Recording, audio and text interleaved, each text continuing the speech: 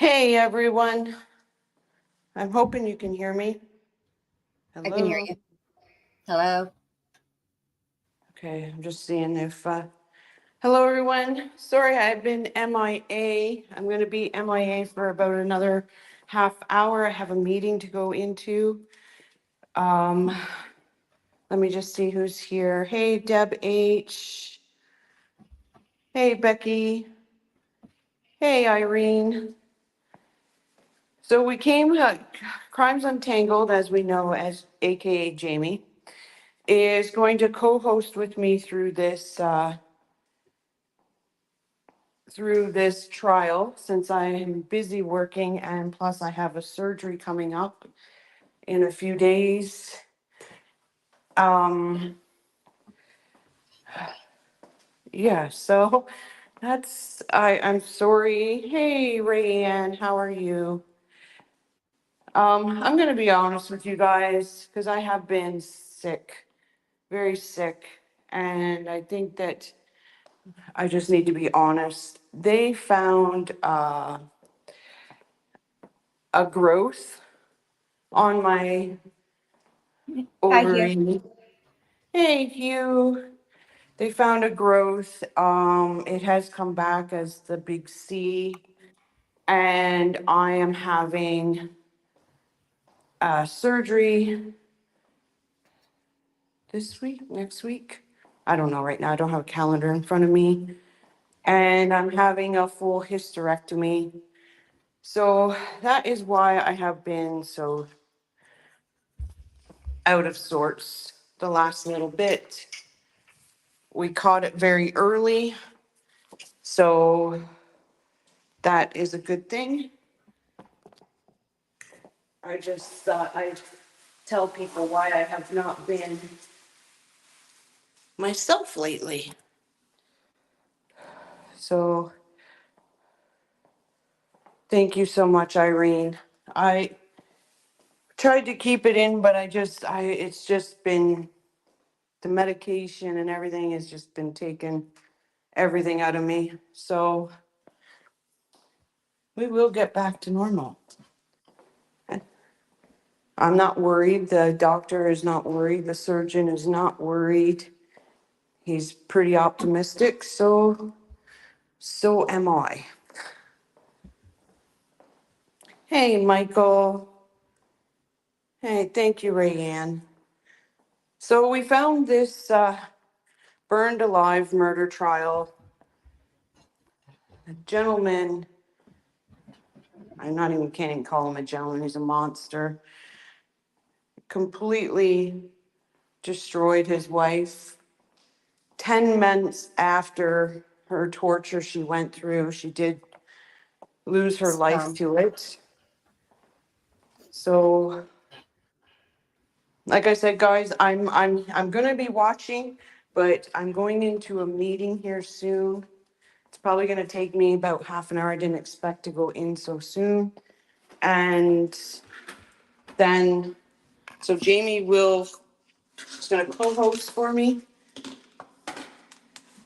I'm And, taking over. Ha ha ha. and then we will, I kept my illness hidden until I could no longer keep it in.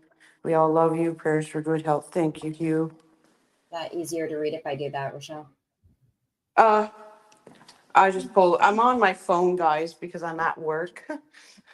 I'm trying to clear up all my jobs that are still outstanding so I can have time to recover and not have to go to work the next day.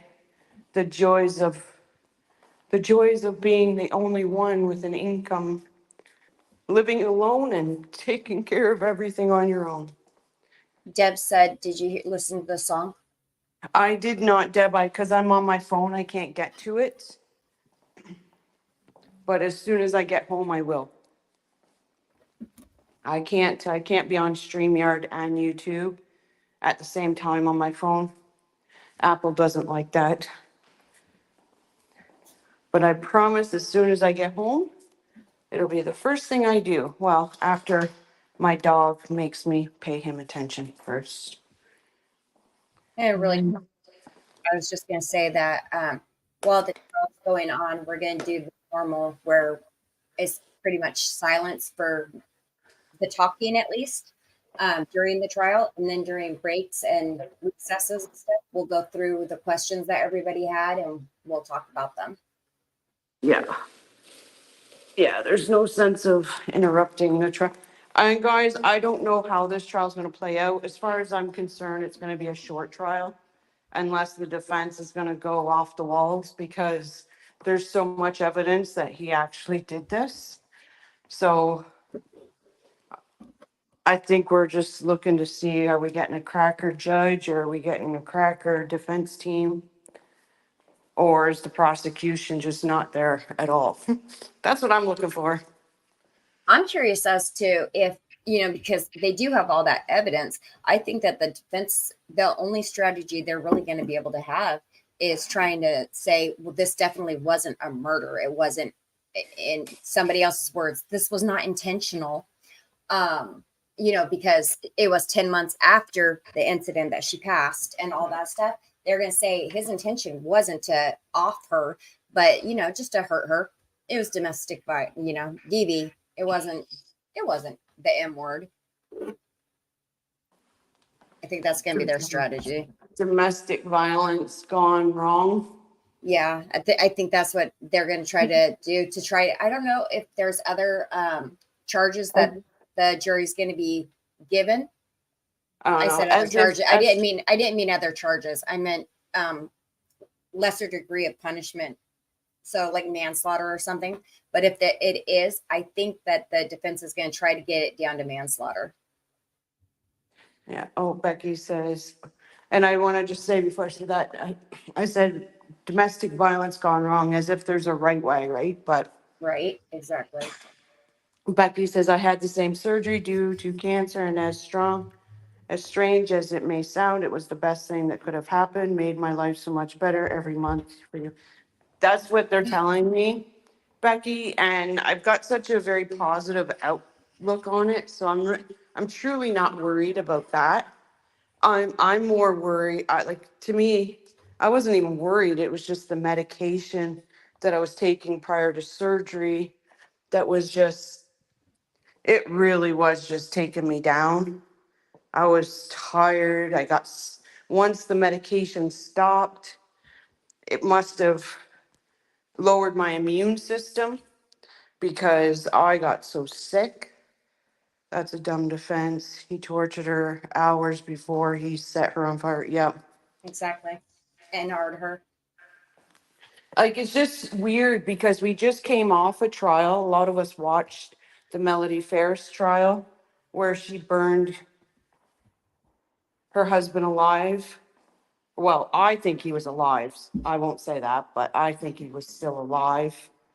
And now we got this one where a guy has set his wife on fire. This is insane. These people are insane. And anybody that followed the Melody Ferris trial, like, I know he was shot. There wasn't enough blood evidence for me to say he was murdered first. I honestly think the man was injured badly, but I still think he was alive.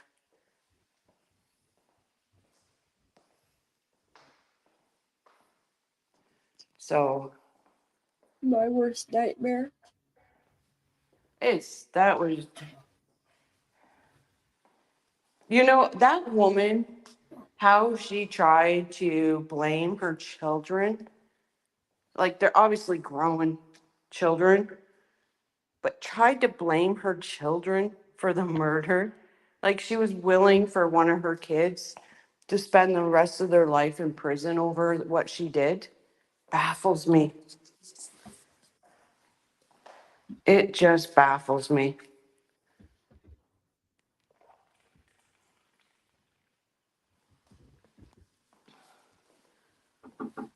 Oh.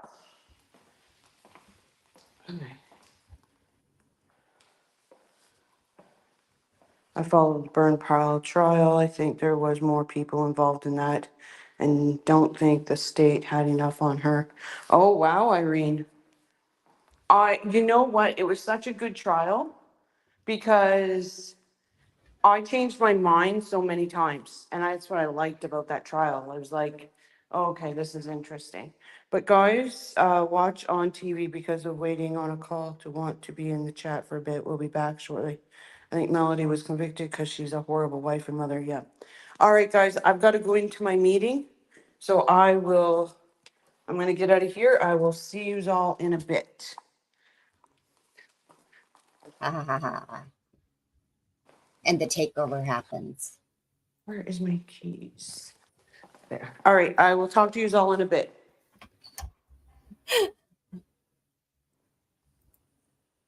There we go. Oh, hold on. I got to find a way to. All right, Rochelle, we'll be here when you get back.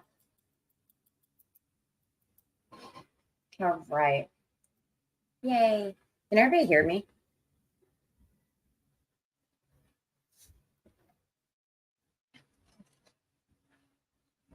Hey, Elizabeth.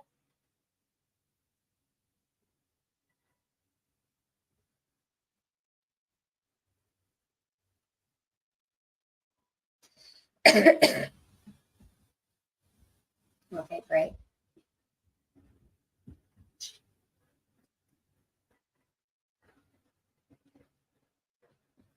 Waiting for Court TV.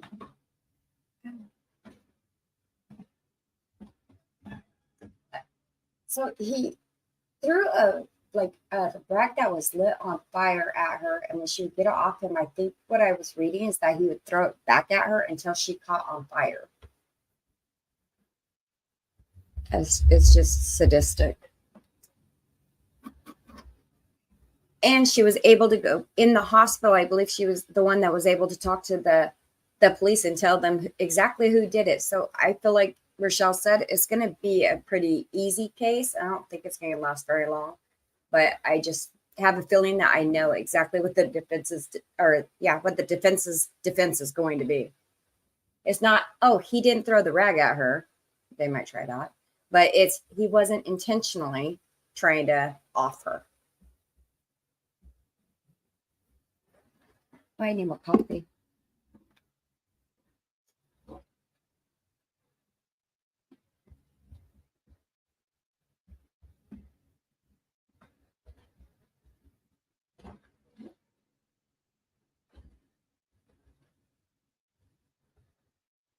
Oh.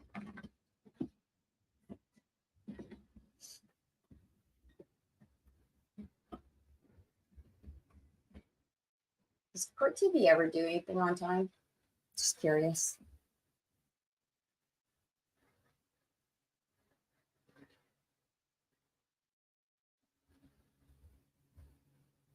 Exactly, Deb. Never intentional. I now hate using that. I cannot say not intentional without having a reference boom. I'm like in somebody else's words, or as she would say, because now I feel that just feels disgusting to me.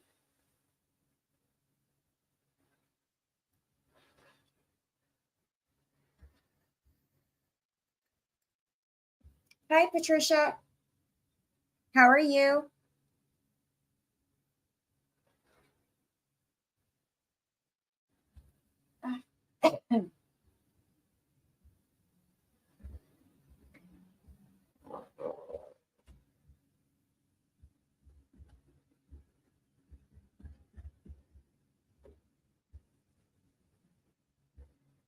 And me and Rochelle sat here, I think I don't even know how many hours we were on the phone yesterday trying to figure out which case we wanted to pick up next.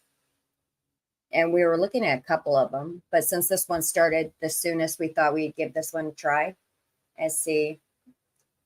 It's funny how some trial suspects can ruin words, friends, etc. for us. Exactly. I doubt they do it intentionally.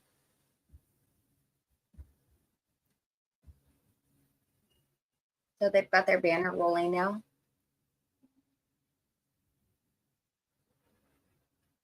And this is day 1. Did I miss something? No, the jury's going to come in. They'll do their thing, and or the judge will read them their instructions or something, and then they'll just start with opening.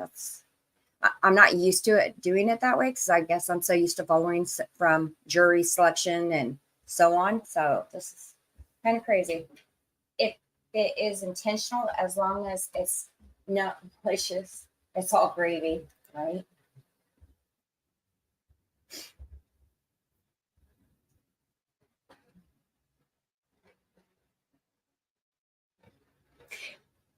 And is it just me, or on his face does that look like just a Halloween costume? Like he threw some paint, or paint, or one of the the pretend scarring or abrasion.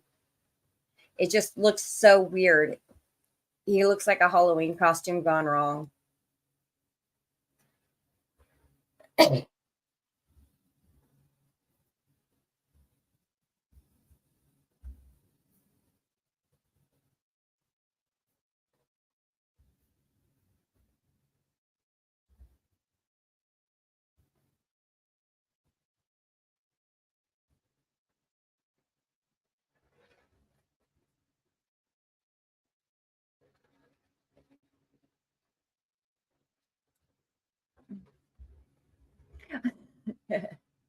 Just a horrible Halloween costume. Is like when you're really, really being lazy on Halloween. So you just run in and throw a patch on your face.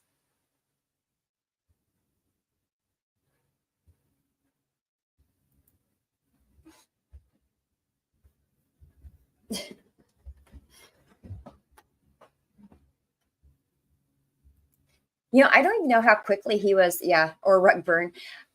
He looks like he has slid across the road. I don't even know how long it took them to arrest him. I'm not sure if he was arrested at the house, if he ran. I don't know a whole lot about this case.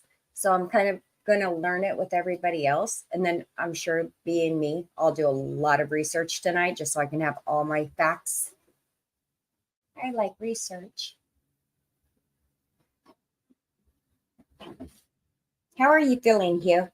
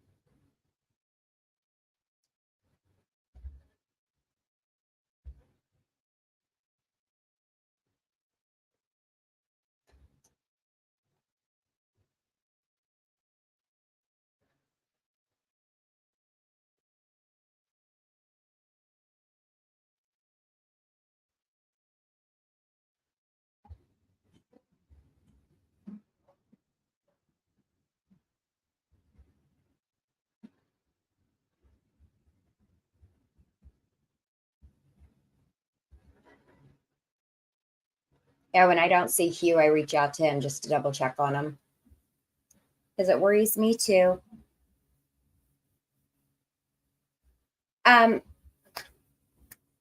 South Carolina, I believe. Yeah, South Carolina versus Craig Lewis for basically offing his wife, Terry. I don't know why I said basically. That just is a weird way to say it, but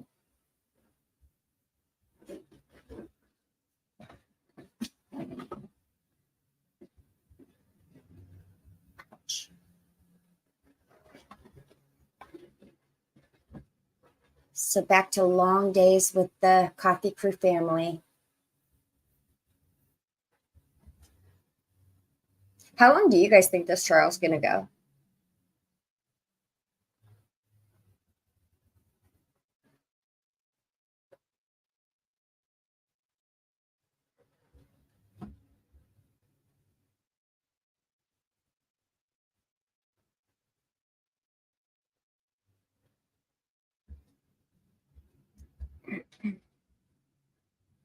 And I said, is court TV ever on time for anything? And really, my question should have been, are courts ever on time for anything?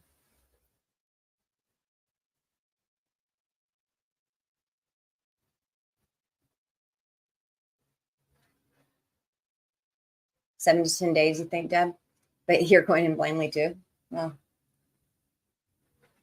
it was hard. While we were looking for cases, we had looked at another one also, but it's always hard to say because you don't want to sit there and be like, yeah, it just didn't grab our attention, considering the fact that it was another M trial. But at the same time, it's like, that not everybody's watching trials just to watch any trial. So we found this one. We're like, okay, you know what? Let's go ahead and we're gonna give this a try and see what everybody thinks. If it's one they're interested in, if you guys aren't interested in it, and then we can figure it out from there.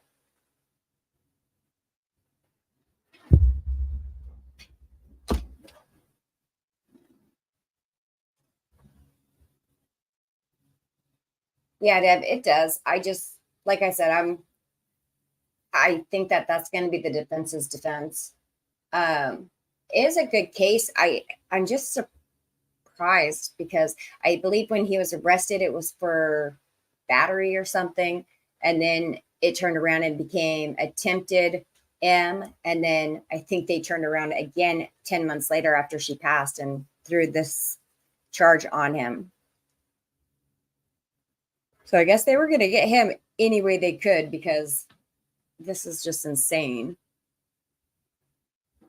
Guys need to be, not just guys, but I mean, when I say guys, I'm not talking about like male or female kind of guys. I'm meaning like everybody. This needs to stop. This is just, people are stupid. Walk away, get a divorce.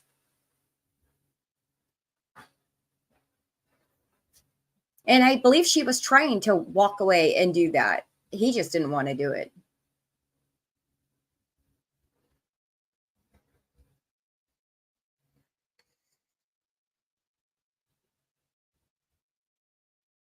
I need some more coffee.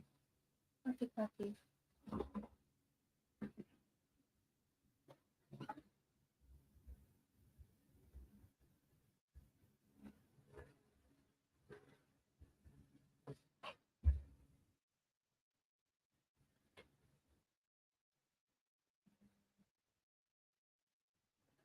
Let's get that charged.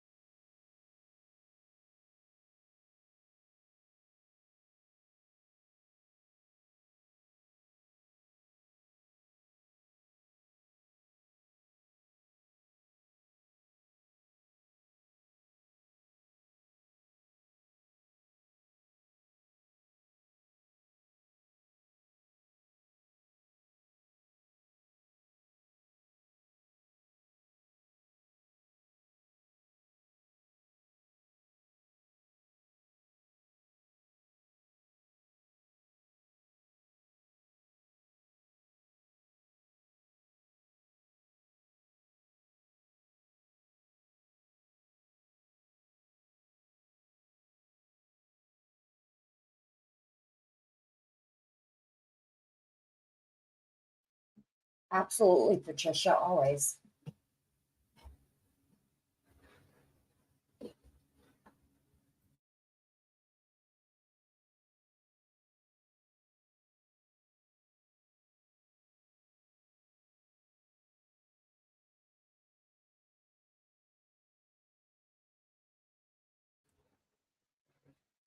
Oh my. Really, dude?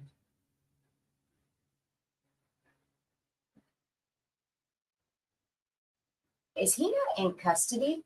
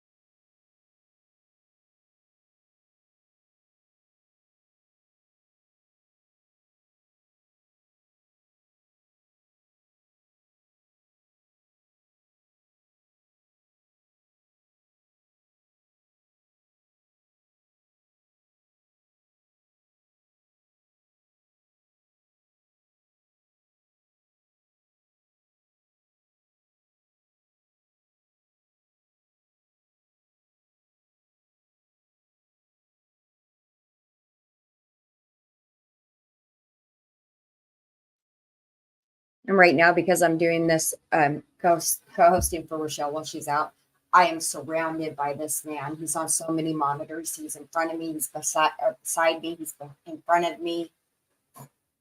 It's rather disturbing.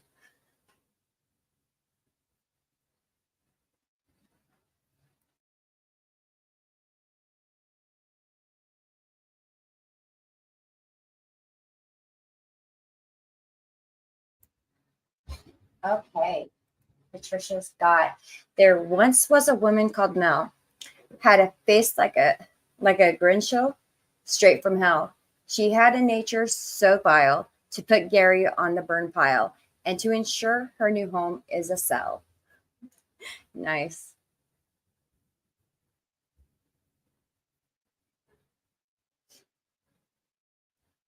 Thank you, Patricia. Yeah, autocorrect's a pain. Like a face like a Grinch, straight from hell. Yeah, so I was like, what's a Grinch?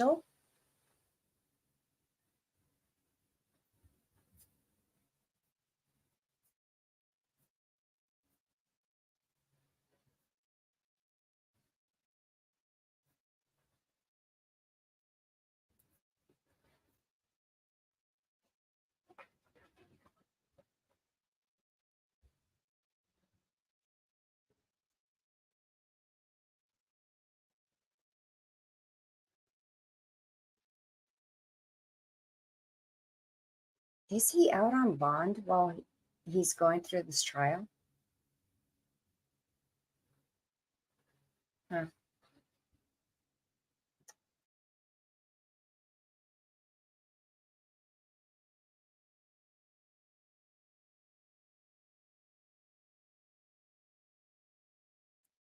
Thank you, Irene.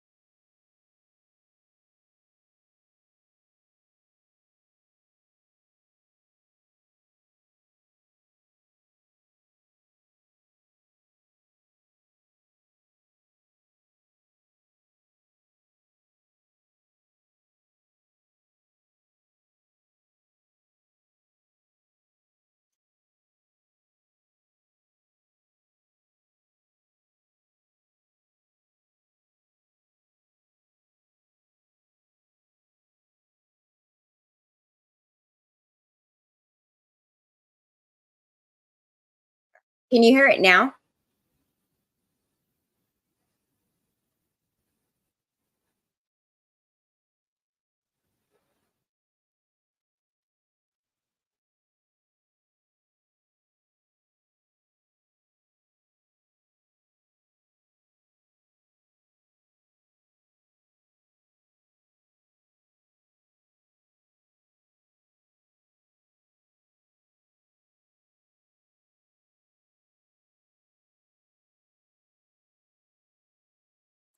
All right, give me a minute. I don't know why there's no sound because I can hear it.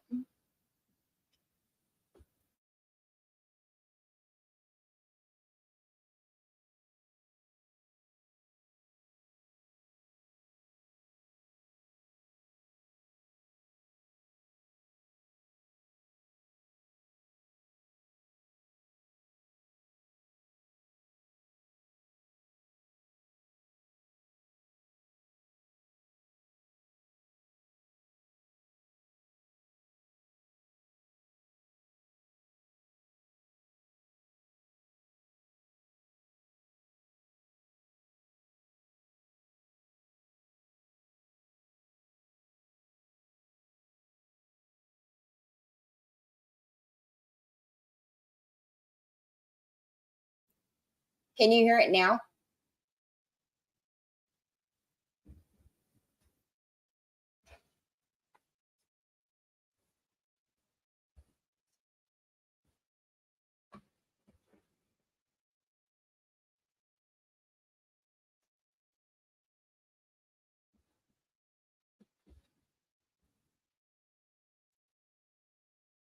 No. This is really, really strange. All right. Let me go to my other settings really quickly. Oops.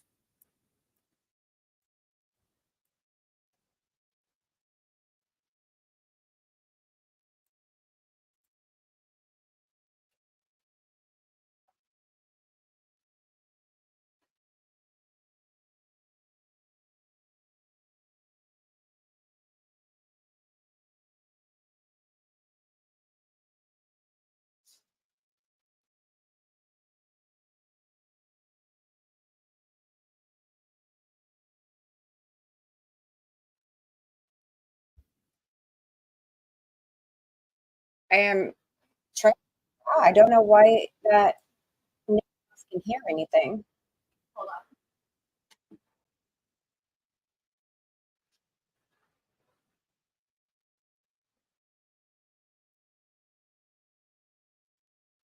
Yeah, I just realized because I can't hear it on my other one either. I can only hear it through mine. So I'm going to do this.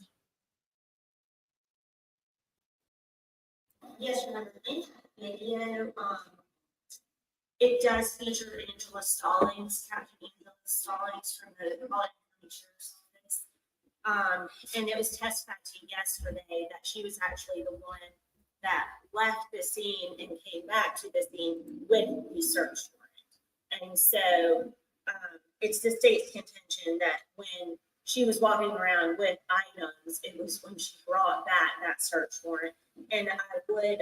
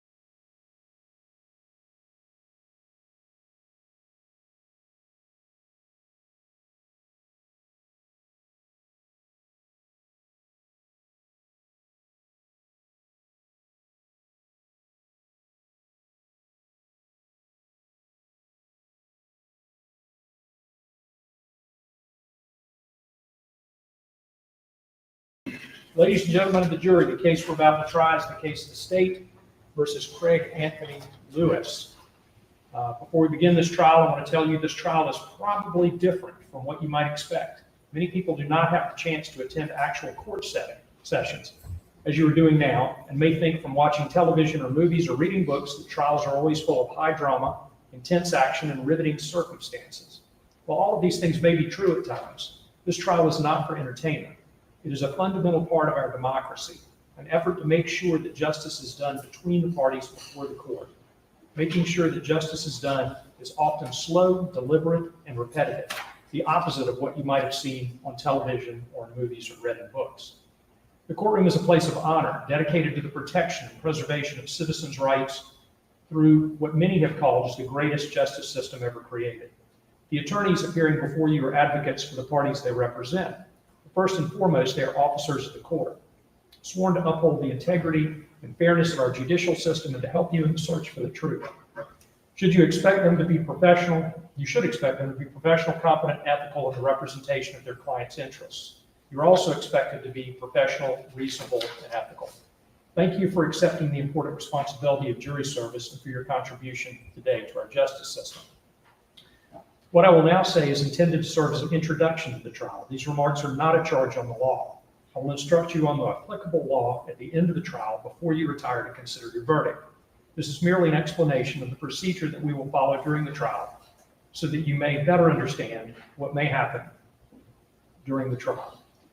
There will be no note-taking during this trial, so pay attention as we go forward. The defendant is charged by an indictment filed in this court with the crimes of murder and arson, the elements of which will be explained to you later. The indictment is simply the charge by which the case is brought into court. It is not, in any sense, evidence of any of the allegations it contains. The defendant has pled not guilty to the indictment. The state, therefore, has the burden of proving each of the elements of the indictment beyond a reasonable doubt.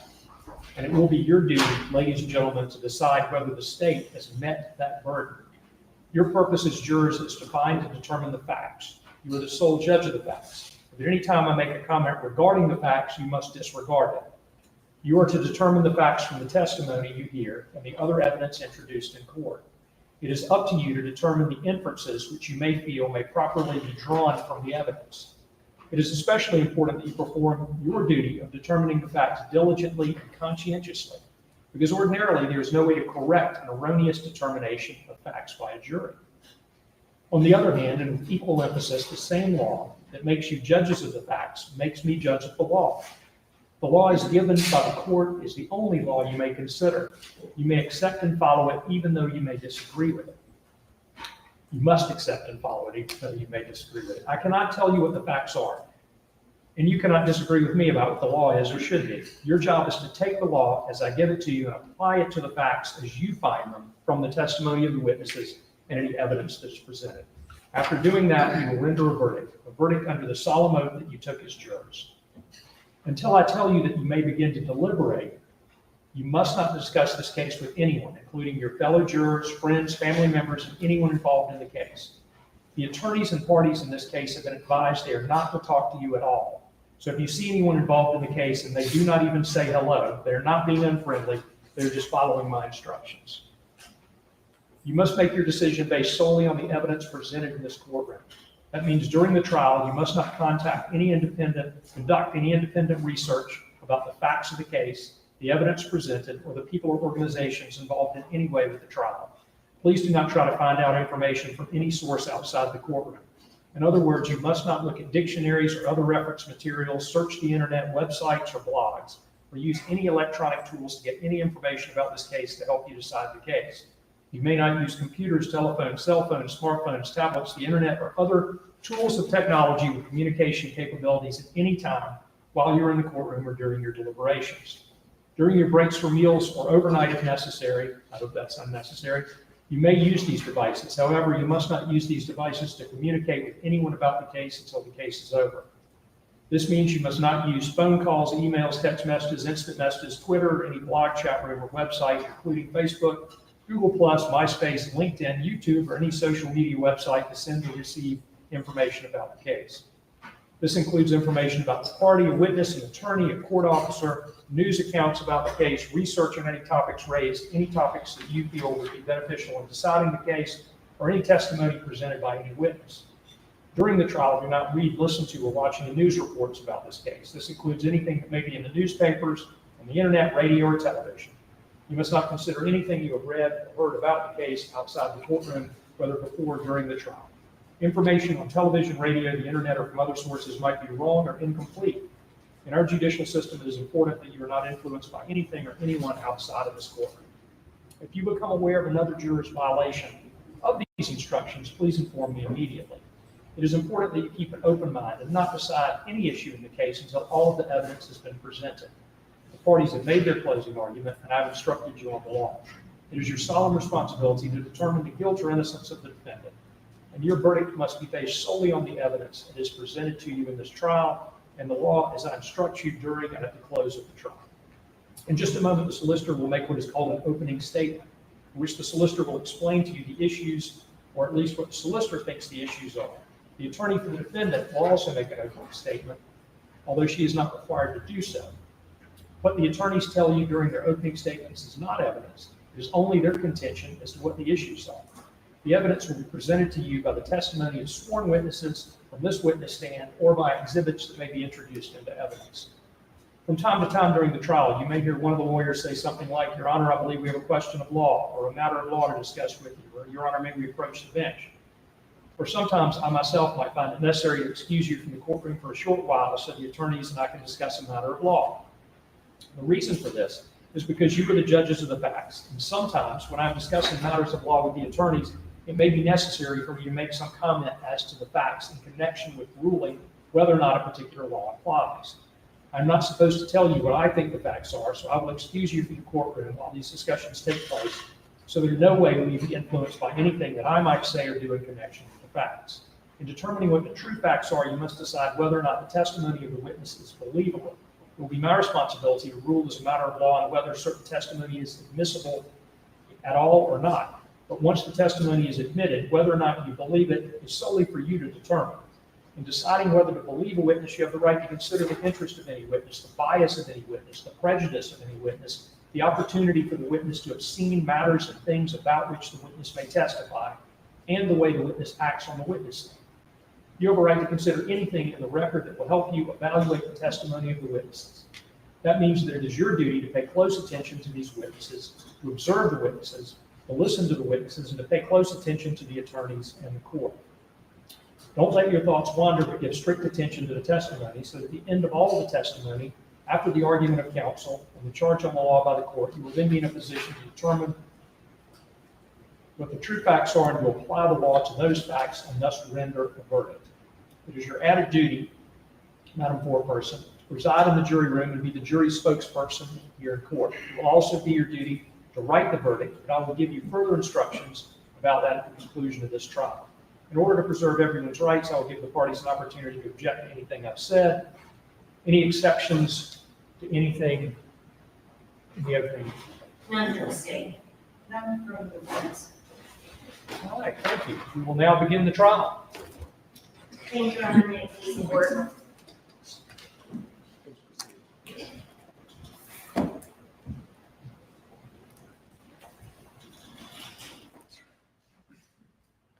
What happened to Terry Lewis on January 17th of 2019 was no accident. She was burned on 38% of her body, primarily the front of her body, concentrated to the right side. Her face, her neck, her hair was charred. These were third-degree burns. Third-degree burns all over her body, down to her legs, all over the front of her legs, that left her bedridden for almost 10 months before she finally succumbed to the complications from these burns. She had breathed in fire. Now, the actions before and after this event of her husband of 20 years, Craig Lewis, were not those of a loving and caring husband. they were those of a murderer. You're going to hear that rather than call 911, Craig paraded Terry around the house, who was dying from burns, fighting for her life. There are bloody footprints all through the house. Put clean clothes on her, cleaned himself up before going to the ER. The nurse at the ER cuts the clothes off of Terry because the burns are so bad. Clothes are clean, they're not burned at all. In fact, nobody ever finds burned up clothes. Nobody finds the clothes that Terry was apparently in when she, according to Craig, caught herself on fire. You're also going to hear that once the decision was made to airlift Terry to the Augusta Burn Center due to the extent of her burn injuries, Craig left the ER. He left. And when police made contact with him at 273 Wade Hampton Drive, their shared residence, he was spraying off the carport. He was spraying off what appeared to be fire debris on the carport. A couch had been removed from the living room. A couch that was later found burned up on the side of the road of Risher Mountain Road. Craig had another residence too. That was located off of Kansas City Road. And what law enforcement found there the next day was a trailer that appeared to have cotton, that appeared to be the same sort of stuffing that came from the couch, and burn pits, smoking burn pits.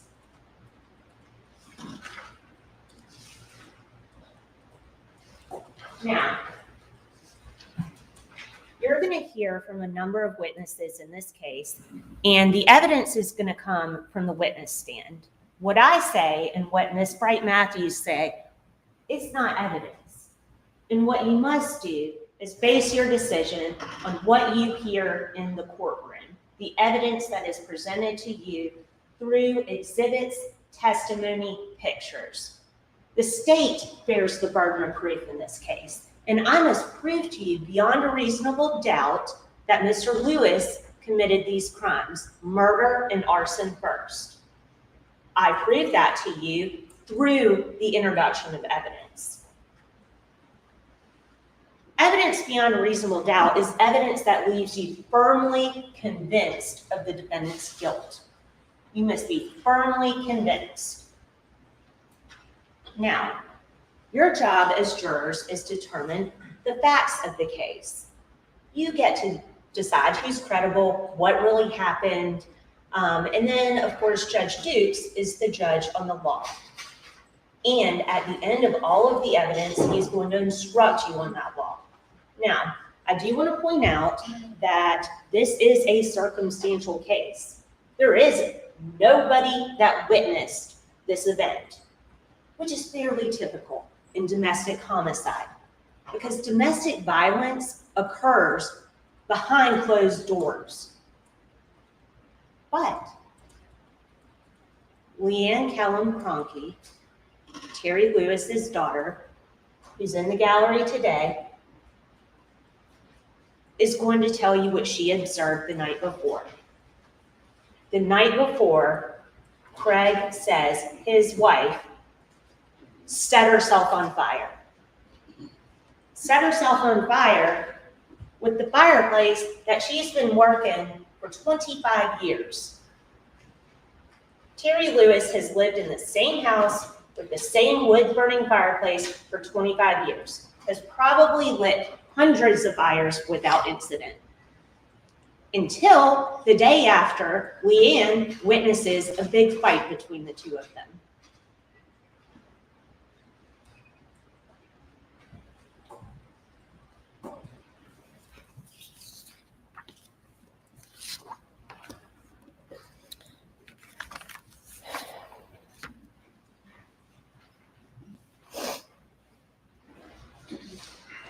The law makes no distinction between circumstantial and direct evidence. And that's something that the judge is going to tell you more about later on in the case. But to the extent that we rely on circumstantial evidence, it must all point conclusively to Craig Lewis. And I think at the end of this case, you're going to find that it does. At the end of this case, I'm going to ask you to find Mr. Lewis guilty of murder and arson first, because this was no accident. He's going to tell you it was an accident that she lit herself on fire, but the evidence in the scene says otherwise. Thank you. Yes, ma'am. May it please the court. Yes, ma'am. Please. In this court, probably, maybe, we think it happened this way, doesn't cut it. Each of you took a solemn oath. Each of you understand that the Constitution affords my client, Craig Lewis, a right to be judged by his peers. Peers like you. Peers who've been to the hospital. Peers who know about Walterboro. Peers who understand human nature. Peers who've had dealings with law enforcement. Peers who understand being accused just because. And peers who understand their motives that people have all the time. You took a solemn oath to uphold our Constitution. Now, the state is right. They have a burden, and the judge is going to explain that burden. He's going to give you the law, and only he is the arbiter of the law. You have to judge the facts or the lack of facts in this case. Now, what will you hear? When you look at all the charges, we're here because Craig Lewis is charged with arson, means he set the fire.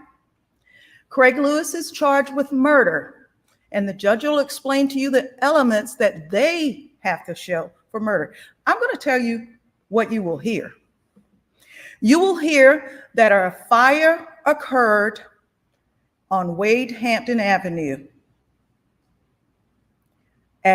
on January 17th, 2019, and that it occurred as a result of Terry Lewis trying to start a fire in her wood-burning stove.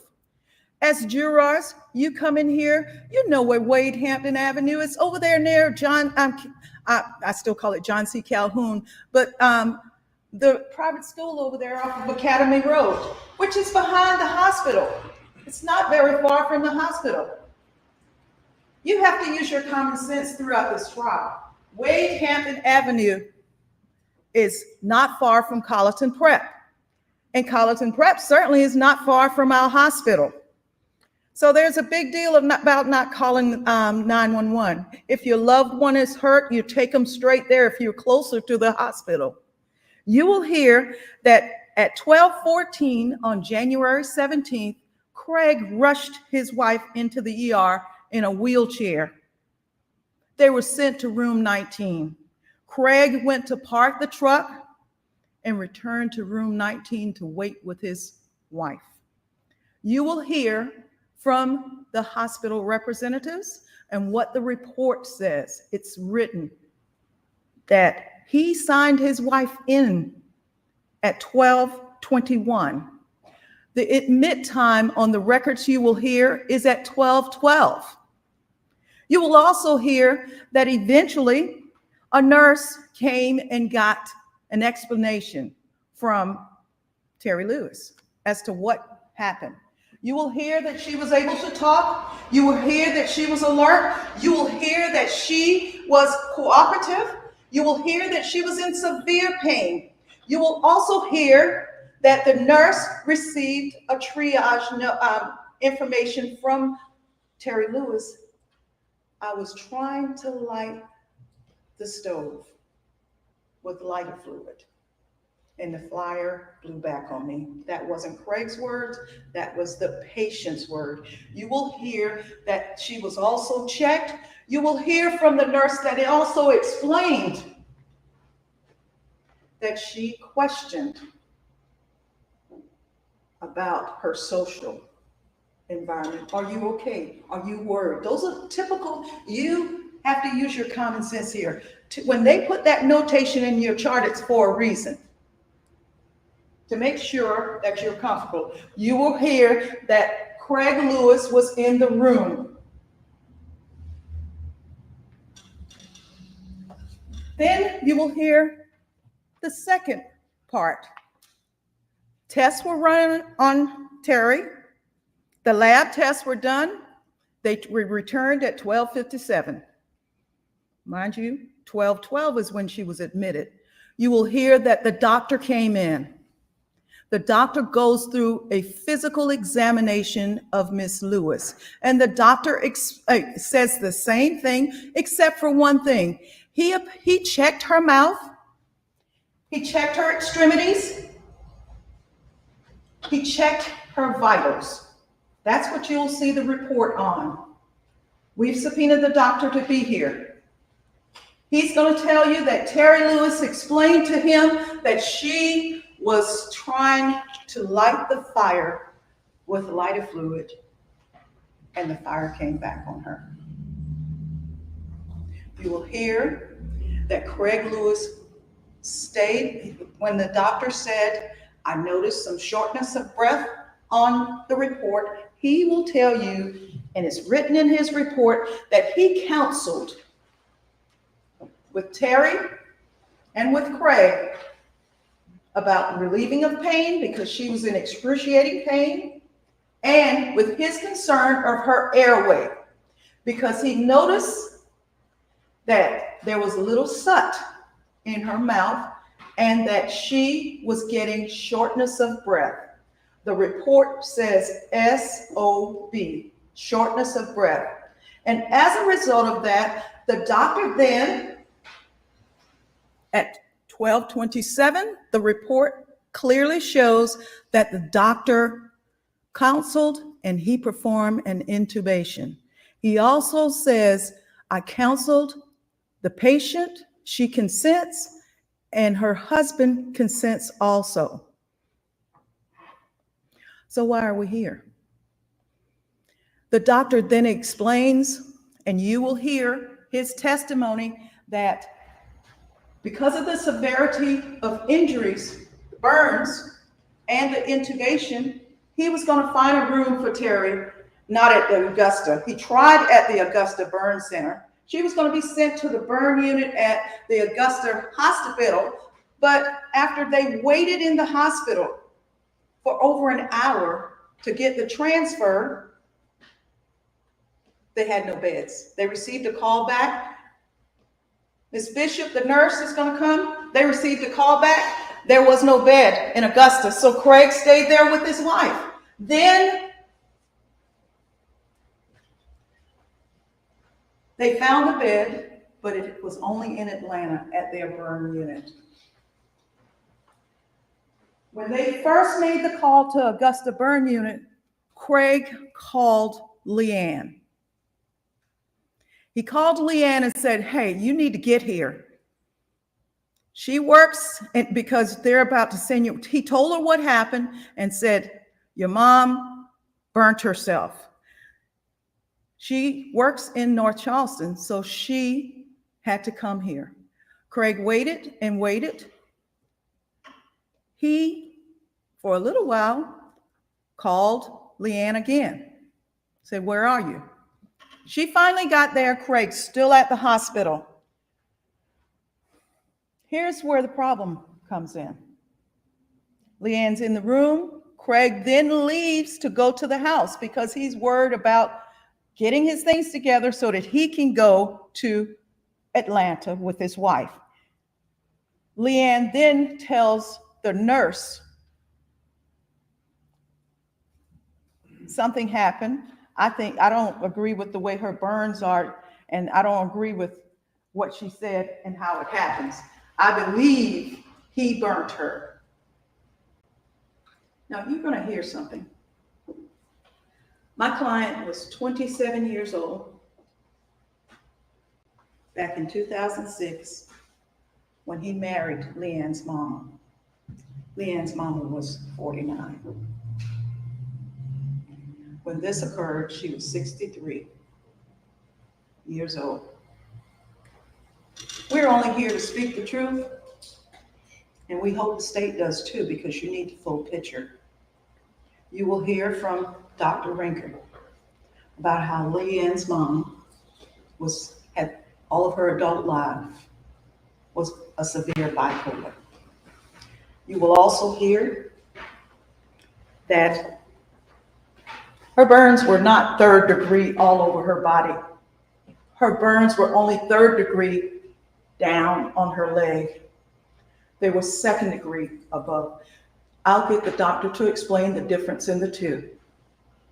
You will also hear that not only did she have that, she had severe tremors and shakes of her arms.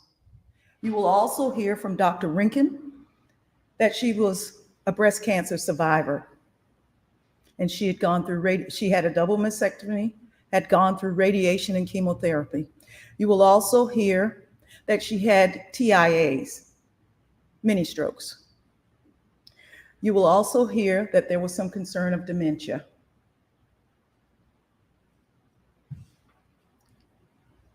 You need to have the whole picture. After 3 hours at the hospital, and after Leanne got to the hospital, Craig then left, and that's when everything ensued. I'm not sure what the big deal of making sure that his wife is properly clothed before she goes to the hospital.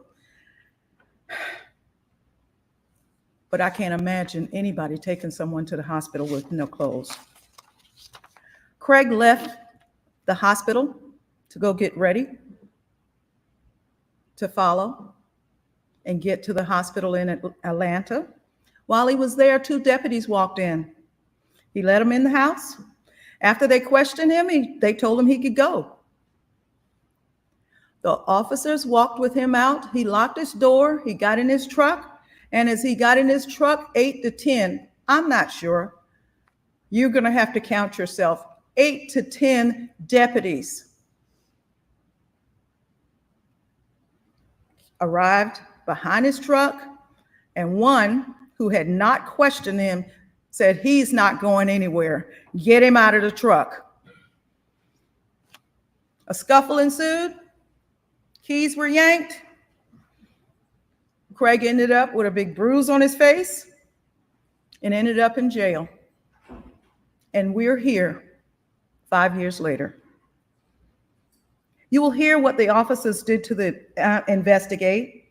Since this is so serious, you will also hear the statements they took, the evidence they took, and what they did with the evidence that they took. The CDV they've talked about, that charge too, but dropped. The burden of proof is on the state. Here's what you will not hear and see in this trial. You will not see a video of Craig bringing Terry in the hospital, even though the state has the burden, and 2019 there was video. You will not hear the dispatch tape recording or log or transcript of who called in the 911 tape, and you will not hear what was said by our audio recording. No evidence was preserved. The written report of the video of the first deputies on the scene, you won't see that either. The first deputies did not write a report. You won't even see a dash cam or a body cam. 2019 Colleton County Sheriff's Department did not, out of 10 officers at the scene, none of them have produced a body cam or dash cam. The 9 to 11 officers at the scene, not one recording, even with their cell phone. You will not hear a consistent story from any of the officers of how Craig went from talking to them inside the house, explaining what happened, to him getting into the car and preparing to go to the burn unit. You will hear how Captain Stallings responded and gave the command to take him down. Craig hadn't gotten up since that command. You will hear how Terry died 10 months later and Craig couldn't even be around his wife on these allegations that they cannot prove. You will not see all of the evidence collected. You will not see a SLED report testing the blanket that he used to try to smother the fire. You will not see SLED report or testing on the couch to see if there was an accelerant on the couch. You will not see evidence that the state's going to present as it relates to the lighter fluid can. You will see the lighter fluid can, but they never tested it. They have no evidence that Craig's fingerprints are on it. You will not see a test for accelerant on Terry Lewis's body. You will hear of Officer Tozier going to the hospital and looking at Terry's feet. And she's wrapped, and she does not do anything to swab to make sure there's any accelerant on her body. You will not hear from the fire department in this case. So I asked the question earlier, if you like drama shows where they go through all the meticulous evidence, you won't get that. This is a probably maybe. I think this is how it happened. Case. You will not hear even about the testing of the wood that was in the fireplace. 5 hours later, when they went to the house, only thing they could do was touch the inside of the fireplace. Yet, every officer up there was experienced, and they knew that the burden one day would rest with them. Let's talk about Terry's care. She went to the burn unit. She stayed there for 2 months unconscious, intubated. She stayed at the Augusta Rehab Center after she left Atlanta for 4 weeks. She was unable to walk when she left. You will hear that she then was transferred to Charleston for occupational therapy and rehab. She was doing well for 2 months, starting to feed herself, trying to walk around with a walker. Then she had to go back to Augusta, the Augusta Center, in July to have a surgery on her neck. It's called a neck drop surgery. The doctor will explain that. Then she went to Trident and to the Augusta Center. You will hear in the evidence that she fell 2 times out of bed, hurting her elbow. You will hear also that she received a contusion on her lung. Then you will hear that she was recovering from burns, but developed a gaping bed sore. You will hear that after that, she lost her will to live. I believe the notes from the doctor says, lost her will to live. Ladies and gentlemen, this is a very serious case. This is both Terry Lewis's and Craig Lewis's day for you as the jury to weigh the state's case and bring back a verdict which speaks the truth. Oftentimes I wonder, without these frivolous allegations of probably, maybe, I think that's how it happened, whether or not Terry's will would have changed there at the end. She died. The state also has to prove that the cause of her death was in reference to this fire. They cannot meet that burden, but yet here we are anyway. All I ask is on behalf of Craig and Terry, I ask that you remember your solemn oath and give both of them justice. Thank you. May she rest in peace. Thank you. Call your first witness, please.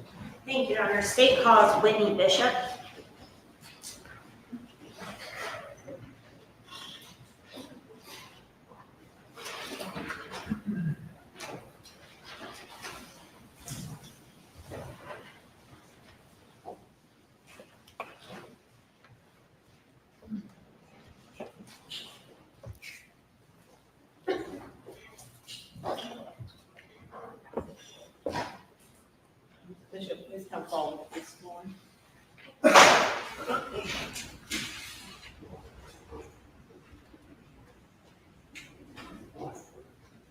Place your left hand on the Bible and raise your right. Your firm testimony give the court and jury in this case should be the truth, whole truth, nothing but truth, so help you God. Yes, sir. Please have a seat on the witness stand. State your names and the record and spell your last name. Name is Whitney Bishop. Bishop is Bishop. Okay, thank you, Miss Bishop. Where do you work? I currently work for HCA in the education department for nursing All right, where did you work in 2019? at College Medical Center in the emergency department. Okay, were you a nurse there? Yes, Were you on duty on January 17th of 2019? I was. All right, and do you recall treating a patient named Terry Lewis? I do. How did she come into the ER? She came through our front doors as a burn victim. All right, do you recall if she was transported by ambulance or private vehicle? She came by private vehicle. Do you recall who was with her? Her husband, Craig Lewis. All right, and can you describe her condition? She had multiple stages of burning across her body. Was very hysterical due to the pain, the suffering of the burns that she had. Okay. Do you recall if she was verbal at that time? I do not recall if she was making any verbal comments. It was very minimum. It was nothing that was going to be clear sentences to talk to us. All right. And let me know if you need to see medical records to refresh your memory. I'm going to show you what has been marked as States Exhibit 6, 7, and 8.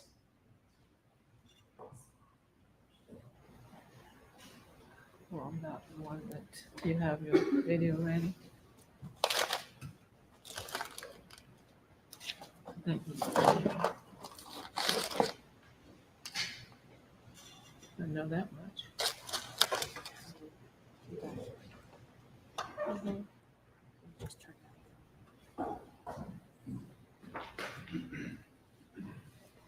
going to show you what's been marked as States Exhibit 6, 7, and 8 and ask if you recognize what's contained in these pictures. And yes, these were the clothing that we cut off of her once she got into a room in the ER. Okay, so this is the clothing that the victim was wearing when she presented and you cut it off of her. That is correct. Is that a fair and accurate depiction of how they appeared when you saw them? Yes. Okay. State would move 6, 7, and 8 into evidence at this time. No objection. That would be State 6, 7, 8. Thank you. And I would move to publish. Please proceed.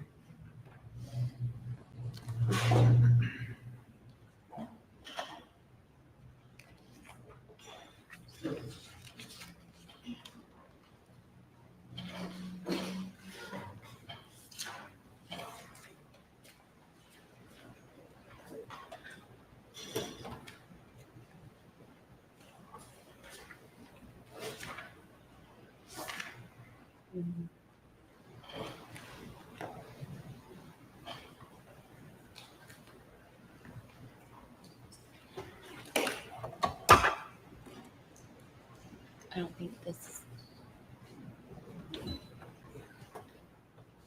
I don't think this.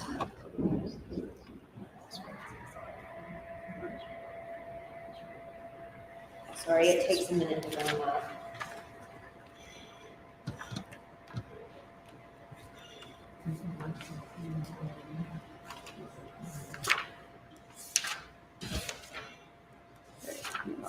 Turn the lights. The lights. Oh, you got it. Thank you. Okay, and this is States Exhibit 6 that I'm publishing. And Ms. Bishop, when you cut these clothes off of Terry Lewis, did they appear burned in any way? No, ma'am, they were not.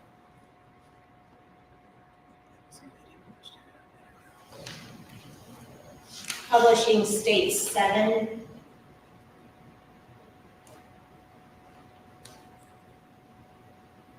Is this a shirt That was her shirt that she was wearing. and shorts? That is correct. And then what is this? That was either a form of Depends or feminine medical underwear of some sort. Thank you. And then state, this is just a shirt again? Is that Yes. correct? Sorry. Okay, thank you.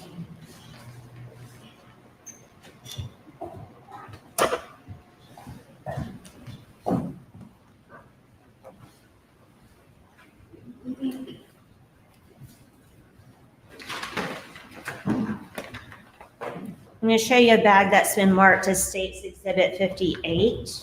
And I know this is not your bag, but once you cut those clothes off of Terry Lewis, did you hand them over to law enforcement? Yes, once law enforcement arrived, they were given over to law enforcement. All right. And do these appear to be the same clothes in the photographs that I just showed you? Yes, ma'am. All right. State would move 58 into evidence at this time.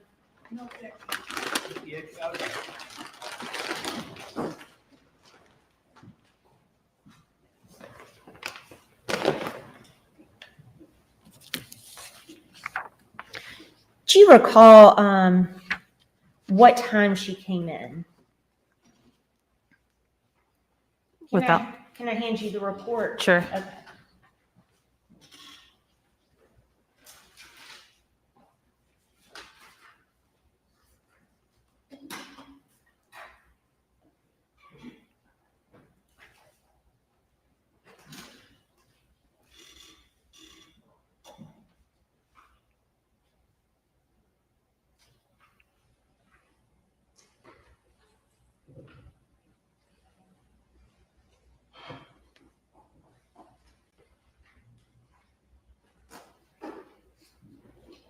Yeah, first witness.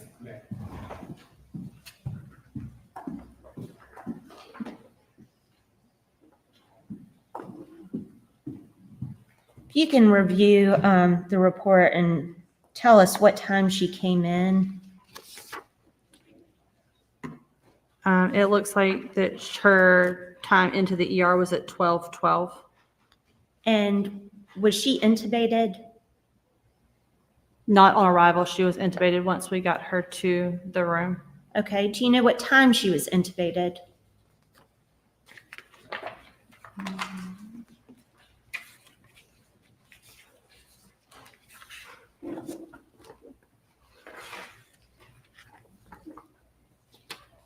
We started medication prior to intubation at 12:30, and then she was intubated right after us administering the medications for intubation. Okay. Was she verbal? Is the patient verbal after intubation? No, ma'am. All right. And you say Craig Lewis was with her? That is correct. Do you recall if he told you anything about how the injuries occurred? If I remember correctly, it was that I don't know whether she was lighting a wood stove fire, or she was adding wood to the stove fireplace type situation, and that it came back on her and burned her that way. Okay. And do you recall about how long he was there? He wasn't there very long after intubation. I would say probably less than 20 or 30 minutes, as we were going to be transferring her to a different hospital for not being a burn center. He had left the facility to what we assumed was to go gather things for them to go to the burn hospital. Okay. And then at some point, did you speak to Leanne Kellum? Yes. Okay. And is she the daughter of Terry Lewis? Yes. All right. And what did you do as a result of talking to Leanne? After speaking with her, I requested that our unit clerk call dispatch and have law enforcement respond to the hospital, as that we needed to have their involvement due to the scares of maybe that this was a form of a victim abuse type situation. Okay, thank you. Please answer any questions Ms. Bright Matthews has for you. I'm going to let you hang on to that report for now in case you need to reference it. I'll just ask that you give it back to me on the way out. Yes, ma'am. Thank you.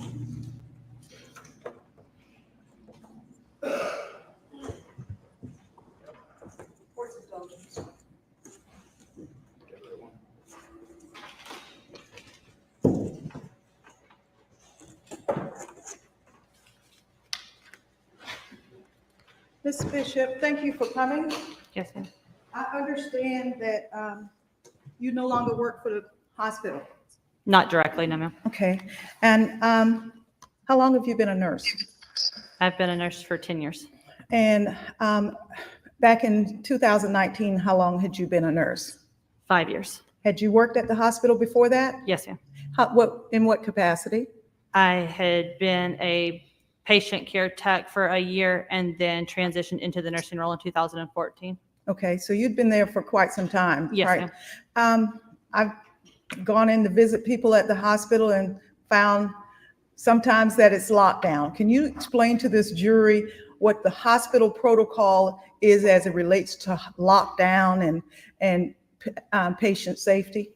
If the hospital goes on lockdown, it is put that nobody can enter or exit the facility. It's depending on whether or not it's a full hospital lockdown or if it's just a department lockdown as to who is allowed in or out. Security and law enforcement typically stand at the front doors of the facility to help navigate anybody that's trying to come or not enter the facility. What is the hospital's protocol as it relates to when a lockdown is necessitated? If there's concern for additional patient or staff safety and that there has been an event that they would be concerned if somebody would come into the hospital to continue to follow through in an event. Was there a lockdown in this case? I do not recall. You do not recall? I do not recall. The fact that you told your unit nurse to call the police, did that result in a lockdown? It would not have always resulted. Lockdowns are called by either administration or the nursing supervisor in the circumstances that's going on with the situation. I got it. Now, is your line or the line there at the hospital where the calls to police are made, is that a recorded line?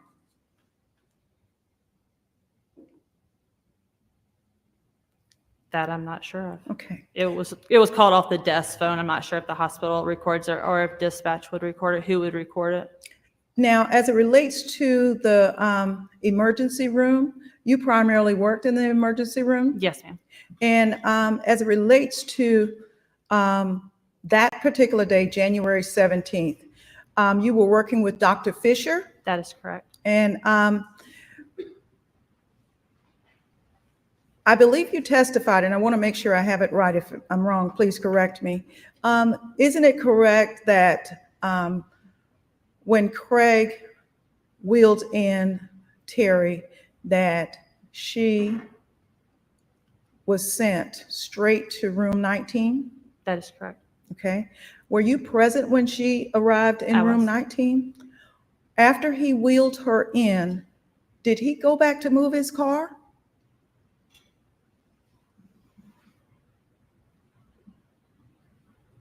I'm not sure if he did or not. We moved her from the wheelchair and put her on the bed to then prepare for what we thought was going to have to be an emergent intubation for airway securing. I'm not sure if he moved his car or not.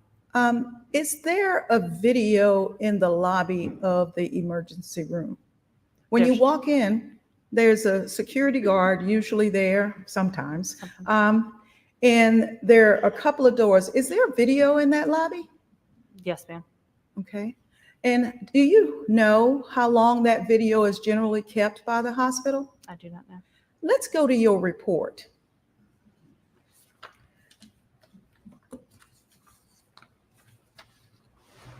The report that's here is the doctor's report.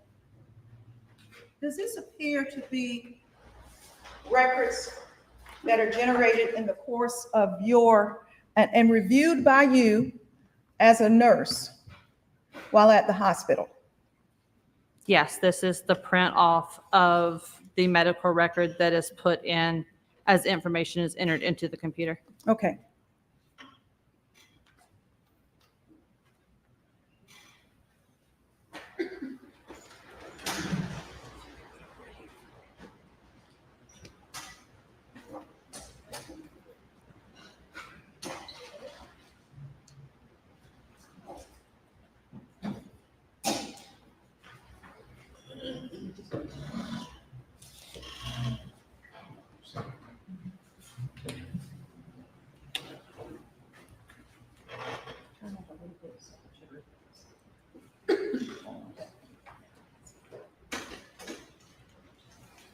If you would look at your report there,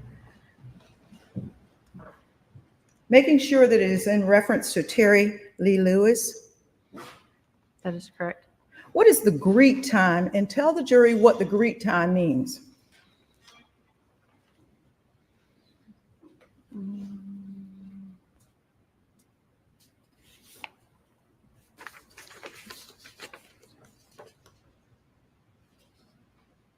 Greek time is 12:14, and the Greek time is from the time that the patient arrives at, or the arrival time, and then the Greek is how long it takes the physician to meet the patient. So that's 12:14. That is correct.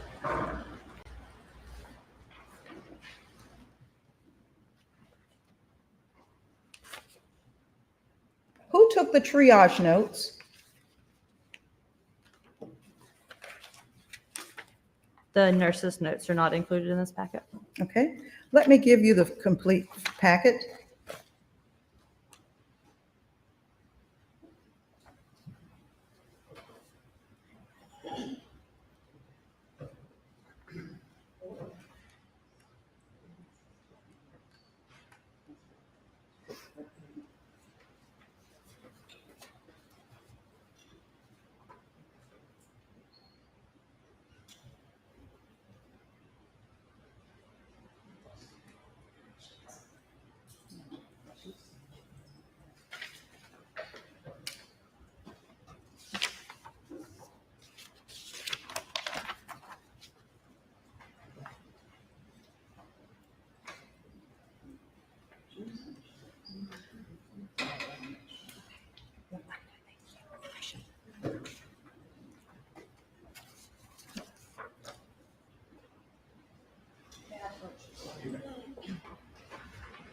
Is that the form as it relates to nurse's notes, or is there another form? This is still the doctor's information. These are not the nursing notes.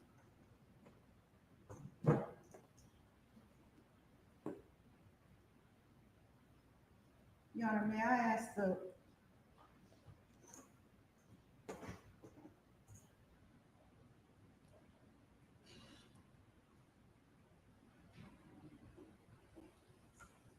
I'm going to show you something that is a blown up portion of the hospital record.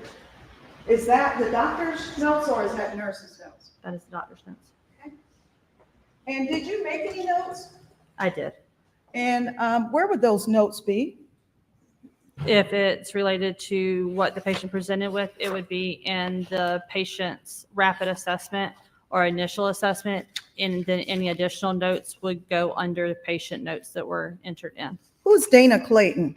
She is a physician's assistant that worked at Collin. And did she participate in this in any way, in getting the information from this patient? Her name is on the chart as getting information into the medical record. I'm going to show you the physical exam and the dictation notes.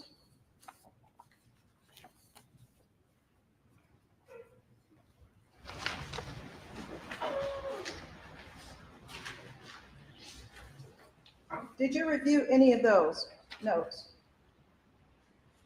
Yeah, they're included in this packet. And that note also? Yes, it's included in here. So did the hospital provide your notes to the state and to the defense in this case? These are all the doctor's notes, not the nursing notes. Did you make any notes? I did. And where would those be, but for in the hospital records? It would be in the nursing and patient note side of the medical record chart. Are those not generally provided when the hospital receives a subpoena, or you don't know? I'm not sure. Okay, well, I'm going to show you something that appears to have your signature on it. And it's actually in the packet there. Yeah, I'm going to approach the witness again. Is your signature on that document? Yes, ma'am, it is. And if you would, please explain for the jury what that document is. This is a document covering the EMTALA laws stating that we as a facility could transfer a patient from our facility to a higher level of care that was needed. And it states that we would send the patient information with us, all the information that we had gathered, and then it is signed by either a family member, the patient, if able, not in this situation, and then it is witnessed by a staff member from the facility. Were you present when the doctor counseled with Terry Lewis and when he said that she was cooperative, alert, and agreeable with the intubation? Were you present? I'm not sure if I was in the room or not. Okay. Were you present when Craig Lewis signed?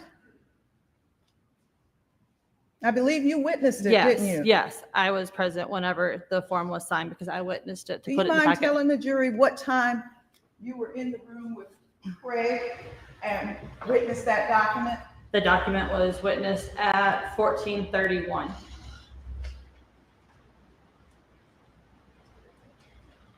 14:31. 2 hours, 16 minutes. Oh, yes, ma'am. Do you recall the problems, and I'm sorry about not facing you, do you recall the problems that the medical center had with placing Ms. Lewis at the closest place, the burn unit? Yes, we had issues. First and foremost, anytime we transfer a burn, we try to get them to Doctor's Hospital in Augusta. But we're having issues with that. And then also with the helicopter going. So we had to wind up bringing in a fixed wing plane to meet at the airport with the patient to transfer the patient to another facility. Do you recognize, is that document that is signed by you, is that a clear and accurate depiction of the hospital record regarding the transfer and the intubation of Terry Lewis? This doesn't have anything with the intubation on there, but yes, this would be the transfer for the patient to go to another facility. I would move this into evidence and ask to publish to the jury, purchase a blow up of that document. No objection, I see. No objection. Defense one. Defendants one.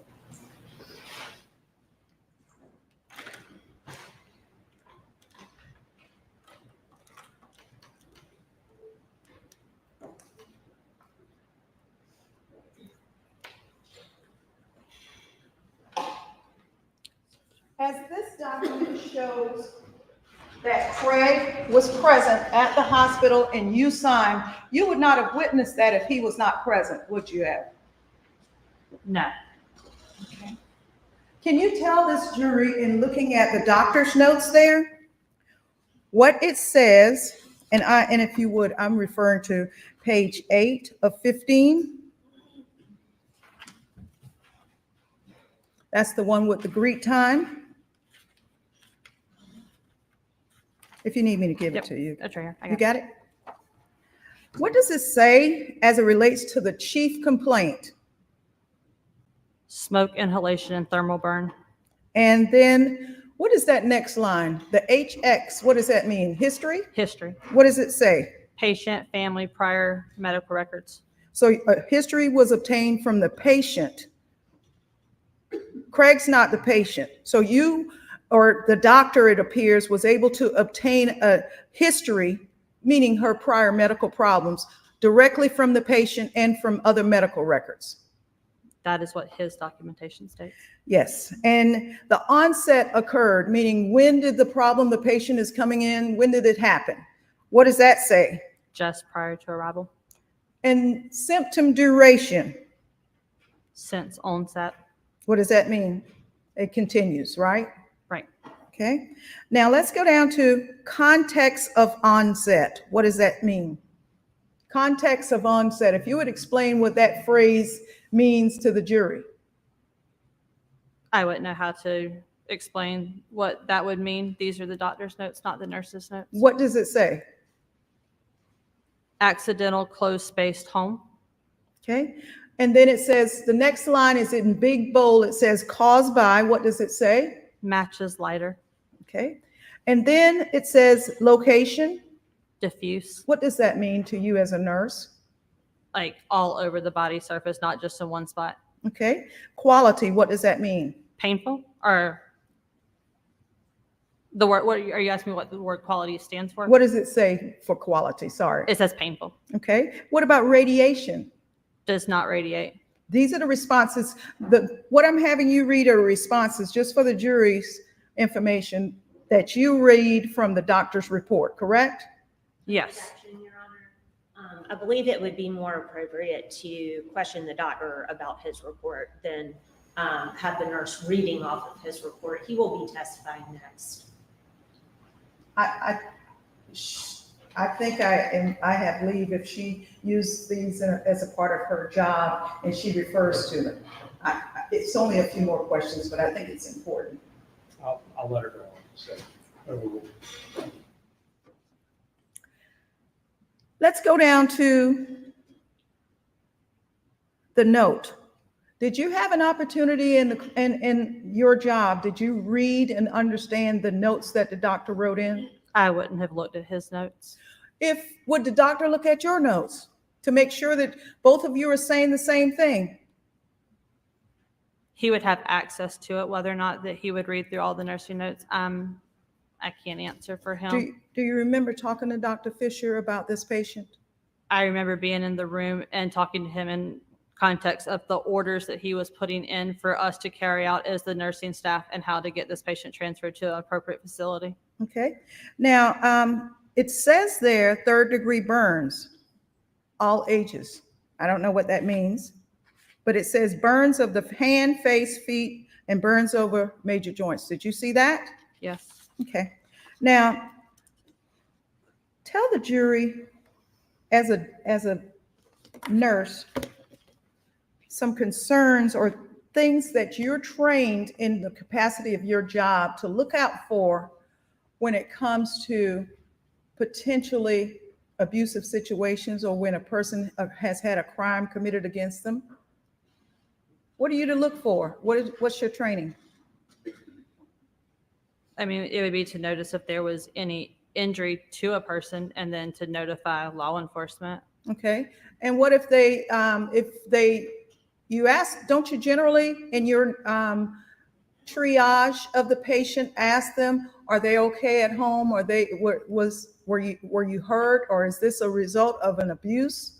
Or Not necessarily, no, ma'am. you don't ask it, are you afraid of hurt? Have you had concerns of hurting yourself? Isn't that a social question that you generally ask? It is, but it's not in the triage note. It's located in a different part of the charting that may or may not have been completed prior to the patient being intubated. For the degree of these burns, did you in your talks with Ms. Lewis, did you have any concerns prior to 1431 when you signed with Craig that she had been abused? It was not until after having the conversation with the daughter that came in. We were told the story and that something had happened, that the fire had blown back on her. But prior to that, you were in the room for quite some time with Terry Lewis, weren't you? Yes, ma'am. And never once did you hear anything about someone setting her on fire? I did not know, ma'am, not from her. Okay. Court's indulgence.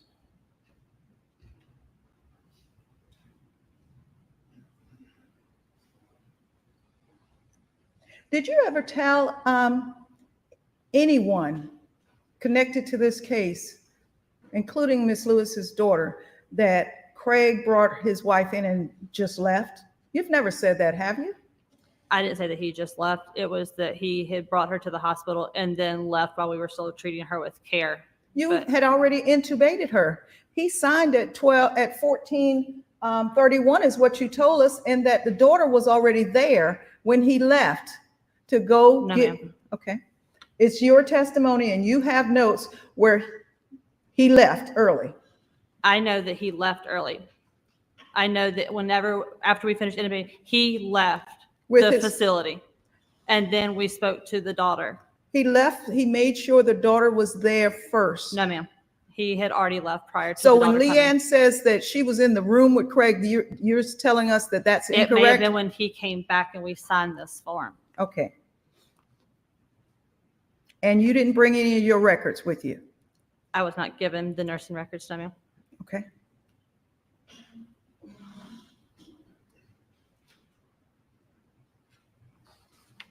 Didn't you tell, when Leanne asked you about where she was burned, didn't you tell Leanne that you felt that these burns were consistent with what Terry told you and the doctor?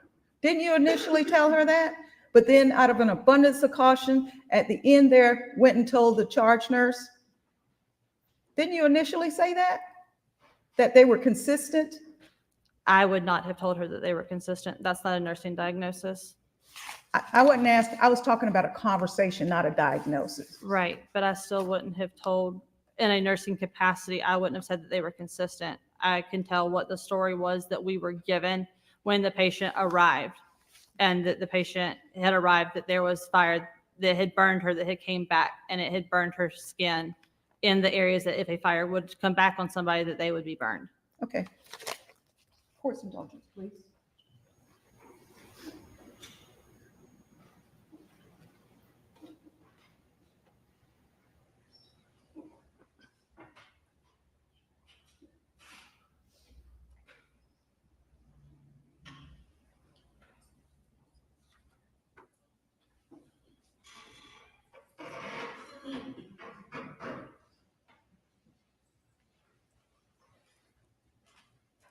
Thank you. Thank you. Just briefly. Just to clarify, Whitney, do you recall necessarily Terry telling you anything? I do not. But you do recall that Craig gave you a story.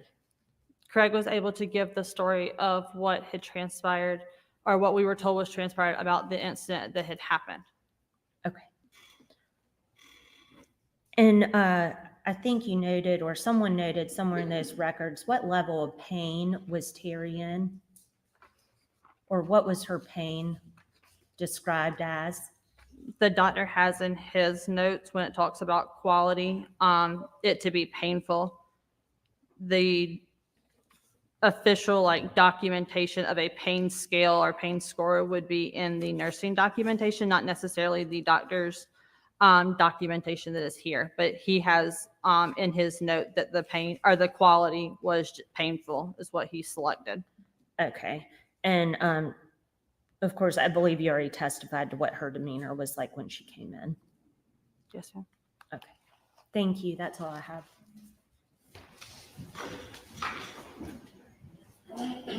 Nothing further, Your Honor. Thank you so much. Is it the intent to excuse this witness? Yes, please. Any objection? Thank you so much. Thank you.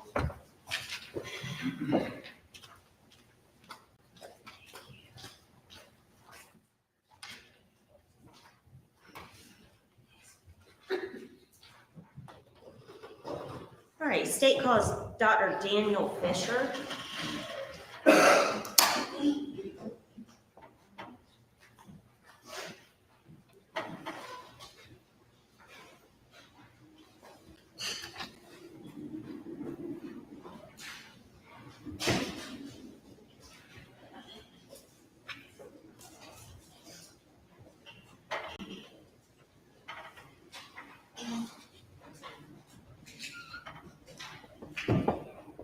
Dr. Fisher, please come forward and be sworn.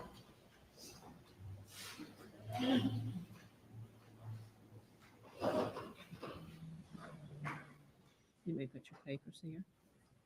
Any papers here? Yes. Left hand on the Bible, raise your right.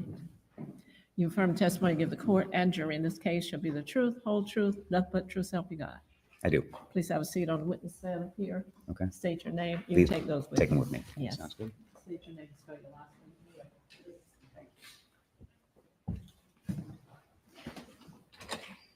Hi, my name is Daniel Fisher. My last name is Fisher. Thank you, Dr. Fisher.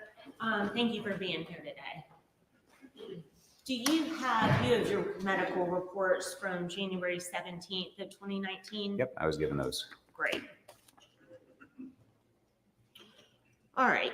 And so on January 17th of 2019, were you working at the Collin County Medical Center ER? I was. And was that something that you typically did? Not frequently. I'm full-time Trident and Somerville medical system, like the Trident system, emergency medicine, and we are kind of sister, with the Collin Medical Center as well. They'd had a hard time with their staffing, and so I kind of filled in some shifts for them here and there. So I worked infrequently, maybe for a while, for about a year, once every month or two, and then they didn't need the help anymore. Okay, so you were providing assistance as needed. Right. And you're an ER doctor by trade. Yes. Can you describe your educational background and professional background in the field of medicine?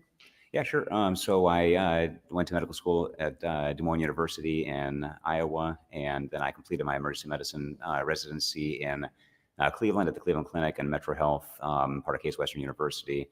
And then I've been down here since 2014, working, like I said, primarily in the Trident system, also for about 5 years at MUSC as a full-time ER staff doc, and then also doing some faculty work as well. Okay, great. And have you ever testified as an expert in court before? I have not. Okay, first time for everyone. Your Honor, because of his educational background and his professional background, I would submit Dr. Fisher as an expert in emergency medicine. All right. Witness will be treated as an expert in the field of emergency medicine. Thank you. Okay, so on January 17th of 2019, were you working in the ER? I was. And did you treat a patient named Terry Lewis? Based on the record I'm reviewing, yes, I did. Okay. When did she come into the ER? Per this chart, the greet time, meaning essentially the moment that we, met her face-to-face was 12:14 p.m.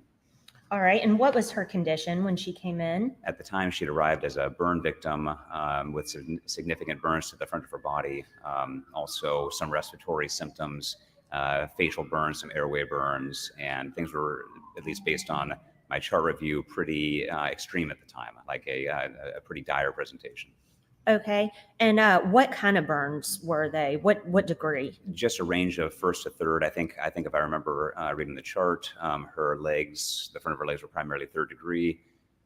Torso, face, and arms, including like circumferentially around the fingers, was second degree, and probably some scattered first degree here and there too. And there was also some soot and visible burn in her mouth. Okay. So were you worried about smoke inhalation? Definitely. And she'd had shortness of breath on arrival, and that, reviewing the chart, that was immediately a concern. That's one of our primary concerns when we're assessing a patient that shows up in critical condition, is making sure their airway is stable. And if it looks like it is compromised or may be compromised shortly, we immediately initiate steps to stabilize that person and control and protect their airway. The fact that she'd had such significant burns and there was visible burn and soot in the mouth, in our training as emergency physicians, we're taught that usually that things are a little precipitous, and if you're able to have a conversation with the patient, you immediately discuss putting a breathing tube in their throat and putting them on a ventilator and protecting their airway before the burn to their airway swells up, and then you lose that ability to protect that airway as easily. Based on this, I was able to have some interaction with her. And it seems like she was agreeable to that as well. If a patient is not able to make the decisions for themselves, then we often just go ahead and emergently intubate them ourselves, and we make the decision for them. Okay. And you stated that her condition was critical. Does that mean that these injuries were life-threatening? Well, certainly, the burn itself was severe enough that burns to the body and the skin can result in multi-system organ failure, and aside from respiratory failure itself, you can develop a lot of complications that can cause somebody to pass away from a severe burn just to the skin and the torso and the extremities. But in this case, the most immediate threat was to the airway. And even when I reviewed the chart, she was already kind of having some decline and some worsening respiratory status when we intubated her. That wasn't even 15 minutes after she got there. So we made things happen very quickly. And even as we were finally securing the airway, she was already in a worse condition. Okay. So the loss of the airway and then inability to breathe would have led to her death without us protecting her airway at the time. Okay.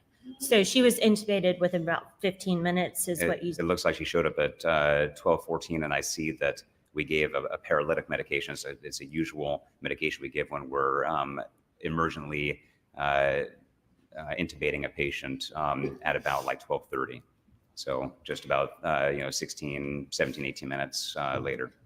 Okay. And you mentioned interaction with the patient. Do you recall if that interaction was verbal, nonverbal? It's really hard to tell based on chart review. Usually with these really extreme cases, somebody shows up and they're in distress. It's a terrible, scary situation. You're talking with EMS. You're trying to interact with the patient. Usually, like I'm running around the room, yelling and communicating with people, and nurses are talking, and I'm talking. And if there's family, we try and get history. We're trying to get information from the EMS, and if the patient is able to talk, we're trying to get information from them too, even as we're initiating the measures we need to keep them safe and protect them. So based on my chart that was completed by a scribe I was working with, it says a lot of patient said this, patient said that, which she might have said. I don't recall that particular encounter. I'm recalling based on my review of the chart. So when I look in the medical record and I see these, I know I got that information about how the burn had occurred as it had been stated, and kind of details in the history of present illness. Those were put in, but it's kind of based on the hodgepodge of input. And later on, as I'm dictating things to my scribe, I say, okay, well, I don't remember exactly who said these things, but this is how that went down. This is what I remember being told, and we create our chart from that point. Okay, so is it possible when it says patient said this, that information came from elsewhere? Leading. Objection. Yeah, sustained. Asking for possibilities also. Leading. Okay. I'm not sure how to rephrase that question. So when you say patient stated, does that necessarily mean the patient, i.e. Terry Lewis, stated that? Objection again, leading. Same ruling. That was a yes or no answer. Rephrase. Okay, the information that says patient stated, where could that have come from? So the information in regards to details of the patient's presentation could have come from the patient herself, from the EMS, or from any family that was in the room. And I think that Mr. Lewis was in the room as well. I do see that I detailed discussion, about the severity and the presentation and the need for airway protection, and both were agreeable. I don't recall the limitations on communication. I do see that the patient seemed to be appropriately oriented based on my chart. So there was probably some communication coming from the patient, but a lot of that story, like I said, when things are really extreme, come from several sources. Okay. Did you notate any sort of pain level for Miss Lewis?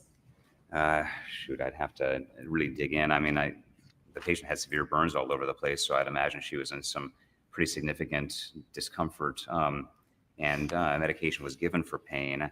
So I see, quality painful, severity was severe, is what was documented. Thank you. And did you document anything about her hair and eyebrows? Eyebrows were singed. I mean, she had second-degree burns to her face, so her eyebrows were definitely burned, and her face was burned as well. In regards to like the level of, hair involvement, it's really not clear from my chart. Okay. All right, changing gears. Never mind. Sorry, it says hair and eyebrows charred. Okay. Okay. Thank you.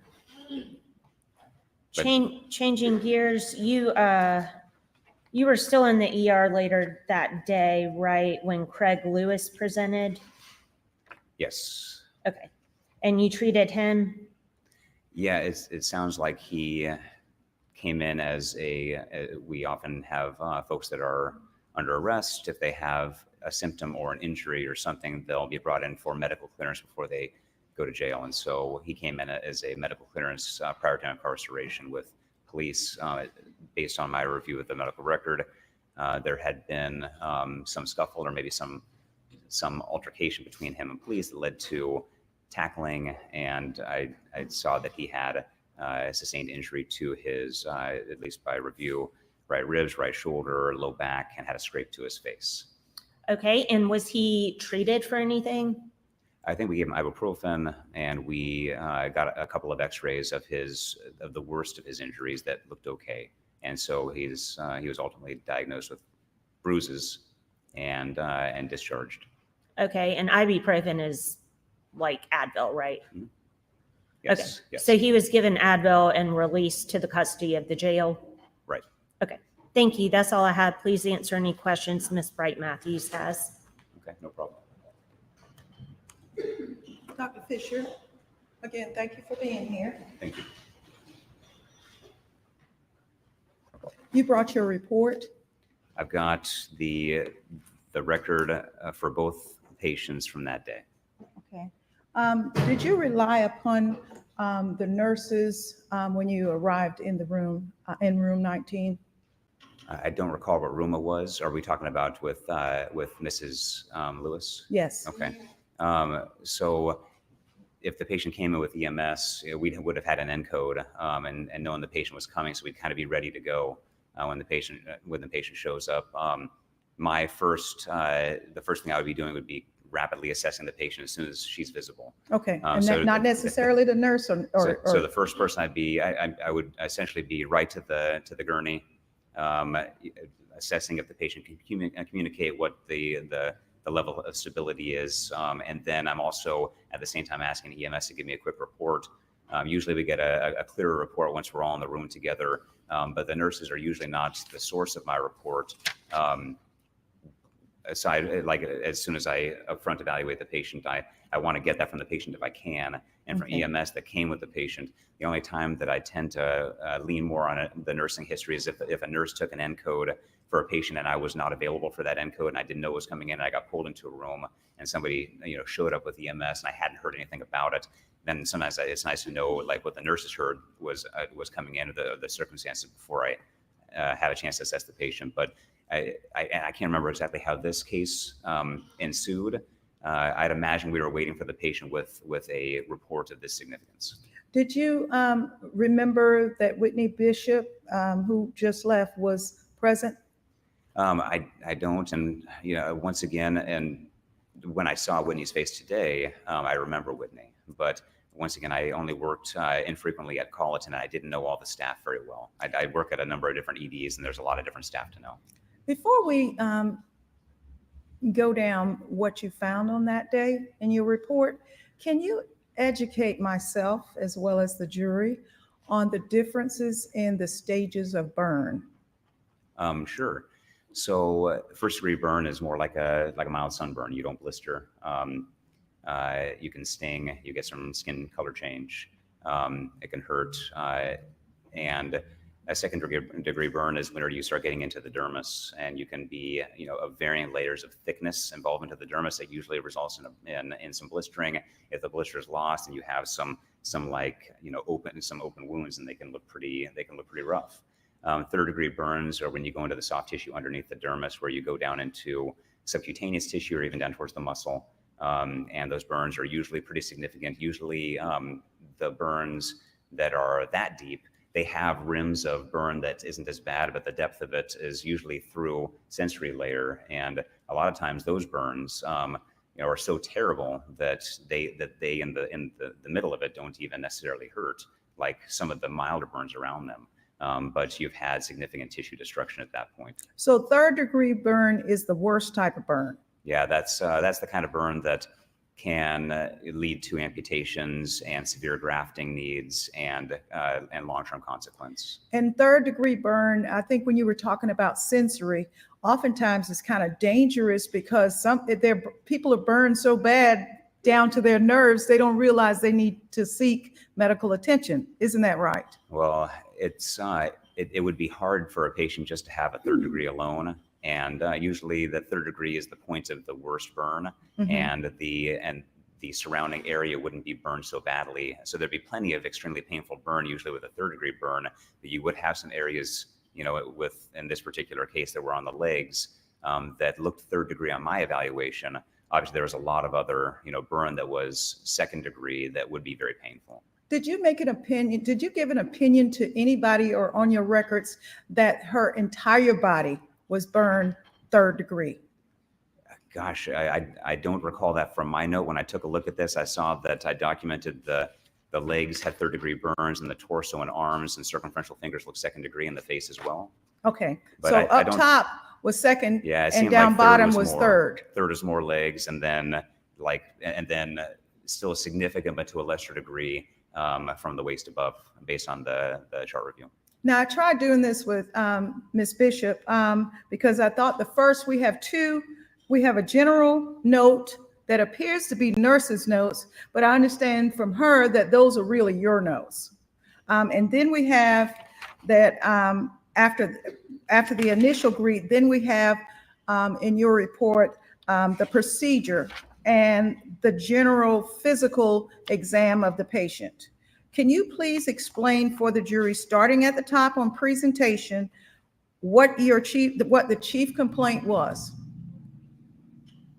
Chief complaint was smoke inhalation and thermal burn. So a heat-related burn, and then the smoke inhalation was the chief complaint. And I see you going down bottom to the paragraph. Tell me how every doctor does it different. How do you note the chart, you individually? As soon as something is happening, are you dictating? No, yeah, it's after the fact. Yeah, especially with a really critical case, I don't even know what anything looks like or all the details until I've been in there with the patient. So I go in, I care for the patient, and sometimes, depending on how busy the ER is, it could be, it could be like an hour later before I even start getting to that chart. The difference is, in this case, I had a scribe with me, and so that scribe would have stood at the entry to the room while the resuscitation was going on, and just been taking notes. And and in some cases, I'll even call out some of the things I'm finding with my evaluation. And that scribe, and that's the team sometimes needs to know that information. And then sometimes the scribe puts that in their chart as well. Later on, when things have calmed down, then I finish dictating the chart to the scribe. If you would, please explain what a scribe is. A scribe is a person it's a professional who's hired, and they're very good at quickly putting into documentation to the medical record the history and the exam and other details like call times for consultants or medical decision-making points that we might need to have in a full, complete chart. They help the physicians by knocking a lot of that out while the physician is busy, maybe seeing the next patient, or maybe doing a quick procedure or checking in on somebody, and they'll knock out a couple charts and saves us some time. Is it fair to say a scribe is to the hospital or to you doctors as our court reporter is to the judge and to this court? Is that fair? I'd imagine very similar. Okay. And a scribe doesn't make up things and put in there if you hadn't told them, do they? Exactly. When I'm signing these charts, because the scribe puts together a chart, and charts are big, there's a lot of information in there. And just like all physicians that have scribes, you do the best you can, skimming through and making sure that everything is how you recollect it. if things are really crazy and you're just kind of, and you're doing the best you can to, keep up with your charting and you're going through your chart, could they have put in like, for example, if they put in something under the review of systems, that like if the patient, because I see the patient, they talk about the patient had syncope under neurologic. And I'm not sure if I asked the patient that question. I definitely discussed I would have discussed change in mental status and level of consciousness, but specifically if the patient was unconscious, I can't remember. I must have had that conversation. And a lot of it happens fast. So when I review these scribe charts, I make sure that they're as accurate as I can recollect. Would you have put history obtained from patient if you didn't obtain the history from the patient? On this, it says you obtained it from the patient, the family, and prior medical records. So I guess, so I got the history from the patient, the family, and prior medical records. Exactly. If you didn't get it from... And I would have had it from EMS too. We just didn't write that. Just let me tell you, she did not come in by EMS, but I understand that. No problem. Yeah, it's been a long time. That's okay. Now, can you tell the jury what history you received from a review of from the patient or her husband, or either from the charts at the hospital? Okay, so I would just read from my history of present and tell illness. us. There are a lot of initials that You're a lot fine. of people don't tell me what those are. You're fine. So if it's okay, I can just read through this paragraph that was written and I can extrapolate on the acronyms. Certainly. Okay. So a 63-year-old female with a history of diabetes and high cholesterol and high blood pressure and thyroid disease presents to the emergency department complaining of burns onset just prior to arrival. The patient states the patient was trying to start a fire in the fireplace with lighter fluid. The patient states the flame shot backwards and caught the patient and her clothes on fire. The patient admits to diffuse pain. The patient denies eye pain or vision changes. There are no other complaints at this time. And in that report there, the third from the last statement that you read said the patient states the flame shot backwards and caught the patient and her clothes on fire, doesn't it? Yes. If someone else had said that, would you have written patient states? If everybody was yelling information or if I was talking with the patient and there were more details that were given by the husband at the same time or something, I would have brought that all together and it could have ended up in the chart as patient states. But that's not here. All Right. it says is patient states, correct? Sure. You're correct. And in the report, it also says at the beginning, patient is alert and cooperative, doesn't it? Mm-hmm. And yes or no? Yes. Hard to take down, our scribe to take that down. You're fine. It also says context of onset. Doesn't that say accidental, closed space, home? Yes. And then it says caused by matches and lighter, doesn't it? Yes. And it goes on down to say that is severe. We all agree it was a severe burn. Now, let's go down further. It says third-degree burns, and I think this is where the scribe messed up. All ages, that meant stages. This is a listing of, it's not talking stages. That's a listing of risk factors. Okay. So essentially it's saying a third-degree burn for any age patient. Okay, got it. Yeah. So where is that? Where are the burns?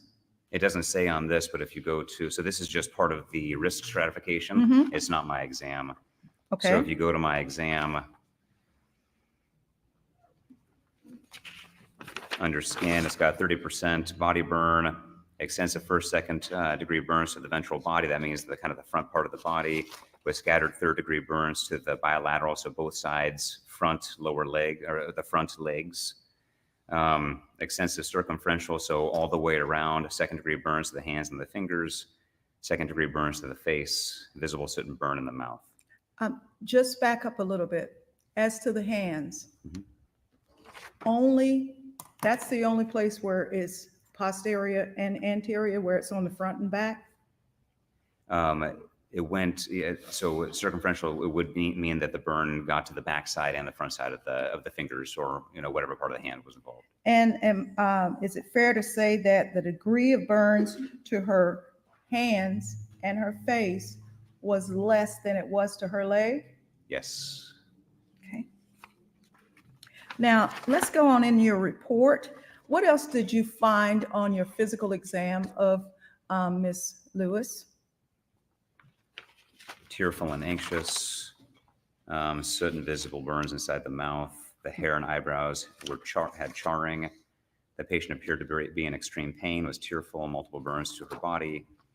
On her lungs, she had diminished sounds in her lungs on both sides, and she appeared a little short of breath. And once you noticed that she appeared shortness of breath, what does your report say? Well, standard practice would be if a patient came in with evidence of airway, so in the mouth burns, some respiratory symptoms with it, that patient is an impending airway failure. So I would have documented. If it's okay, I can read through my decision making. Certainly. Okay. The patient is here with acute severe extensive burns to the front side of her body, including 3rd degree to her legs and 2nd degree circumferential, including to her hands and fingers. Also of immediate concern was visible burn injury in her airway, necessitating rapid early intubation for airway protection. I wrote that it was agreed to by the patient and her husband, as the patient was also starting to become. You're real fast there. You're fine. We're South Carolina. Oh, you're good. No problem.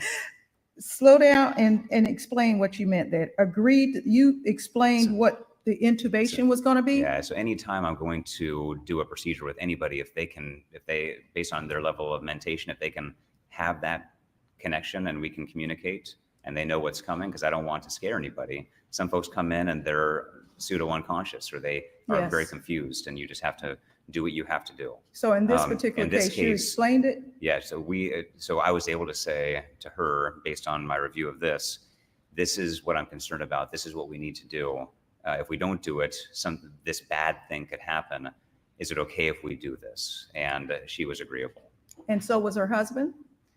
So in my decision making, it said that he was. Yes. I don't think I had any suspicion, like at the time. Obviously, once again, I have a critical patient. Things are chaotic, but at the time, I had a patient with severe burns. There was a story of how the burn happened, and I had a husband that was in the room that seemed to be providing history and seemed to be part of the decision making. And we're just, at the time, I'm just doing the best I can to take care of the patient. Right. Can you continue on with what happened? You don't have to just tell us what happened. You intubated her and it was a success? It was successful, no complications. We confirmed that the tube was in the right position. We subsequently would have kept the patient sedated and pain controlled as well. We gave her, due to she had an elevated carboxyhemoglobin level, so kind of the bad things from the smoke that you can inhale that can harm you in other ways. One way to address that is to just give 100% oxygen. So we were giving a bunch of oxygen through the ventilator to help protect her from any inhalation of like poisonous gases. And then we gave her a bunch of fluid, because usually severe burns require a lot of fluid. Your body loses fluid quickly, and you can develop some like hemodynamic compromise and have blood pressure issues. And also because of the severity of her burns, and some that were circumferential, you can have muscle tissue breakdown, and those can cause kidney failure and other things. So we're trying to flush the kidneys. So usually giving a lot of fluid in a burn is a matter of significant importance. So and then we gave her a tetanus booster, because tetanus is a huge risk with burns. And I think I had a phone call out to the burn center 10 minutes after she arrived, even before we intubated her. Before you intubated her, you'd already called? Yeah, there was no way it was obvious how it was going to go. Okay. Yeah. And I believe you said you intubated her, I think the report says around 12:27. Yeah, somewhere around there. Pretty quick. Yeah. And there was a delay? I don't think there'd be any delay other than.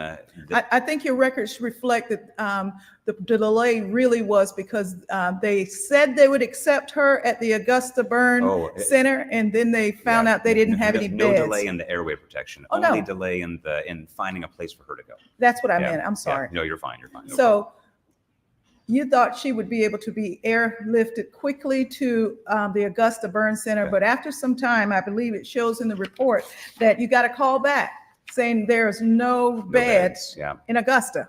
Yeah, they found another bed in, I guess, Cobb County in Atlanta. Right. And we got her sent there. So the faster we can get these bad burns to a burn specialist unit, the faster they can start intervening upon her ventilator management and debriding the wounds, which means kind of like taking away the damaged tissue, potentially initiate early graft therapy, all those kind of treatments. I believe your report shows that you came back in the room again to explain the delay to Mr.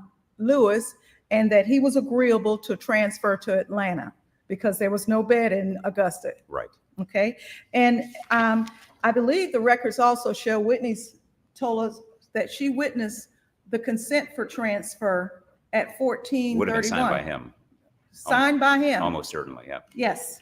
And your report says that both of them agreed to the procedure. Yeah, both of them agreed to protect her airway, and she knew she'd be getting admitted to a burn center, and he agreed to the transfer to the burn center. But for the transfer to the burn center, she would have died, wouldn't she? We don't have a burn center in Walterboro, and we don't have one in Charleston. Yeah, we have to get her to a burn center. That's the only place for severe burns like this. And he signed. Doctor, you've testified to this, and I didn't because of the flow. Is this, I'm going to show you what has not been marked. A blow up of your records. Is that an accurate depiction of the records you maintained at the hospital and a depiction of what you testified to? It looks like an exact copy of what I've been reading off of here. Your Honor, I would move that into evidence. I'm sorry I didn't show it to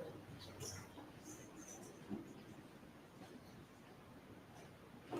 Your Honor, we don't typically admit reports if testimony has already been taken. So I'm not sure what the purpose of this admission is. He's already testified to everything. Your Honor, I'm on cross-examination and thank you.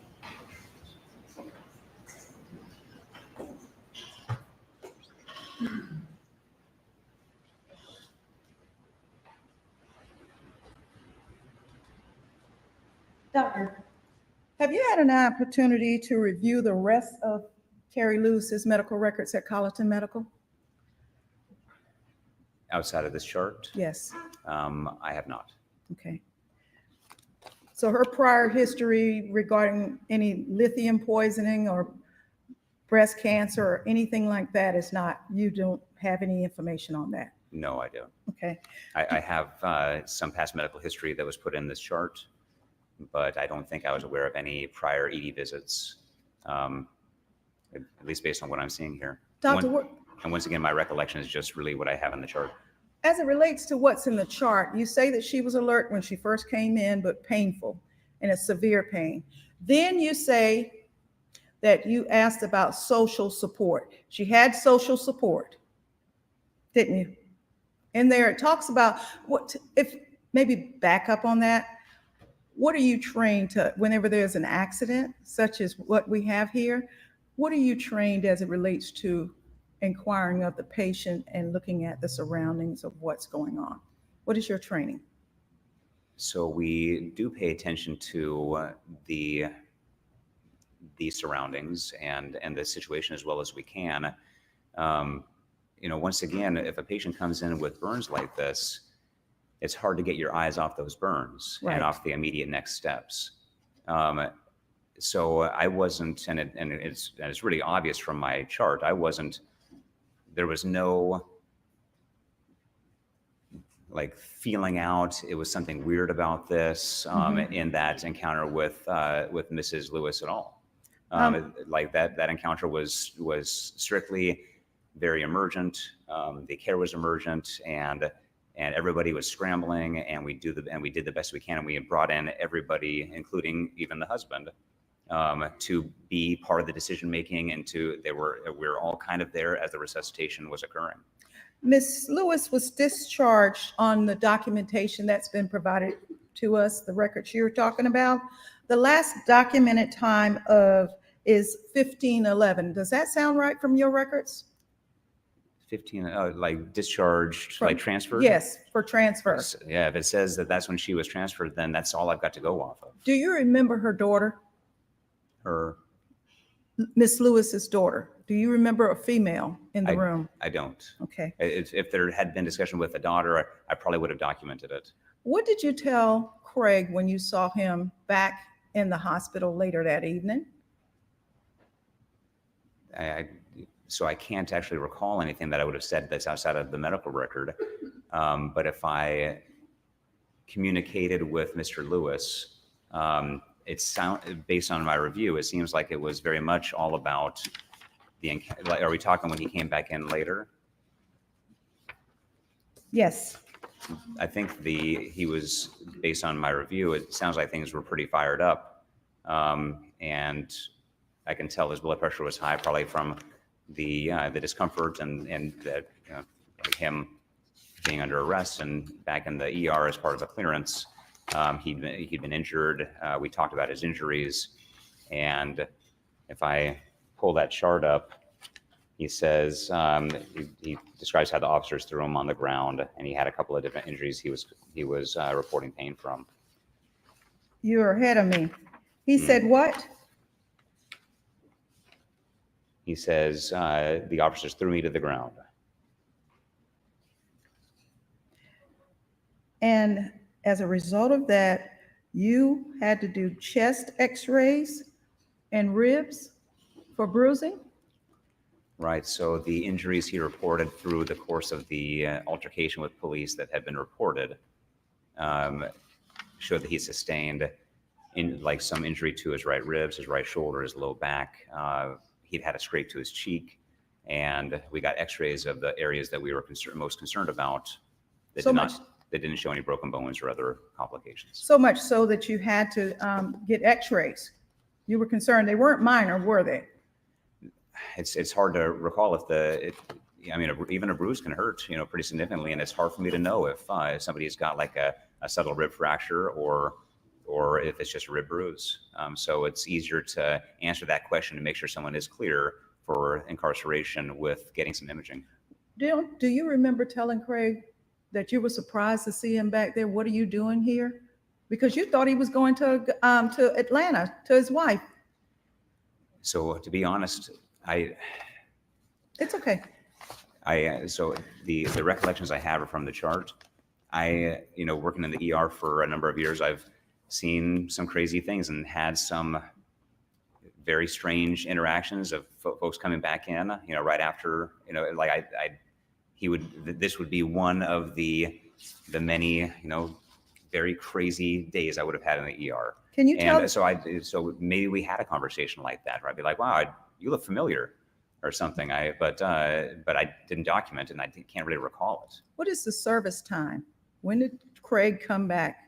About 4 hours, I think, after Mrs. Lewis had first arrived. What does it say on the records? So the greet time here was 4:29 p.m. 4:29.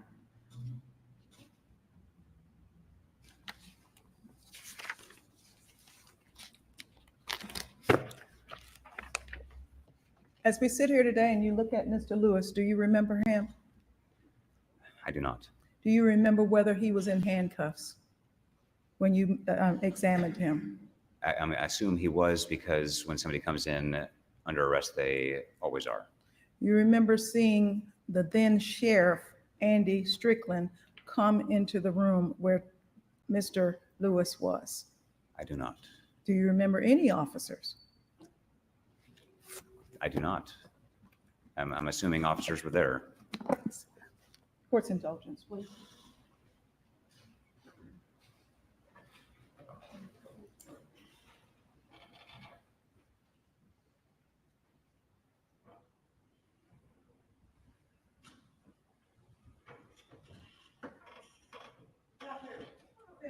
Let's go back to the severity of the burns.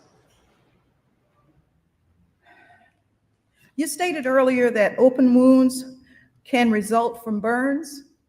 They could be so bad that it will open. Yeah, it can, a burn can be deep into the tissue. Okay, and that would it result in oozing of blood? Probably not at the acute phase of the burn. The burn itself would have like cauterized off a lot of blood vessels. You don't usually see very bloody burns. Okay, and in this particular case, you did not note anything as it relates to the feet on your chart, did you, for being burned? I don't. If that's what you're telling me, then I agree. I could look at the chart again, but I think sometimes when I'm documenting the lower extremities, I'm just talking about all of the lower extremity. If the foot had been burned or feet had been burned, would you expect to have had to wrap them before transferring the patient? I imagine if the toes were, if there was like significant involvement of the toes, then I would have probably mentioned that, just like I mentioned the fingers. And can you check your records to see whether or not there's any reference in the report to bloody feet or blood on the foot?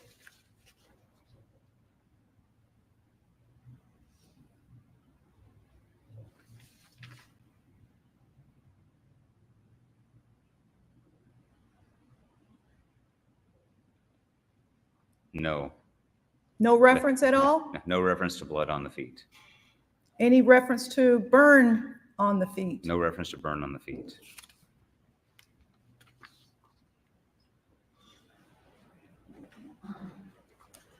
Thank you, doctor. I don't have any further questions. Just briefly, Your Honor. Dr. Fisher, going back to Craig Lewis's treatment later that day, Ms. Bright Matthews asked you again about the imaging that was done. What was the result of those images? There were no bony injuries. I just got x-rays. I was mainly looking for fractures. So he was cleared from any injuries? Yeah, the trauma, we completed like a pretty basic trauma clearance, and that was part of our medical clearance. So we didn't find dangerous traumatic injuries beyond bruises. Right. And what time did he arrive at the ER, and what time was he released to police custody? So he arrived by the chart at 4:29 p.m. and it looks like he was discharged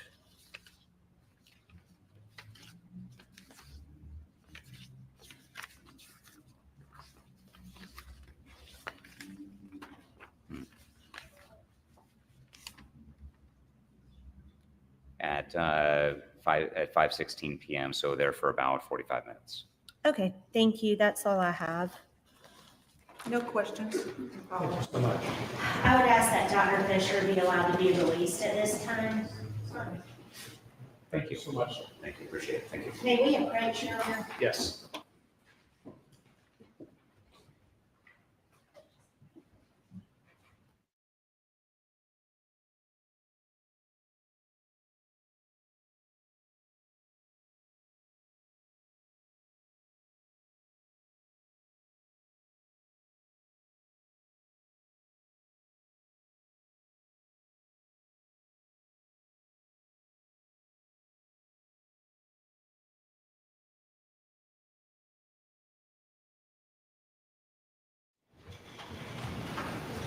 Ladies and gentlemen of the jury, it is time for our lunch recess.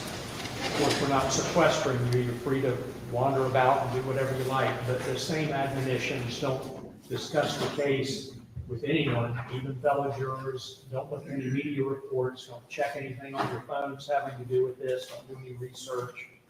And it is just about 12:30, so we'll try to, or let's be back in time to start again at 1:30.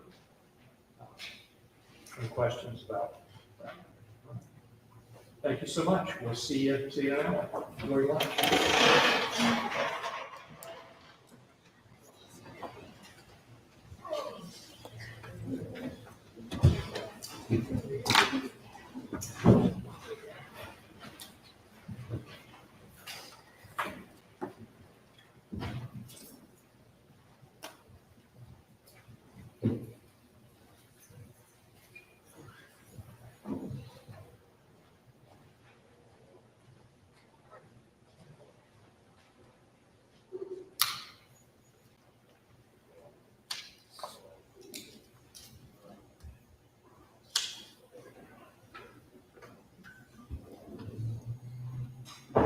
Anything for the record before the lunch recess? Your Honor, we talked about the jump drive in Yes. reference to defendants, motion to suppress. Pass that up. Go ahead and mark that as 3. defendants 3. And that's defendants 3 from the motion here. That's right. Okay, so that's not today's defendants 3, yesterday's. All right. Anything else for the record? Nothing. All right, see you in an hour. Thank you. If it's okay, I'd like to move this bag down Okay, on the floor. yeah, sure. Because it's yours.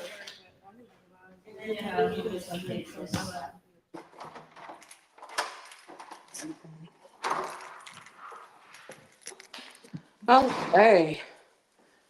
That is something. Can everyone hear me?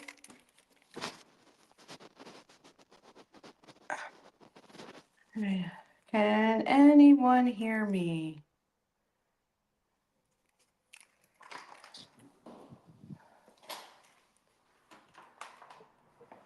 Okay.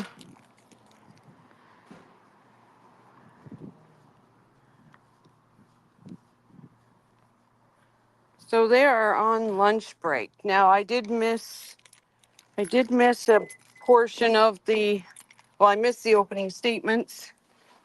Hi Leah, how are you?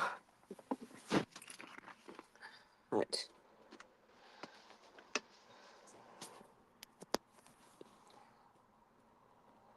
Jamie, are you speaking? Because I don't hear you at all.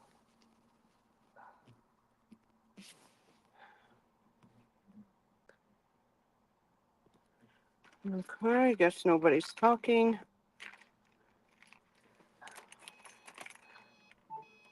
I gotta close this. You guys don't hear that beeping. So I'm gonna try.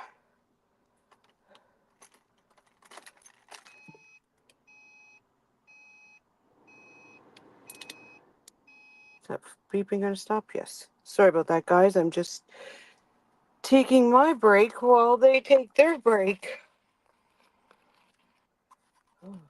So what is everyone's take so far on this trial?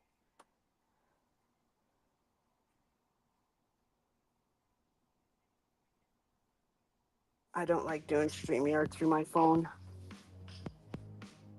Jamie, can you mute that?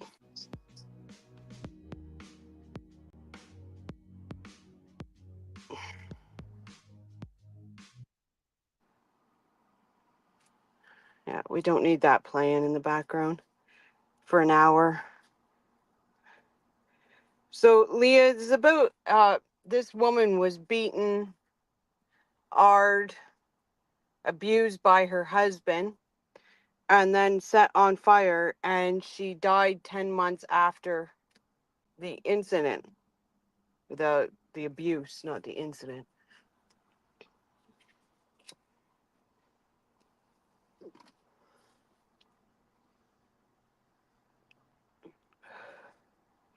But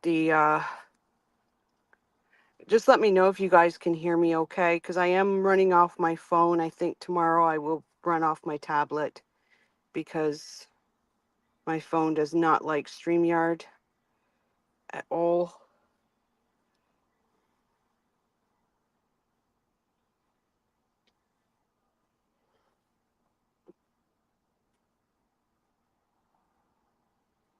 Oh, you're welcome, Leah. I think what I'll do when I get home tonight, I think I'll do just a short live with just a breakdown. I don't think he is innocent. No, just a short breakdown on this case, just of today, what happened.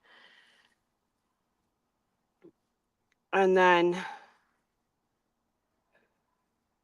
if everything works out, I may have a few free days coming up, so that'll be nice.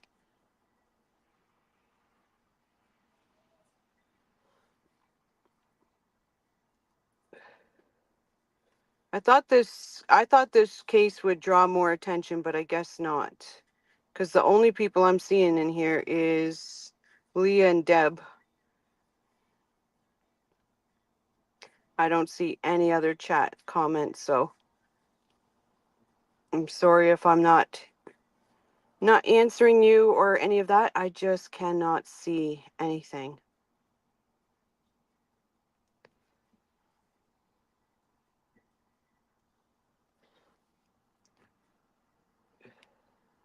So to me, between the nurse and the doctor, I think the defense, in my opinion, the defense is trying to make it out that either they did not think it was as serious, or that they screwed up.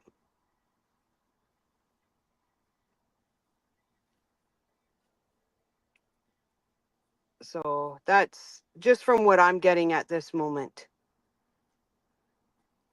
I was wondering how the defense was going to play this, because there's obviously way too much evidence.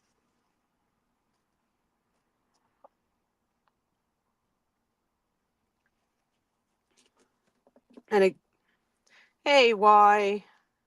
How are you? This case sounds horrific. I don't like how he was kind of smiling as the jury left. Wow. Again, guys, I'm working while this is going on. So I'm listening, I'm following along, trying to get done fast so I can get home to you guys. But as of right now, I've probably got another, say, 4 or 5 hours. It does, YB. It does sound horrific. It truly does. This case, when I first came across it last night, I thought it's, it to me, it looked quite straightforward. I wasn't sure how the defense was going to play it, but I think they're trying to blame the hospital for. I wouldn't be shocked if they tried to say the hospital was negligent. I think she was 53. Somebody correct me if I'm wrong. I think she was 53.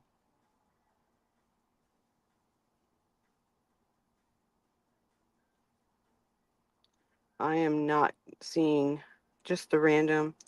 Deb H is okay, is also covering trials, so people are there too. Okay.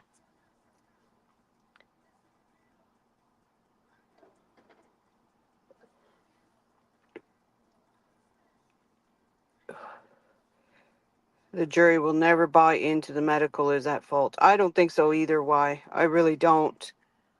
Like I said last night, I was looking at it trying to figure out what is going to be their angle. And if he's smiling at the jury when they're leaving, that's just a sociopath right there. A psychopath. So there is an interest in the case. Yep. I was up and down if I was going to do it, because I thought it was so cut dry, but they seem to be going through witnesses pretty darn fast.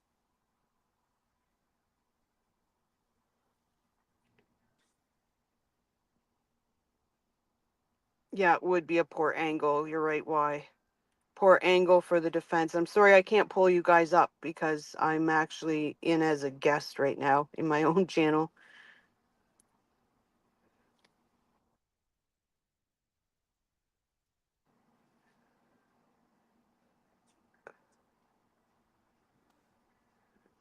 So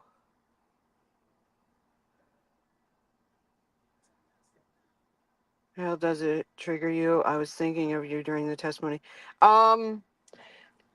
Yes, and I think that's why I'm working while I'm going through it, because I was able to put myself in a zone.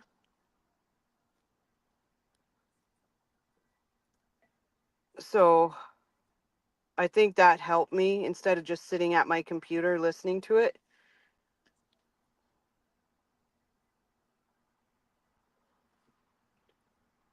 But I'm just hoping when Jamie comes back and I can get some more of this quick work done while they're on lunch, so I can join you guys. It triggered me, and I've not been abused, thank God. Oh, why? I'm so glad that you've never had to go through that.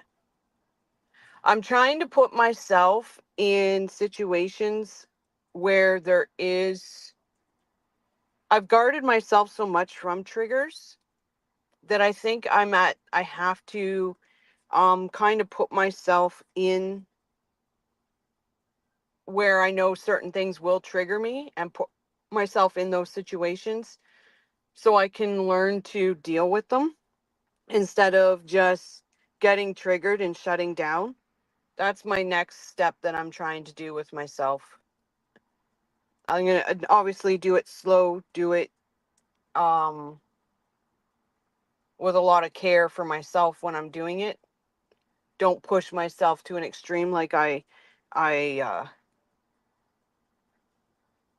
if I have to pull away, I pull away. But no, that's okay at the same time.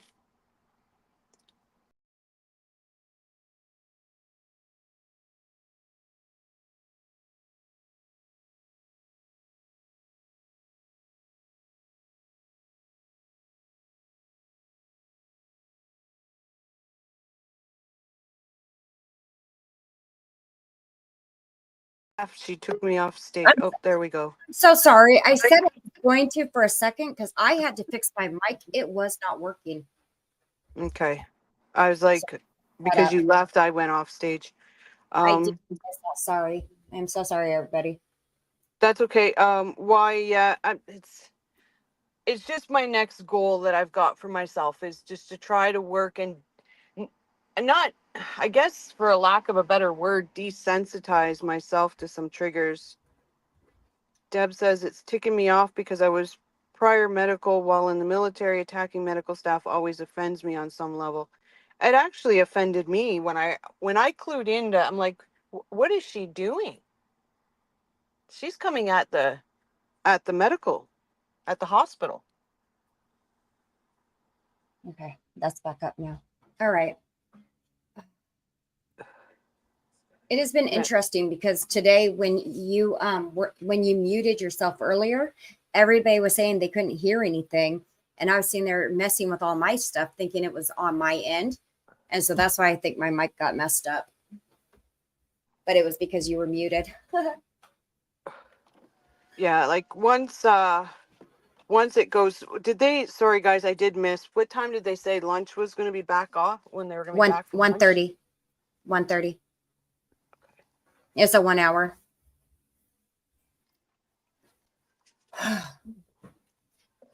Okay, so Jamie, I'm going back to work. I'll need you to read out the chat. Yep. I will start now. I got this now. Why pathetic defense if that's going to be their strategy? I agree. Why? I agree. It's because, like I said, I was speaking to Jamie last night about it, and I said I can't see the angle that the defense is going to use because he's pleading not guilty. So he obviously is. So I knew there had to be some kind of angle for this, but. Thanks, Deb. Well, we also know that before he went to the hospital, he not only cleaned her up, he cleaned himself up, he changed her clothes, and everything, and then drove her over to the ER. Oh shit, she was burnt and he changed her clothes? He changed her clothes, he cleaned her up, he cleaned himself up, I believe he changed his clothes also. And then when they got to the hospital, basically he blamed the fire. She set herself on fire pretty much. The fire, she was messing with the wood burning fireplace or whatever, and it came back on her. I'm like, dude, come on. That excuse is tiring. That's old. It does. Why it doesn't? I don't I'm sorry, guys. I did miss the opening statements because I was in a meeting, but that's why I'm trying to catch you up. I'm not sure. Was there? Did they say there was a history of DV? They not during the opening. They didn't say that, but what we do know is that the daughter, her daughter, okay, because you got to remember when they got married, he was 26, she was 49 when they got married. So she has children, or at least a daughter from a previous marriage or a previous relationship. Her daughter said that the night before this incident happened, that she witnessed them having like a big fight. So don't know if like how usually it doesn't go from no DV to setting somebody on fire, right? So there has to be something there somewhere. I believe you're right, Deb. Deb said I think she was getting ready to leave him, and I think you're right. But we have the defense coming in with their opening, basically saying that she has been having many strokes, and that there's a concern of dementia, and that there's bipolar, and like all these different things. It just the defense is coming off it's everybody's fault but his. It's the hospital's fault. It's her fault. It's the tree outside was at fault. It's everybody's fault but his. So correct me if I'm wrong. She was 53 or 63? She was 63, I believe, when this happened. Jesus. So was she sorry guys, but was she a sugar mama? They haven't touched on that really either. I'm gonna have to do some research after all this, but I understand that there's a huge age difference, and by huge, it's like 23 years. And it's not like he was 18 years old, but still, there was a 23-year age difference. I just don't know how much money she had for her to be a sugar mama. Well, so I'm not for the 20-some-year-old guy. I know. Mess with an older woman if there's no money involved. I know. So somebody asked earlier, I think, was there a will? I don't know. Some of these things I have at least an idea of these answers, or at least what we think the answers are going to be. There hasn't been anything about it yet. Right. And so this is like completely new. I'm like, I don't know. I'm following along with everybody else. Yeah, there hasn't been anything stated on a will yet or anything like that. Right. So from what I've looked and seen last night. Yeah, I wasn't finding anything either at all. But remember, this is out of South Carolina, so there's not as much information that comes out as what does in Florida.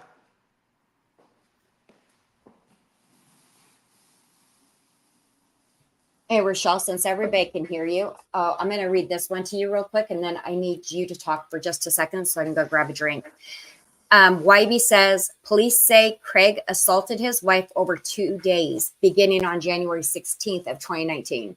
Court TV, police said that Craig hit her with personal weapons and the butt of a firearm, a shotgun, breaking the weapon. So thank you, YB, because I didn't have some of that information.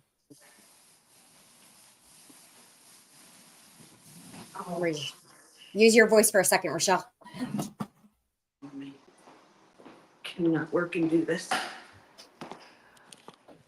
Okay, so, Suri wants to interrupt.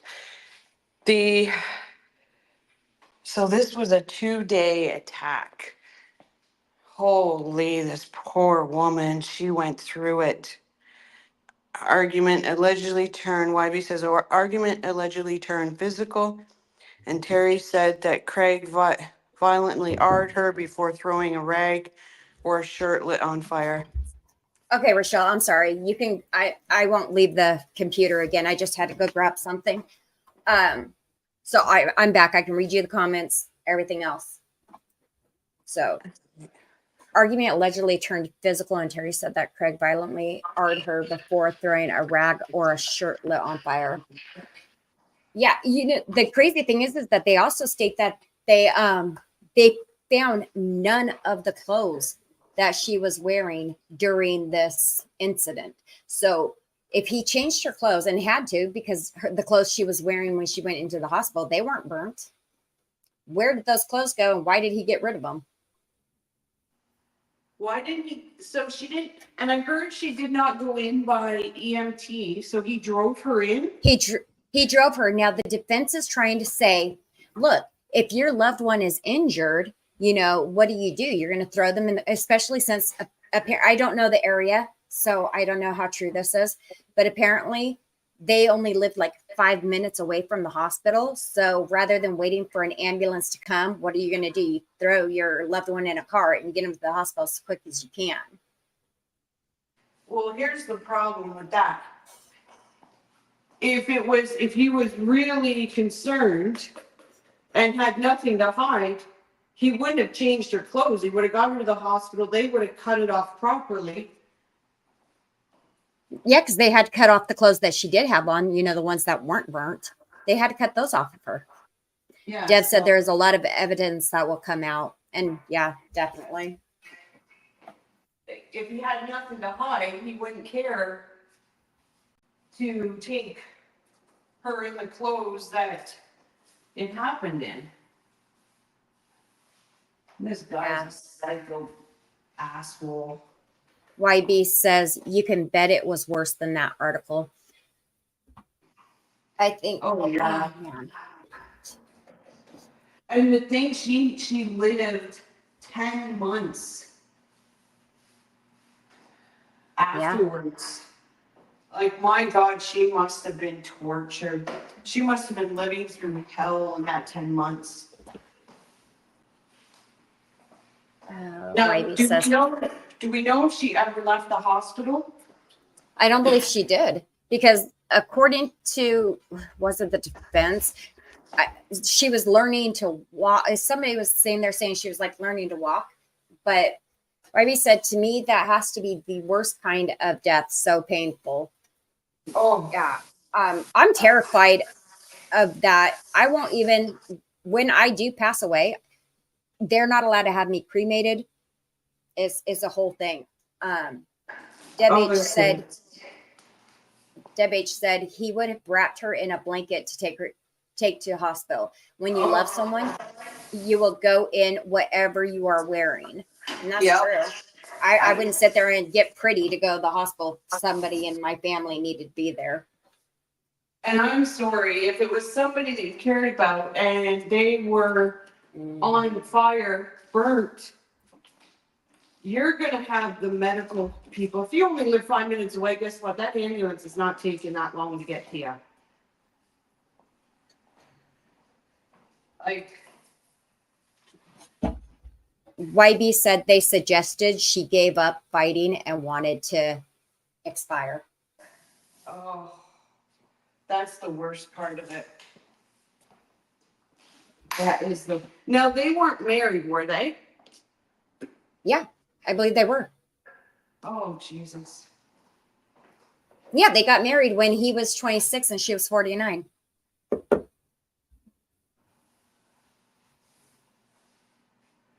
Yeah, there's some kind of November or December type of relationship there. Guaranteed. Oh, Deb. That is like horrific. Deb said, I had a dream when I was a teen that I was trapped in a car and died in a fire. It still terrifies me. I'm telling you, that is like one of my biggest fears.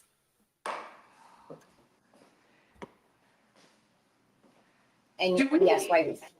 I'm wondering if we have anybody in the coffee crew that's in South Carolina near this case. Huh.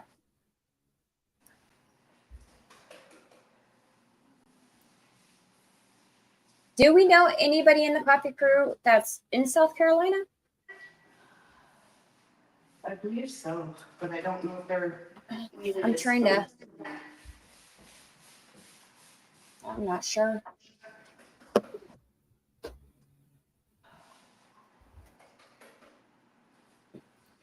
Scary part was my girlfriend that was camping with me had the same dream about me. Oh, wow. Okay, stay away from cars, Deb. That would be terrifying. Deb has a fear of cars. She has a fear of being caught on fire in a car. Yeah, no, Jamie, she has, Jamie. Oh, she does have a, I thought you were talking about from these comments. I didn't know that. Oh, Deb. So I'm trying to say it nicely. Okay. Gotcha. That would be terrifying.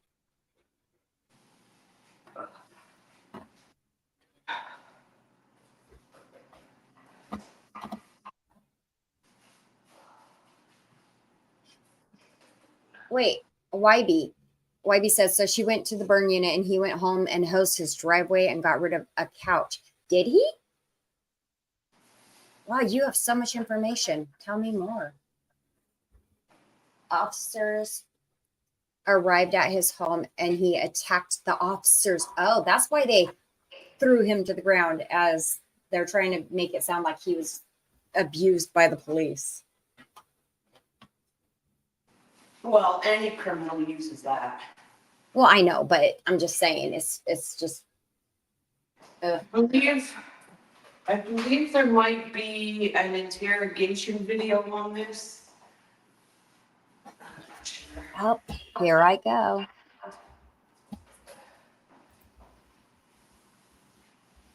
Ow. I can look that up real quick. I honestly still don't see this being a very. I don't see really how it can be, but then again, look at Melody Ferris' child.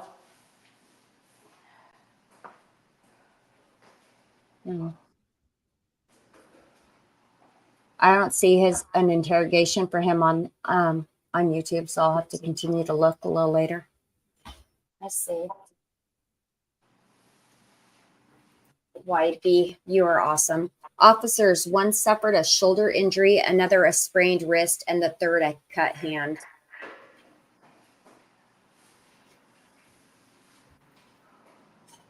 When he went to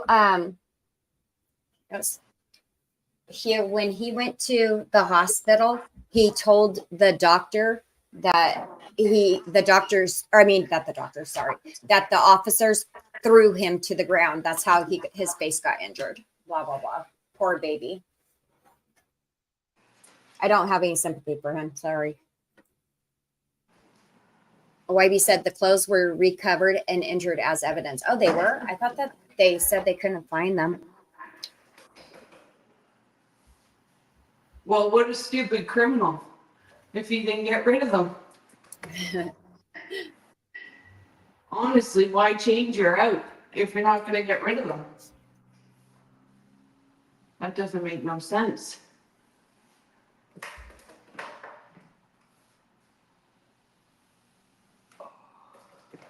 I thought in opening they said that they couldn't find the clothes that she was in, that they never turned up.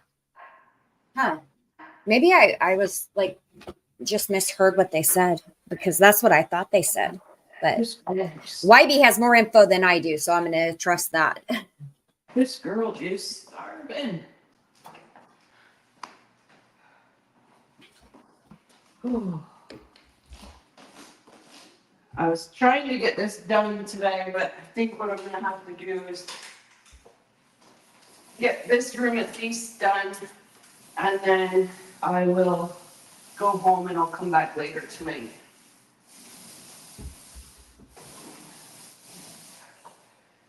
Crime and coffee, trial and paint.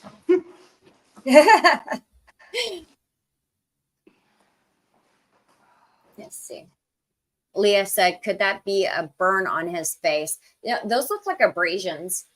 No, that if you heard that doctor a minute ago, he said that was a scrape from when the police took him down. I just said that. Yeah, that's from the police taking him down. And that's his only injury. I'm sorry. He got off easy. Yeah, this. YB said, for sure, they later found the couch and clothes in another location and entered them into evidence. Oh, wow. Yeah, I was going to say, like, that's a stupid criminal right there. Yeah, It took well. the time to change her. My God. Oh, we have more evidence from YB. Other evidence: multiple lighter fluid cans, log firewood, burnt substances, the couch with burned sections, a cigarette lighter, swabs from the living room.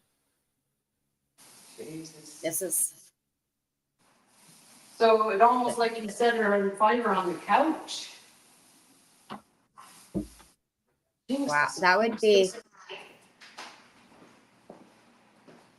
That would be a turn of my thought process, because I was thinking that maybe she was standing there and they were fighting, and that is how it took place. But that would make sense if he got rid of that couch. That couch had to have been a big part of this, or if he tried to get rid of the couch, that is, because he obviously failed.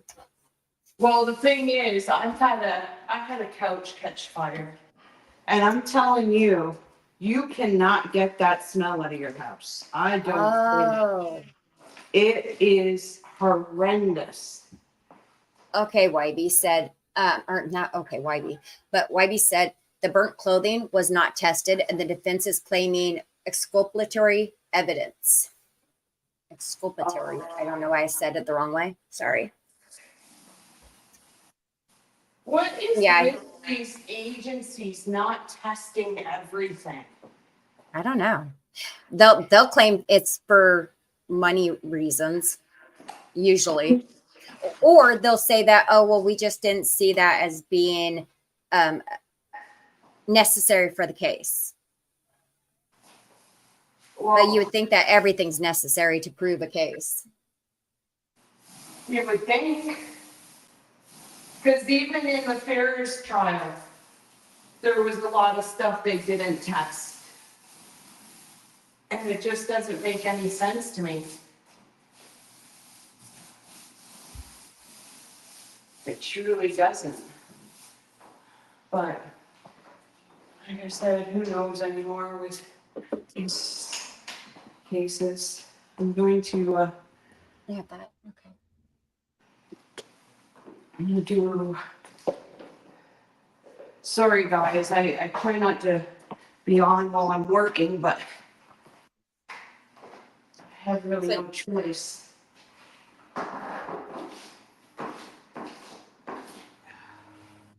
YB said quick case with justice after 5 years. Yeah, the daughter will be testifying. The prosecutor already said in opening. I don't know why I said that with a question mark. Sorry. So she'll be testifying, and like I said, the prosecution did say that the daughter's going to tell them that there was a fight, like a big fight, the night before this happened. So did the daughter live with them? I don't think so. I don't know that answer. I don't know if she lived with them, but I think she did witness the fight that happened the night before, either over by phone or being there in person. YB said he went on with bond, kept driving his truck job as delivery person.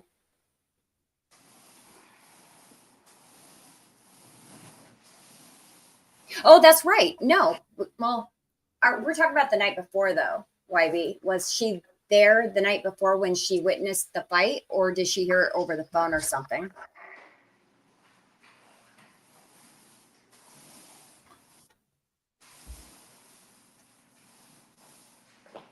He said mother had an accident and was burned, and she didn't know what she was walking into at the hospital. Ah.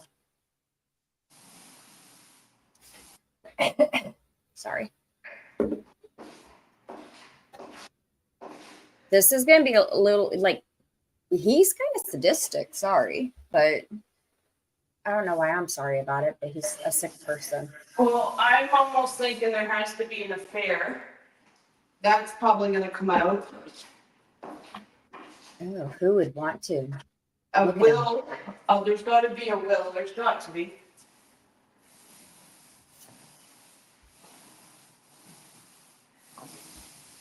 Oh.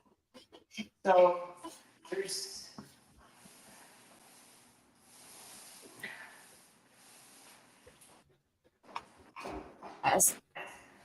This So is hope. They Go ahead. brought in a nurse, they brought in a doctor. Were you able to catch all of the nurses' testimony? I came in, I believe so. I believe I did. You did. So you noticed where the defense was trying to like have her basically kept handing her doctor's notes, not her own notes, but the doctor's notes. And she's like, these are the doctor's notes. These are not my notes. Yeah, I did caught that. Okay. YB said the daughter is very disappointed in proceedings to this date. I would be too. If it's been that long, I'd be pissed. So can somebody tell me, because I don't know, is he in custody or out of custody? No, this bothered me. He's got a gold chain around his neck. He's out on bond, which drives me nuts. Yeah, but That's what I was saying. Even if he was in custody, he could have those things on to look like he's out of custody. I know, but still. Where was it? He's literally out on bond? He's not only out on bond, but YB says that he kept driving his truck job as a delivery person.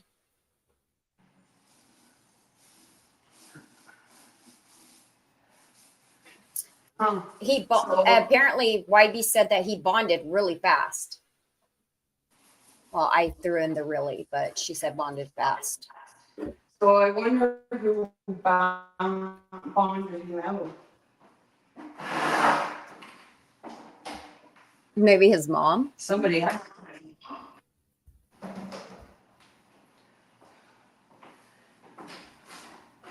Jeez. Like I said, I'm gonna finish this room and then I'm gonna go home. And then I'll come back after the court case is done. Cause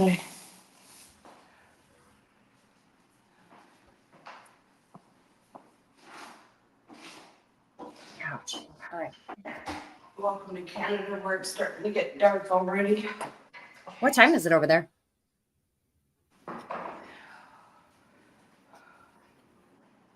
.106. And it's already getting dark. Wow. It's getting dark. It'll be dark by falling.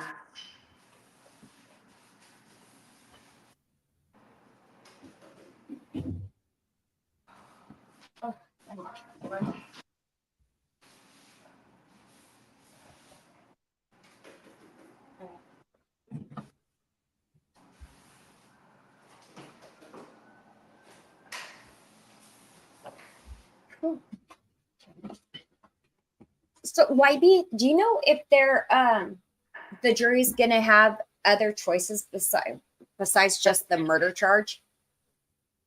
Like is manslaughter on the table for the jurors? Well, did they not read that note? They did, but when they were doing that, that's when people started telling me that there was a problem because they couldn't hear. Because I could hear, but nobody else could until I realized what the problem was. So I missed some of it because of the audio issue. So arson. But they can't convict him on a lesser charge such as manslaughter.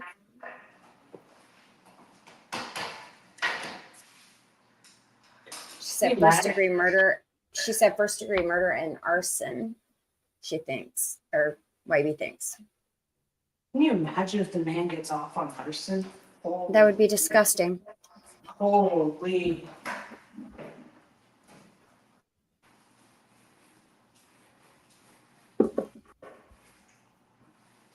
Okay. YB said no other charges. Okay.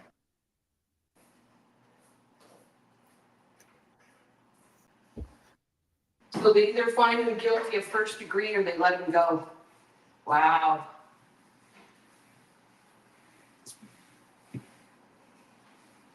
It's going to be interesting. Wow.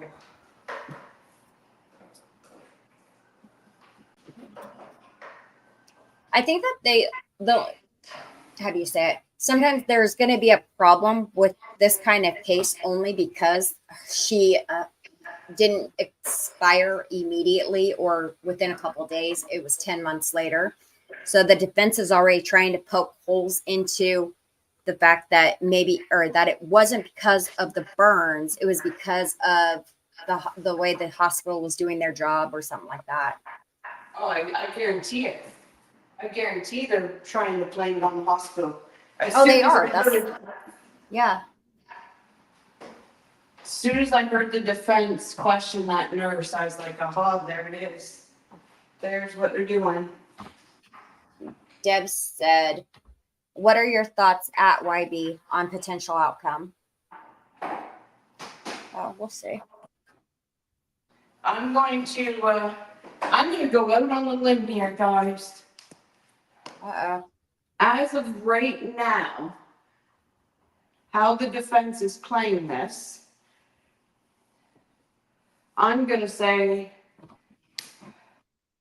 that the man, I'm gonna say as of right now, I don't believe the man's innocent. I think he's guilty as hell.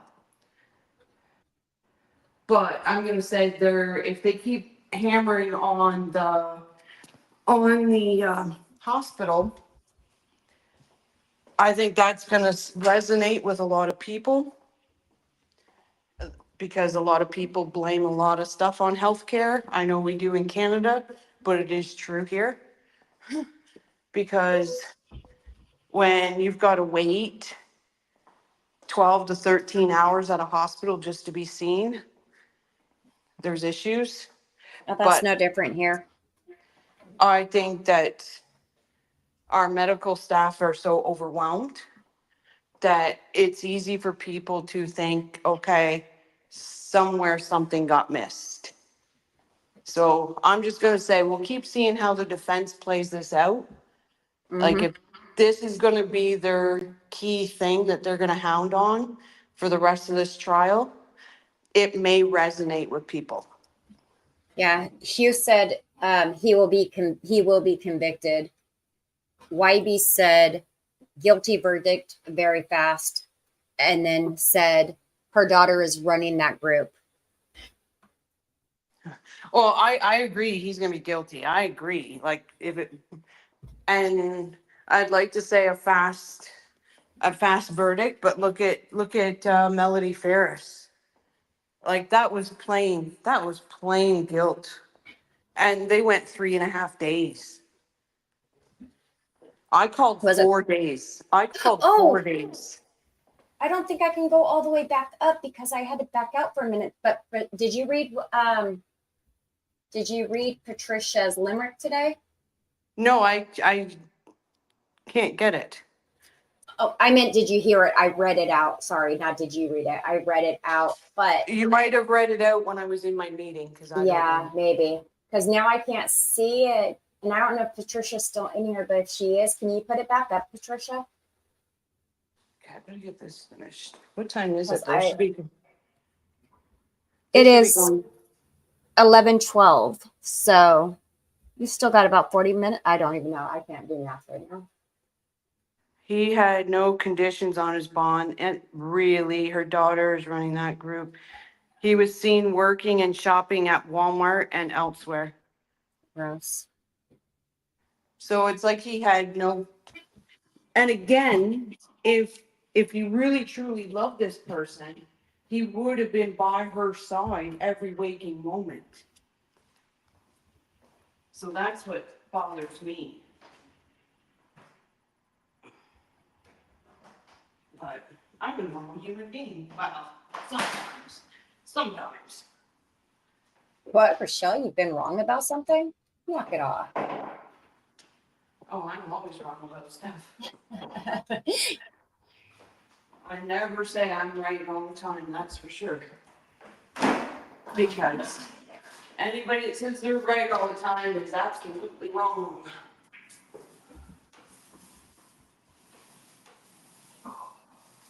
I tell you, I am gonna be one sore girl when I'm done today. Oh, YB said no estate, nothing. She had $500 car, a $500 car, which was in his name. Tons of hospital debt. What? What the hell was the reason? Like, what is the prosecutor gonna say the motive is then if there's nothing? She was going to leave him.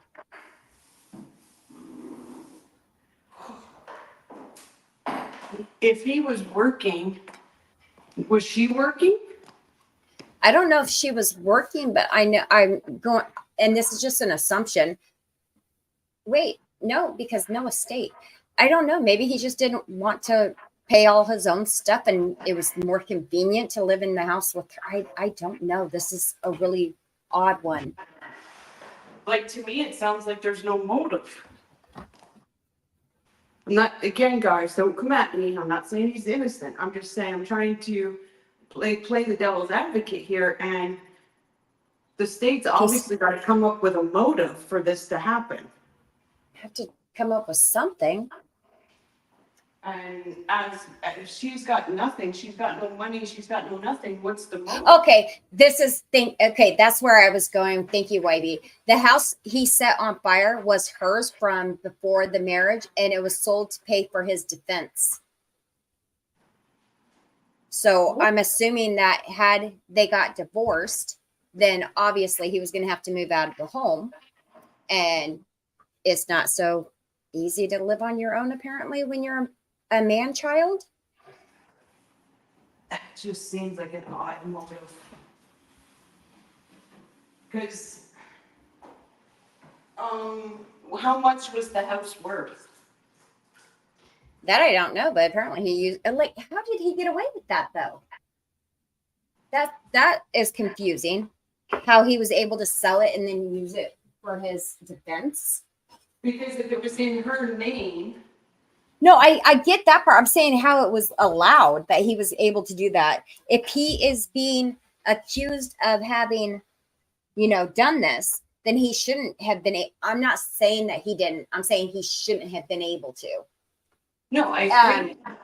Wybie said that part is political or complicated and political. Oh. Okay, does he have family connections? Does he have like higher up connections?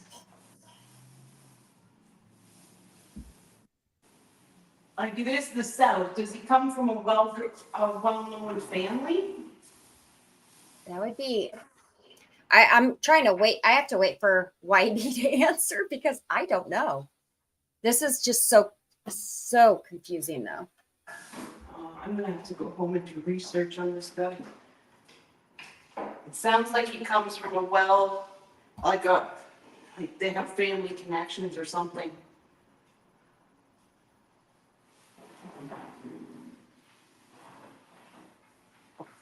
There's got to be something. There's something missing in this story. All right. Definitely something missing. Also, the daughter was sued by this man for conservator. Wow. What?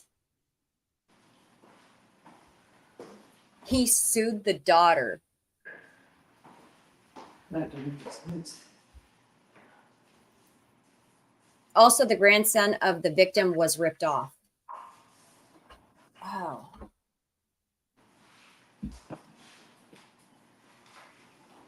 He has He has resting bitch face though in the courtroom.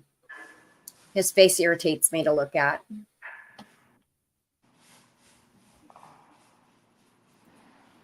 Wybie said something to do with a truck the wife had bought for her grandson. Did he try to take it away? Well, she must have money then if she's buying her grandson a vehicle.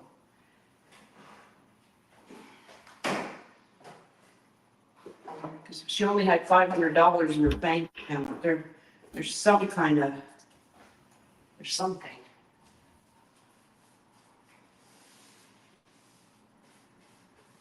Wow. I think it like this woman hadn't already been through enough. I believe she had a double mastectomy after battling cancer. Jesus. YB said, I think he put some kind of lien on the truck. So if you put a lien on the truck, that means it was being paid off still. Maybe she helped him with like a co-signing or, Ouch. Yeah, that just seems very odd to me. Something's not adding up. City. Yeah. Something isn't adding up in my noggin.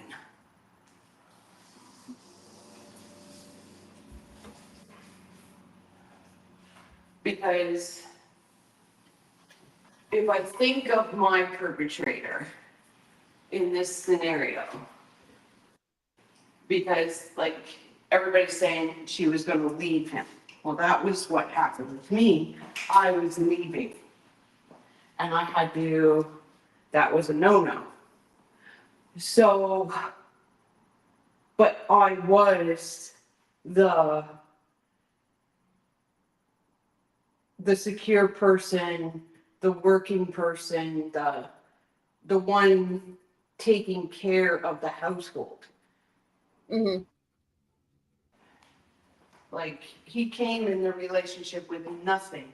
So his motive, is security. His motive was security. So, but it sounds like he was working. He was still working. So there's something missing. YB said there is a GoFundMe for the daughter for transportation to be at the trial. Oh, is there really? Jamie, if you can get the link to that, can you post it in the chat? And then when I get home, I will link it to the description. Yeah, YB, do you by any chance have that link for the GoFundMe? She can't post it, Jamie. She's not a. Oh, I thought that you would be able to put it in the in the messages though. Oh yeah. Oh yeah. That's why I'm asking, so that way I can do that easier. Her name is Leanne, I believe. Kelmer? I think I know. I'm gonna try this. I need to have one more cigarette, see if they go back. Because if they go back soon, then I can listen and just so everybody can see what Rochelle's been up to while we've been talking.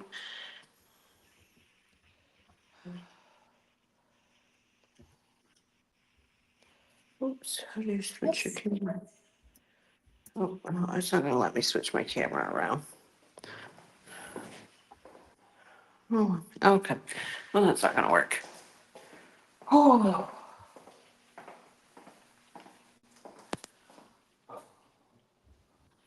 What a day.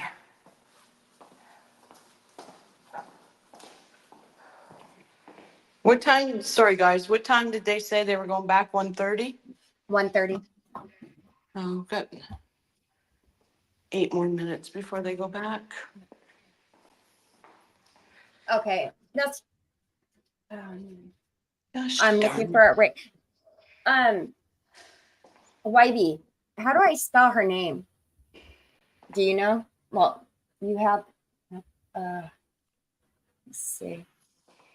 How many people do we got watching? That it doesn't show. Oh wait, we have 7 right now. That's it. We had more earlier, but I had the issue with the audio. You muted it. Tomorrow, I'm just gonna leave my computer up and running. Okay. And that way there won't be that issue again. I'm gonna close this. YB emailed you the link to the GoFundMe. Okay, thank you, YB. I will put that in the description when I get home. And then tomorrow we'll have it pinned to the thing. How could anybody tell me the distance that she has to travel to get to, is she in South Carolina too? What am I doing? I'm wandering around like I'm a chicken with my head cut off because I can't get my brain settled.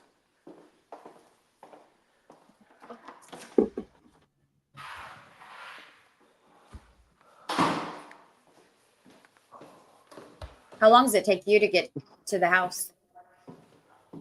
I'll get to my house. Well, it depends on traffic, Ah, but I'm not leaving right at the moment. I'm going to have myself a little cigarette and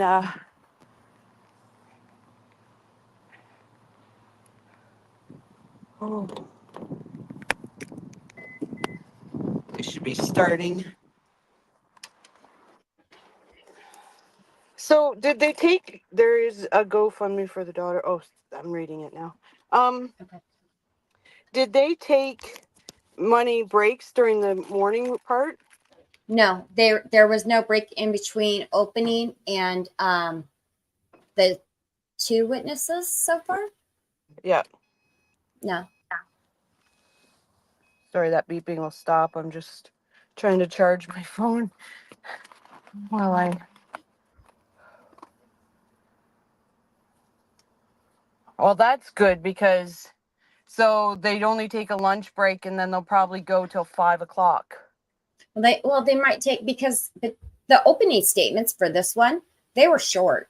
It wasn't a really long opening for either side.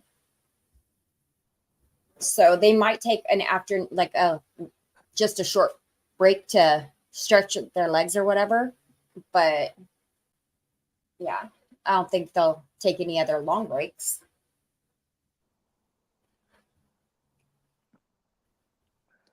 This guy must be so, Craig must be so confident in his story because he demanded the jury trial.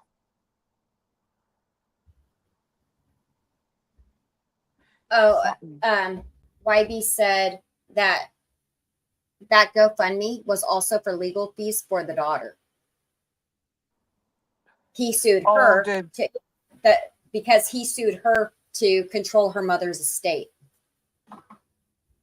Well, the man's on, like, he should not have any control. Once he was charged, that estate should be put on hold.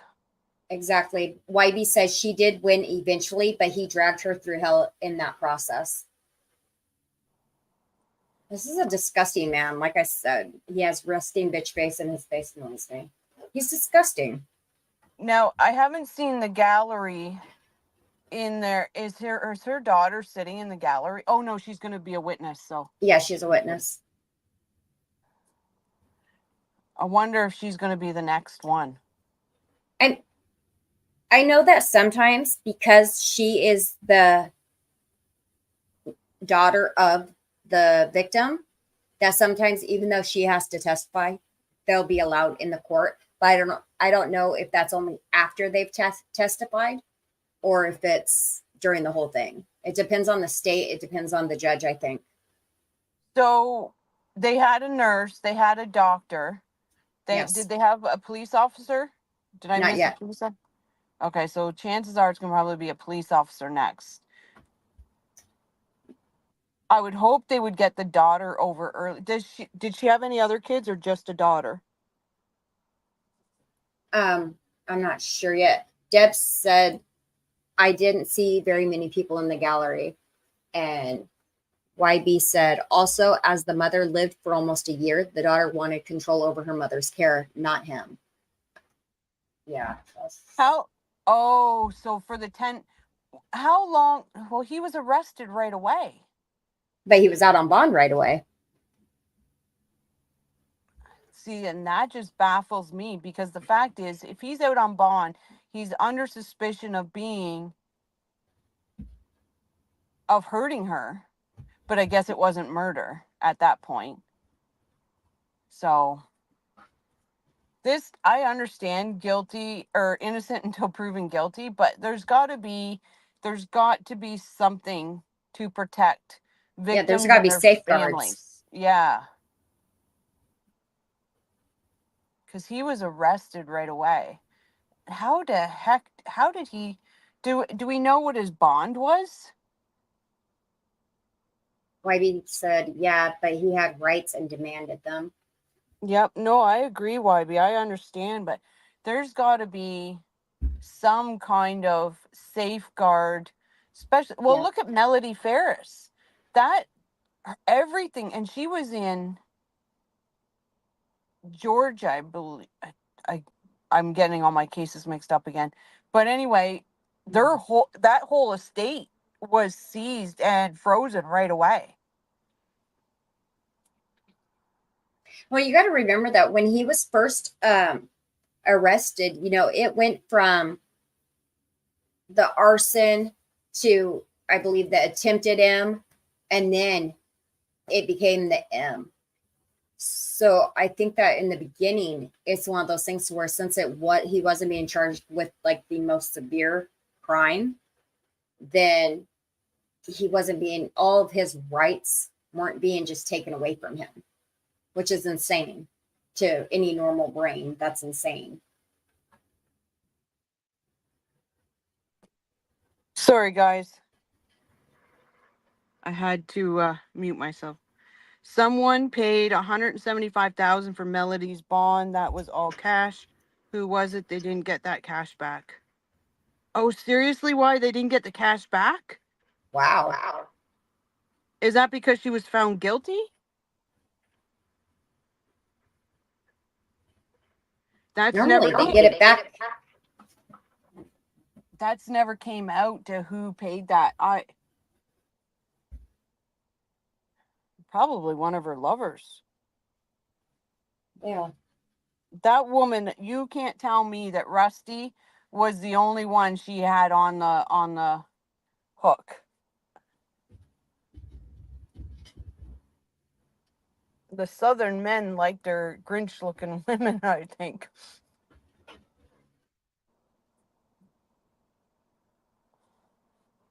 Oh, here they come. There we go. Let me unmute that. Give me 1 second. The bondsmen get the cash. Wow. All right, guys. Talk to you when they come back off on break. What does that say? But then you put your laptop. Wybie, you are absolutely right. That I don't know how. Somebody has a Grinch fetish.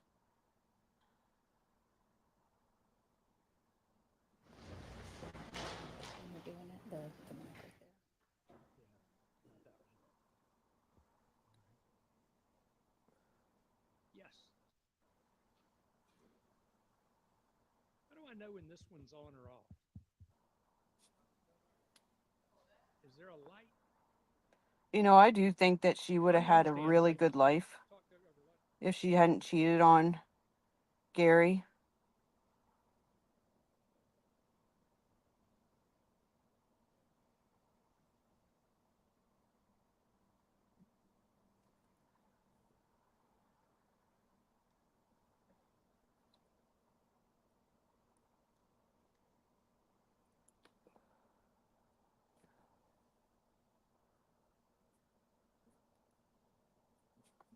Resting bitch face.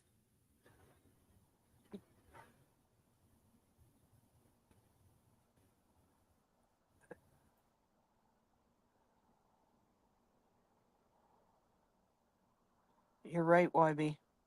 She had everything, and I think Gary would have always gave her the world if she would have been loyal to him.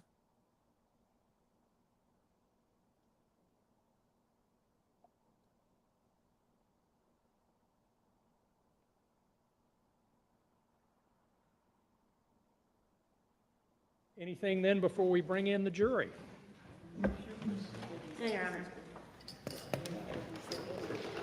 What is with them down there? They don't wear suit. They don't wear ties. Nothing.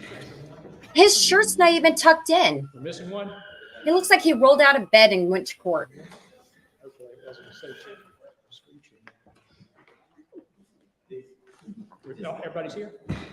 Bring them in, please.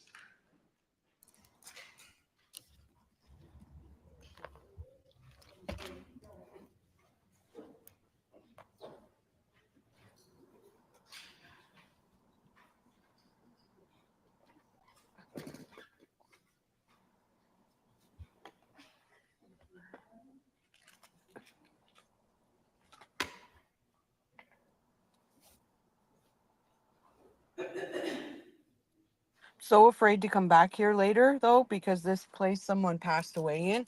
I'm afraid it's haunted. Is it the same unit you were doing when we were talking last week? No, thank God I'm out of that one. Oh, you're out of that one? Oh, so people know I was in a unit. I was painting a unit and the freaking doors started opening and closing by themselves. I'm not kidding. I even called the property management in so they could see it from themselves. It was horrible. YB said bring sage. Oh, I got it. I've never put sage in my paint tools, but now I got sage and palo sticks. Like, I told you, you should have just invited them to help you paint. no, they're lazy.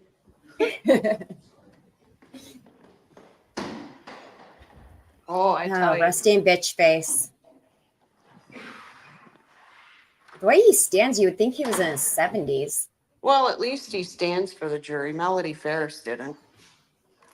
Look at his shirt, though. It's so just, okay, I'll shut up now. Let's go. All right. Did everyone get a chance to get some lunch? And I see some Right, blankets that's there. empty. I understand there's temperature and a coat. So, all right. Did everyone follow the rule on not speaking with anyone, not doing any research during the lunch? And you didn't discuss it with each other or other persons. Is that correct? Okay, fantastic. Thank you so much for that. All right. The state would call their next witness, please. Thank you, Your Honor. State calls Captain Angela Stallings. There's the police officer I said.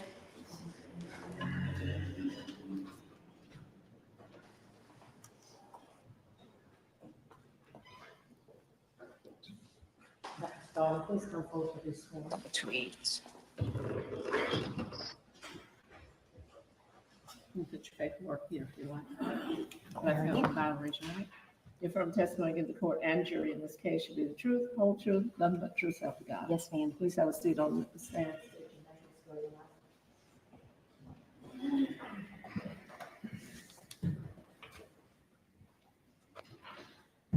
Angela Stallings, Stallings.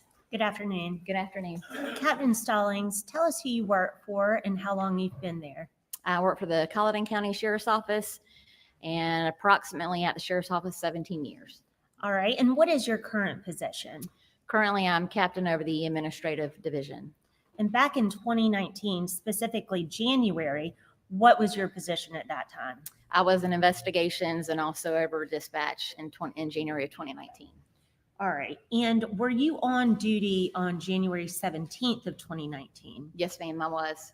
Do you recall responding out to a call regarding Craig Lewis? Yes, ma'am, I did. And what sort of call were you dispatched to?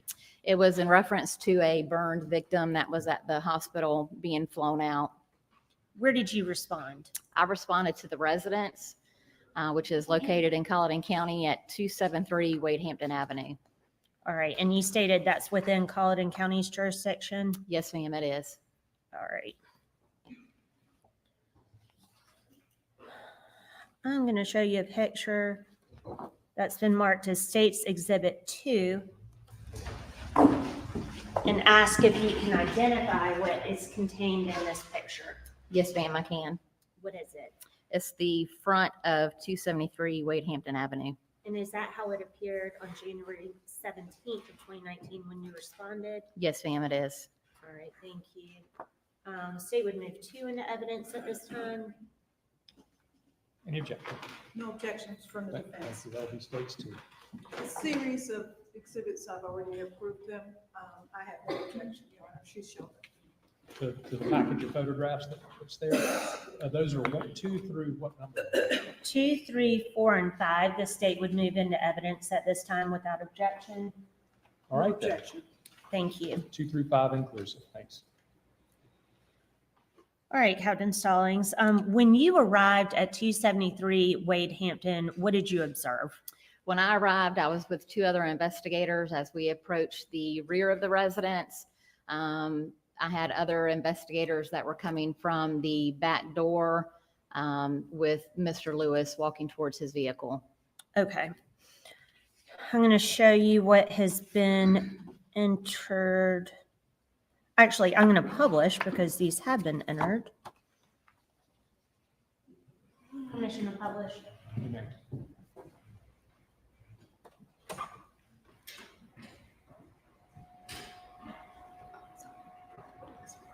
Publishing states 2, and Captain, you stated this is the front of the residence. Yes, ma'am, that's the front.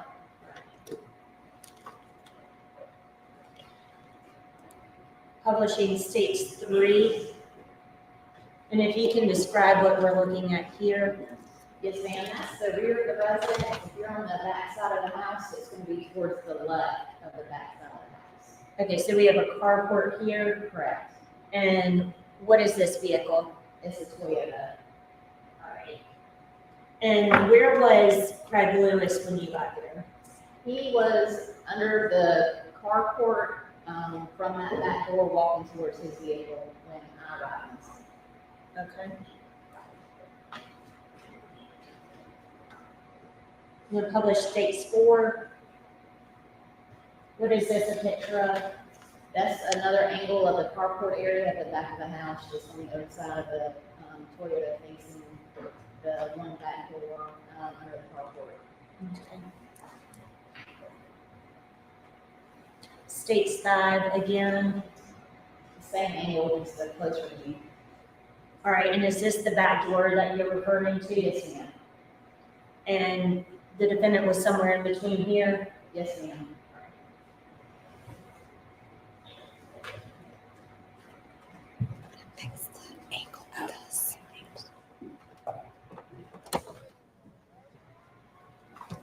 All right, who responded with you? When I responded, Detective Paget and Detective Marcarella, the 3 of us were together. Who was already out there? Detective Long and Detective Varnado. After you arrived and when the defendant was heading to his car, what happened next? He had gotten into his vehicle. Detective Long was asking him about a consent to search. He had the form and was asking him about it. The defendant had gotten into his vehicle and started becoming evasive with answering questions and was wanting to leave. And I told the defendant that at that time he was not going to be leaving the residence, and we were detaining him for evidentiary detention. Okay.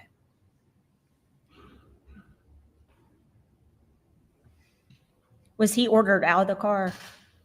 He was asked to get out of the vehicle. He did not want to exit. So at that point, I reached into the vehicle and I removed the keys from the vehicle. All right. And then what happened? He did not exit the vehicle. As I was grabbing the keys, there was sort of a tussle. And at that point, he was removed from the vehicle. By you or other officers? Myself and other officers. Okay. Do you recall what other officers participated in removing him from the vehicle? Yes, ma'am. It was myself. It was Detective Long, Detective Varnado, Detective Eubanks, and I believe Detective Washington was there as well. Okay. Was he eventually detained? He was, yes, ma'am. All right. And do you recall if medics came out to check him out? They did. After all that, what did you do next? Myself and Detective Paget left the residence. We returned to the sheriff's office to obtain a search warrant for the residence. After completing the search warrant, we then responded to the jail and met with the on-call magistrate and got the search warrant signed for the residence. We then left the jail and went back to the residence with the search warrant. All right. And you assisted in executing that search warrant? Yes, ma'am, I did. Did you note where the placards were, or was that another officer? That was another officer. Okay. And who was that? Detective Paget. Thank you. And at this time, in January of 2019, did Collin County Sheriff's Office have body cams or dash cams in investigators' cars? No, ma'am, we did not. All right. So is there any video that exists for this incident or anything to do with this search or the apprehension of Mr. Lewis? Not at the residence, no, ma'am. Okay. Were dash cams and body cams added later? The only dash cam video that I'm aware of is one when the defendant was transported from the hospital. Oh, I'm sorry. Yes, that was, okay. So did Road Patrol have dash cams at this time? Yes. Okay. What I meant was, did CCSO approve dash cams and body cams for criminal investigations unit later? Oh, I'm sorry. Yes, ma'am. Later on, I believe towards the end of March, body cams were issued to the investigations division. Okay. I thank you. apologize. No, that's okay. Beg the court's indulgence.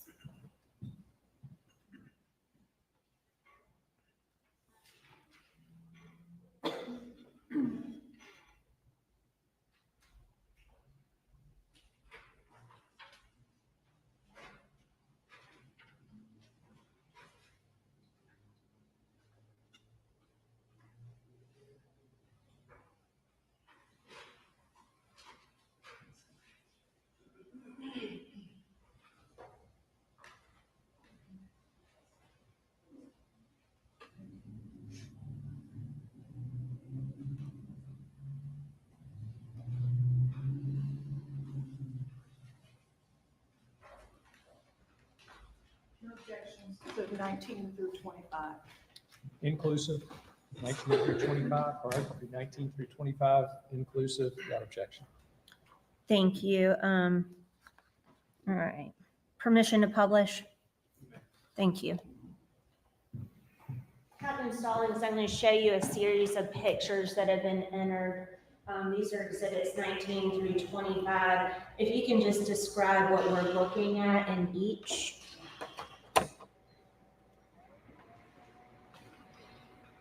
States 19. That's the back door of the residence from the carport.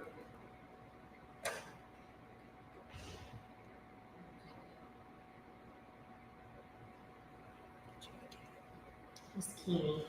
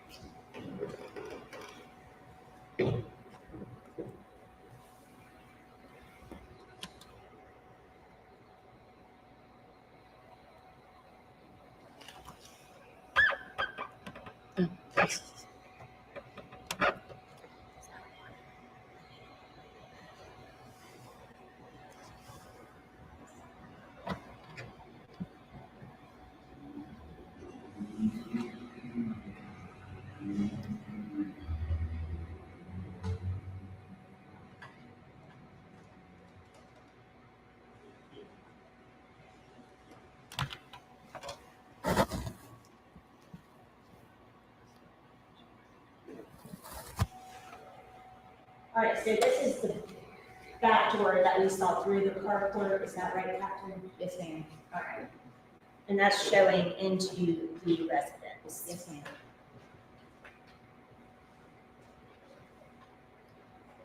This is states 20.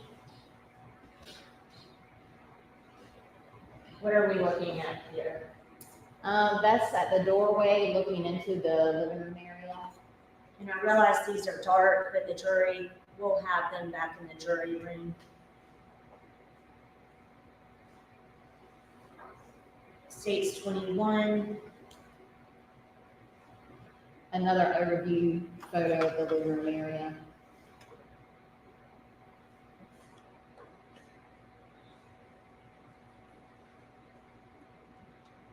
Is this looking left or right from the front door? That should be left. And that states 22. And then from the front door, Well, from the back, the carport. or I'm sorry, the carport, To the right. what is this right here? The fireplace.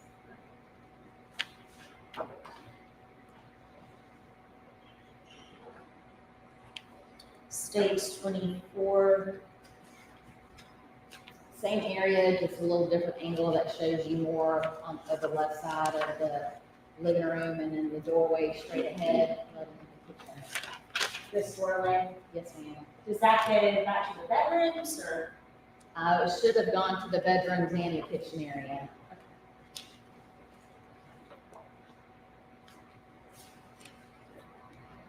States 25. A place above the wood stove, fireplace, whichever you want to call it. Thank you.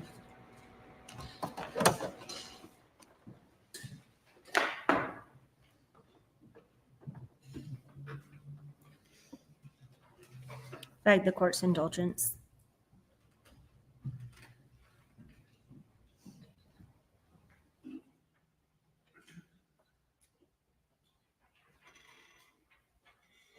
Please answer any questions Ms. Bright Matthews may have for you. Yes, ma'am.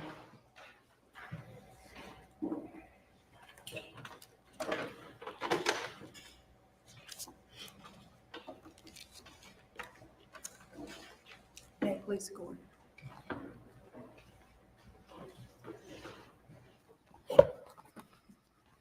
Ms. Stallings, Yes, ma'am. let's talk a little bit, if you would, about your law enforcement training. Where did you start out? I started at the Walterboro Police Department.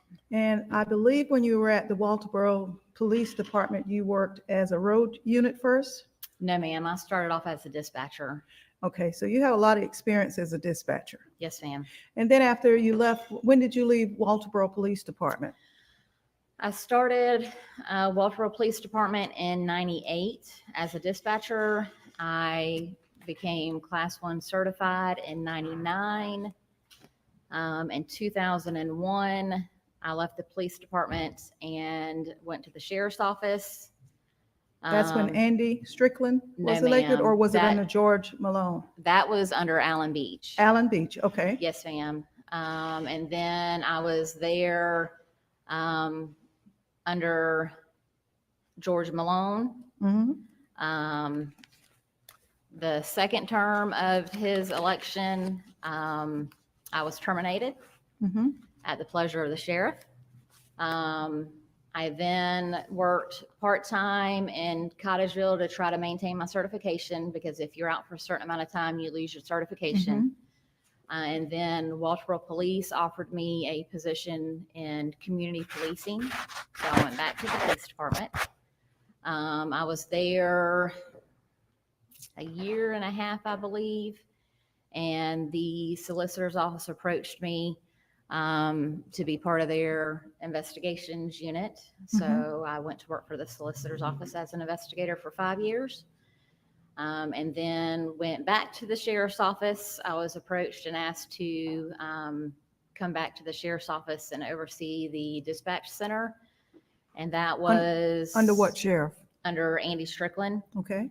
I believe that was 2016, and I've been there. I've been back at the sheriff's office since 2016. And first time I was at the sheriff's office was from 01 to 08, the end of 08. How much investigative experience, I always have problems with that word, investigative experience have you had? I first went into investigations in 2003 under Jack Watson. He was lieutenant over investigations. So I was in investigations from 03 to 08. When I was community policing at Walterboro for the year and a half, I assisted with some cases. And then the 5 years with the solicitor's office. So 5, 10, 12. When I went back to the sheriff's office, initially I was solely in dispatch. I occasionally would help if they had something major or specific crime that I had experience in. And then, let's see, I believe it's when Major Hayes retired, they made some movements and adjustments in positions, and I was back in investigations and dispatch. Using your experience that you had while working as an investigator, and particularly with the solicitor's office, and since you told me you worked under Jack Watson, I know how he was. Would you agree with me if I said documenting your file thoroughly is important, as an important part of investigating? It is. Why is it important? They always tell us on cross, never say why, but I know you. Because you forget stuff. And it's important for presentation It too, is. if you need to go to trial in a case. Yes, ma'am. And so that's one of the things that they drill into your head at the academy, isn't it? Yes, ma'am. And when you get recertified, they teach you new ways to document your files. Yes, ma'am. And tell me about, is it major? Were you the major over dispatch or captain over No, dispatch? I initially was lieutenant, and then when Major Hayes retired, I then was promoted to captain between investigations and dispatch. In that capacity with dispatch, what is the procedure, policy and procedure of the Sheriff's Department in maintaining dispatch recordings and logs? So our CAD logs, we have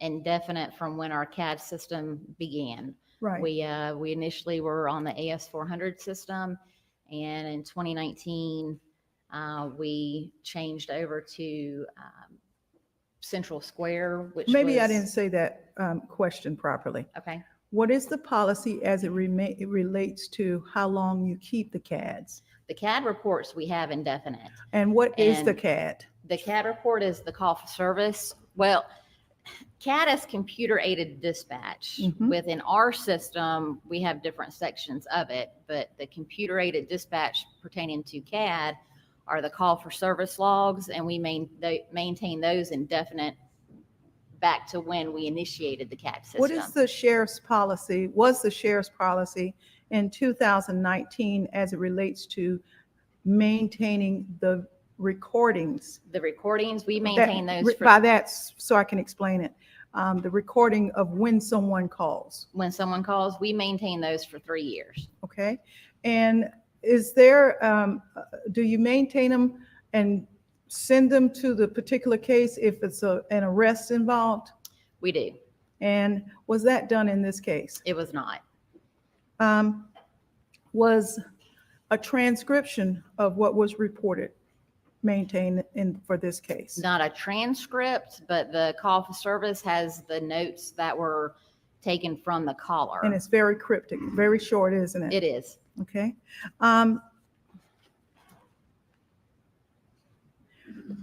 There was a question that you were asked just a minute ago about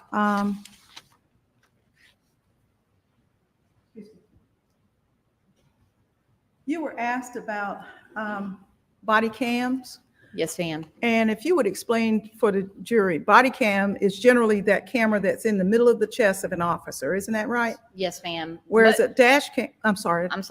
Road Patrol typically wears them. No, I just wanted the Yes, explanation the of body what it cam is. what's worn on the officer. You're getting ahead of me. Yeah. Okay, body cam is what they usually wear right here. Correct. The dash cam is a camera that's mounted in the front, usually on the dash, like it says, Yes, ma'am. on road patrol cars, right? Correct. Okay. Were there any road patrol units out of the 10 cars, 10 units that were there that day, on January 17th in 2019, were there any road patrol folks there? I know initially there was not. I don't know if any, may I look at my notes? Certainly.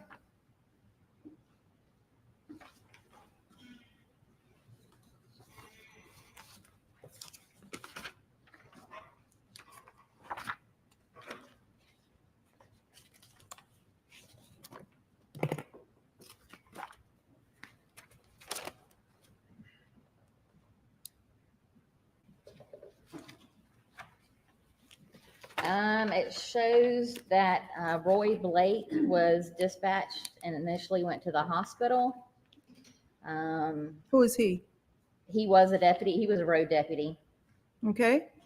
En route to the hospital, out at the hospital, and then en route to the scene, at the scene. Okay. What about Billy Tyndall? I think at that time, I'm pretty sure Tyndall was in the warrants division. I can't So remember exactly at which point he transferred over to investigations. He's either warrants or investigations. I can't remember which at that time. It looks like he was on the scene at 3:32, dispatched to the scene at 3:32. Is that right? At scene? Yes, ma'am. Okay.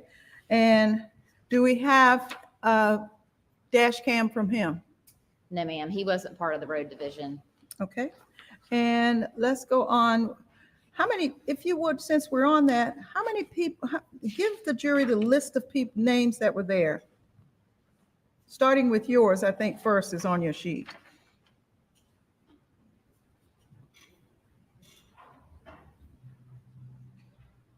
Myself, Captain Chapman,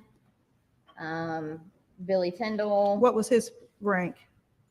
I'm sorry, Tyndall or Tyndall. Chapman? Tyndall. You said Captain Chapman. Yes, Captain Chapman. This has B713, so that's a Bravo unit. Bravo's is the warrants division. So without looking at personnel, I would say he would have still been in the warrants division at that time. I don't know what his rank was. Okay. What about Kelly Padgett? Kelly Padgett, she was an investigator. Jason Eubanks, investigator. Brian Barnadoe, investigator. Shauna Tozier, investigator. And David Long, lieutenant investigator. And Ed Marcarella, investigator.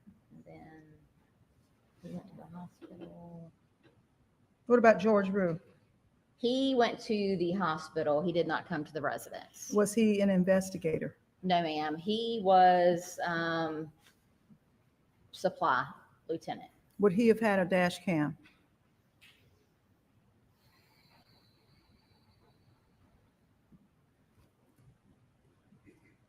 I don't know if he would have had dash cam in his vehicle or not. Now, Andy Strickland, the sheriff at that time, was also on scene, but he's not listed on the CAD. That particular, that's the older CAD that you have. He's not listed there, is he? He was at the hospital. Okay. Did he ever come to the scene? Not to my knowledge, no, Okay. ma'am. So of course he would not have a dash cam, nor would he have a body cam, right? Correct. But as sheriff, he issued the body-worn cameras policy for the department in 2015, didn't he? You were asked about it just a minute ago, and I just wanted to show you the document. He probably, let's see. Says issued / revised 2015. Yes, ma'am. Okay, and Andy Strickland was the sheriff. He And in was. that first paragraph there, it says the purpose. Isn't it true that on that statement there that was provided to you, the availability of body-worn cameras enhances documentation of officers' public contacts, arrests, and critical incidents? Is that what the policy says? Yes, ma'am. But yet you're telling this jury that of the 10 officers you've talked about, none of them wore body cam nor had dash cam in their car because it was either they weren't available or either because of their position as investigators, they didn't need to have them.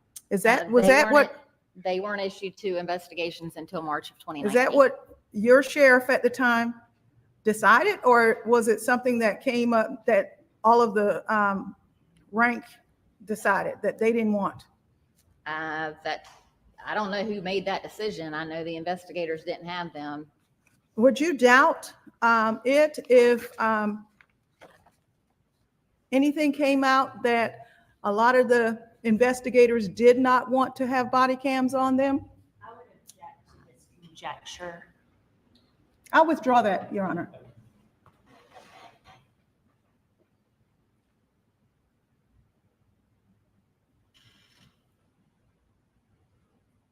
In the same report on page 2, it says the wearing of personally owned video recorders is not authorized.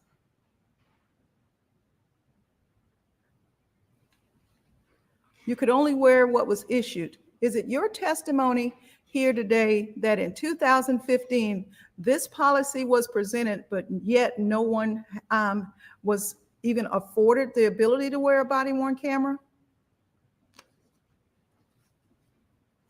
I know our division was one of the divisions that did not have body cams. Okay. And this was under Andy Strickland? It was. Okay.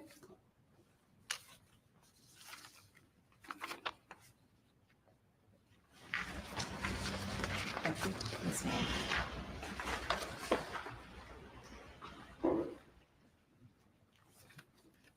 Now, let's get to the actual investigation in this case.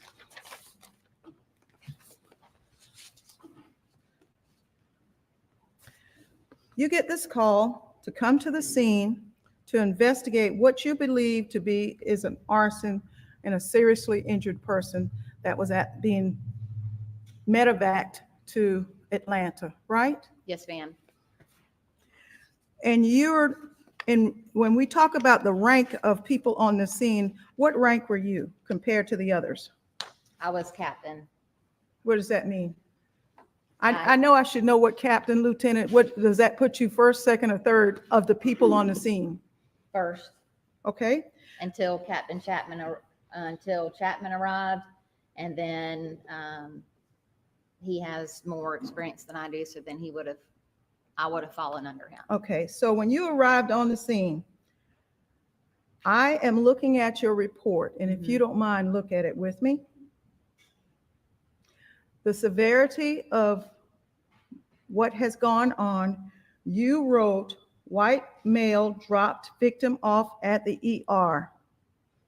Then you put some A32, 321, that's an officer's number. Advised suspect did not have a C9F on him last night during the whatever. Isn't that what you wrote? You wrote it in police jargon and not common sense. Or this what? is the dispatch notes. I did not write this. This is from the dispatcher. Where is your report? I don't have a supplement for the CAD report. This is the CAD report. Okay. So this is information that the dispatchers would gather from calls or radio traffic. So up top where it says CAD information gives the case number and then original report by Angela Stallings.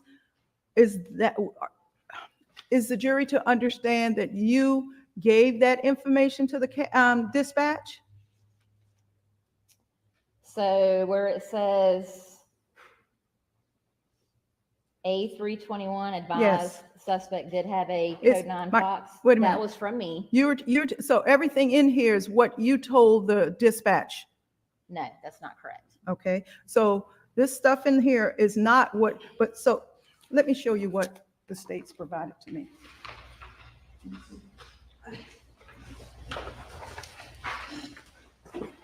Oh, you're looking at the narrative. I'm looking at the CAD report. Sorry. Doesn't that say CAD report up top?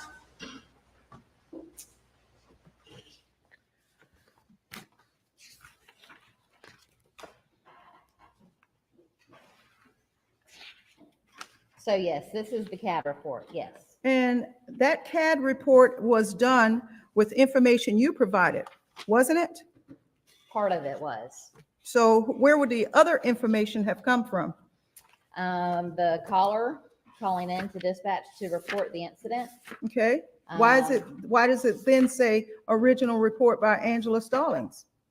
I know I shouldn't ask that question either, but I have to. So the way the old CAD system, the AS400 works, when an incident report is generated from a CAD report, the whole top section is the CAD, the dispatch notes. Okay, And then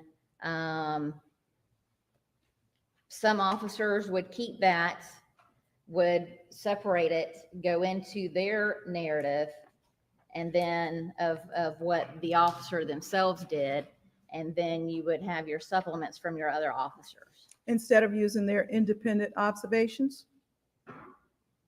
I'm sorry, say that. I don't They think I would understood. keep whatever the CAD report is instead of putting what their independent investigation says. Isn't that correct? Or adding to it? No, Their- they, Your Honor, objection, this witness can't testify to what other officers would do, Your what Honor, their practice was. I did not elicit it.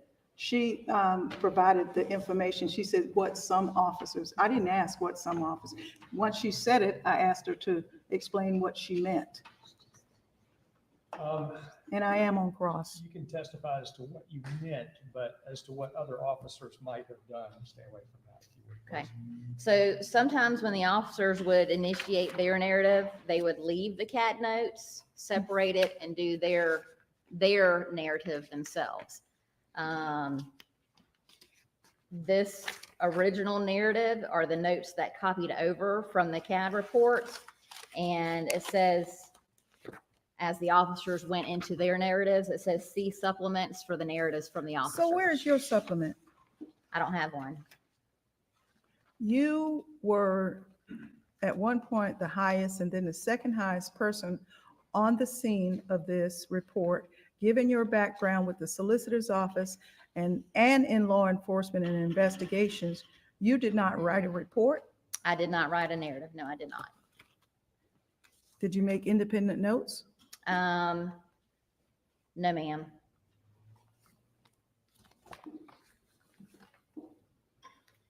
When you came to the scene, you saw that Craig had already shut his back door and two officers were already there walking behind him, and he was allowed to get in his car, didn't he? He was walking to his vehicle, yes. Did he get in the vehicle? He did. Did he crank the vehicle up? I believe it was cranked. Didn't you I don't know if uncrank is a word. Didn't you turn the key in the ignition and take the keys out? I did. And didn't you tell the boys, you're not going anywhere, arrest him? No, ma'am, I did not tell the boys that Okay, he's not going anywhere, arrest him. I asked Mr. Lewis to step out of the vehicle. He did not. I told him that he was remaining at the residence. He was not leaving at that time. He did not want to comply. you said it in that tone, I'm sure, right? I don't recall what tone I was using. I was asking him to step out of the vehicle and he wouldn't. So at that time I reached into the vehicle. I turned the vehicle off and removed the keys so Now, he Miss- couldn't move. Now, Mr. Move Lewis the is a pretty vehicle. big man, He is. and he was in a Toyota, He was. and you reached in, over, and around him and got him out of the car. And that's when a Yes. scuffle ensued, It is. because you attempted, along with the guys that were there, to drag him down to the concrete. Only after he didn't comply. Okay, how was he to comply? Drop on his face on the concrete? No, step out of the vehicle when he was asked to. Okay, so when Mr. Lewis did, you get him out of the vehicle, the guys, along with you, tried to get him on the concrete. He sidestepped to the grass so that he would not get hurt, didn't he? I recall him not complying with us and not listening to our request, and he was being evasive and physically resistant with us. Oh, he was physically. Did you get hurt? I think I had a scratch on my hand. Did David Long get hurt? Yes, he had a cut to his hand. And where was your cut? I think it was on my hands. Which hand? I don't recall. Was that documented anywhere?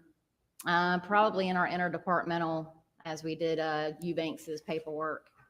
Didn't you say in the interdepartmental as well as Eubanks's paperwork that the defendant received a minor scratch, minor laceration, and there were 5 people that got hurt? Didn't you say that? Yes, ma'am. And no pictures of those scratch was ever entered into evidence, was it? I don't believe I took a photo of my hand, no, ma'am. Did you take a picture of David Long's bruise on the back of his fist? I did not take one. I don't know if anyone else took any. Now, Mr. Lewis is shown in the mugshot when he got to the jail as having dried blood draining down his face. Do you remember that? He did have a small scratch to his small? face, and I think it had a Band-Aid on it once he got to the jail.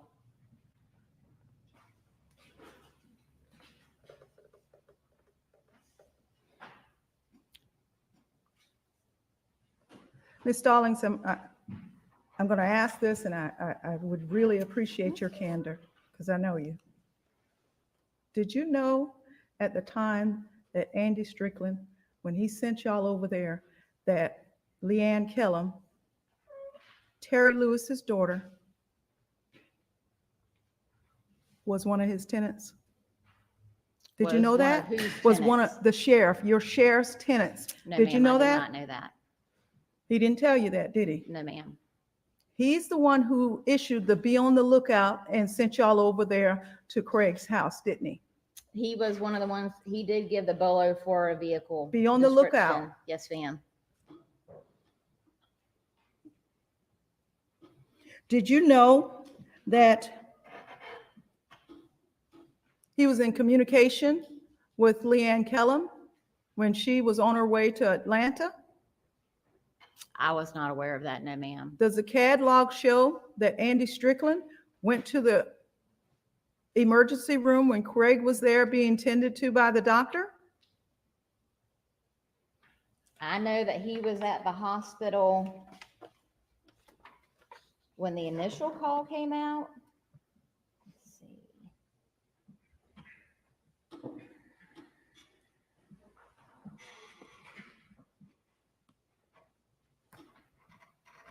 It shows him initially out at the hospital at 1519. And then he was en route with an escort. Did you know that Craig Lewis and Leanne Kellum were all classmates with Andy Strickland, and they were all acquaintances? Did you know No, that? ma'am, I did not know that.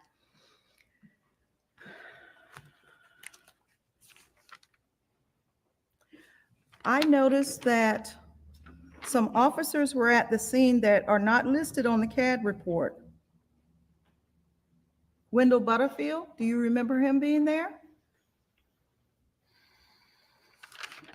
No, ma'am, he was an investigator of ours. So is Bill Smoke? I noticed him at the scene He's too. one of our reserve officers. And was he at the scene? Do you remember? If I not, don't that's fine. remember him being there, no, ma'am. No report from either of those two? Mm-mm. No? No, ma'am. Explain for this jury how one would get a search warrant, meaning an officer such as yourself. You have to have probable cause for a search warrant. You get the location of the area or location that needs to be searched. You document a description of the location that's to be searched.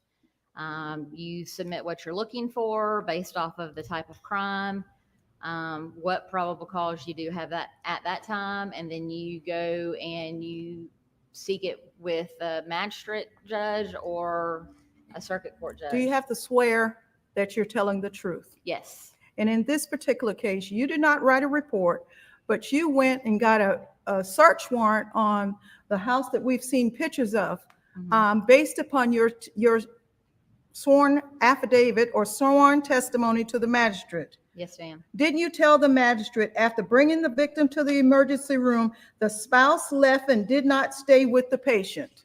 Didn't you say that in your affidavit?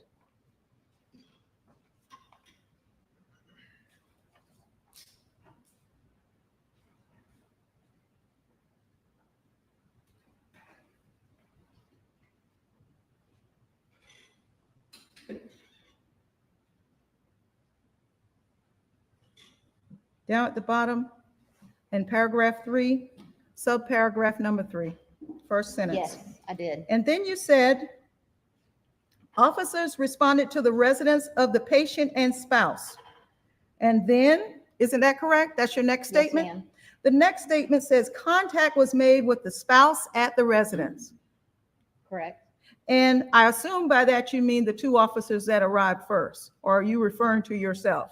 And the initial officers. And while attempting to determine the cause of fire and injury, the spouse was being very evasive, and you use very evasive, and would not answering questions. Is that your affidavit that you gave to the magistrate? Yes, ma'am.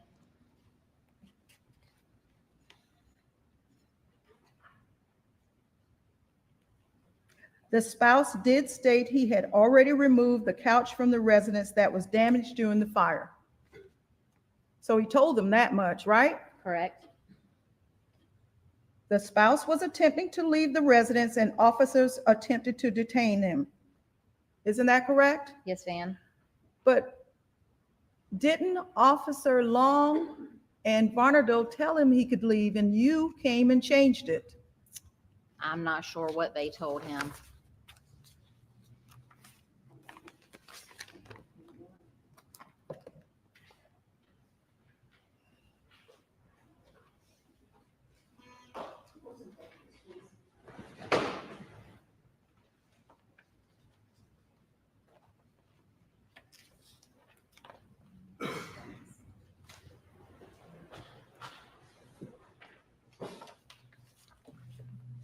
You didn't read Mr. Lewis his rights before you reached in the vehicle to detain him, did you? I did not, no, ma'am. Okay.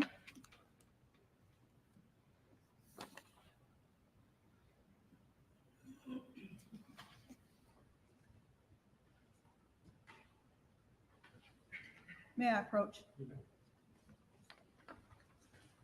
Did you want this back? This was yours. Do you recognize that photograph? Yes, ma'am. Was it taken as a part of the investigation? Yes, ma'am. Your Honor, I would move this photograph into evidence.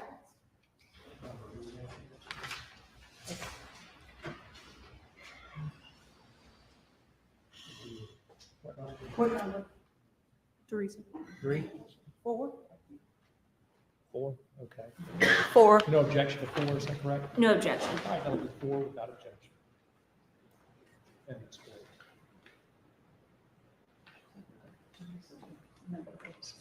I'm going to try to use this. If the clerk could assist. I don't know how to use this. Or I could do it the old, I'm not going to ask, I could do it the old-fashioned way. Your Honor, I move to publish to the jury. You may.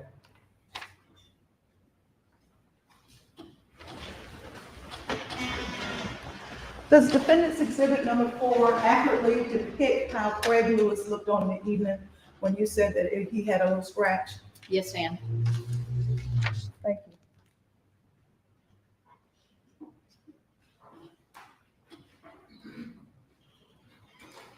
Nothing further. All right, thank you so much. Just briefly, Captain Stallings, are you aware of any stitches that Mr. Lewis may have received? No, ma'am. Okay. So you're not aware of any medical attention that he received before being released back to police custody? No, ma'am. Thank you. Read across. But you're aware that he got kicked in his ribs and had to go to the hospital for that. Not only on the 17th, but on the 18th too. The doctor testified earlier to him checking him out for ribs and back injuries he received, and you said it was minor. I don't recall the injuries to the ribs, no, ma'am. I would ask that Captain Stallings be released at this time. Okay. Thank you so much. Thank you. Yes, sir. Thank you, Captain. State calls Brian Barnado. Let's see. I think that you retrieved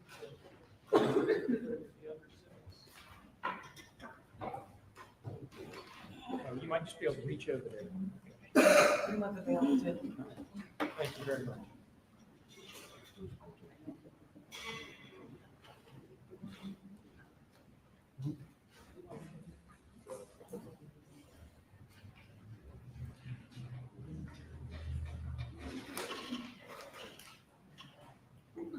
Ms. Barnard, please come forward and be sworn.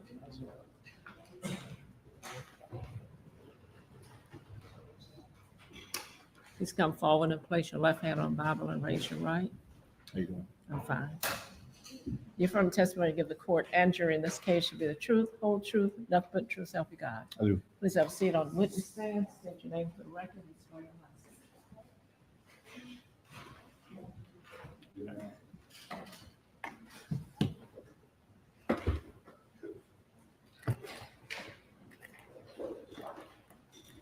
Sergeant Brian Barnado with the Collin County Sheriff's Office.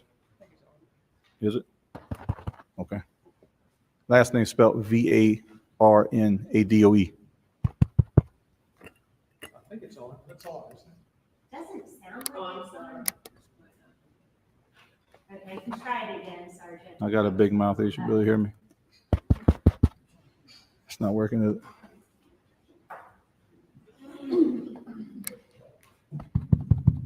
All right, that It is sounds now. like it's on. Yep. Last name spelled Varnadoe. Thank you, Sergeant Barnado. Who do you work for? Collin County Sheriff's Office. And how long have you been employed with Collin County Sheriff's Office? Approximately 11 years. All right, and what is your current position? Investigations. Was that your position in January of 2019? Yes, ma'am. Okay. Were you on duty on the 17th of January of 2019? I was. And were you dispatched to Wade Hampton Drive that day? Yes. Well, on the radio, one of my supervisors told me to go to that location. Yes. Okay. And that was Wade Hampton Drive? Yes. Collin County. Okay. What did you observe when you got there? I pulled up to that residence. I seen a vehicle in the yard, SUV, and Mr. Lewis was underneath the carport area, when I recall. What was he doing? When I first pulled up, I just see him standing underneath there. I couldn't really tell exactly what he was doing. I just observed him underneath the carport area, moving around. Okay. Yeah. Yeah, it's on now, but it's just not loud at all. I know. If you could just speak up and Okay. enunciate a little, that would be helpful. Okay. Okay, thanks. I'm going to show you what has been entered as State's Exhibit 4. And ask if this is the residence, the carport, and the car that you saw at 273 Wade Hampton when you arrived. Yes, it is. And Mr. Lewis was standing in this carport? Yes, he was in that area when I came up. Okay. What did you do next? Got out the car and spoke to him. Told him the reason I was there. And not long after that, I had a few other investigators pull up behind me, my supervisor, and they began speaking with him. All right. And what reason did you give him that you were there? I told him we was there in reference to his wife. An incident had occurred, and we were there to come to the scene of where the incident occurred at. Okay. And the man you saw, you said Craig Lewis. Do you see that man in the courtroom today that you spoke to? Yes. All right. Can you point him out for me? Dark blue button-up shirt there, All right. Between White Miss male. Bright Matthews. next to Miss Matthews. Yes. Yes. Okay. Thank you.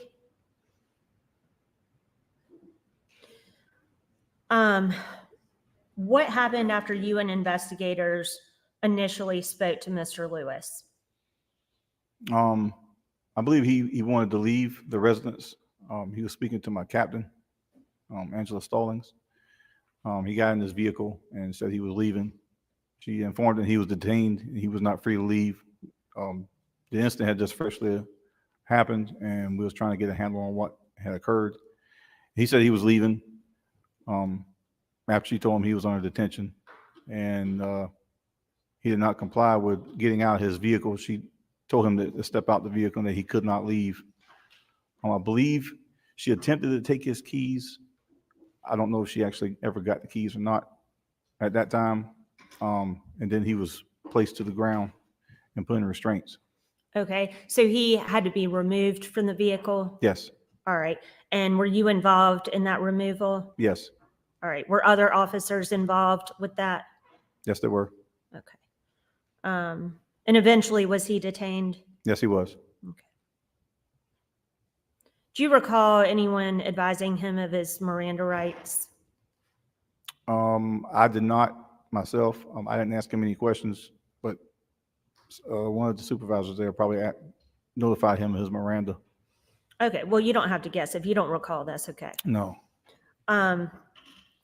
Sometime later in the investigation, did you receive information about a burned couch? Leading. She can ask what he received, if he received any information. He can't lead. Did you receive any information about anything? I had left the residence, left the supervisors there. Some of the other investigators stayed on scene. I got notified on the radio that I needed to check a particular area for a burned couch that was removed from that residence, All right, and where and that couch could possibly be located. what area was that? It's an area in Collin County, Risher Mountain Road. It runs parallel with 95.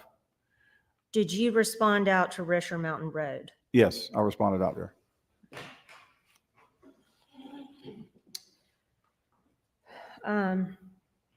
I am moving to interstates exhibits 11 through 18, which the defense has no objection to. No objection. All right, thank you. That would be 11 through 18 inclusive without objection. And just for the witness's edification, I'm going to have him flip through these pictures. Do you recognize these pictures, Sergeant? Yes, ma'am. And what are they? These are photographs of the couch on the side of the road, Risher Mountain Road. Okay. Is that a fair and accurate depiction of how it appeared? Yes, And then once it's back in evidence? yes. Okay. And I'm going to publish these, Your Honor, and then I'll go through and just have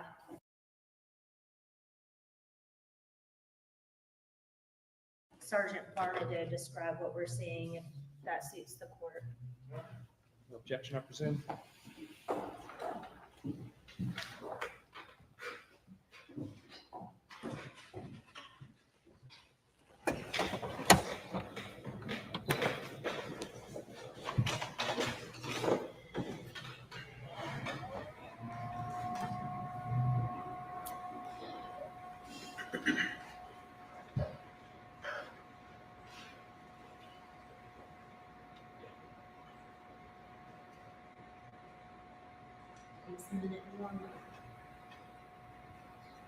I'm going to first publish State's Exhibit 11. And Sergeant, can you just describe what's contained in this picture? That's the couch as it set on Risher Mountain, on the side of the road, on Risher Mountain Road when I found it. That's how it was laying. All right, State's Exhibit 12. That's another angle, same couch.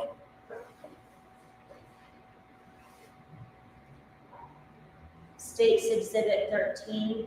That's some of the, lack of a better term, stuffing, I guess, out of the couch.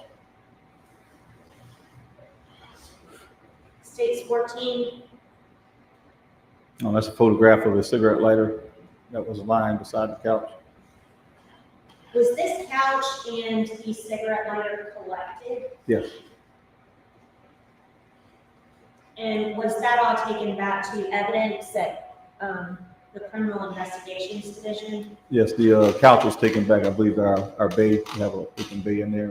It was placed inside there. All right, I'm going to show you State's Exhibit 15. And as what's in that picture. Yeah, you can see the concrete floor there. It looks like that's the floor of the bay. Okay, so that's when it's back in evidence. Yes.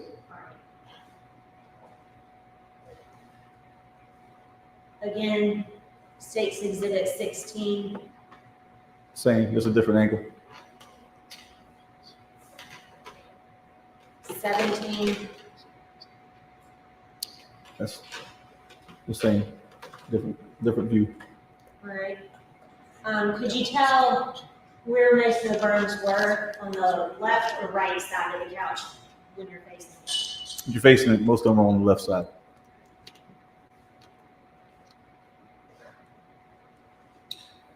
And then State 18. Yes, that's the cigarette lighter that was on the ground beside it. Thank you.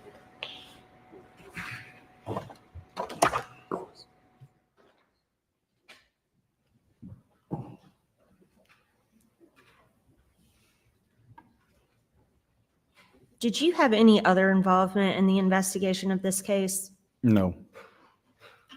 All right, thank you. Please answer any questions Ms. Bright Matthews may have for you. Yes, ma'am. Mr. Murdoch is going to be crossing.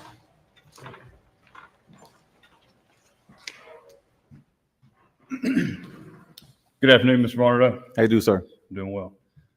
Could you please state your rank and position from 2019? 2019, I was a sergeant in investigations. And at the time of this incident, you were a sergeant? Yes. And you were also a part of the crime scene investigations unit, that's correct? Yes, sir. We're a small agency. The CID is. Did you know Mr. Lewis prior to this incident in 2019? Yes. Could you tell me how you know Mr. Lewis? How long? How long have you known Mr. Lewis? Pretty much all my life. Did you grow up with Mr. Lewis? Mm-hmm. You and Mr. Lewis went to school together? Yes. So you were friends growing up? Yeah, we was friends. I knew him in school. What did you review today or prior to court coming to court today in preparation to testify? What I had to testify to. And this incident occurred back on January the 17th of 2019, correct? Yes. And your testimony here today is what you recall from 4 years ago? Yes. Let's go to your report. Was there any type of incident report you did in regards to this incident? No, all of my interactions or whatever are recorded on CAD on the call for service. Recorded in the CAD service? In the dispatch info, yes. And you wrote an incident report, and you never wrote an incident report or any type of... I wasn't a case officer on this, no. Notes from this incident? Your Honor, if you can let the witness finish before he keeps asking questions. Your Honor, the question wasn't finished before witness began to Hold answer. on 1 second till he finishes and then pause a second and then you may answer. So, Sorry, Mr. Martin. No, you good? So you never wrote any type of investigative report, any kind of notes, or an incident report regarding the incident that occurred at Hampton Avenue, Wade Hampton Avenue? No, I had no investigation or as far as the investigative at that location. No, I didn't. I didn't have any part of that. So upon your arrival to the scene, you were the first officer that arrived to the scene? Yeah, I was there probably 2 minutes before the other ones got there. 2 minutes? Yeah, it was a matter of minutes. Upon your arrival, did you or any of the other officers speak to anyone else other than Mr. Lewis? I don't remember seeing nobody else there but Mr. Lewis when I got there. After other officers arrived, do you recall any other officers speaking to a neighbor or anyone else that could have? They may have. I didn't. And that would have been documented in a report? If they spoke to them, you had to ask them.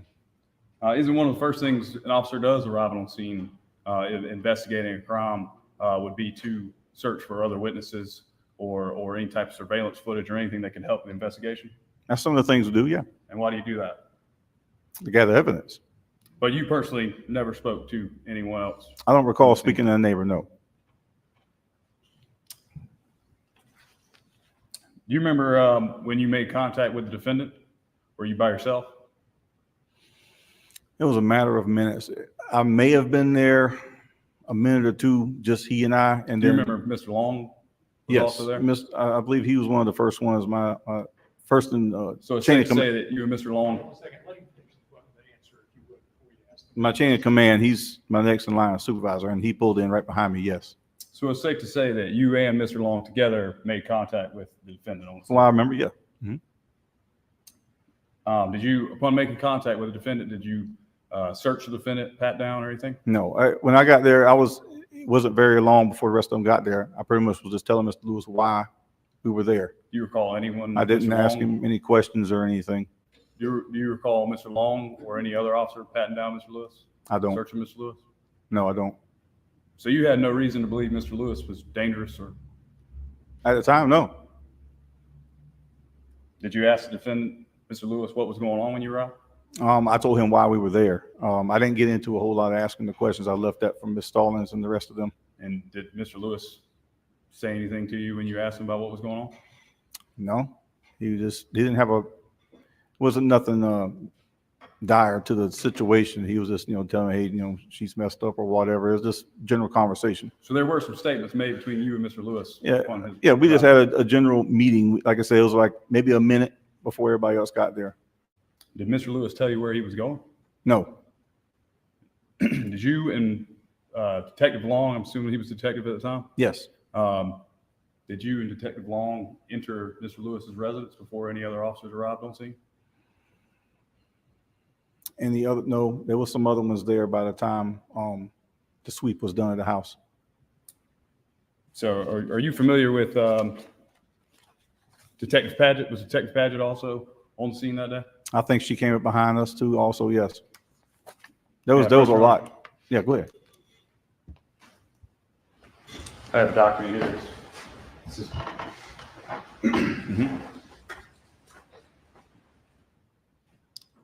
Mr. Varner, do you recognize that document? Have you ever seen before? I don't know if I've seen this document. I know what it is, and I can see who typed it. Does that document appear to be a report from Ms. Paget? Yes, Detective Paget from Detective the Kelly Paget with us. Yes. Could you flip to the second page of that? Mhm. About midway through that top paragraph up there, does Detective Paget observe you and Detective Long exiting the residence with the defendant upon her arrival at the scene? Point out which part. You said halfway through the second paragraph? Yes.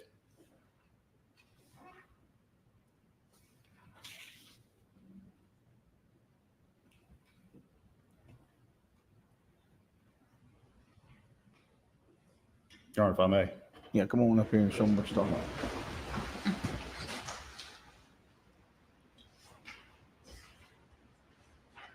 I'll read it. Lieutenant Long and others exited the residence with Mr. Lewis. As Lewis was walking, he was holding a flip phone and was saying something to the effect of, "I'm going to call the person who got the couch now." That's enough. You want to keep reading? That's enough. So you and Detective Long were the first two on scene. Mhm. Detective Paget and others arrived minutes later. Yeah, right behind us. And her report states that you and Detective Long exited the residence. Well, we probably were, like I said, we probably did do a sweep of the house. I'm not sure. So you were in the residence. I said we did a sweep of the house. One was done. On that date in 2019, were you equipped with any type of body camera or dash camera at No. this time? Why not? My agency didn't have them. You just didn't have them? My agency didn't have The them. agency We didn't weren't have issued. Yes. Sorry, I didn't hear you. You good? So you had no access to one at all? No. But if you did have a body camera on scene when you responded, any statements that were made between you and Mr. Lewis upon your arrival would have been recorded on that body That's camera? policy. Yes. Let's get back to the couch that you mentioned. You responded after the call, or you left the scene from the original call and responded to Richard Mountain Road in response to a couch, correct? Yes. And upon your arrival, the couch was located Yes. I found on the side side of of the Richard road, Mountain Road. about half a mile down Richard Mountain. Did Mr. Lewis assist in finding the couch? I don't know. I wasn't there. Do I you was recall any other calling. officers calling, or anyone on the dispatch call that stated Mr. Lewis assisted in helping find the couch? From what I recall on the radio, I was told to respond out there by an officer. I think his name was Phil Driggers. I'm not 100% sure. I think it was Driggers. I don't know how Mr. Driggers got that information. But somebody did give information to you regarding the cow On the radio, on yes. Richard Mountain Road. Mhm. Approximately how long were you on the scene at Wadeham before you left to Richard Mountain Road? It was after the ambulances, both of them had left.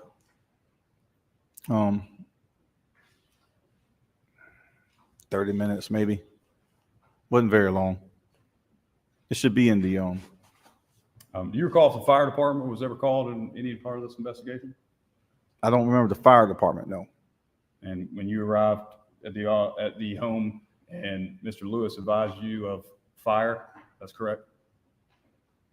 There have been one, Of yes. fire, that's correct. There have been one, yes. And you didn't think to call any type of fire dispatch to make sure that the residence was safe? I didn't see any flames, smoke, or anything. Like I said, we did a sweep of the house. What did you see on under the carport? I seen water on the carport, on the ground, a water hose, some black char of some type that was burnt material on the So carport. it's safe to say that it was consistent with something that looked like it had just out of the fire. Had been, yes.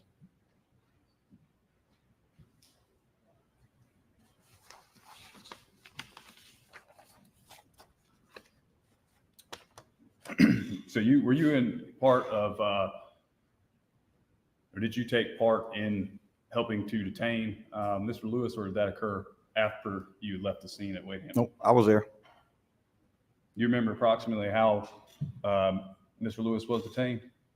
Yes, Could you explain that to the jury? he was pulled out the vehicle.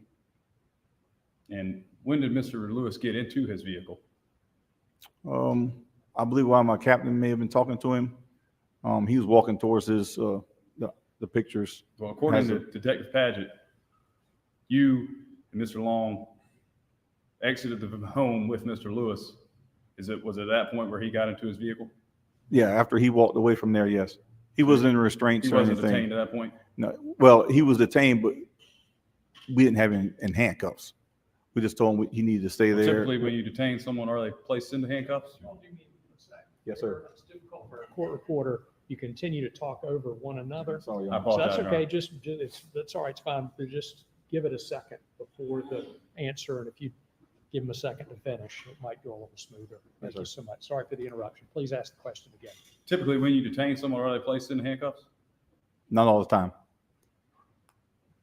In situations where allegations such as allegations with Mr. Lewis, are suspects typically placed in the handcuffs? No. Now, if he's not being aggressive, I don't. Did you assist in the takedown of Mr. Lewis? Yes. Approximately how many officers were involved in that takedown? Maybe 4. Were you injured as a result of Mr. Lewis? I wasn't. No. Were other officers injured? Yes.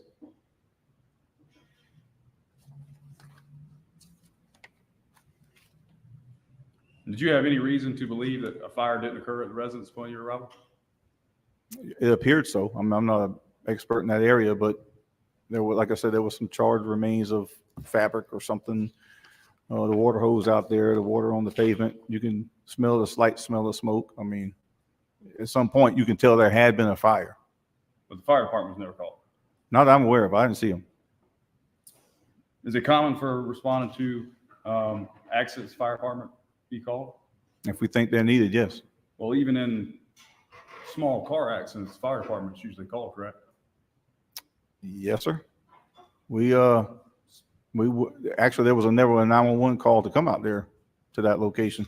So certainly where there's a call that comes in regarding a fire, it'd be a good idea to call the fire department. If someone called 911 and said, yes, there's a fire out here or something, then yes, the fire department would have came. As part of your training as an officer, are you ever taught anything regarding other than basic fire safety? No.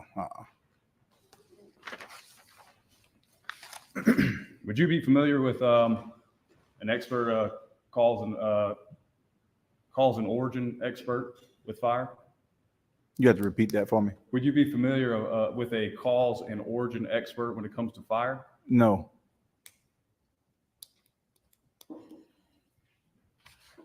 Beg for the court's indulgence, Your Honor.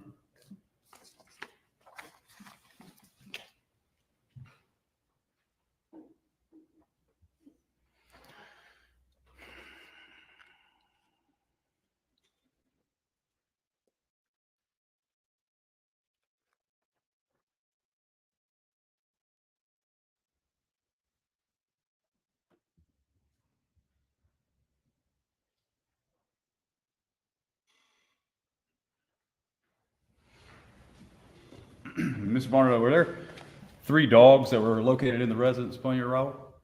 I don't recall dogs. I'm not saying they weren't there, but I don't remember them. Craig let you and Detective Long into the residence, and you eventually went into the residence with Mr. Lewis, correct? I don't know how far I went into the residence. I only remember passing right there in the doorway. As far as like going through and looking for dogs, I don't remember seeing any dogs. Did you tell Mr. Lewis that he could leave upon exiting the residence? Outside of the house? Yes. Yeah, he was able to go into the yard. Yes, he couldn't leave the premise. No, he didn't have to stay inside the house. I actually wanted to come outside the house. And do you recall Mr. Lewis locking the door to his residence when he exited the house? Say again? Do you recall Mr. Lewis locking the door to his residence when he exited? I know he shut the door. I don't know if he locked it or not. It was shut. Do you remember which investigator this case was assigned to as the lead investigator? I do not. Just to be clear, you never took any notes or wrote any kind of formal report? No. As a result of this? No further question, Your Honor. Anything else? Just briefly. If 911 is not called in an emergency, does the fire department just show up? No. And if they're not called, no. And why didn't you call the fire department? I didn't see any fire or no smoke or anything. It didn't see a need for them. Makes sense. Thank you. Thank you. Any questions related to that question? Nothing further, Your Honor. All right, thank you so much. This witness excused or not? Thank Thank you. you so much. State calls Lieutenant David Long.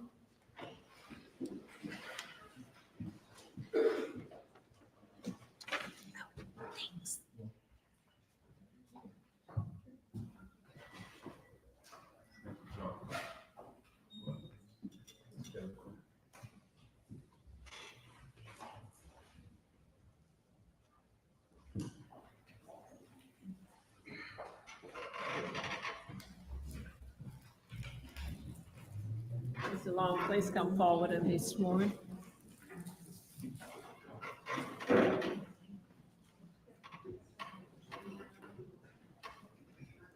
Place your left hand on the Bible, raise your right. Your affirmative testimony give the court and jury in this case should be the truth, whole truth, nothing but truth, so help you God. Yes. Please have a seat on the witness stand. State your name for the record. Spell your last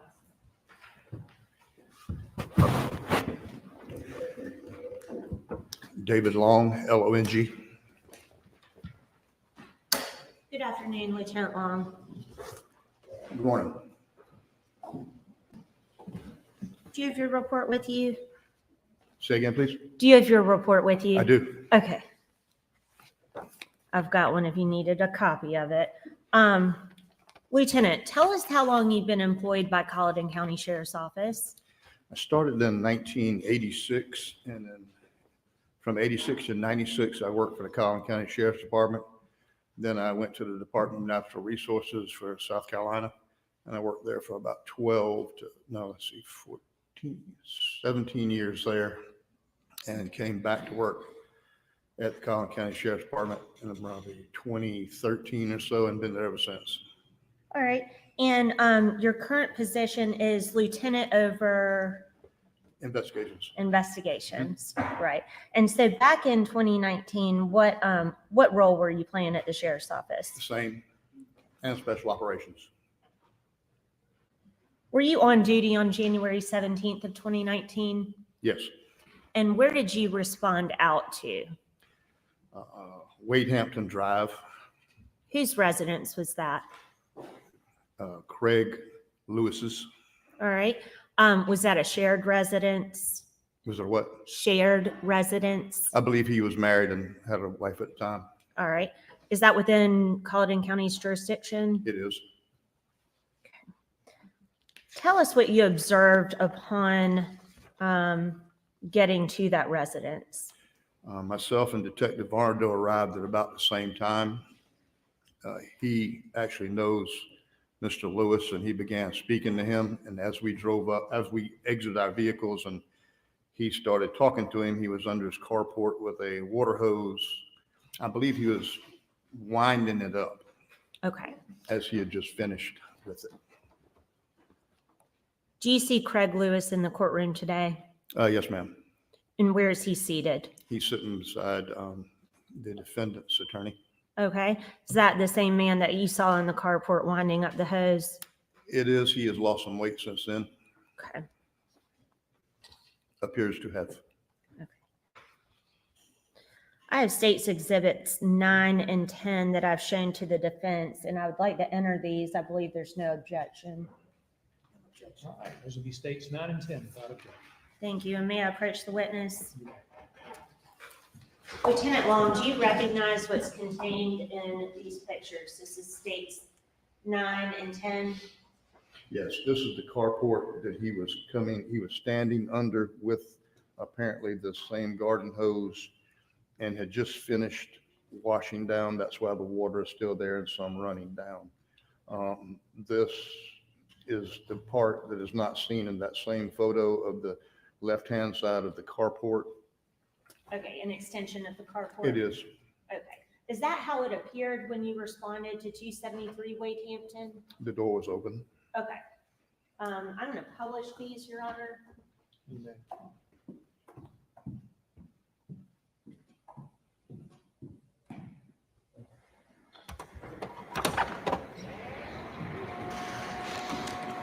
All right, Lieutenant, if I can direct your attention to the pictures that I'm putting up. This is states 9. And just describe for us what we're seeing right here again.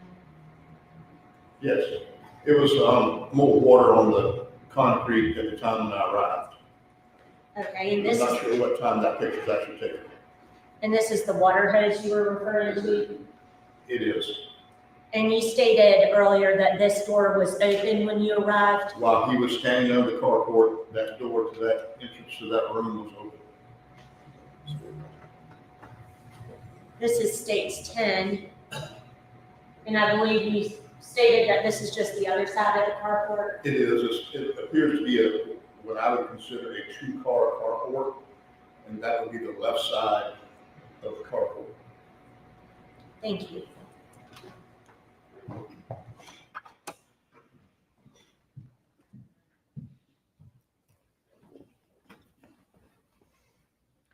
All right, so you and Varnado were the first to get there, right? Correct. Okay. What happened after Sergeant Varnado had a brief conversation with Craig Lewis? It was imperative that we were going to attempt to search the residence. I asked Mr. Lewis if he would consent to a search, and I don't know what he had said something. I don't remember or recall exactly what it was, but I had gone to my patrol vehicle and gotten a consent search form. And when I came back and asked Mr. Lewis about it again, apparently he refused to because I never got it signed. I don't remember whether he said he would or wouldn't or anything, but I did not get it signed, the consent. Okay. At some point, did you Mirandize him? After he was placed in handcuffs for detention, yes. Okay. So prior to that, when you came back with the form, what happened next? What did you observe? More officers had arrived at that time, and I believe Captain Stallings was speaking to him in the door of the truck. He had come out of the house, shut the door behind him, got in the truck, and a conversation was taking place with him sitting in the truck, and we were outside the vehicle. Was he, what were you asking him to do? I, at that point, wasn't asking him to do anything. He and Stallings were in a conversation. I don't know what they were saying or what had taken place, but at one point he was told he was detained for questioning and to exit the vehicle, and that's when he was trying to crank the vehicle and leave. Okay. Did he exit the vehicle of his own volition? No. All right. Then what happened? Captain Stallings attempted to get the keys. She was removed from that window of the vehicle. We got Mr. Lewis out of the vehicle. He struggled slightly, so we went to the ground with him and placed him in handcuffs. Okay. A struggle ensued. Okay. And so you and what other officers? At that time, it was myself, Officer Eubanks, and Detective Arno, Okay. and Captain Stallings was there present. Were medics called to check him out? Yes, Was there another medic that came out too? I don't know. Okay. I know that Detective Eubanks required a medic Okay. for an issue with his shoulder of some type. Did you respond anywhere else later that day? Not that I remember. Okay. Did you have any other role in the investigation of this case? Stayed at the house and stayed outside and made sure and secured the scene while the search warrant was executed. And who came back with the search warrant? I don't remember which officer had it. All right. But you stayed at the residence and waited on the search warrant? Yes, I was in the yard. Okay.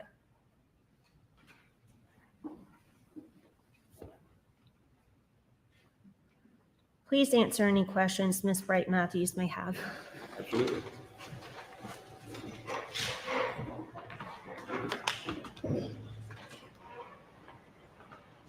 What's your rank? What is your rank? Lieutenant, And how long have you been with the Sheriff's Department? the first time was in 1986 until I went to work for DNR in 96. So that's 10 Retired- years? 10 years, right? 10 years. Retired from DNR in 2012, June. Went back to work at the Sheriff's Office at 12 of June. And so from June 12, 2012. at this time, so that's 10 years plus you have from 12 to 30 now. 38 now. Okay, so you've been there a long time Yes, ma'am. and you understand the importance of documenting everything Yes. so that because you know when you come to court, you're going to have somebody like me or Mr. Absolutely. Murdoch, and you and I have been at it a lot Yes, over the ma'am. years and we have fun with it, Yes, don't we? ma'am. We do. All right. Which one of you gave the Miranda warnings? After we placed him in handcuffs, I gave him a Miranda warning. Isn't it in fact true that your own report says that when you, upon locating Lewis, he was under the carport with a water hose attempting to remove evidence? So was the water hose on or off? He was under the carport holding the hose. I remember him stopping with the hose. I don't remember whether he was actually spraying or what at the time. It says attempting to remove evidence of the fire that severely burned his wife. That's correct. You don't know what it was, do The you? very second I drove up, I'm not absolutely sure if he had completed what he was doing or whether he was still in the process of doing it. Well, David, excuse me for calling you David. That's fine. You went into the scene. Did you know Mr. Lewis? No, I did not. Or Brian just told you, I know Mr. Lewis. Yes. Okay, so he went in there and didn't he say, hey, Bo, why didn't you call us? Isn't that what Brian said? When Brian went into the residence with Mr. Lewis, because he let y'all in the house, didn't he? The door was open and when he went in, I believe we followed him And in. he didn't stop you. No. He didn't say, hey, you got a warrant, you can't come in my house, did he? Well, I went into the doorway. I don't know He what was took place after cooperating. that. Ma'am? I'm sorry, I'm doing what my protege was doing. He was cooperating, wasn't he? He was. And he came in, and I think that's when you or either Mr. Bryan said, hey, you noticed that the couch was missing, didn't you? I myself? Yeah, because you walk in that, under the carport, Mhm. you walk into that area, that's where the wood burning stove is, and you see that there's a couch missing. Yeah, once you go in that doorway, I said that was open, that's the room that also had water in it and smelled of fire, and the couch was missing, yes. So now, yes, you noticed that the couch was missing, or no? Or that you found that later? I'm just trying to clarify it for the, did you? I didn't know a couch was there until later. All I know is that the water was on the floor and you could smell some odor of fire. Okay, And I stopped at that room. I didn't go any further. You I don't didn't- know what took place. I'm not asking about anything related to the search. I'm just asking whether or not he was cooperating at that point. He was cooperating at that point. Okay. Didn't he say, when he was asked, hey, Bo, why didn't you call us? Didn't he say, well, I'm gonna call y'all? I was trying to get my wife to the hospital. Didn't he say that to you all? Not to me. That's not reflected in this report, is it? I did not hear him say that. Okay, got it. Now, the next thing in your report, he goes out. Is it your testimony to this court that when he shut the door, you didn't know whether it was locked or not, that y'all had already been in the house and y'all let him come outside, and you, even though you don't know whether anybody told him he could go, but he got in the car and he turned on the ignition switch, didn't he? He was sitting in the truck. I do not remember him cranking the truck. Was his seatbelt on? I don't remember that. You don't have that in your report either, do you? No, ma'am. And then you said- I didn't observe him with a seatbelt on. I would have written that. Okay. Did you have your cell phone on you? He did have a cell phone. Did you have your cell phone on Did you? I have mine? Mhm. Yes. Can you take a picture of him? Of who? Mr. Lewis. I don't recall. I did have a cell phone. I had two, matter of fact. After I'll get to that in a minute.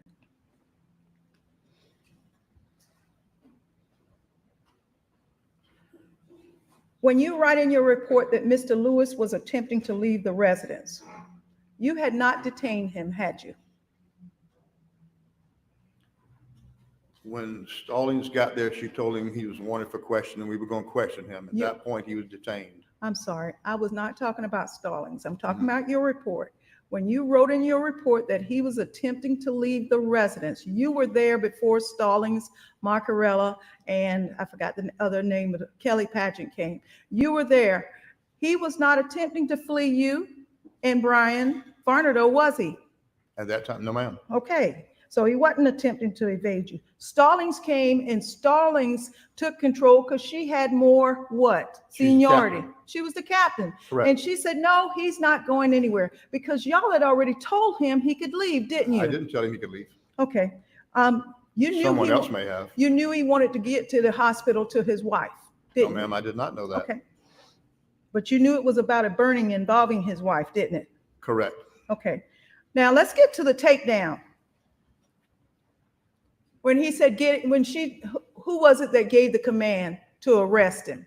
And you're not going anywhere. To detain him, yes. Okay, now you made it was a nice, I listened to you carefully. A struggle ensued. What does that mean? A fight? We're in Walterboro. What does a struggle ensued means? Means y'all had to take him down. We attempted to remove him from the vehicle and he was resisting. Okay, how many times did you tell him to get out of the vehicle? That's not in the report either. I didn't count them. Did you tell him 5 times? I didn't count them. 1 time? I told him at least once, I know. You did. And where were you standing when you told him that? Right outside the door of the vehicle. Who else was there? Detective Arndo and Detective Eubanks, to my memory. Okay. Captain And- Stallings had just stepped to the side. She was there also. 3 people came with her. Right? I don't know. Okay. Did you talk to any officers today about this case? Did I what? Talk to any officers today about this case? I reviewed my notes. Did you review their notes? I don't have their notes. You I don't did have not their review notes in case file? Okay. I'm a little curious. You have in your report that you Mirandized Mr. Lewis, but you were not the lead officer on scene. So why did you Mirandize him? Because I had just placed him in handcuffs. Okay. You're the one that finally got the handcuffs on him? It was a collective effort. Craig never swinged at you, did he? I don't remember him swinging at me. Did he kick at you? I don't recall. When you got him out of the car, was he on the concrete? Was the vehicle on the concrete The vehicle was parked. in the carport? No, it was not in the carport. It was back from the carport. Was it on concrete? I don't remember whether that part is concrete or not. Well, your attorney just, hold on. Where is it? She showed me a picture of the carport. Underneath there is concrete. I don't remember. The truck was not under there. It was parked outside of that. May I approach the witness? I'm going to show you what the state has put in as state's exhibit number 4.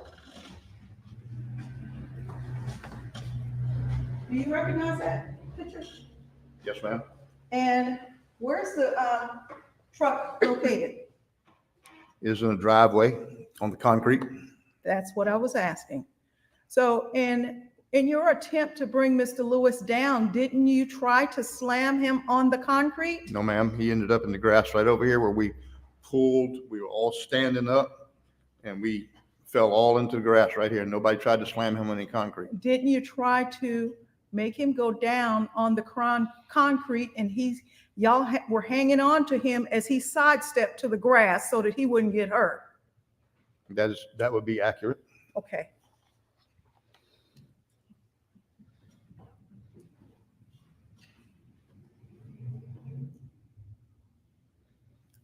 Are you right-handed? Do you write with your right hand? I do. And where was the scar or the laceration or the bruise that you received? On my right hand, And where on your right hand? the backside. Show it to the jury, please. Did you get that when you swung at him? No. On the back of your hand, he never swung at you. He never kicked you. You're taking him down with 4 other officers and 4 supposedly got hurt. And you tried to swing at him and then he turned his head and your hand hit the root that was down there, didn't it? I don't know whether my hand hit the handcuff or something on the ground. I had a slight injury on the back of my hand. Didn't Craig tell you and Brian Vonnerdo that he used the hose earlier to make sure the couch did not reignite? I don't remember him saying that. Okay. He may have said it to someone else. No, I'm asking just you, He you did and not say that to Brian. me that I recall. How many kicks did you get into Craig's back and ribs? None. You're under oath. Did you kick Craig Lewis I 3 don't- times in his ribs and his back? No, ma'am. I do not recall kicking or striking Mr. Lewis. I don't have any other questions. Anything else, Ms. No, Your Honor. May Lieutenant Long be excused, please? Any objection? No objections. You need this exhibit. Thank you, sir. Thank you. May we approach?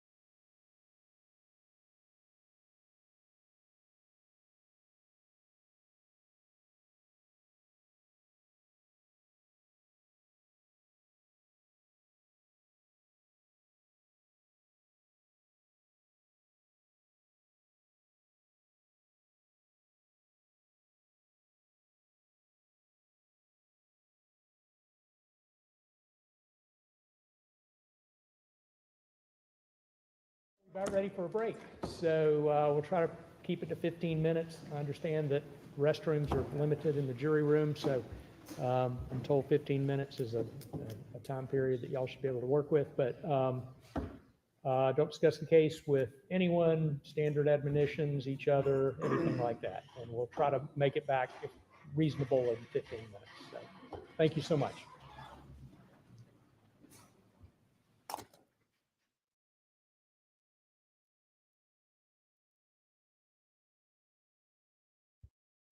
Got anything, Rashad?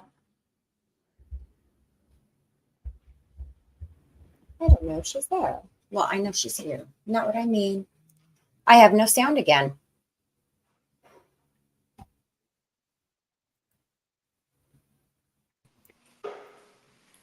Holy Moses.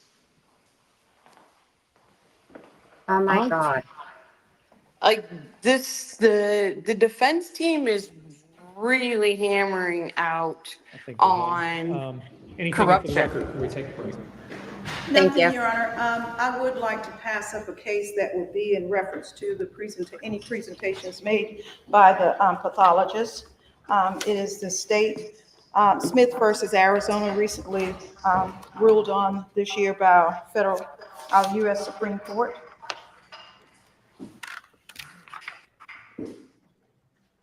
It's in reference to opinion testimony. What's the summary, since it looks quite voluminous?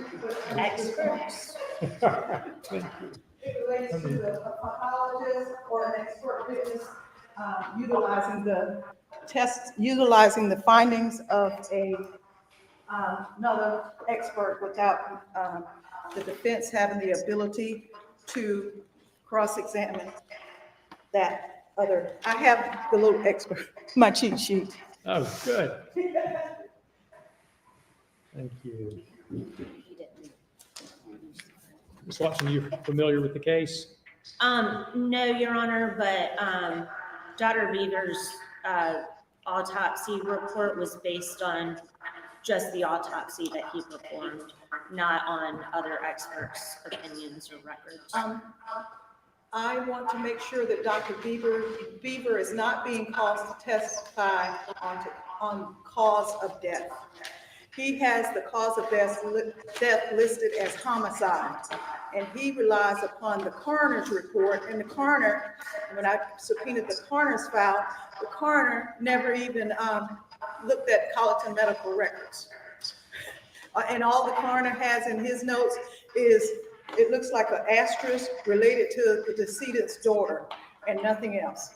I suppose both of these questions can be answered, and maybe the first couple of questions to him. Exactly. Number one, are you relying on anyone else's medical opinion to reach your opinion?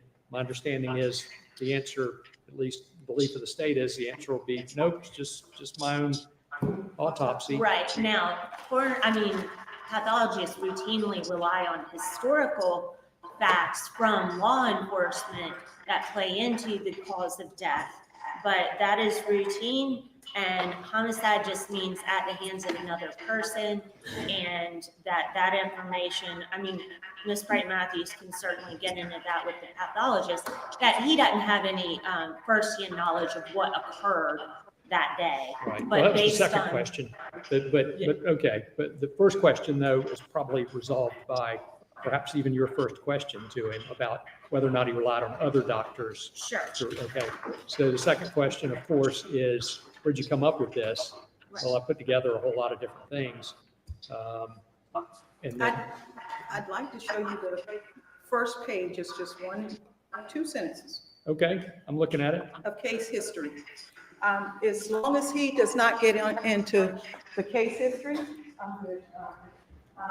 Now, the case history, let's be clear on if we can agree on what the case history is that you're talking about. The case history contains the fruit of the poisonous tree.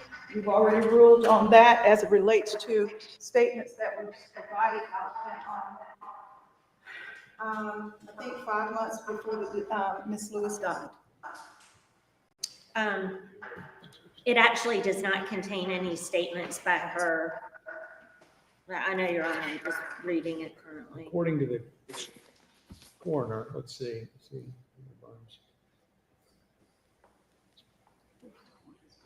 This could be resolved, I would think. I'm not asking him about that. Okay. As long as she is not going to be asking him what the case history is? No. Okay. All right. Because it is, I think that's reversible. What about manner of death? I will be asking manner of death. I'm not gonna say, where'd you get that from? If Ms. Bright Matthews wants to go into it, she certainly can. Your Honor, this is a tissue doctor. A pathologist is simply a tissue doctor. He's not expert witness in how a person dies. He can only say what they died with. Yeah, it would be difficult, I would think, for him to come up with manner of death without the case history. Therein lies the problem with that hearsay on hearsay. Well, cause of death, I think is He can fair game. testify to cause of death. Yeah, delayed complications of thermal injury, but manner of death, doesn't that rely on the case history to come up with that one Well, word? it always does in every case, Your Honor. I mean, whether something's a suicide or a homicide, it relies on some case history referred to by law enforcement. I've never had a pathologist who is not allowed to testify as to cause of death and manner of death. Your Honor, never is a long time. Well, I've never had a pathologist be qualified to testify to manner, nor have they been able to testify. They can, if you say you committed suicide by shooting yourself in the head, the cause of death is going to be something with your brain. He can't say whether or not you did it to yourself. the problem I guess I've got with manner of death is, the first question is going to be, how'd you come up with manner of death? If Ms. Bright Matthews asked that. No, I understand. I'm not going to ask it. But I mean, you were going to ask manner of death, I think, right? And then, That's typically what I close on because it is an opinion that he's entitled to give. but his opinion would be based on case history, not on everything that he analyzed with the autopsy, all right? And they are, experts are allowed to rely on hearsay in forming their expert opinion under the rules of criminal procedure. Your Honor, we've already gone over this as it relates to the only way that statement would have come in is if the statement from May of 2019, when the decedent was recorded, and we've already had a motion heard that statement was not coming in because it's hearsay. That's when that recitation that comes from that statement is word for word. And the coroner's file I have here, it specifically says, goes to that particular statement from Georgia Bureau of Investigations, where that's the first time in 5 months that someone talks about a shirt being thrown at the decedent. And in that statement, it also says that her boyfriend threw the shirt at her.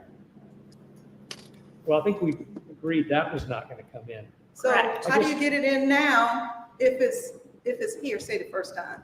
No. I think case history, y'all perhaps even agree, is not going to come in. The question is manner of death now, right? So if manner, that's what we're, I think, talking about now, because case history is not. The manner of death should be thermal injury. Well, that's the cause of death.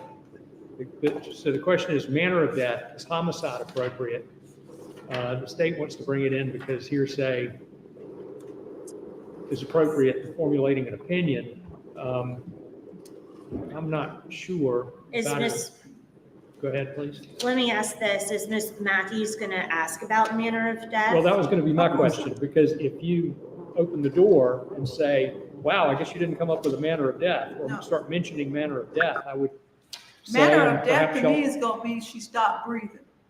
Well, I'm not gonna bring that up. I'm not gonna say. Well, it's delayed complications of thermal injury, the That's cause of it. death. I mean, manner of death is, as you said, suicide, homicide, something like that. But if you bring it up, then the door's wide open. Doors open. So I think, again, cause of death is fine, case history's out. Manner of death, not appropriate unless the door is open, unless it's discussed. Got it. So there's not gonna be any question like, oh, well, shouldn't this be an accident, manner of death be an accident or anything like that? Y'all give me a list of what manners of death might be. It'd be suicide, homicide, accident, anything Natural like that. causes. I am not, unless I go off the rail somewhere, going to bring anything in that I feel that this expert witness is not qualified to. Okay, but just so we're clear, getting into manner of death or the various things that could be manner of death would be a door opening situation. Exactly. Okay, all right. Does that mean I don't have to read Smith versus Arizona? I believe so. Well, I'm going to hand it all back then. All right. Yeah, we'll keep it. Yeah. All right. Let's take a quick break for us then. We'll be off the record. Thanks.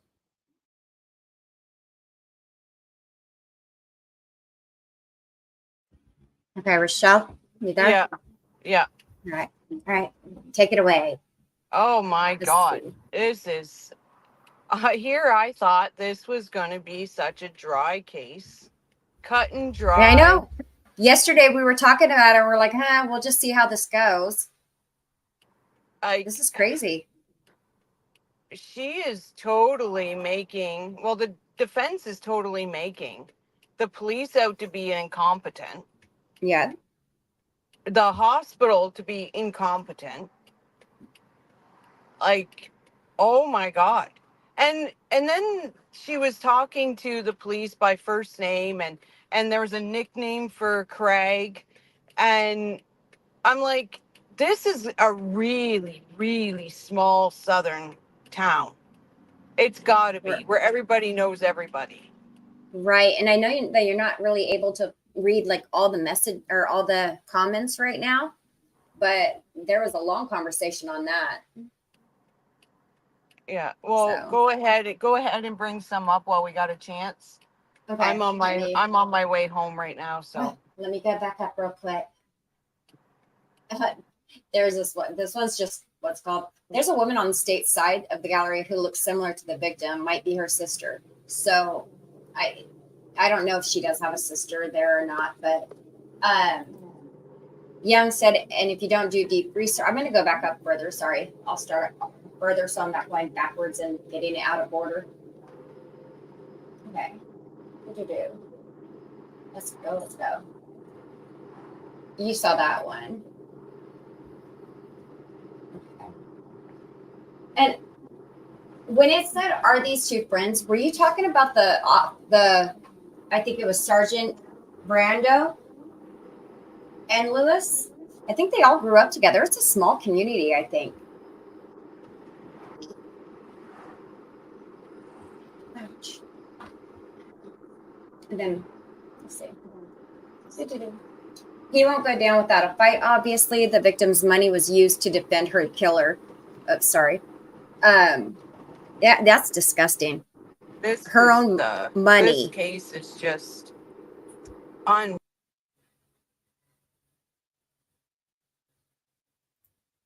I can't hear you.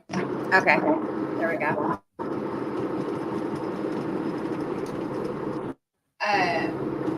Testifying is going to be incredibly hard on her daughter, or for the daughter. Oh.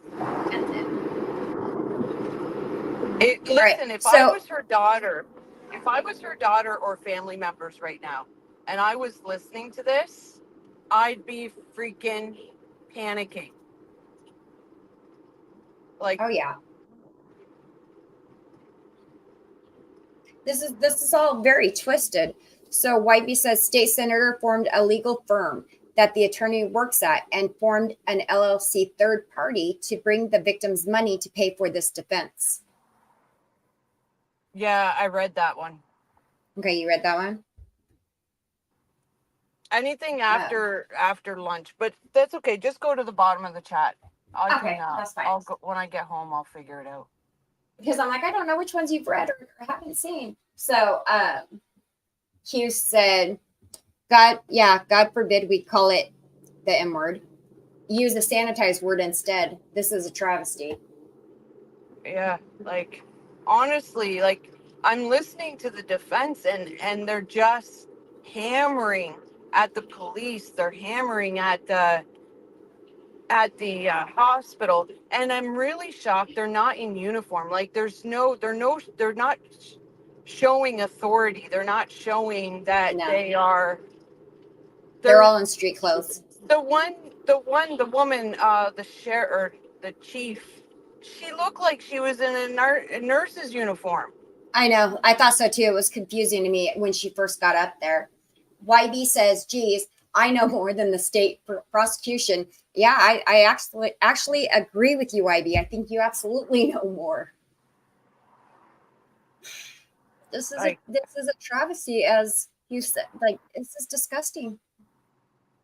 I have a question. Why, if you want to be a guest tomorrow, let me know.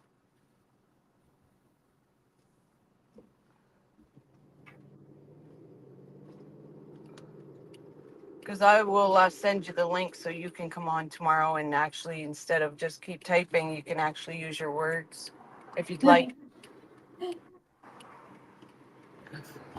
Okay. Yeah, like I truly thought this was going to be a cut and dry case. I did not realize that there was so much Inner workings. Yeah, there's a lot of inner workings, and there's a lot of dropping the ball as the defense wants us to believe at this moment. Deb H said, we are having a trial in a swamp, snakes and gators running it. Yeah. Like Hugh said, go ahead. No, I'm dumbfounded by how the defense is totally making everybody look like they're incompetent. Yeah, Hugh said, just like the good old boys, the Murdochs is, how do you say their last name? Murdoch. Yeah, okay, Murdochs. Wybie said, I'm guessing sister, brother-in-law, and niece in the gallery. Deb H said, yes. And brother, oh, okay. But her daughter's not there.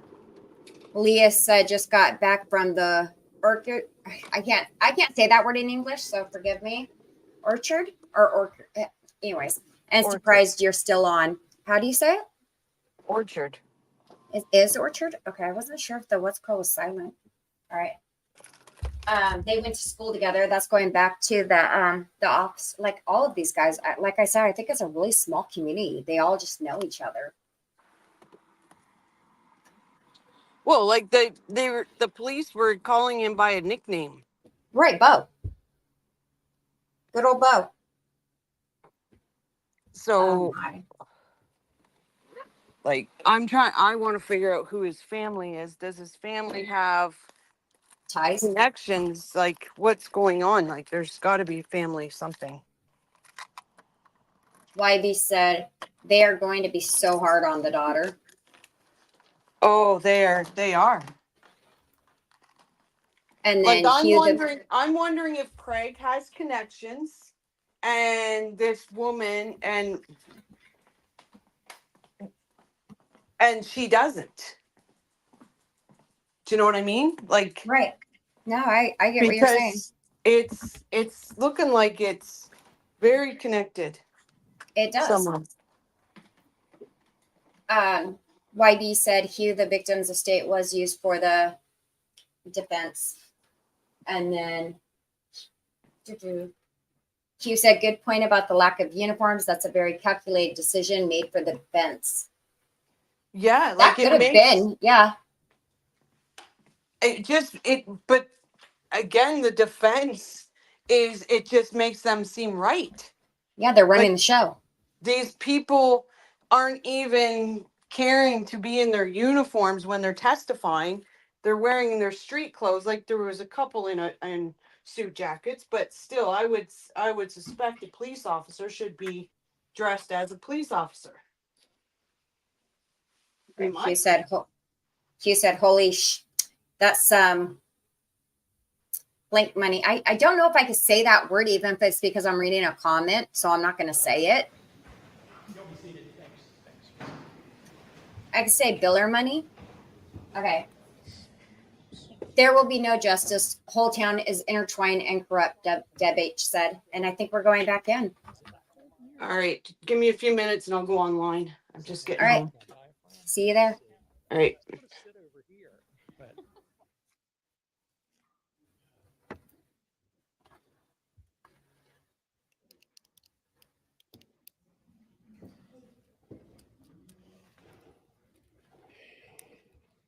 Anything before we bring the jury back in?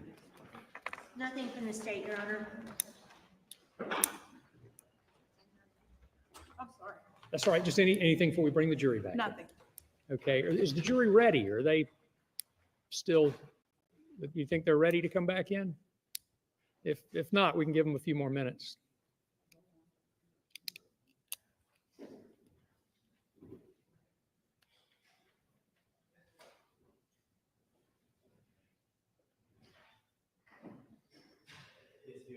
Okay, bring them in, please.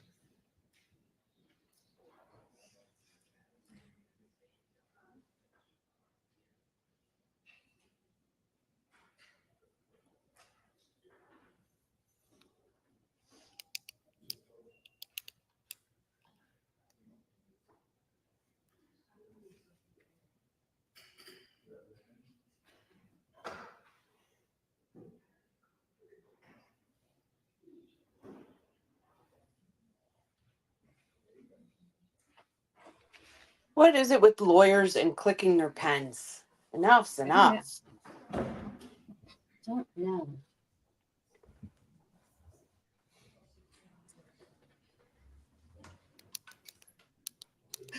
You're echoing. That's not me. I haven't changed anything.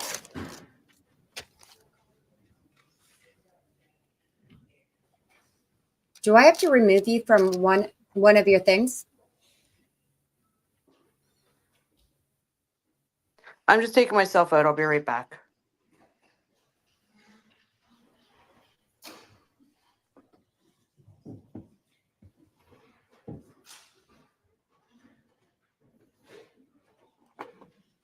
All right.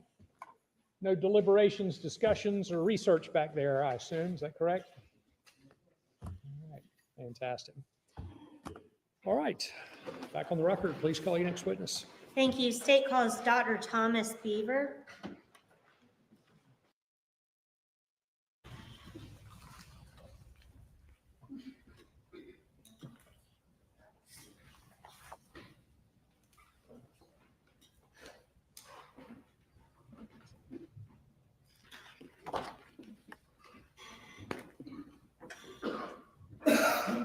Dr. Beaver, please come forward and be sworn.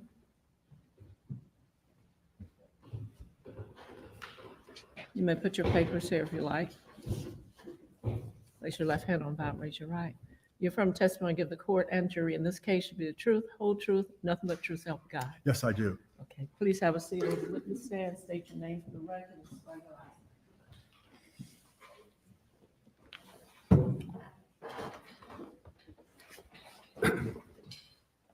My name is Thomas Richard Beaver, B-E-A-V-E-R. Good afternoon, Dr. Beaver. Good afternoon. Thank you for joining us. I know it was a lot with your schedule. Not a problem. Where do you work? I work for the Medical University of South Carolina in Charleston, so I'm at MUSC in Charleston. All right, and what do you do there? I'm carry a bunch of hats there, but the thing that I do most, I would say, is autopsies. I do autopsies for the university, and the university provides forensic pathology services to about 70% of the state. Okay, and can you just briefly describe your educational background and professional background in forensic pathology? Sure. So I have an undergraduate degree from the University of California. I have a medical degree, an MD, from St. George's University School of Medicine. I followed that with a 5-year training program in anatomic and clinical pathology at the University of Colorado. And that allowed me to then take the certifying examination given by the American Board of Pathology in anatomic pathology and clinical pathology, and I passed that exam on the first attempt. I then did a fellowship in forensic pathology to subspecialize, and following that fellowship, I took the certifying examination for forensic pathology and passed that on the first attempt as well. I then took a job in private practice in California, and I was there for about 5 years doing autopsies and hospital pathology for a private practice group, and my group provided services to the coroners in Central Valley of California. I covered about 5 counties in the Central Valley, including Stanislaus County, where the group was based. After that, I left California, went to Florida, and I was an associate at District 14 in Florida, which is Panama City, Florida. Then I wasn't there long before I moved up the ladder to be chief medical examiner in Daytona Beach, Florida, District 7. And I was there almost 9 years. And then after Florida, I wanted to go back into academic medicine, and Texas Tech University in Lubbock, Texas, offered me the directorship of Division of Forensic Pathology within the medical school, and they offered me the directorship of the Institute of Forensic Science at the university. So I accepted that, went there, worked for them for about almost 4 years. Then there was an illness in my family. My wife got sick, and time was short, so we moved back to California, where she was from. And I worked in Bakersfield, California as a contractor, and then eventually as the chief forensic pathologist in Alameda County, California, which is Oakland, California. I was chief in Oakland for about 4 years, and that was a very large office. It's a very large urban area. I had 22 investigators. I had 8 forensic technicians. I had a couple of transcriptionists and a few more clerical people, and we never turned off the lights, and we never locked the door. So after that, I wanted to get a little bit less headaches, and so I took a job as the district medical examiner for District 16, which is the Florida Keys. So back to Florida, and I was the district medical examiner in the Florida Keys for about a little over 3 years, and then I went to MUSC. I spent a little bit of time in West Virginia, like 6 months in West Virginia, and then to MUSC. I was looking to go back into academic medicine, and that's where I've been since 2018. Okay, so it sounds like you've been a bit of everywhere. I am that Johnny Cash song, I've been everywhere. Right. Okay. So how many times have you testified as an expert in forensic pathology? It would be hundreds, maybe even 1,000 or more. Okay. At this time, the state would offer Dr. Beaver as an expert in forensic pathology. No objections. All right. Will be considered an expert in the field of forensic pathology. Thank you, sir. Thank you. Did you have an opportunity to conduct an autopsy on Terry Lewis? Yes, ma'am. All right. And what date was that autopsy conducted? I think it was in 2019, and I think it was around August of 2019. I'd have to look at my report to be. You can refer to your report. Do you have it in front of you? Yes, ma'am. I do. Okay. Nope, actually it was November 3rd, 2019. And what was the date of death in this case? So her date of death was November 1st. At least that's what I have in my records. As part of the autopsy, do you take various samples from the patient? Yes, ma'am. All right. And is one of those samples that you take a blood spot? Yes, ma'am. All right. I'm going to show you what has been marked as states 69. No objection. And I would enter this without objection 69 without objection.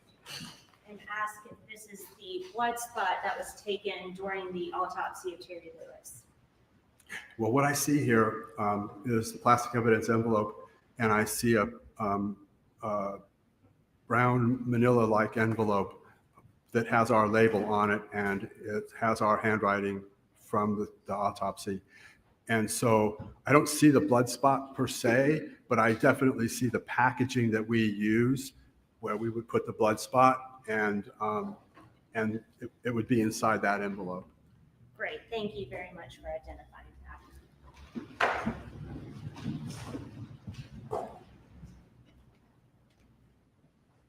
did you fill out a diagram of the patient in your assessment of your findings? Yes, ma'am. Okay. I'm going to hand you what's been marked as State's Exhibit 57. I believe there's no objection to this. No objection, Your Honor. Thank you. And I would enter 57 at this time. Handing you State's Exhibit 57. Is this the diagram that you filled out in reference to Terry Lewis's autopsy? Yes, ma'am. This is, these are notes that I take at the time of autopsy, and I am embarrassed by my lack of penmanship. Would this assist you in describing your findings to the jury? Yes, it would. Okay. If I may publish at this time, Your Honor? All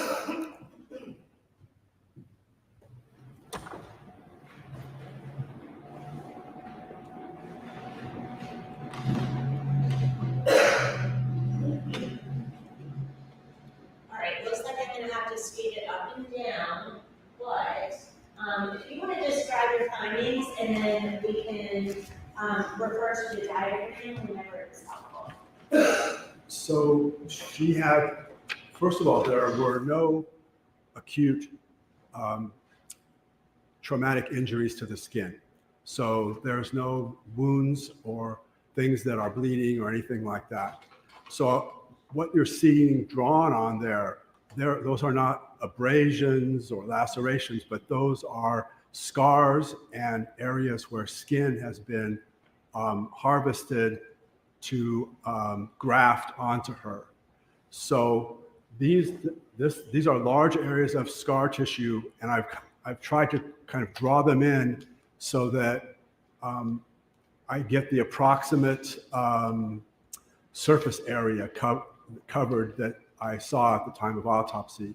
So there's a large area over her chest and abdomen of scar tissue, and then there are patches on her arms and legs. There are also patches where the skin has been harvested for to provide a skin graft for the burned areas, and that's the more rectangular areas where I've hash marked it. And then sometimes the two things merge together where they've had to graft, but then they've also harvested skin, and it's hard to tell whether it's the graft side or a transplant side, a cover side. So she was burned over about 39% of her body by my calculation. And there's an area of scar tissue that extends over the forehead and down the side of her face to her neck. And you said that's down the right side? Yes, ma'am. I think if I put on the drawing, it should be there, but it's on the neck too. And she's had revisions of these scars as well, I think. Some of them look like there had been revisions, but it's basically a large amount of scar tissue, and the skin is all scarred. Okay.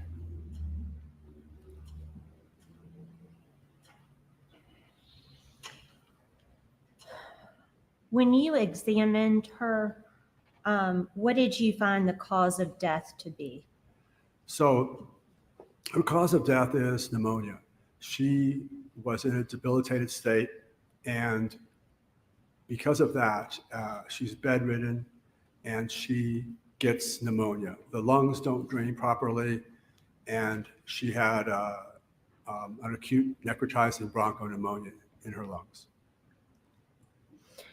And how is that pneumonia related to complications of the thermal injuries that she had? Yes, so pneumonia is not something that we see in people that are mobile, able to stand upright, sit upright, that have no intrinsic disease in their lungs.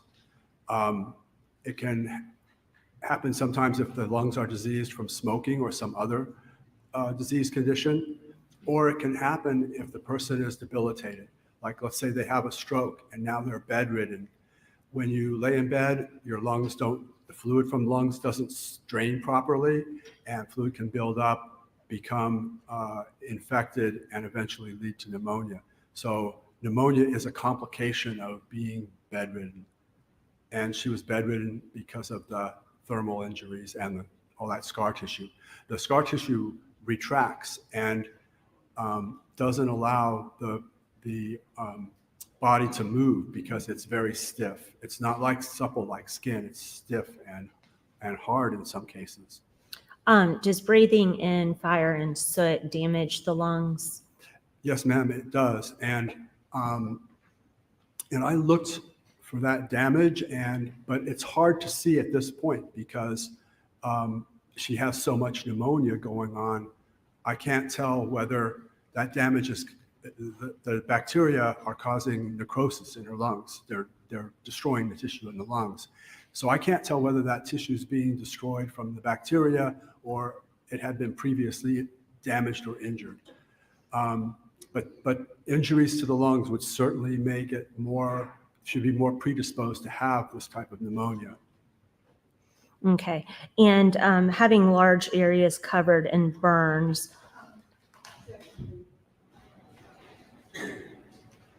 Question she's sort of halfway into, what was the, I don't know what the question is yet. I can tell by the way she started the question. All right, let me let her finish and then I'll rule on it. What was the? Already testified that the victim was covered in large areas. Yeah, I think it was going to be leading because it was going to result in a yes or no response. But I don't know what the question is. Right. What sort of conditions would that contribute to? Okay. That's fine. All right, thank you. Please. Okay. I'm not sure what you mean by what sort of conditions would that, you mean the burns? Right. So the burns result in scar tissue. The scar tissue has basically immobilized her, and that being immobile and bedridden predisposes to pneumonia by itself without any damage to the lungs from smoke or smoke inhalation. So there may have been smoke damage to the lungs, but the pneumonia is obscuring that from my being able to tell. I can't sort out what damage is happening to the lungs from the pneumonia and the bacteria that are there, or from the smoke and thermal effect to the tissues before they got the pneumonia. Okay. So ultimately, what did you report out as the cause of death? So I reported it out as delayed complications of thermal injury. All right. And for the reasons that you just stated? Correct. Okay. Thank you. Please answer any questions that Ms. Bright Matthews may have for you.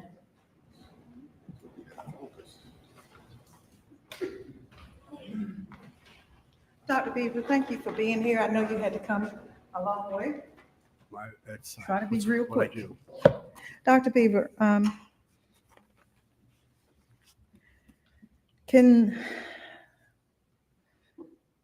saw your diagram that's still up on the projection there. You have Miss Lewis there with breasts. Did she have breasts? This is a template drawing, Yes. and she had a double mastectomy from breast cancer. Did you have at your disposal whether or not she had prolonged exposure to radiation to treat her breast cancer? I don't know what treatment she received for the breast cancer. Isn't it true, doctor, though, that radiation, long exposure to radiation can also cause or contribute to thermal injury to the lungs? Not thermal injury. Radiation wouldn't do that. Can radiation cause injury to the lungs? It would depend entirely on what type of radiation she got and what the fields that they applied it to and what they did with it. So I don't know any of those details, so I can't really answer that question. Can lithium toxicity or lithium poisoning result in thermal injuries to the lungs? No, ma'am. Can smoking 1 to 2 packs a day of cigarettes cause thermal injury to the lungs? Not so much thermal injury, but the smoke from the cigarettes causes lung damage, yes. Did you know, doctor, in a review of the medical records on Miss Lewis, that in 2017, May of 2017, she was diagnosed with Ohio Valley fungus to her lungs? Can you tell the jury, tell me whether or not you knew that and whether or not that's treatable? I did not know it from the medical records, but I found the nodule in her lung, and it's actually described in the microscopic description of my report. The nodule was calcified, so I can only describe it as a centrally calcified, basically inert nodule, but it is the type of nodule that would result from that disease once it's burned out. Okay. I noticed in your report you referred to, and it's not drawn on here, to Ms. Lewis having a stage 4 bed sore. Yeah, yes, ma'am. I believe it. Yes, I believe it was stage 3, but okay. Yes, I did not draw it on there. No. And why would you not draw it on there? I mean, because I'm noticing here, because I believe on your report you said that the depth of that stage, whatever, 3 or 4 bed sore was about 3 centimeters deep. No, the size of it was 3 centimeters. Okay. But the reason that drawing, what I make, never intending for it to be shown in court. Okay. That drawing is notes at the autopsy, and I don't ever think of that being in court. I do take a lot of photos. Okay. And if you want to put those up, I'm happy to look at those. That's good. But you did find a significant bed sore. Yeah. Yes, ma'am. And you also looked at her toxicology, meaning what was in her system. Yes, ma'am.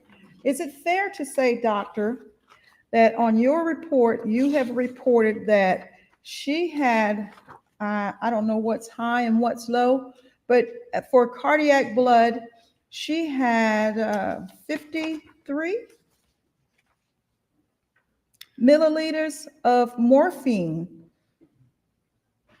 at the time in your analysis in her tox screen? Right. So I've looked at all of her tox results. They're all within therapeutic levels, and they're all drugs that I would be expecting her to get in her condition. Okay. And it was, one of them is lorazepam? Lorazepam. Ativan is the trade name, and it's a benzodiazepine similar to Valium and Xanax. And I think it's to help her be more comfortable. And what about lamotrigine? I can't pronounce it. Yeah, lamotrigine. That's another potentiator of pain medication. Okay.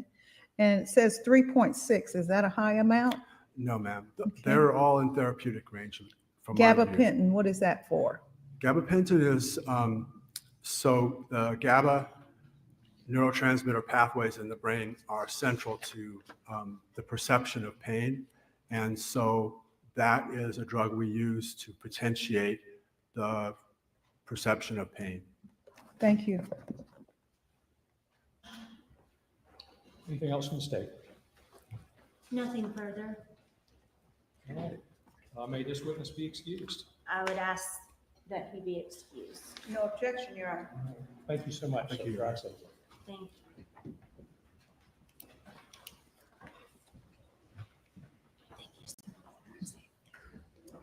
State calls Lieutenant Kelly Paget.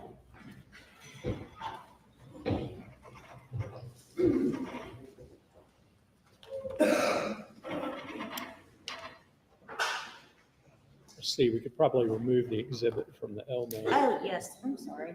That's right.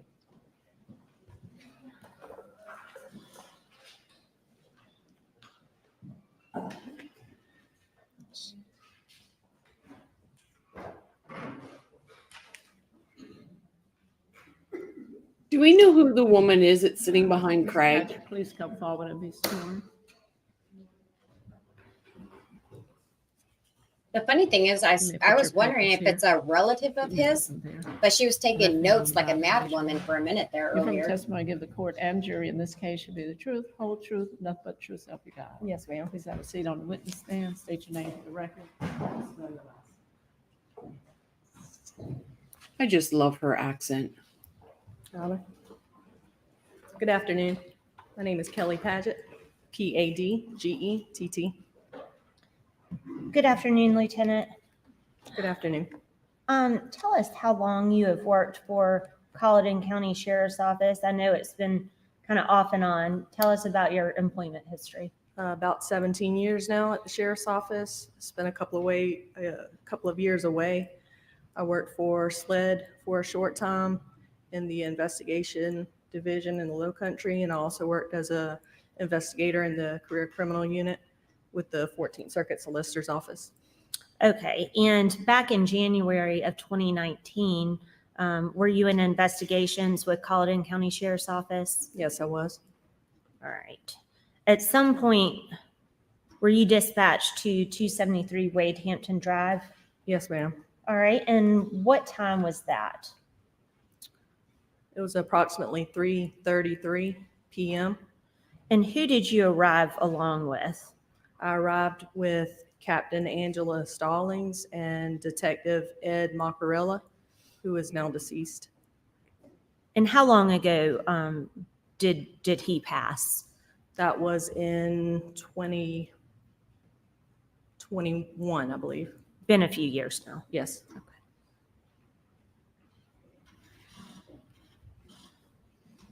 And what kind of call were you responding to? The nurse from the ER had called our dispatch center at the sheriff's office advising that there was a female patient there that had some burns and that her husband had been there previously and then had left the scene. And we went to the address on Wade Hampton to try to locate the husband. Okay. And what were your initial observations when you got to 273 Wade Hampton? I remember seeing some black substance that was underneath the carport area. And also I believe there was some water that was puddled under that area as well. Did you see do you recall if the door to the home was open or closed? At that point, when we first arrived, I believe the door was opened. Were you able to see inside the house? I personally don't have any recollection of seeing inside the house at that point. Okay. After you arrived, did you observe law enforcement making contact with Craig Lewis? Yes, ma'am. I observed it was Lieutenant Long that was talking with Mr. Lewis and asking if he wanted to sign a consent to search form. And Mr. Lewis denied doing that. And in the process, he got into his vehicle and was actually trying to leave the property. And I believe it was Captain Stallings at that point was telling him that he wasn't going to leave at that point, that he was being detained. In that process, he became aggressive, and several detectives had to go hands-on with Mr. Lewis and removed him from his vehicle and detained him. Okay. Once Mr. Lewis was detained, what did you do? Myself and Captain Stallings, we left that property and returned to headquarters at the sheriff's office to obtain a search warrant for the residents and the property. Okay. And did you obtain a search warrant for 273 Wade Hampton? Yes, ma'am. You got a magistrate to sign that? Yes, ma'am. And did you bring it back to the residence? Yes. And did you help execute that search warrant? Yes, I did. And did you document what all was marked with placards and what was collected for evidence? Yes, ma'am. Okay. We're going to go through a number of pictures.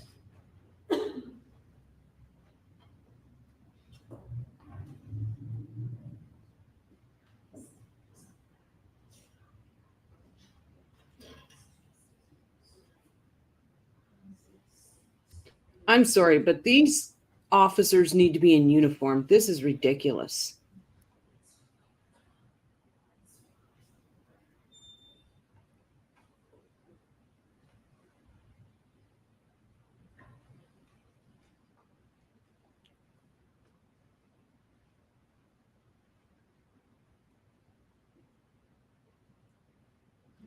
It definitely makes them look unprofessional. Oh, I agree. There's no authority. They don't look like they're serious. They don't look like I just don't get it. I've never seen this. Like exactly, Deb. They look like they're having a town meeting. Like, I just don't get it. No objection. Yes, sir. For the record, these are pictures, exhibits 26 through 45. All right, so that'll be states 26 through 45 inclusive without objection.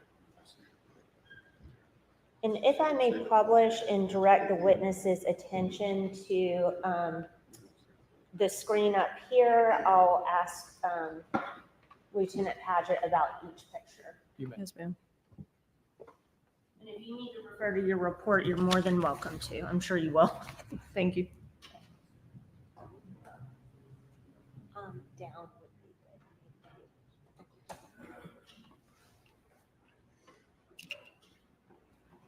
If she didn't call her lieutenant, I have no idea. I thought she was a detective. Ask what this placard 20 depicts.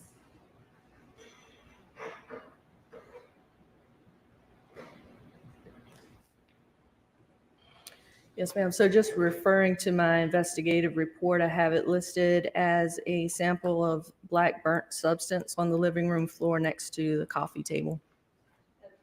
And that was that collected as a result of the search warrant? Yes, it was. Publishing states 27.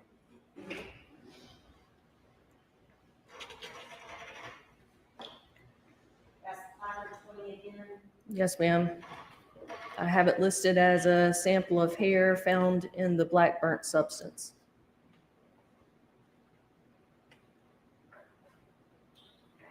And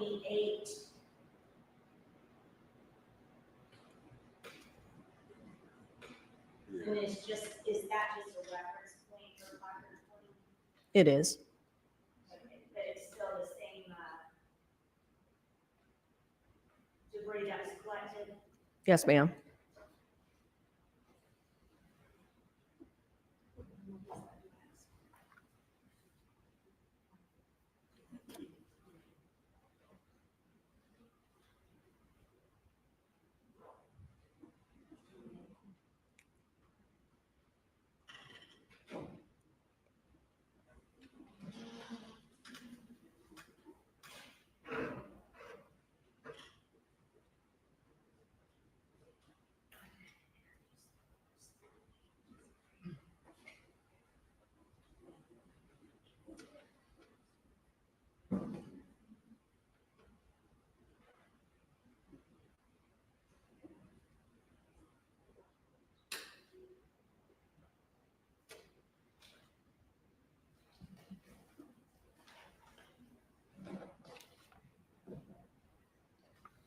Oh my God, get on with it.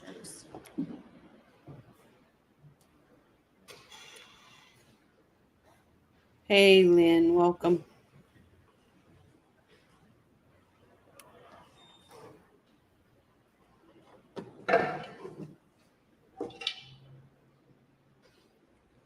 Okay. in reference to placard 20, was a can of fire debris collected? Yes, ma'am. Okay. I'm going to show you what's been marked as State's Exhibit 61. That was later labeled as SLED's Item 1. But is this what was collected in reference to placard 20?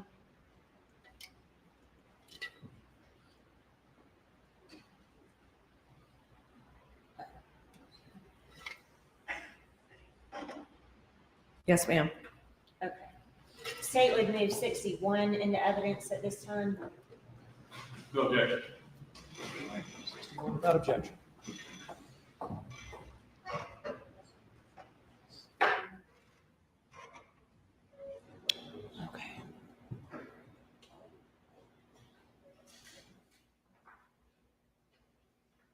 Publishing States 29. What is this depict?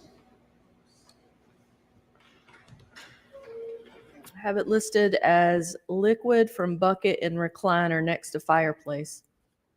Was that collected? Yes, ma'am.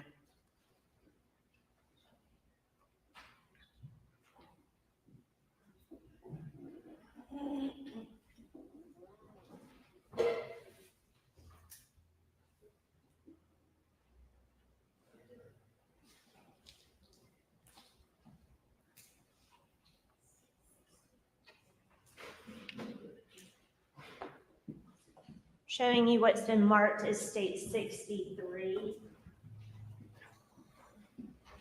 Was this what that brown liquid was collected in from placard 23? Yes, ma'am. All right. State would enter 63 at this time. Without objection, I presume. No objection, Your Honor. I'm Not sorry. one piece of evidence is 63 going to be any good. It's all no. This is fucking funny.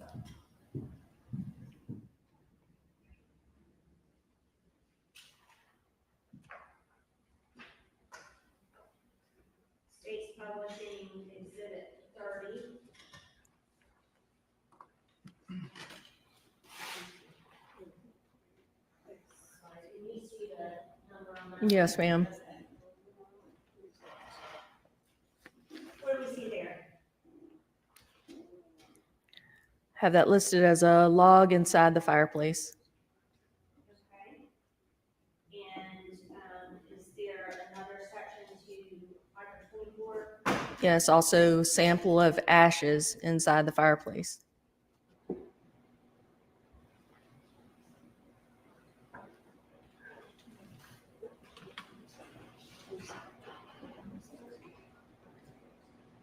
I'm sorry, is that number 30?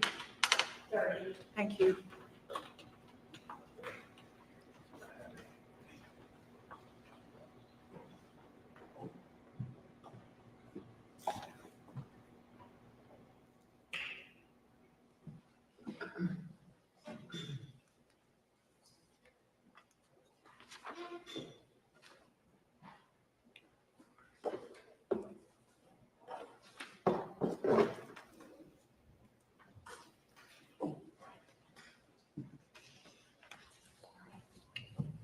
This is State's Exhibit 64. 64.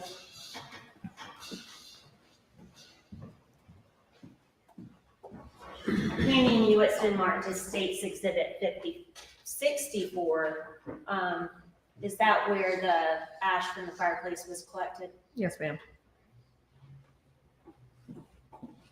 State would enter 64 into evidence. No objection. 64 without objection.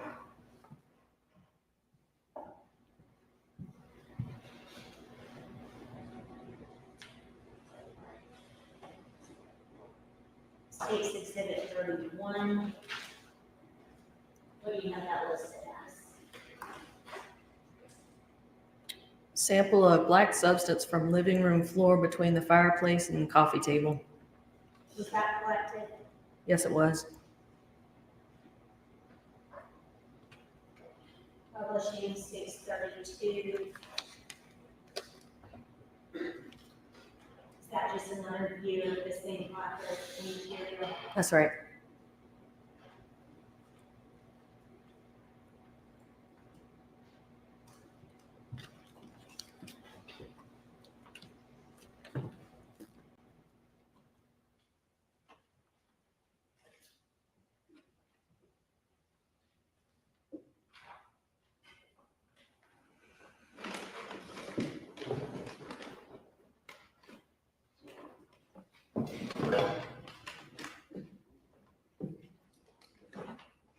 Look at her rooting. Every piece of evidence, no glove. This. I'm going to hand you what's been marked as State's Exhibit 65 and ask if this is the material from that placard, 25. Yes, it is. All right. State enters 65 at this time. No objection. Thank you, 65. Thank you.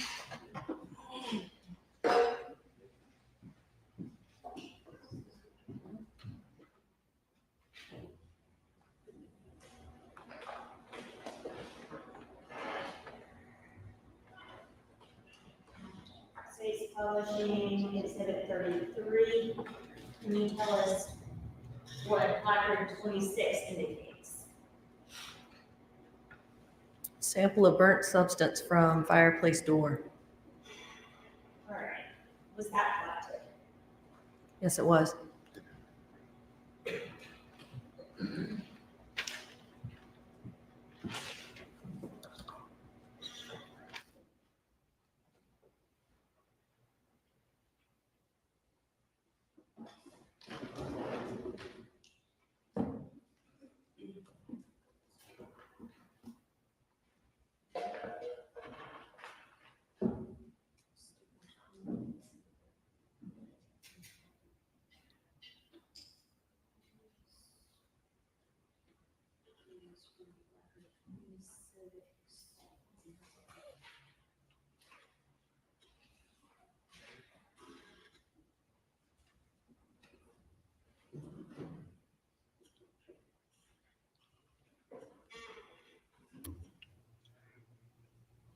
These people don't know how to handle evidence.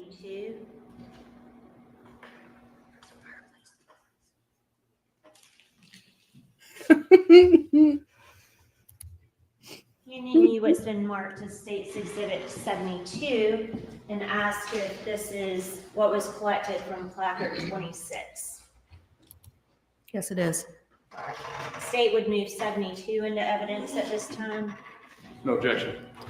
Thank you, 72. Without objection. How many more of these cans does she got?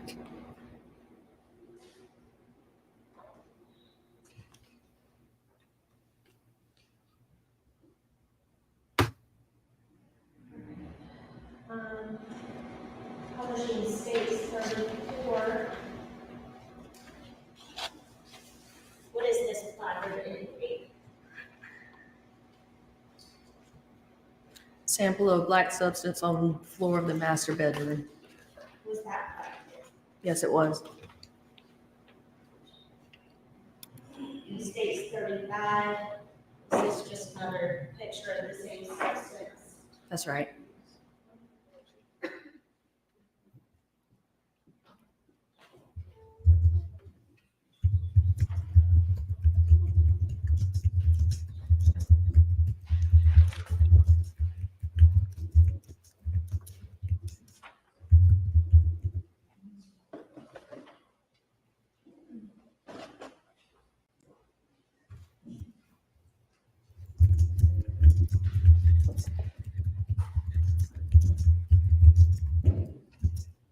I'm going to hand you.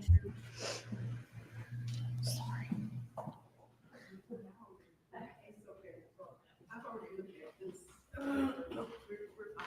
Handing you States Exhibit 66 and asking you if that was collected from that placard 31 that we just viewed. Hi, Tuddles. Yes, ma'am. The state would move 66 into evidence. No objection. 66, no objection. believe I left this one out, state 62, when we were viewing placard 20.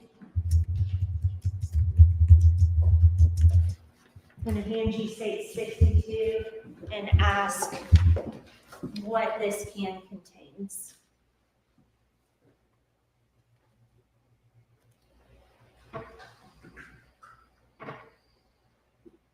According to my investigative report, this is a sample of the hair found in the black burnt substance. Oh, I get it The now. state would enter 62 into evidence at this time. No objection. Thank you. 62, okay.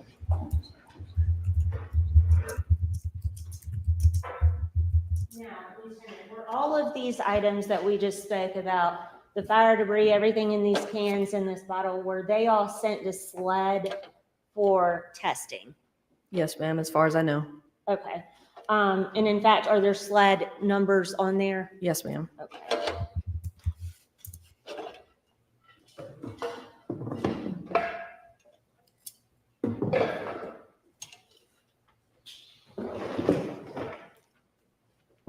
All right, moving along.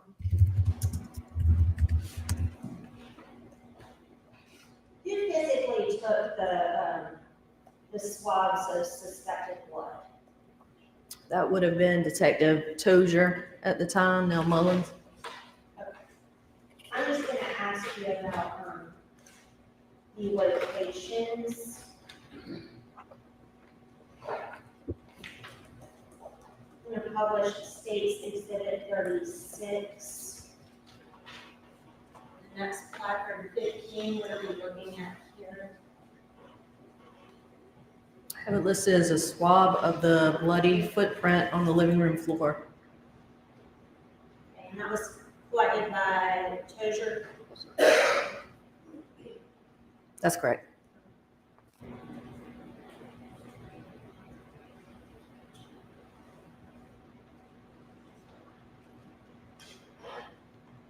States 37. Sorry, can you see that number?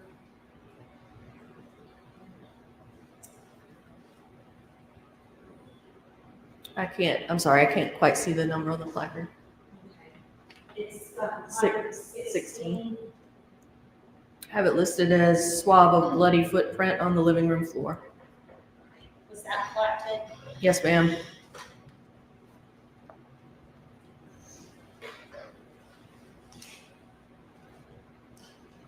States Exhibit 38. This is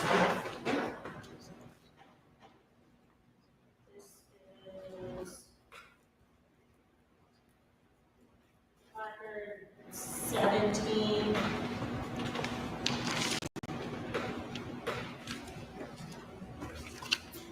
Another swab of the bloody footprint on the living room floor.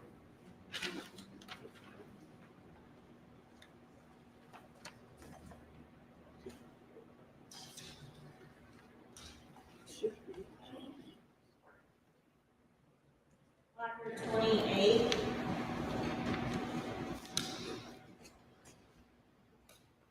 This listed as a swab of blood spatter from the top drawer on the right side of the entertainment center.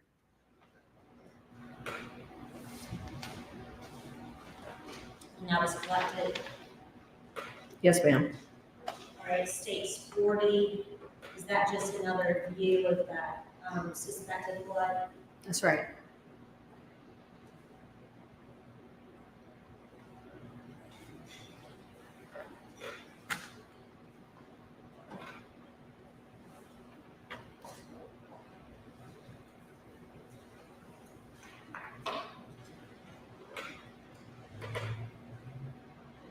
States 41.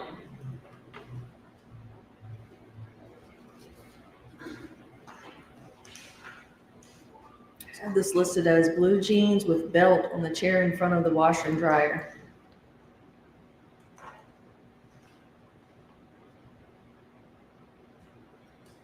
Okay.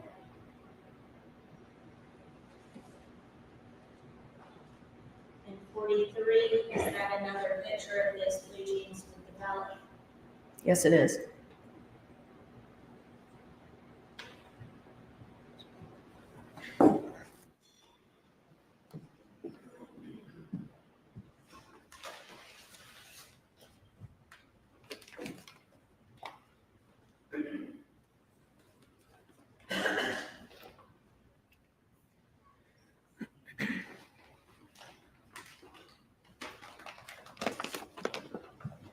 hand you what's been marked as states 68.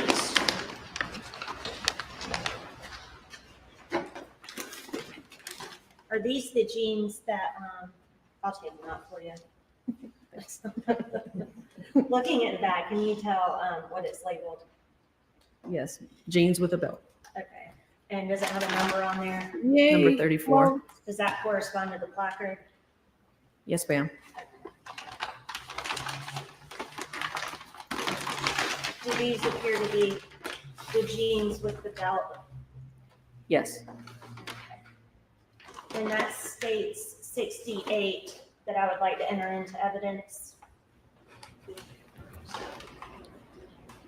Counsel? No objection. No objection, thank you. 68.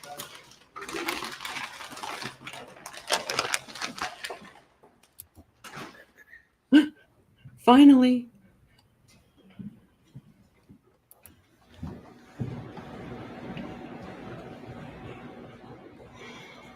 Okay, this is stage 44. What are we looking at here? This listed as blue jeans with black substance on right pants leg on the chair in the dining room at end of table.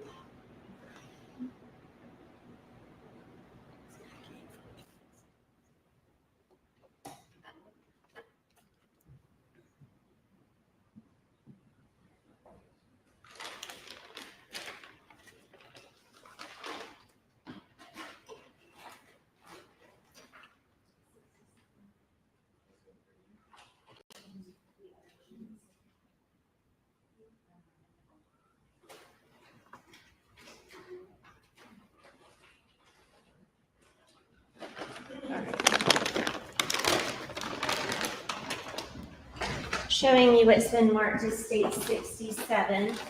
And does that indicate what it is contained in there? Yes, ma'am. Placard number 35, jeans from Sharon dining room. All right. And the photo we just saw depicted what on the bottom of the jeans? Black substance on the right pants leg. State would enter 67 into evidence of this. No objection. Thank you, 67, no objection.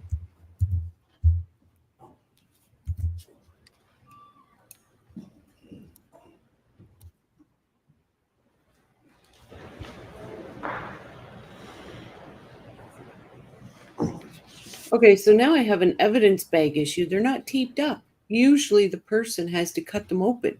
There's no evidence tape on these bags. All right.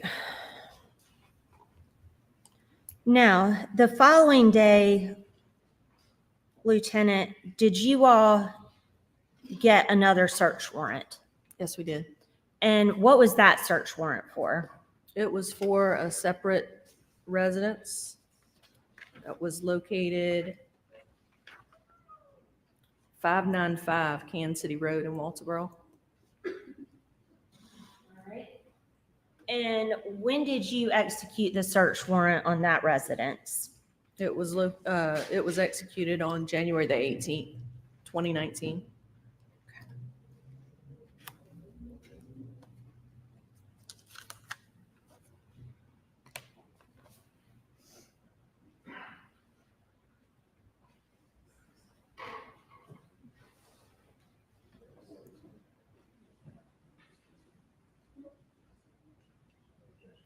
Oh, she did cut it open. Usually it's the witness that cuts it open.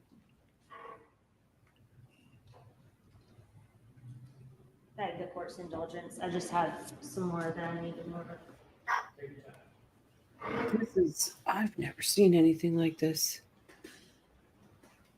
Southern state justice not good. Hugh says, and this is the region's laws of justice. Are you kidding? I'm dumbfounded by this. All right. State is moving to enter exhibits 46 through 56, which are pictures of Kansas City and what was found there, as well as 73 through 75, and defense has already stated no objection. No objection. All right, 46 through 56, without objection. as well as 73 through 75. Missed that one. Sorry. 73 through 75 also. Thank you. I had to add some. Okay, again, Lieutenant, I'm going to turn your attention to the screen. If you can just describe what we're seeing on here for the jury. State's Exhibit 46. Here we go.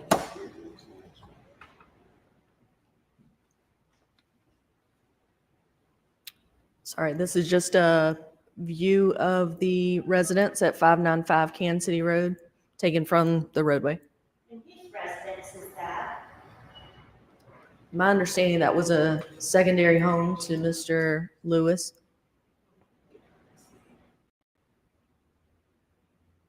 State's 47. It's just another view of a different angle of the same residence. Secondary home. State's 48.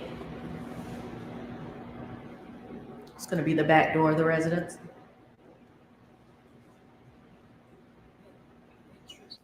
State's 49. It's going to be a burn pile that was located in the yard.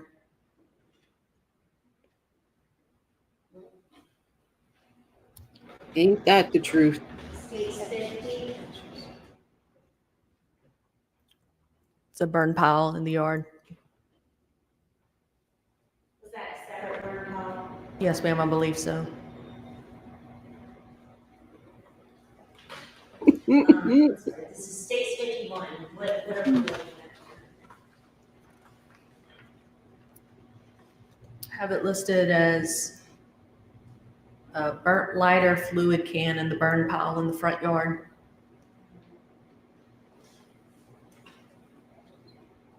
State's 52.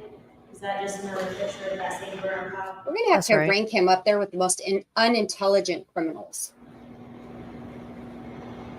State's 53.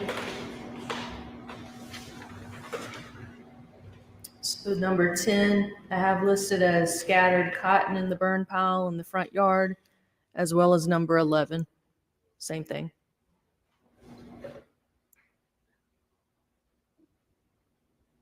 State's 54. Just another picture of those items in the burn pile. Yes. That's the truth, Deb. State's 55. It's a picture of a utility trailer in the yard.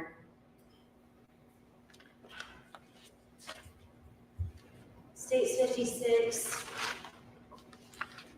Just a view of some material in the utility trailer. State 6. I'm sorry, States 73, placard 6.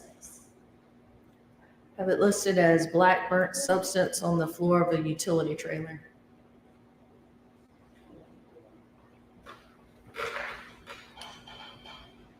State 74, placard 7. Piece of black plastic with black burnt substance on the floor of the utility trailer.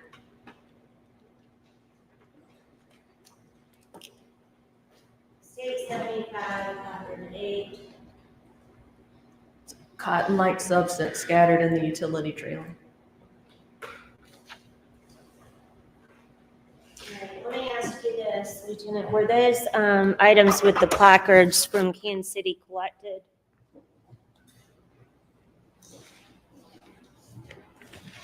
That you're aware of?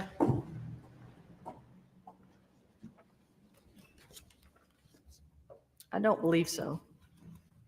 Or if they were collected, were they sent off for testing?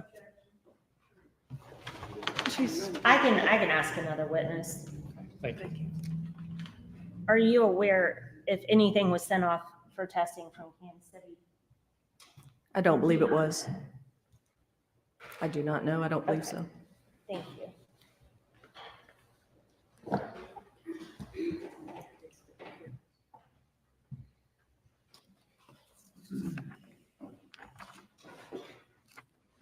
Beg the court's indulgence.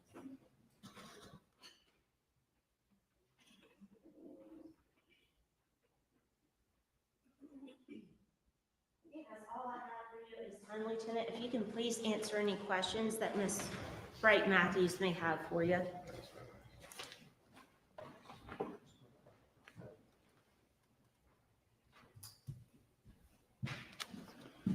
Good afternoon, Detective Paget.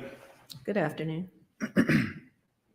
Ms. Paget, you stated that, what was your title back in 2019 working with the Sheriff's Office? At that point, I was a sergeant. And you were in charge of, or also, excuse me, also a part of the Criminal Investigations Unit. Yes, sir. At that time in 2019, when you arrived on scene at Wade Hampton Street, or Avenue, excuse me, Wade Hampton Avenue, were you wearing any type of body camera? No, sir. When you arrived on scene, you stated you saw some other officers that had already arrived on scene. That's right. I wanted to get into a few of the things that you mentioned from your investigation. You returned with Captain Stallings with the search warrant and conducted the search of the property. That's correct? right. And when you returned to the property the second time, you didn't have a body cam on at that point either. At that point, members of the investigation division were not issued body cameras, so no, sir. I wanted to take a look back at placard 20, which I believe is State's Exhibit 26. It should be.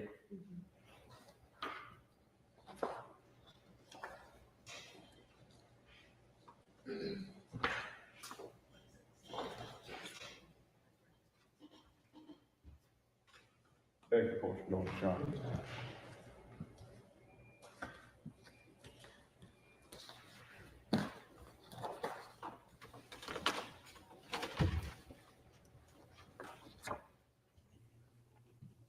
Now he's got to go through all these pictures because they're not in order.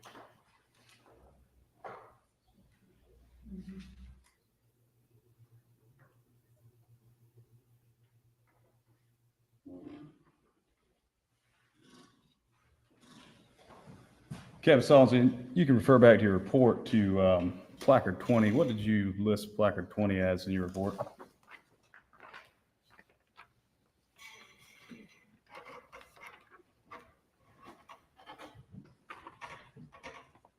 I have an A and B listed under placard 20. Yes, A ma'am. sample of a black burnt substance on the living room floor next to the coffee table, and also a sample of hair found in the black burnt substance. And at the time of your investigation, were you aware of several dogs that lived inside of the home, your investigation, that was the subject of investigation? Only that one of our captains had to call animal control to respond because of the canines in the residence. So you were aware that canines were in the residence? Yes. So they didn't test the hair? Oh, come on. You also mentioned some pants that you retrieved from the scene. Jeans, I believe. From according to your report, what number were the jeans marked as?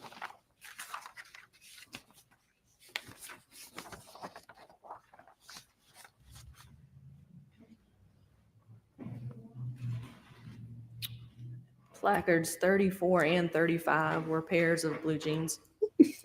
Are you aware if those jeans were ever tested by SLED? I don't know.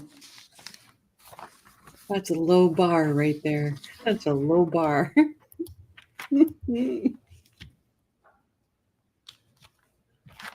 Let's go back to your arrival on the scene. Unlike several of your colleagues, you have a report. You've got written in here that you arrived with some other officers. Who were the other officers that you arrived with? Captain Stallings and Detective Macarella. In your report, did you state that you observed what appeared to be a black substance scattered from the garage carport area? And you also state that you see Lieutenant Long and others exiting the residence. Is that correct?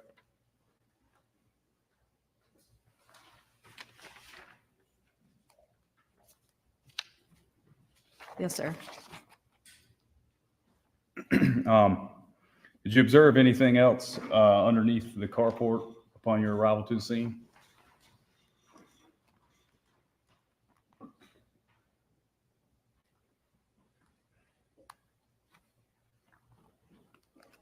Just as I have listed here, observed a black substance scattered under the garage or carport area, and there was water also puddled under the carport. So you observed water as well as the black substance underneath the carport area. Yes, sir. And was that near the water hose? I can't recall. Did the substance and the water on the ground look to be consistent with something that the fire had just been put out? I think that's fair, yes. And also want to go back to another photo you took from the house. It's State's Exhibit 30, which is what you have marked as placard 24 in your report. If you could please tell the jury what you marked placard 24 as. I also have an A and B for this one. So A is a log inside the fireplace. B, sample of ashes inside the fireplace. You know me out, Rich? Hand you what been marked. Placard 24. Is that accurately take what you saw when you took the photo? Yes, sir. And from this photograph, does there appear to be some ash and some other debris that appear to be blown out of the stove or wood burning stove there?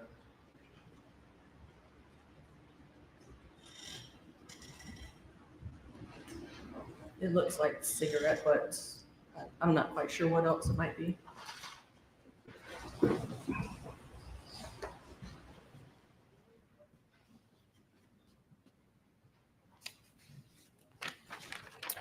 I also want to ask you a few questions, Ms. Paget, about Mr.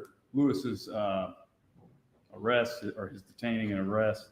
According to your report, you weren't involved directly in detaining or arresting Mr. Lewis, correct? That's correct. So you had no hands-on throughout the entire process? No, sir. So is it fair to say that you had a clean view of everything that occurred?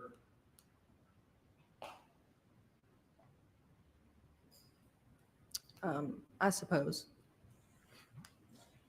And in your report, you've never listed or mentioned or referred back to any type of fight or tussle. Is that correct? Let me refer back to it. Sure.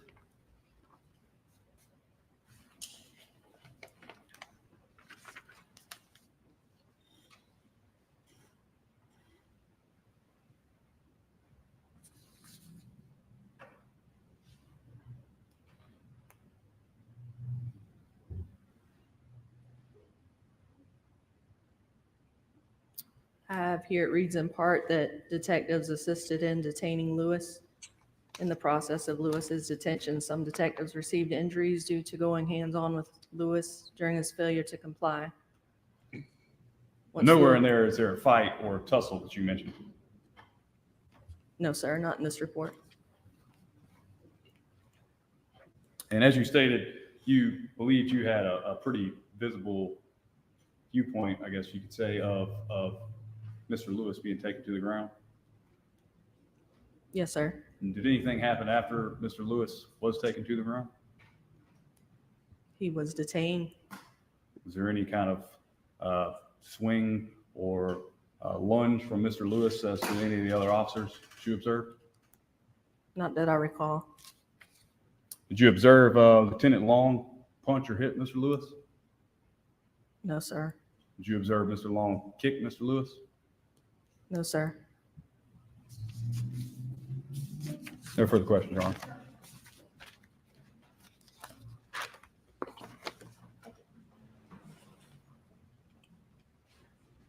That was boring.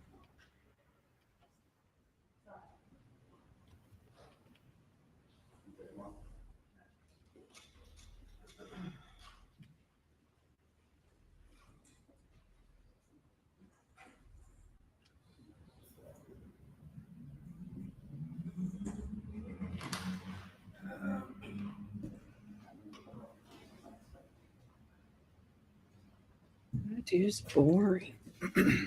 Ms. Paget, may I approach your honor? Thought you said no further questions. You recognize this photo? Yes, sir. Does it accurately depict the inside of Hampton Avenue, Wade Hampton Avenue address? Yes, sir. Is this the wood burning stove and from their home? Yes, sir, as far as I know. Your Honor, fence removal, move this into exhibit, fence exhibit number 5. No objections. He's already showing it. Back to course, Your Honor. Oh, God. Can't help it. No further question, Your Honor. No redirect, thank you. I would ask that Lieutenant Paget be excused. Any objection? No objection, Your Honor. Thank you so much. Got to go get dressed for work. The council approach. Yes. End of day. Guaranteed.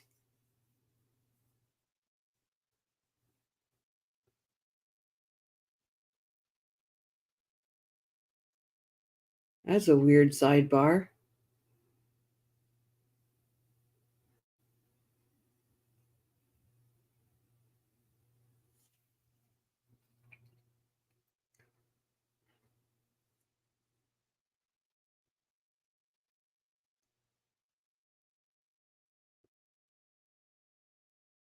I think that was the most boring defense cross all day.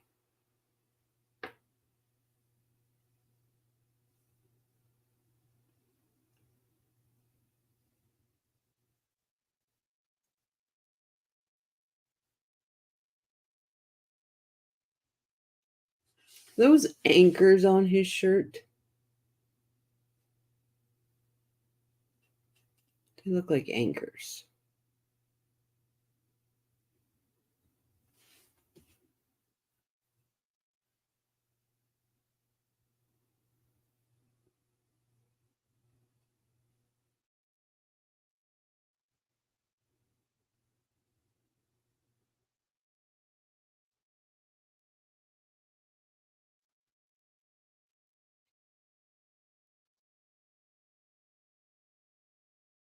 So I wonder if they start with her daughter tomorrow then.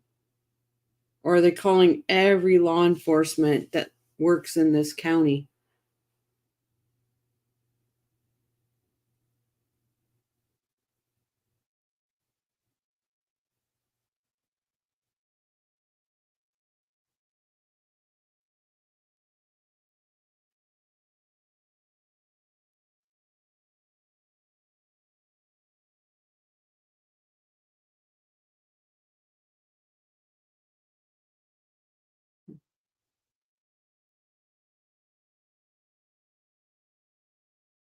That's what I thought, Deb.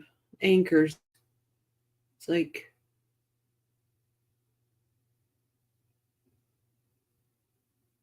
when is this case trial end, Hugh? I honestly thought it was going to be a quick one. I'm going to say,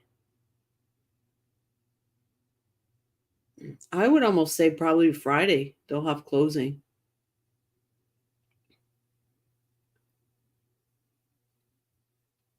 If the state calls all their witnesses tomorrow,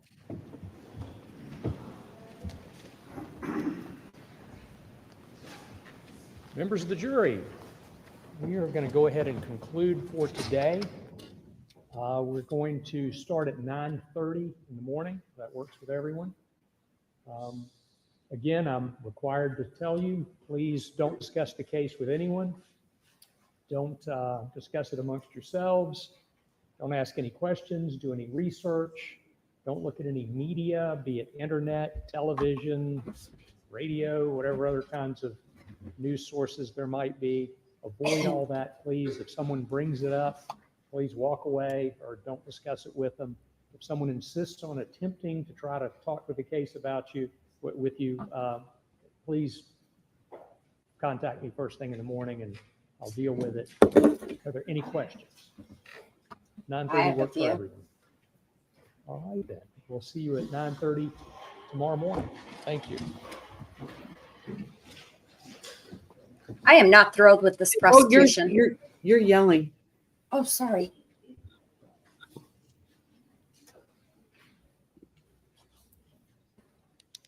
I just took out my eardrums. Sorry.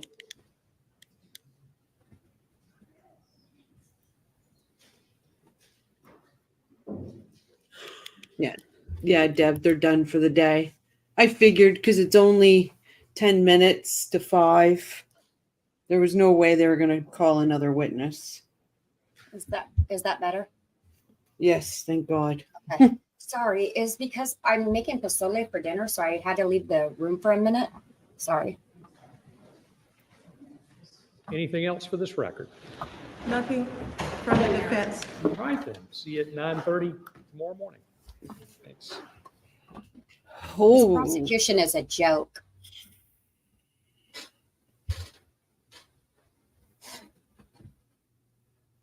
Yeah, exactly, Deb.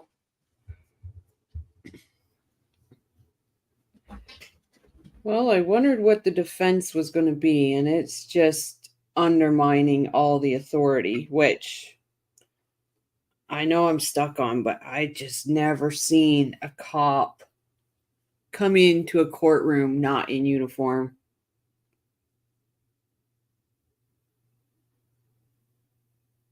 That's just baffling to me. Oh, I'm gonna.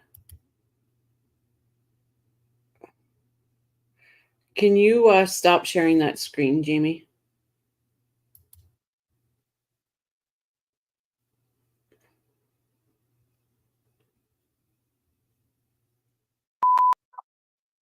Okay, perfect. I'm gonna bring up. Wait till you see this, guys. I just pulled this up as I was. Ooh. This is the motion, Sarah Boone's motion. Defendant's motion for a new trial comes now. The defendant, Sarah Boone, by and through counsel and pursuant to Rule 3.600 Florida Rules of Criminal Procedures. So here's the reasons. This is hilarious. We all seen this coming. Yeah, the defendant was found guilty as charged of second-degree murder on October 25th. The instant motion is timely filed pursuant to Rule 3.600. The defendant asserts that she is entitled to a new trial under Rule 3.0600 on the following grounds. The court erred in ruling that the defendant was not entitled to court-appointed counsel. Well, she had 8. 2, the court erred in denying undersigned counsel's multiple motions for continuance. We saw that one coming. 3, the court erred in failing to grant a new trial when the alleged victim's family caused an emotional outburst in court in the presence of the jury prior to deliberations. Come on, we saw that one coming too. But seriously? 4, the trial court failed to disallow the opinion testimony of the state's rebuttal expert witness, Dr. Tonya Werner, MD, after the state failed to disclose before trial that the witness had formed a new opinion and the state committed prosecutional or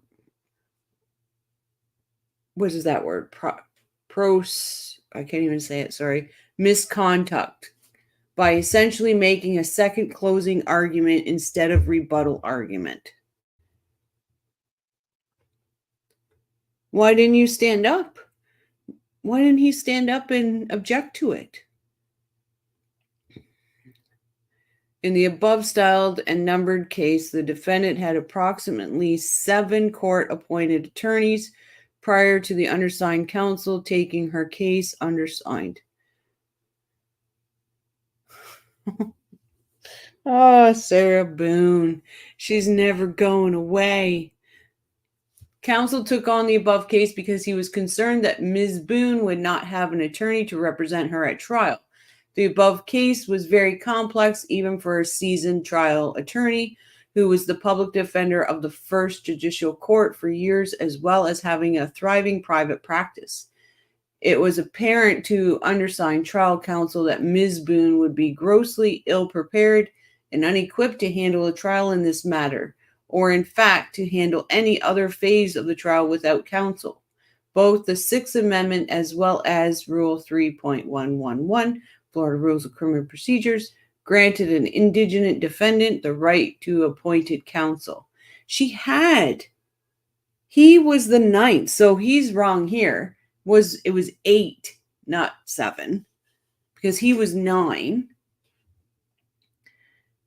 There appears to be 2 exemptions to this precedence if the defendant physically harms or threatens to harm his or her. Yes. I thought that she, and this is just from what I remember, or I think I remember, I thought that she had 7, and then she ended up having to take it pro se, and then she ended up with number 8 of the, like, that last attorney was number 8 because nobody counted her as an attorney. So that's how I thought they were doing it. Maybe I thought it was 8. He was 9, and she would have been 10 if you counted her. But I could be wrong. It's well, that's what I'm saying. I could be wrong. It was so much of a circus that it was hard to keep your eye on the ball. If the trial court certifies that the defendant will not be incarcerated if found guilty, a judge trial, should the court determine that the defendant is not entitled to court-appointed counsel due to misbehavior on the part of the defendant, which she was, the court must follow a process which protects the individual's right to due process as well as the defendant's right. Well, we all know about that. Argument 2 is the court shall not deprive a defendant of his or her right to counsel of their own choice. Failure of the trial court to grant a continuance will result in a new trial should the court deny said motion for continuance by new counsel. Dear God. Leah, you're right. He does look creepy, very guilty. He is guilty. Not entitled to unlimited free counsel, right, Deb? Yeah, this is not Kmart. It's not layaway counsel. If you don't like it, you can take it back or anything like that. There's no return policy. Now this is just talking about, a prime example of this would be reviewing hundreds of pages of text from Mrs. Boone C's cell phone, viewing all records of prior contact of Ms. Boone and the alleged victim with law enforcement, including inadmissible hearsay by the alleged victim. So this is him complaining. Argument 3, the court erred when it denied a motion for new trial due to the emotional outburst. Oh my God. But he will want a rain check. Prior to the jury's deliberation, the alleged victim's family, no, she was found guilty. He is a victim, and it was the family members began to audibly and visibly get upset and departed the courtroom. Undersigned counsel timely moved for a mistrial, requesting a new trial. The court did not give any curative instructions or address whether the outburst could adversely affect the jury's deliberations. Florida appellate courts have held that the failure of the court to grant a curative instruction or mistrial can result in the necessity of granting a new trial. The court is unable to determine if this outburst affected the jury's decision because no inquiry was made under controlling procedures or precedents. The defendant is entitled to a new trial. Oh my God. Court erred in allowing the opinions of the state's experts not previously disclosed. Oh my God. And then committed misconduct by using rebuttal. The state committed I can't even say the word, misconduct by essentially making a second closing argument instead of a rebuttal argument. Counsel for the state made a second closing argument posed as a rebuttal. Wherefore, premises. Except, but that's not prosecutorial misconduct because of the simple fact that they are allowed that. That doesn't make sense. They're allowed that. But it is supposed to be a rebuttal. I thought it was a rebuttal. I think that the defense is trying to twist it, but I don't remember. It was another closing. It truly was. Leah, just more weirdness, creepiness, and guilt. Yep. Deb says, can you imagine another 4+ years of retrial? No. No, dear God. Hugh says, thanks to Sarah, I have a suitcase phobia. At the airport, suitcases, the bus station, more suitcases. Samsonite will never recover. I'm wondering, okay, so follow along with me, guys. I'm going to get silly here. But you know how on washers and dryers, there's always a little sticker, and it's got like a child, and then it's got an X through it. So you don't go in.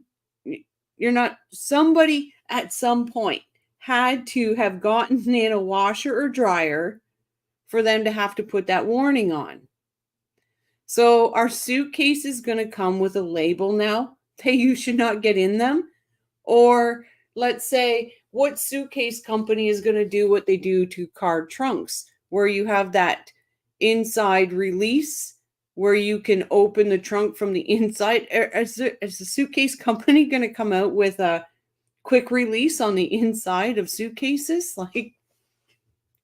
How much there's got the warning sign, right? Is suitcases kind of come with a warning sign now? Do not put yourself in a suitcase. Oh. Do not allow crazy bitch to zip you in a suitcase. Yeah, an escape latch, right? Our suitcase is going to come with an escape latch. Because it's always somebody that does something and then companies got to put these stupid warnings. I just think it's hilarious that washers and dryers come with a warning of not to be inside them. She's going to flip out at sentencing. Yeah, that's December 2nd.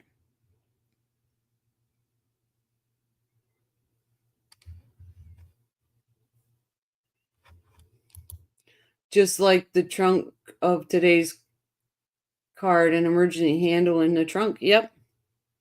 That's what I mean. Do they have to put quick releases in suitcases? Or have a suitcase that has cars, not cards? I got you. That emergency latch inside cars is in case somebody traps you in a trunk. Well, yeah, exactly. Isn't that a creepy thought, though, that they have to do that? It's like...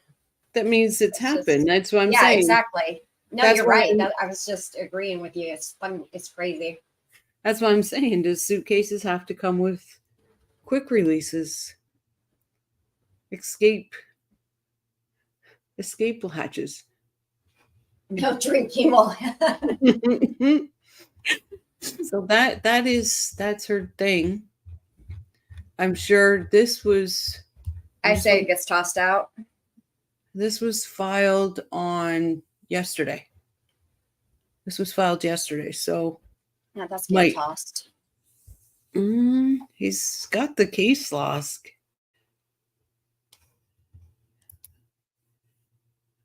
You would think they would have to. Can they delay sentencing because of retrial motion?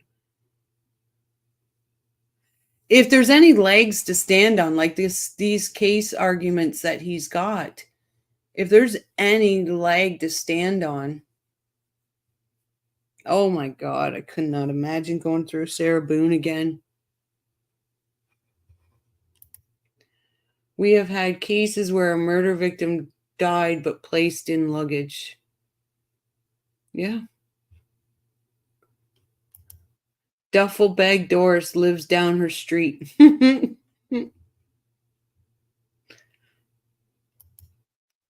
People have been killed in industrial washers and dryers. Yep. And that's why there's these signs on them, right? So if there's a duffel bag Doris, does that make her Sarah Suitcase? Suitcase Sarah.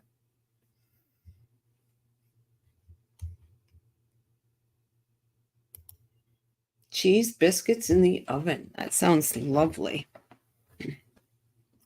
Well, that's quite the case. Who do you think the strongest witness today was? None of them. Right? I can't pick out one state witness that I think was strong because the defense pulled out all their so-called mistakes. Them dryers attack. Like these officials were so, and excuse me for saying this, but lackadaisy. They were just humdrum. They were just don't get it. Wasn't there someone who microwaved their baby? I know, gross. So yeah. I heard of and that. then tried to claim that she was had mental illness and a mental illness, and that it was postpartum depression. Yeah, my God. And she blamed it on her seizure. Also, that was the other thing. She also blamed her having a seizure. Jesus, I heard somebody do that to a dog. Oh, that's just none of it's right. No, I can't even imagine. Like, what are these sick, stupid people? Oh.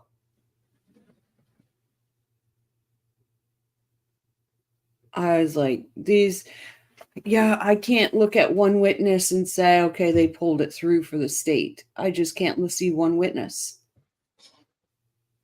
And I wasn't watching them. I was just listening. And I was like, I couldn't. Yeah, they did. Yep.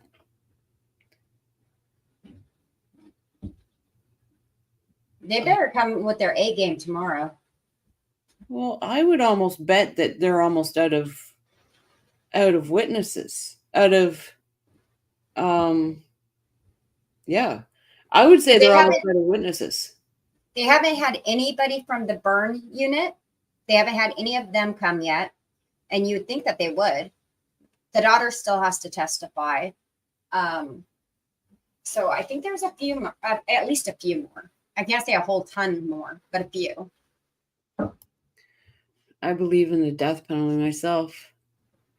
I think if it's a clear-cut case, why? And we're Canadian, so that's very strange for us to be saying, but I think if there's absolutely no doubt, say Wade Wilson, where he's admitted it 100 million times, I agree. They got no A left. No, they got, this case is moving fast like Boone. I would almost say by Friday we'll be in closings, I think. Yeah, who's the defense going to call as witnesses?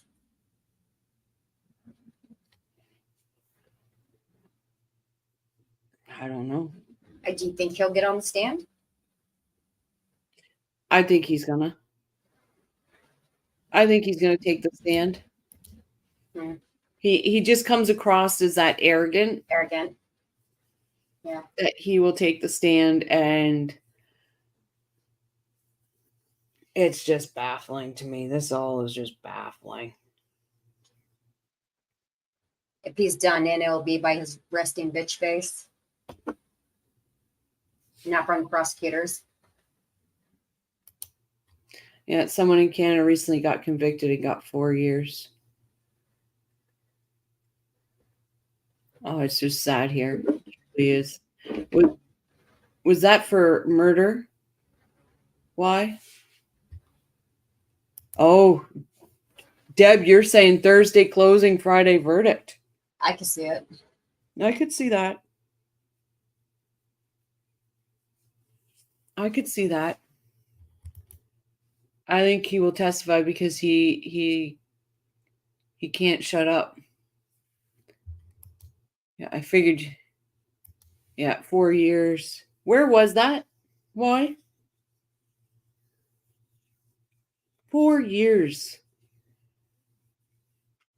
Welcome to Canada.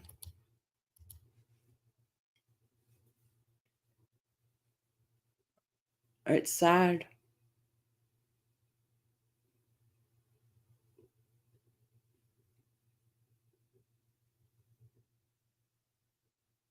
It is so sad that that is how our system works. I've have the you'll have to understand, guys. Because I'm Canadian, I still follow your elections. And I know people are saying this is not a political channel. It's not, but history could be made tonight, people. So I will be following it.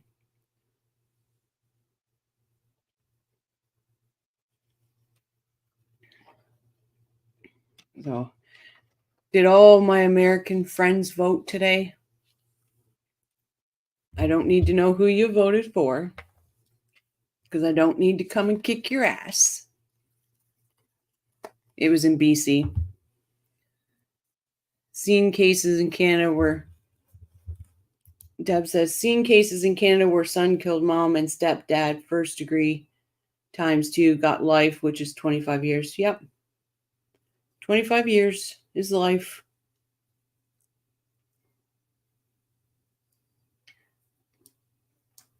That's why every year now, Paul Bernardo gets a chance at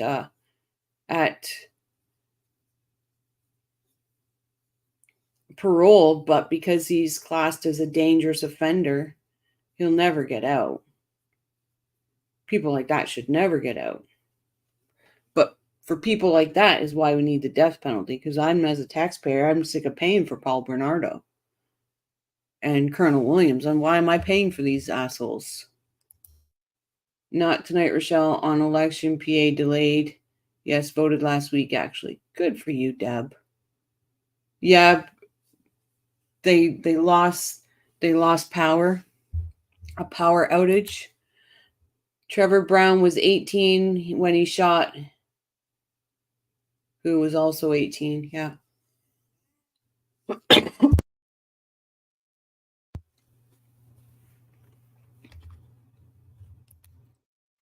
Vancouver, BC, recent murder conviction. Bernardo was the worst. Yep. But his ex-wife is out. She's living in the Dominican Republic.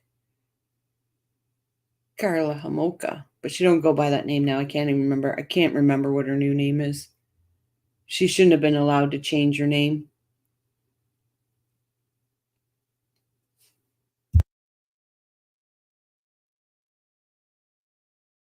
And she has children.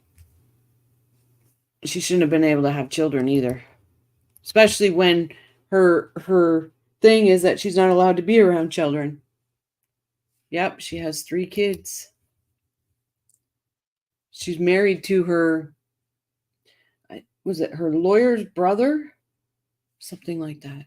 Her lawyer or her lawyer's brother.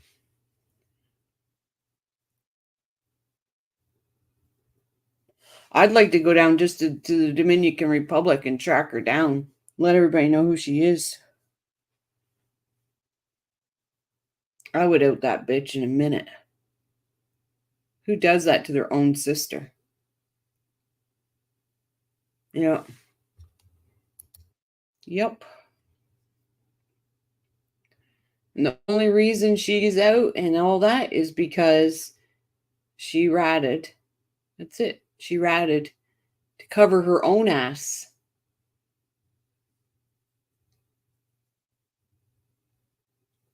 Meanwhile, she was equally as bad as he was.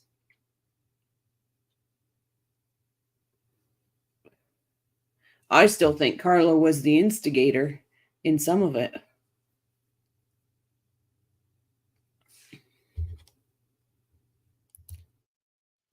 I believe so. Why? I believe so.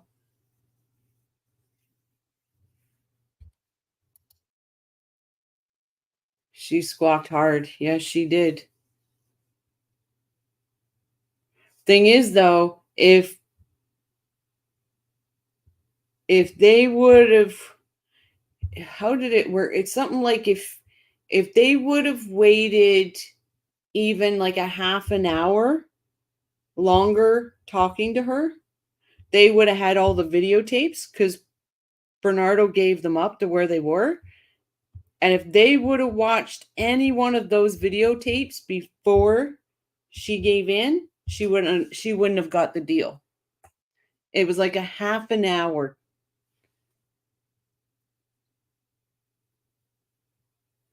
It was ridiculous.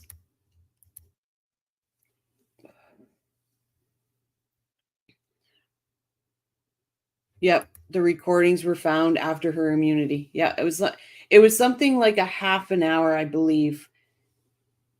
The two agents weren't talking to each other.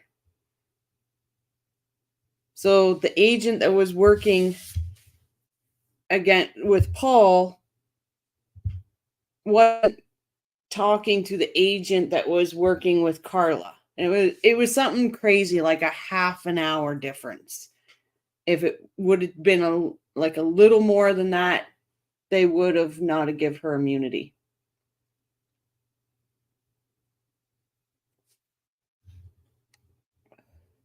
I remember the day they tore that house down.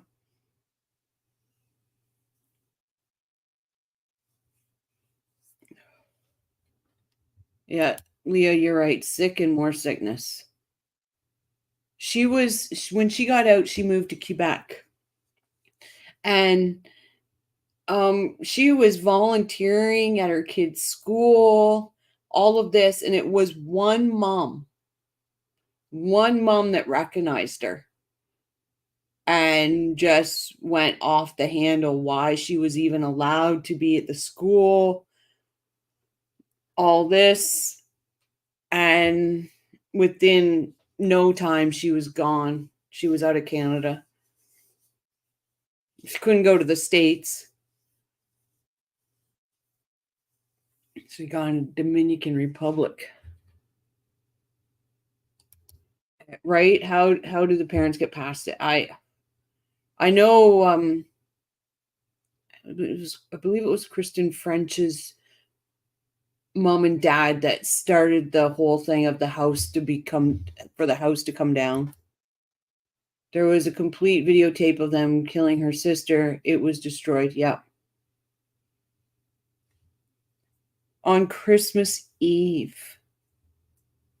Ugh. Or Christmas night. Christmas Eve or Christmas night. Can't quite remember.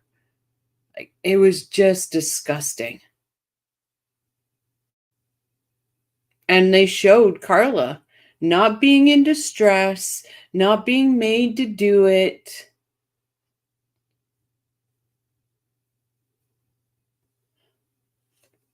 She's one of those ones that cried, he was abusive.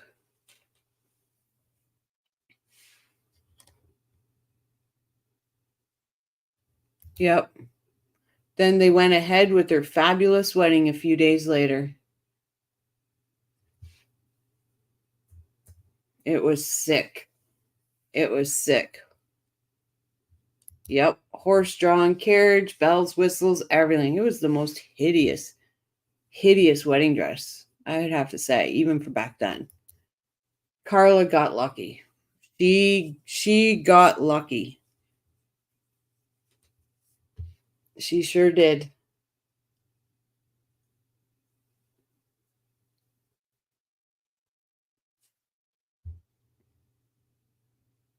I always wonder what those two officers or detectives think now about that whole mishap of that time and not communicating with each other.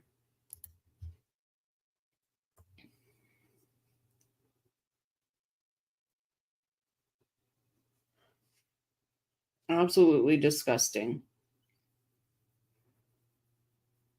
Well, I would like to thank everyone for watching the trial with us today. I appreciate it.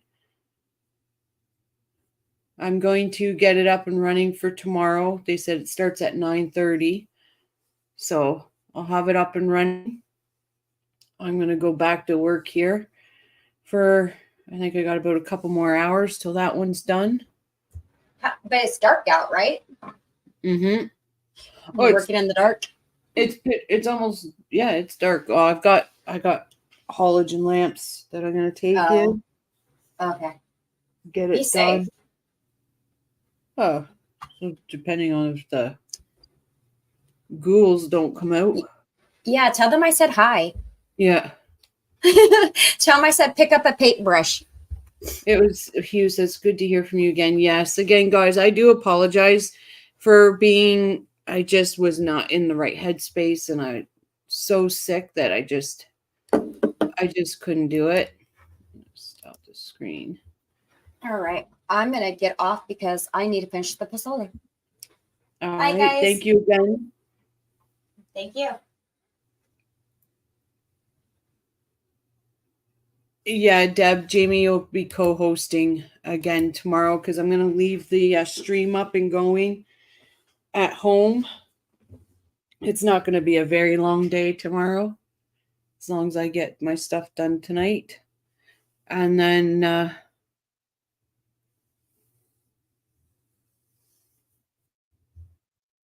oh, thank you, Y. Thank you so much for all your input. Hey, Broken. Welcome. How are you, Broken? Oh, Deb, I'm telling you, I'm not looking going. As long as I'm not there late, I'll be fine. I gotta tell you guys, like, I literally had to call the property owner in on my last unit because it was gone crazy. I'm out of here. I can't do this. I just can't. Like, I had to put 5-gallon pails in front of all the doors because I just couldn't do it no more. Tired. What time is it there, Broken?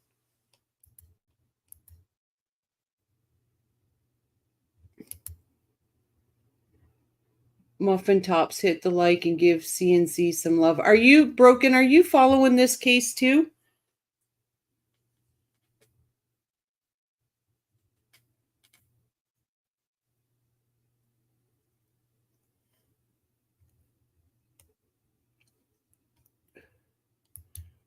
You can let your Muffin Tops know that I'm going to be streaming this case through Gavel to Gavel if they want to join us. I actually thought it was going to be quite boring because it seems very, I'm on the girl killed in Iowa. Oh, nice.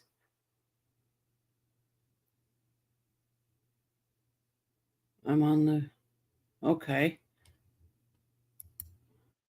Broken went to bed, said he'll be up early.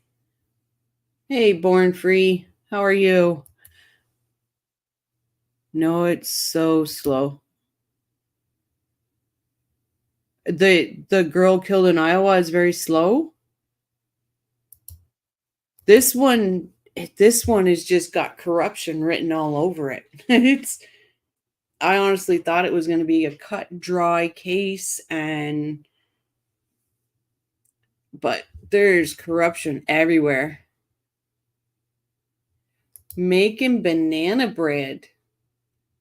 Is it Donna's recipe?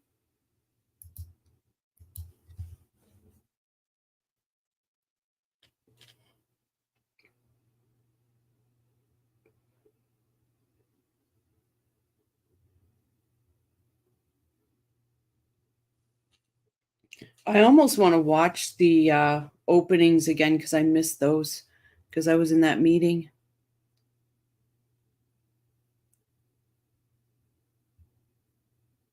No, it's an antique recipe. Well, as long as it's not Donna's recipe. I love banana bread. Oh, it has buttermilk in it. Oh, that even sounds nice. Why, you do, because you sent me the pictures of the cookies.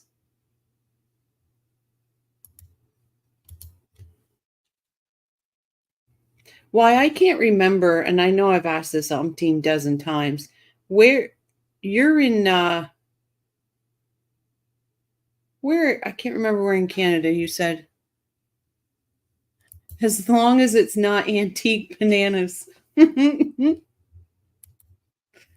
Oh, gosh.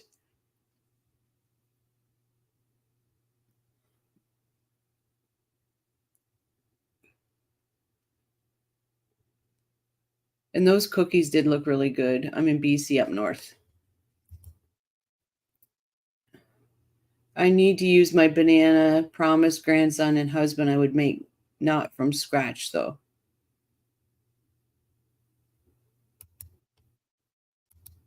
At Broken Baker, laugh out loud. They were very ripe bananas, though.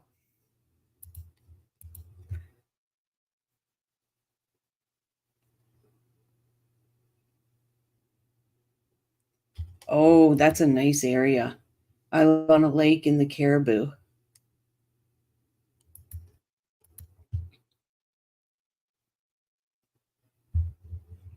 Deb says, yes, watch opening Rochelle. We had a problem with sound and missed it. Okay. Let me go back to it because I was in that meeting, so I did miss it.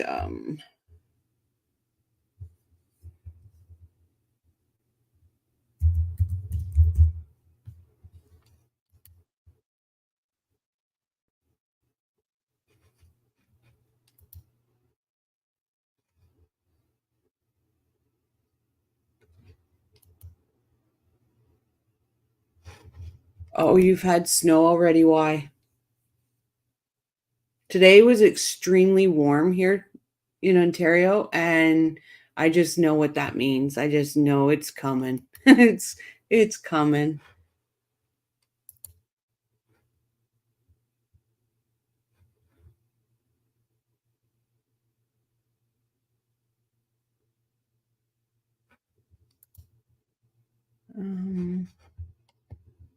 Let me share this screen.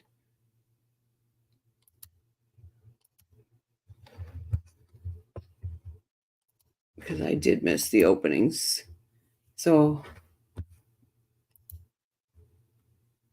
in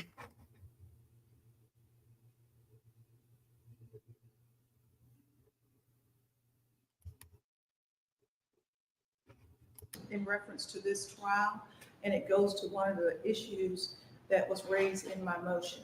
The issue. Let's play this, guys.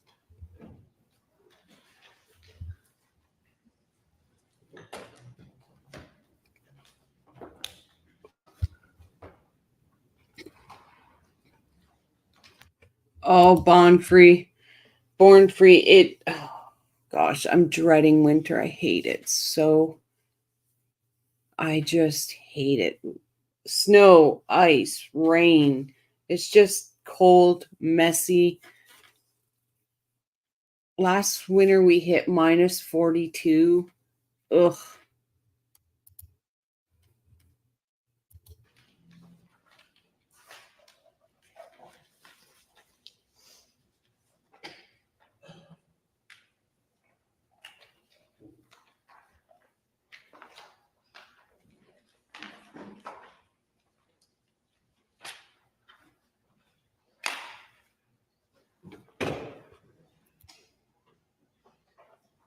I hate ice. Ugh.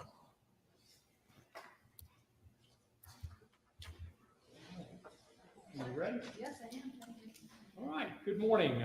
Let's see, we've got a couple of things to take up before we bring the jury in. Could we first get juror number 90? Juror number 90. Uh-oh, there was juror problem? Let's take that up right around here.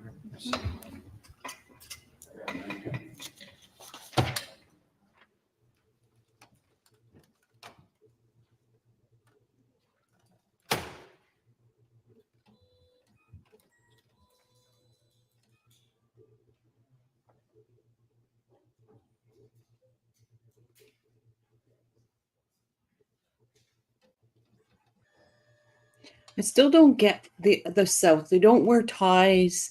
They don't.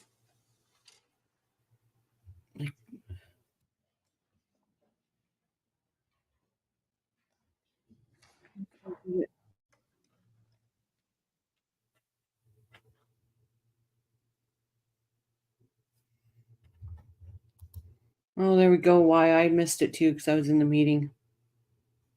Cold weather, cold germs. Well, you would think Canada would be germ free then.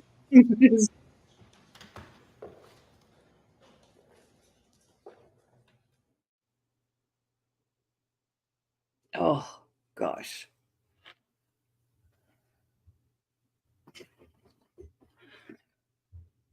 My goal is to head down south for the winters. Jurors probably fell asleep. It was so boring.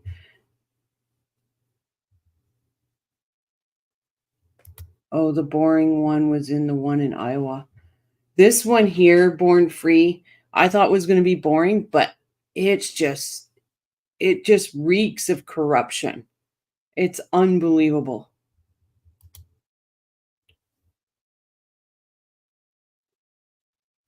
Look at that goofus. I haven't heard that word in a long time.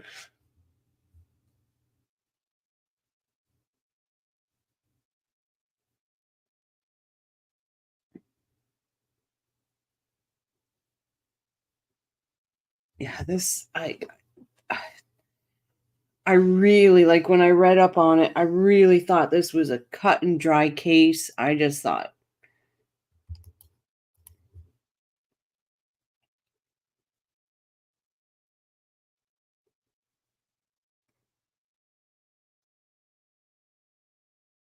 Right, Deb, it is twisted. Like, I literally sat there with Jamie last night and said, I just don't see how the defense goes at this. I don't see it. I'm like, and well, right away, we seen it. It was, wow.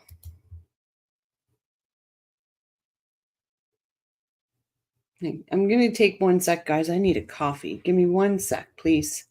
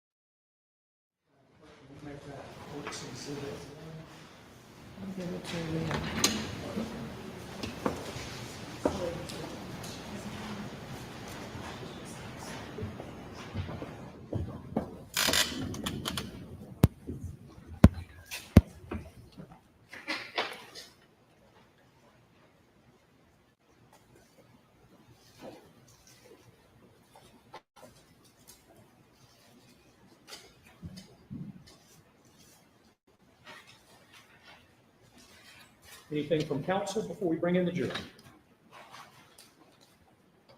Your Honor, as discussed previously, on yesterday, the defense argued a motion for suppression in reference to the search warrant, and its motion was to suppress or quash the search warrant. On last evening, I'd like to present to the court at this time, there was a video in reference to this trial, and it goes to one of the issues that was raised in my motion.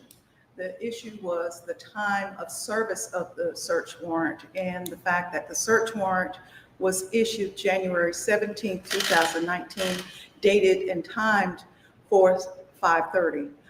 It appears through that video that I don't know who took it or how it was taken, but it was taken of the officers that were present at the scene, and it appears to show that the search in fact happened during daylight hours.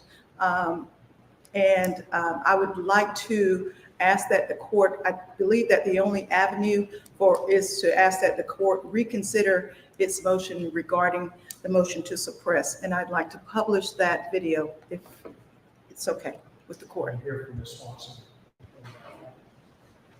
Thank you, Your Honor. I did view the video, and it seems to show exactly what Captain Jason Chapman testified to. Officers maybe marking things outside of the residence, writing things down. It's obviously the sun is going down. Jason Chapman did look up when sunset and twilight occurred on January 17th of 2019 and made a little memorandum about it with some pictures indicating such. We did provide that to the defense, and if I could just mark this as a state's exhibit for purposes of this reconsideration, I'd like to present this to the court. It's exhibit 59 because I've already marked a bunch of pictures that I intend to enter into evidence. So I apologize. We went from 1 to 59, but as long as it's marked and documented, it should be fine. But our arguments would remain the same, that the scene was secured, that nothing was taken out of the residence prior to the search warrant getting there, that the search warrant did get there at about 5:38 or so. Why is it not timed? And that there were certain items that needed to be photographed due to exigent circumstances. For instance, the pool of water that was in the carport. As we discussed yesterday, there was no indication of any bad faith by the officers. And as such, I believe the search warrant and the fruits of that warrant should be admissible for the trial of this case. All right. Any objection to the document, states 59? No objections to that. So, In as much as I guess it's rebuttal to this video, I assume that's how she's presenting it. I just didn't know if we were going to try to call live witnesses or we're going to just have that document there. If there's no objection, I would just like to submit the document just as Mr. Matthews wants to publish the video. Do you have, as far as putting it in as an exhibit, do you have it on a thumb drive, or do you have, or am I going to look at your iPad? I can email it to you. I'm just trying to figure out how to make it part of I don't the know record. how I would do that. Otherwise, this just came to light. And we can certainly put it on a thumb drive and include it as an exhibit once you view it. Let's do that then, because I probably need to rule on this sooner rather than later. Yes. So what, I guess I'll just look over your shoulder on the iPad. I'll just come down there and I can join us, or She's seen it and so Okay. have I, so. I've never basically, seen anything like this. see her. Judge comes off the bench. You got Candy Crush on there? Oh, you do. What level are you at?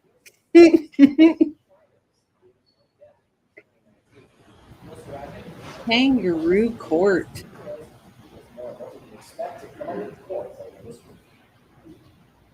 Jerry Lewis suffered burn injuries across the front of the body in the water.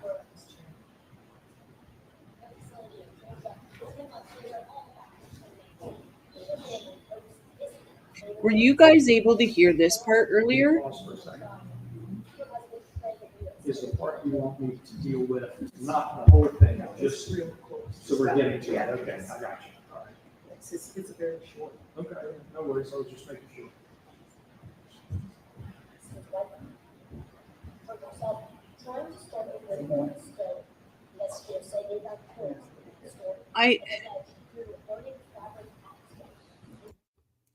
Deb says if they can see something without moving things around, they don't need a warrant to take a picture of it. But if they want to use it as evidence, they need a warrant, right? I think they need a warrant to look around on private property.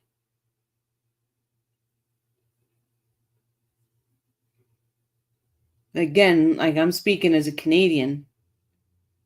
And Deb says no. Okay. So as long as they didn't touch nothing or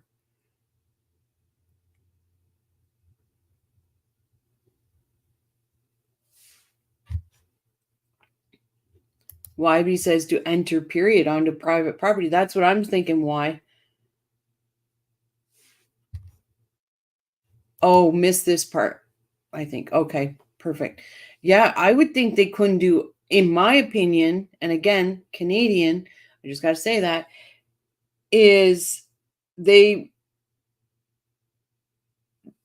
have to secure the scene, but I don't think they can do anything until there's a warrant. Like if they arrested him, they put up the crime scene. So for my house, this is how it worked for me. They arrested him. My house was taped off. I have the evidence tape and crime scene tape on all 3 of my doors, and nobody was allowed in. They stationed, posted a police officer out front because nothing could be touched or taken, no pictures, no nothing, until they had the search warrant. And it was taking a bit to get the search warrant. So when I was in the hospital, the detective had come to me and said, "Do I have your permission?" And I had to sign a bunch of paperwork. That's my understanding. That's my understanding too. So if it is written, if it is within eyesight, just walking in, they were still outside and in plain sight. The water was, yeah, but it was still on private property. Like I'm wondering the same thing you are, Deb, because it was outside. He got 5 years, and his first year he spent in jail. It took a year to get him to trial, and so that counted as 2 years. Because welcome to Canada. Because they say it's on, if it's because of the courts, that time in jail is considered double time. And then when you go to prison, it's time and a half. So he gets out January 22nd. I think it's the same in South Carolina. That's why we see the defense trying to have it thrown out. Yeah, they couldn't do anything. They could not, in my case, they could not touch anything in the house. They could not do anything. Right, minus time served. Yeah.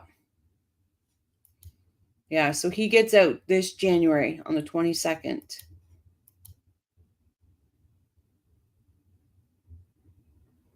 It's disgusting. To me, I think if you get convicted of a crime, you need to do the time that you, like, there's no, and I say this to the pro board every single time. Was I granted good behavior? Was I granted good time because while he was doing this to me? No, I wasn't. So why is he? They were investigating a fire, an injured person. They had the right to be outside, not just inside unless body was in there. Yeah, but it's the second location that I think they're arguing about, Deb. That second location is what I think they're arguing about. That second home. I'll go back.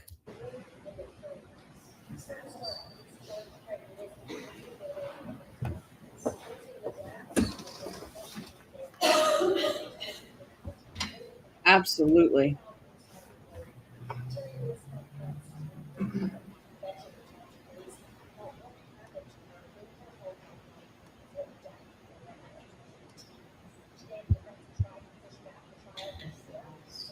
And that's not that's the motion, not that's the it. That's the motion out. That's the next day. Yeah. That's also the house. That's also the house.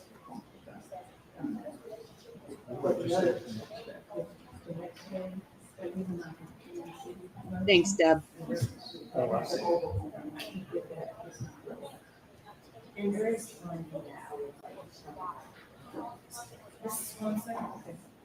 I can't hear. Oh, sorry. Sorry. And I'll get this put on the jump rock. Okay, thank you. And you're just not the whole thing, just the part that was wrong. All right, I've had an opportunity to review the video. Ms. Watson, you said you wanted to put something on the record?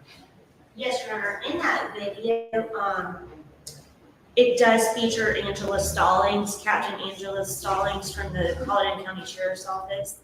And it was testified to yesterday that she was actually the one that left the scene and came back to the scene with the search warrant. And so it's the state's contention that when she was walking around with items, it was when she brought back that search warrant. And I would hand up State's Exhibit 59, because of course in that video, you also do not see the defendant.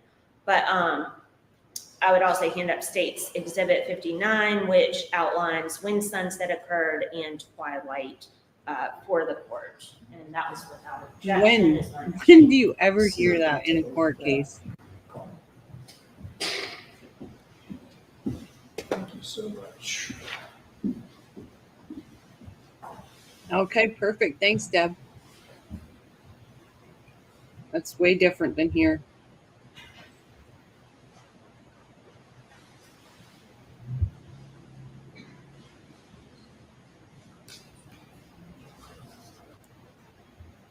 I believe you. But the thing is, so here's my question though. If they are talking about the second location, the second house, they would have needed a search warrant even to go on the property because that's not where the crime happened. So if they're talking about this, look at that freeze frame.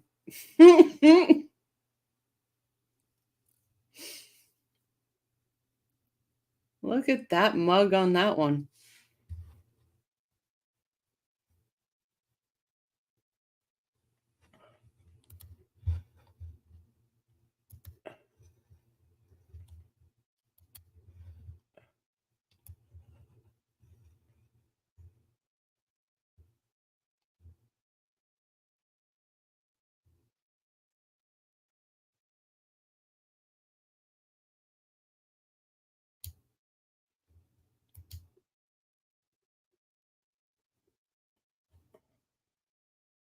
Yes, they would need a warrant for. Yeah. So I'm wondering if they're talking about the second location because that's where they seen. Is that where the water was? I might be getting confused between the two locations.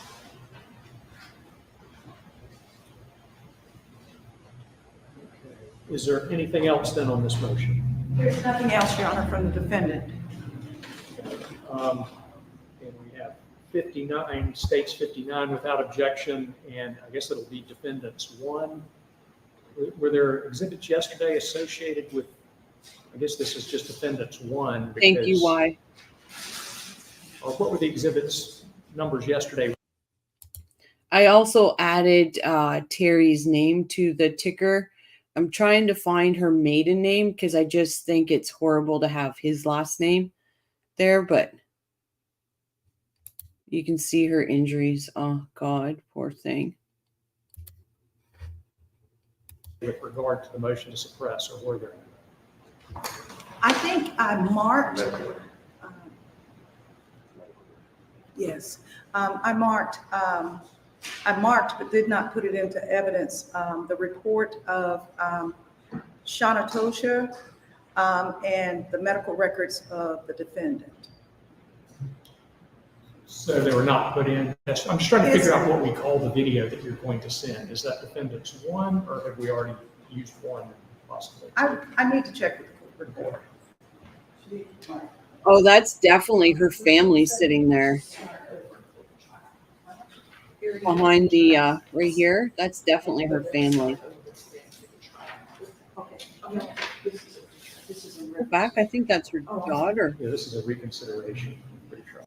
I just gotta go back for a second because I actually think that's her daughter. I think I marked, yes, I marked but did not put it into evidence, the report of Shauna Tosha and the medical records of the defendant. So they were not put in. Yes, I'm just trying to figure out what we call the video that you're going to send. Is that defendant's one, or have we already used one possibly? I need to check with the report. The court said to start over the trial. Hearing the two times, yes. But then start over the trial. Okay, this is in reference to the pre-trial. Oh, I'm sorry. Yeah, this is a reconsideration. Pretty sure. It was Kelly Paget, so that would be, mine would be third. This video that we're bringing to you, we had Paget report and the Collin medical records. So it would be three. Thank you so much. So I've had an opportunity to review State's Exhibit 59, which was offered without objection. I've also had an opportunity to review Defendants 3 offered in reconsideration of the ruling on the suppression motion yesterday, and that motion was against suppression. And having reviewed 59, States 59 and 3, I'm going to respectfully deny the motion to reconsider at this time. So I'll give you 59 and 3 will be coming on a thumb drive or some method of turning it into an exhibit. All right, anything else before we bring the jury? Nothing from the defense. Bring the jury.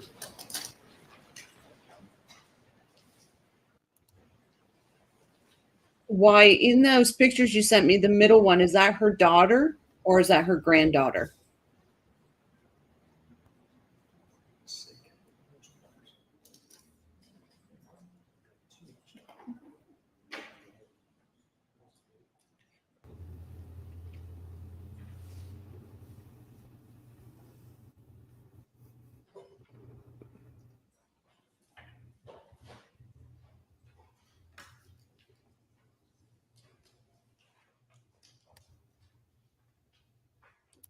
Oh, the little ones are her grandkids, yeah. So that must be her daughter in the one hugging her.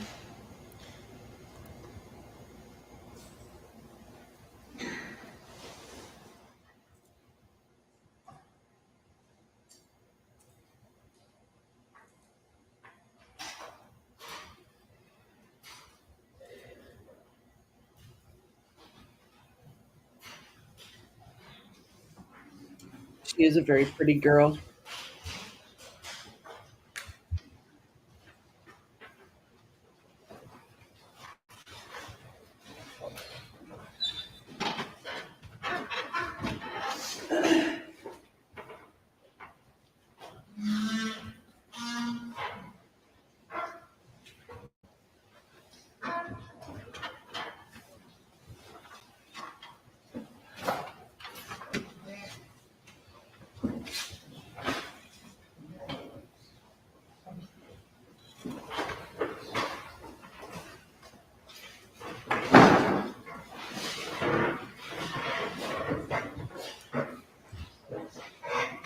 No, Born, that is the defendant. Good morning. Good morning. I'm going to now ask you the question I told you yesterday I was going to ask you now, which is, did all of you follow the instruction with regard to not viewing any media, not speaking about the case, all of that? Is that Fantastic. Were any of you contacted by anyone attempting to influence your decision or tell you anything about this case? Okay. Any other questions for these jurors before we begin?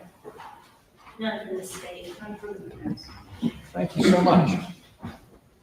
All right then, I'm going to read you some more things. I read you some things yesterday and we'll go on today a little bit more. Ladies and gentlemen of the jury, the case we're about to try is the case of the state versus Craig Anthony Lewis. Before we begin this trial, I want to tell you this trial is probably different from what you might expect. Many people do not have the chance to attend actual court sessions, as you are doing now, and may think from watching television or movies or reading books that trials are always full of high drama, intense action, and riveting circumstances. While all of these things may be true at times, this trial is not for entertainment. It is a fundamental part of our democracy, an effort to make sure that justice is done between the parties before the court. Making sure that justice is done is often slow, deliberate, and repetitive, the opposite of what you might have seen on television or in movies or read in books. The courtroom is a place of honor, dedicated to the protection and preservation of citizens' rights through what many have called as the greatest justice system ever created. Sorry, guys, had to stop it. Oh my God, look what's sitting in front of the judge. Anybody that's followed the Melody Ferris burn pit trial, look what is sitting in front of the judge. Mountain Dew. Are you serious? The attorneys appearing before you are advocates for the parties they represent. First and foremost, they are officers of the court, sworn to uphold the integrity and fairness of our judicial system and to help you in the search for the truth. Should you expect them to be professional, you should expect them to be professional, competent, ethical in the representation of their client's interests. You're also expected to be professional, reasonable, and ethical. Thank you for accepting the important responsibility of jury service and for your contribution. That's definitely her sister. What I will now say is intended to serve as an introduction to the trial. These remarks are not a charge on the law. I will instruct you on the applicable law at the end of the trial before you retire to consider your verdict. This is merely an explanation of the procedure that we will follow during the trial so that you may better understand what may happen during the trial. There will be no note-taking during this trial, so pay attention as we go forward. The defendant is charged by an indictment filed in this court with the crimes of murder and arson, the elements of which will be explained to you later. The indictment is simply the charge by which the case is brought into court. It is not, in any sense, evidence of any of the allegations it contains. The defendant has pled not guilty to the indictment. Nice. The state, therefore, has the burden of proving each of the elements of the indictment beyond a reasonable doubt. And it will be your duty, ladies and gentlemen, to decide whether the state has met that burden.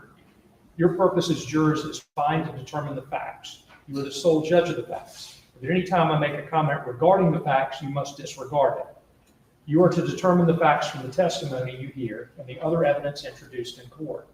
It is up to you to determine the inferences which you may feel may properly be drawn from the evidence. It is especially important that you perform your duty of determining the facts diligently and conscientiously, because ordinarily there is no way to correct an erroneous determination of facts by a jury. On the other hand, and with equal emphasis, the same law that makes you judges of the facts makes me judge of the law. The law is given by the court is the only law you may consider. You guys are You may making me accept and hungry. follow it even though you may disagree with it. You must accept and follow it even though you may disagree with it. I cannot tell you what the facts are, and you cannot disagree with me about what the law is or should be. Your job is to take the law as I give it to you and apply it to the facts as you find them from the testimony of the witnesses and any evidence that's presented. After doing that, you will render a verdict under the solemn oath that you took as jurors. Until I tell you that you may begin to deliberate, you must not discuss this case with anyone, including your fellow jurors, friends, family members, and anyone involved in the case.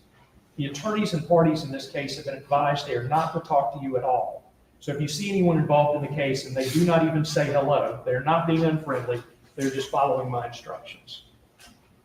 You must make your decision based solely on the evidence presented in this courtroom. That means during the trial, you must not conduct any independent research about the facts of the case, the evidence presented, or the people or organizations involved in any way with the trial. Please do not try to find out information from any source outside the courtroom. In other words, you must not look at dictionaries or other reference materials, search the internet, websites, or blogs, or use any electronic tools to get any information about this case to help you decide the case.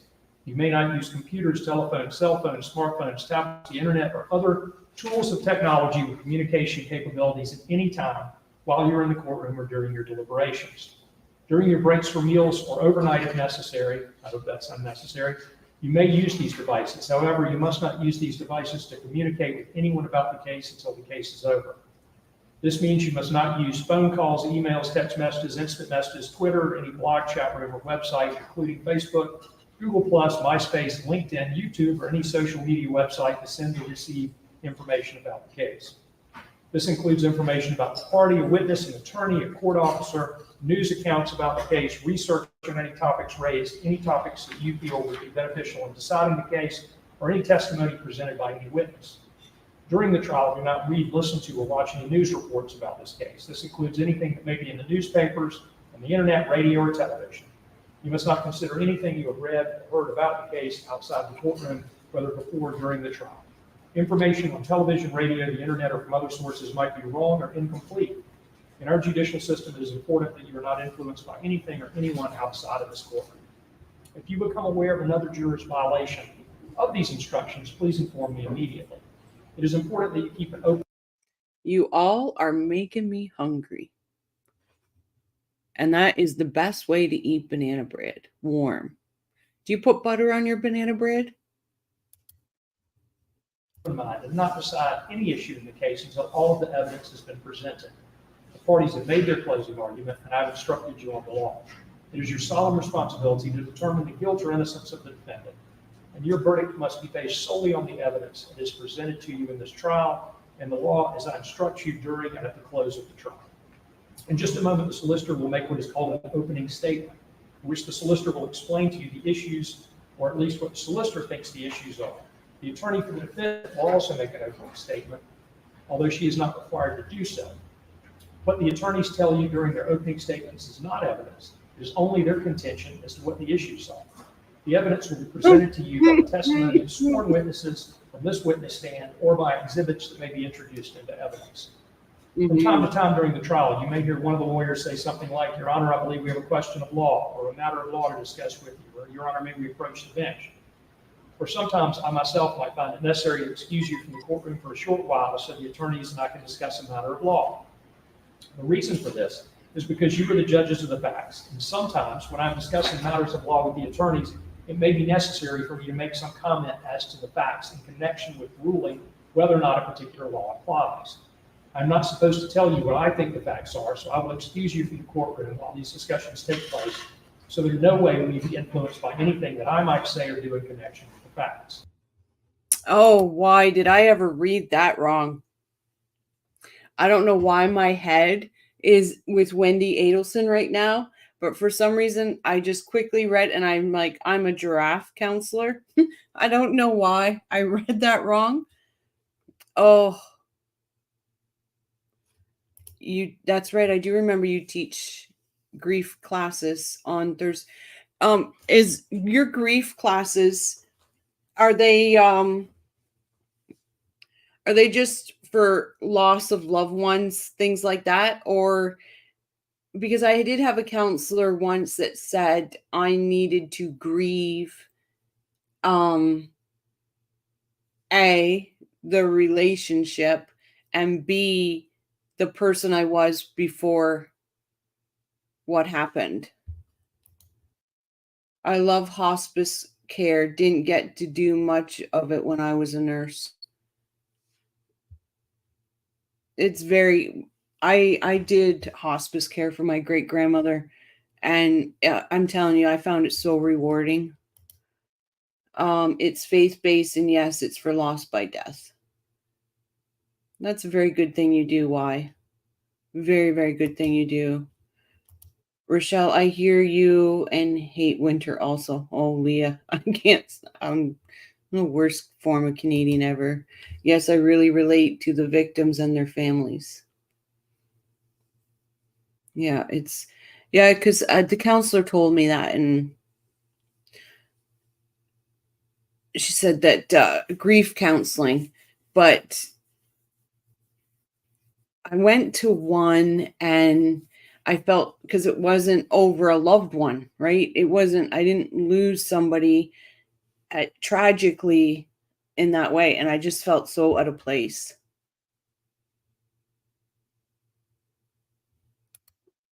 Oh, your husband. Oh, I'm so sorry. Your husband died of cancer. I'm so sorry.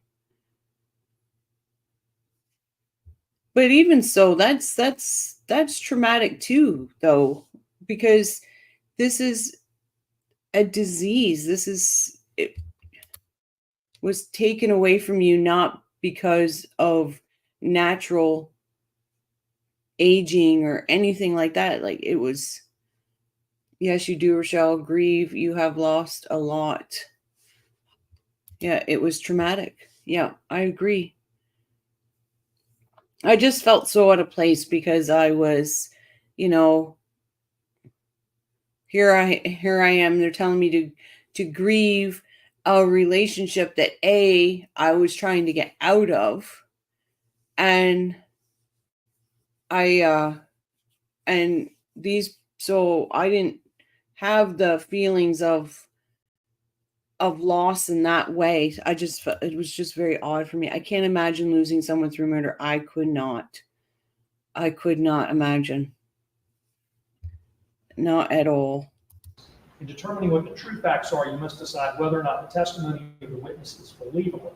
It will be my responsibility to rule as a matter of law on whether certain testimony is admissible at all or not. But once the testimony is admitted, whether or not you believe it is solely for you to determine. In deciding whether to believe a witness, you have the right to consider the interest of any witness, the bias of any witness, the I'm going to prejudice of any fast forward through this. the opportunity for the witness to have seen matters and things about which the witness may testify, and the way the witness acts on the witness. Oh, it's going to be coming up anyway. You have a right to consider anything in the record that will help you evaluate the testimony of the witnesses. That means that it is your duty to pay close attention to these witnesses, to observe the witnesses, to listen to the witnesses, and to pay close attention to the attorneys and the court. Don't let your thoughts wander, but give strict attention to the testimony, so that at the end of all of the testimony, after the argument of counsel and the charge on the law by the court, you will then be in a position to determine what the true facts are and to apply the law to those facts and thus render a verdict. It is your added duty, Madam Foreperson, to reside in the jury room and be the jury spokesperson here in court. It will also be your duty to write the verdict, but I will give you further instructions about that at the conclusion of this trial. In order to preserve everyone's rights, I will give the parties an opportunity to object to anything I've said. Any exceptions to anything in the opening? None for the state. Oh, why? You have no idea. In Canada, I feel like we have to take the law in our own hands because there is no justice. Justice is ridiculous. I actually told victim services that they had till the end of today to get back to me, because even though he gets out on the 22nd, he still had to go in front of the parole board for all of his everything he has to go by, his regulations, like everything. And I still should have had the right to be there, and I wasn't even notified. So I flipped out and I said that you have by end of day on Tuesday to get back to me on why I wasn't allowed to be there or notified that it was happening. And I told him I will go to the media. I'm going to call out how victims are treated here in Canada. So you guys may see me on the news. Who asked me if I eat butter on it? I did, Born. I did.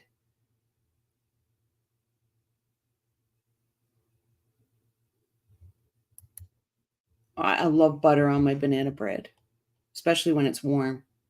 None from the witness. All right, thank you. We will now begin the trial. Thank you, Your Honor. May it please the court.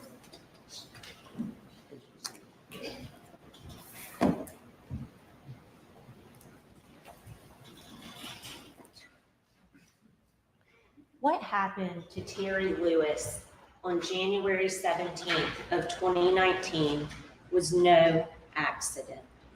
She was burned on 38% of her body, primarily the front of her body, concentrated to the right side. Her face, her neck, Her hair was charred. These were third-degree burns. Third-degree burns all over her body, down to her legs, all over the front of her legs, that left her bedridden for almost 10 months before she finally succumbed to the complications from these burns. She had breathed in fire. Now, the actions before and after this event of her husband of 20 years, Craig Lewis, were not those of a loving and caring husband. They were those of a murderer. Oh my God, she's horrible. You're going to hear that rather than call 911, Craig paraded Terry around the house, who was dying from burns, fighting for her life. There are bloody footprints all through the house. Put clean clothes on her, cleaned himself up before going to the ER.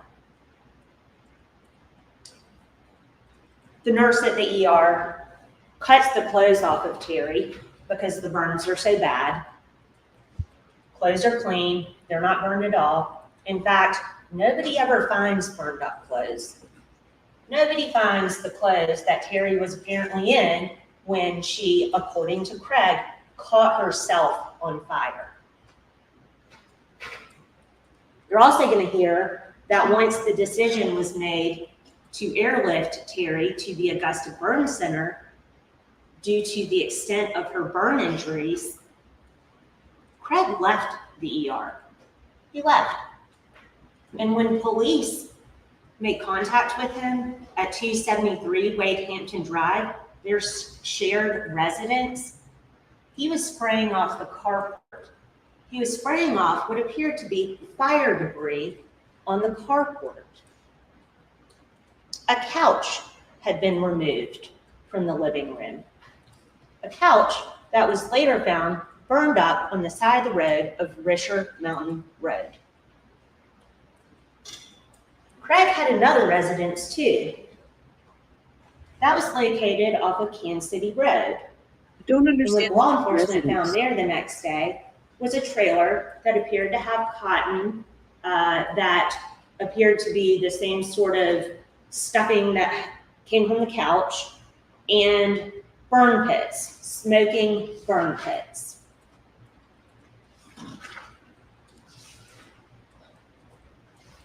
Now, you're going to hear from a number of witnesses in this case, and the evidence is going to come from the witness stand. What I say and what Ms. Bright Matthews say, it's not evidence. And what you must do is base your decision on what you hear in the courtroom, the evidence that is presented to you through exhibits, testimony, pictures. The state bears the burden of proof in this case, and I must prove to you beyond a reasonable doubt that Mr. Lewis committed these crimes, murder and arson first. I prove that to you through the introduction of evidence. Evidence beyond a reasonable doubt is evidence that leaves you firmly convinced of the defendant's guilt. You must be firmly convinced.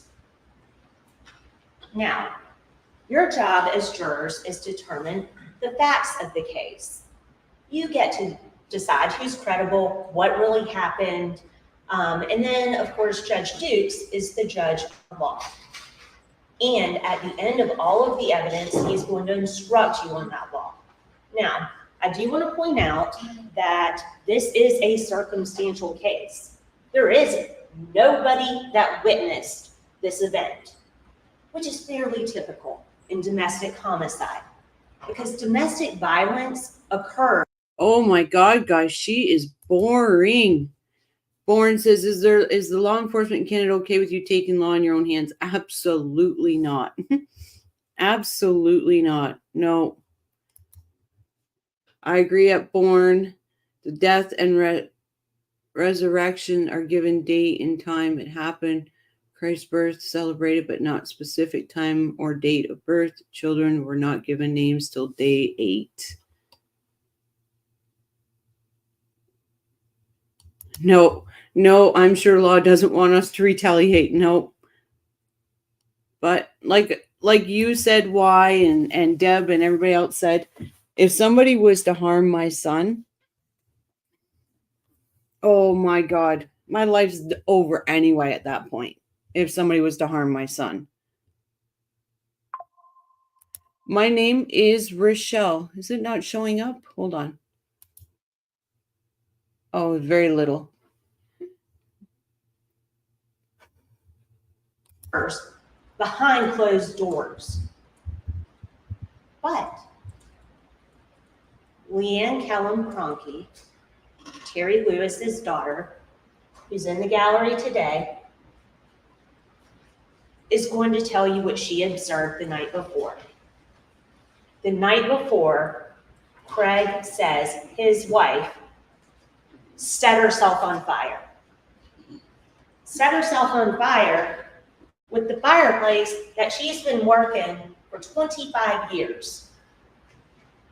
Terry Lewis has lived in the same house with the same wood-burning fireplace for 25 years, has probably lit hundreds of fires with.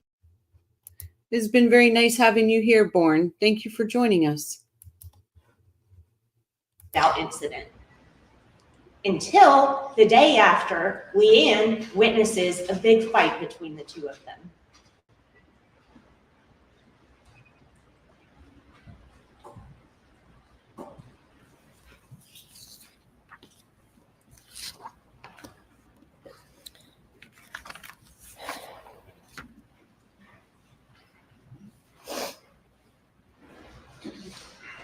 The law makes no distinction between circumstantial and direct evidence, and that's something that the judge is going to tell you more about later on in the case. But to the extent that we rely on circumstantial evidence, it must all point conclusively to Craig Lewis. And I think at the end of this case, you're going to find that it does. At the end of this case, I'm going to ask you to find Mr. Lewis guilty of murder and arson first, because this was no accident.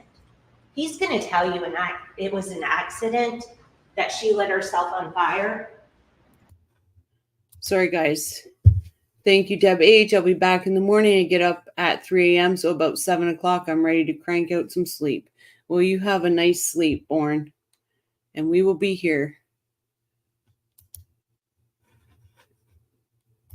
But the evidence in this scene says otherwise. Thank you. That's it? That's hello, ma'am, that's it? That's all you gave the jury for an open statement? You talked more about the judge than you talked about anything else. Oh my gosh. May it please the court. Yes, ma'am. Please. In this court, probably, maybe, we think it happened this way, doesn't cut it. Each of you took a solemn oath. Each of you understand that the Constitution affords my client, Craig Lewis, a right to be judged by his peers. Peers like you. Peers who've been to the hospital. Peers who know about Walterboro. Peers who understand human nature. Peers who've had dealings with law enforcement. Peers who understand being accused. Oh, it's right there. Just because. And peers who understand their motives that people have all the time. You took a solemn oath to uphold our Constitution. Now, the state is right. They have a burden, and the judge is going to explain that burden. He's going to give you the law, and only he is the arbiter of the law. You have to judge the facts or the lack of facts in this case. Now, what will you hear? When you look at all the charges, we're here because Craig Lewis is charged with. Hey, Armand. Welcome back, my friend. Yes, a new trial. And guess what? It has to do with this time around a husband burning his wife. It's insanity, Armand. This case is so corrupt. And she says her whole case right there, guys. Corrupt law enforcement. Oh, wow. Arson means he set the fire. Craig Lewis is charged with murder, and the judge will explain to you the elements that they have to show for murder. I'm going to tell you what you will hear. You will hear that a fire occurred on Wade Hampton Avenue on January 17th, 2019, and that it occurred as a result of Terry Lewis trying to start a fire in her wood-burning stove.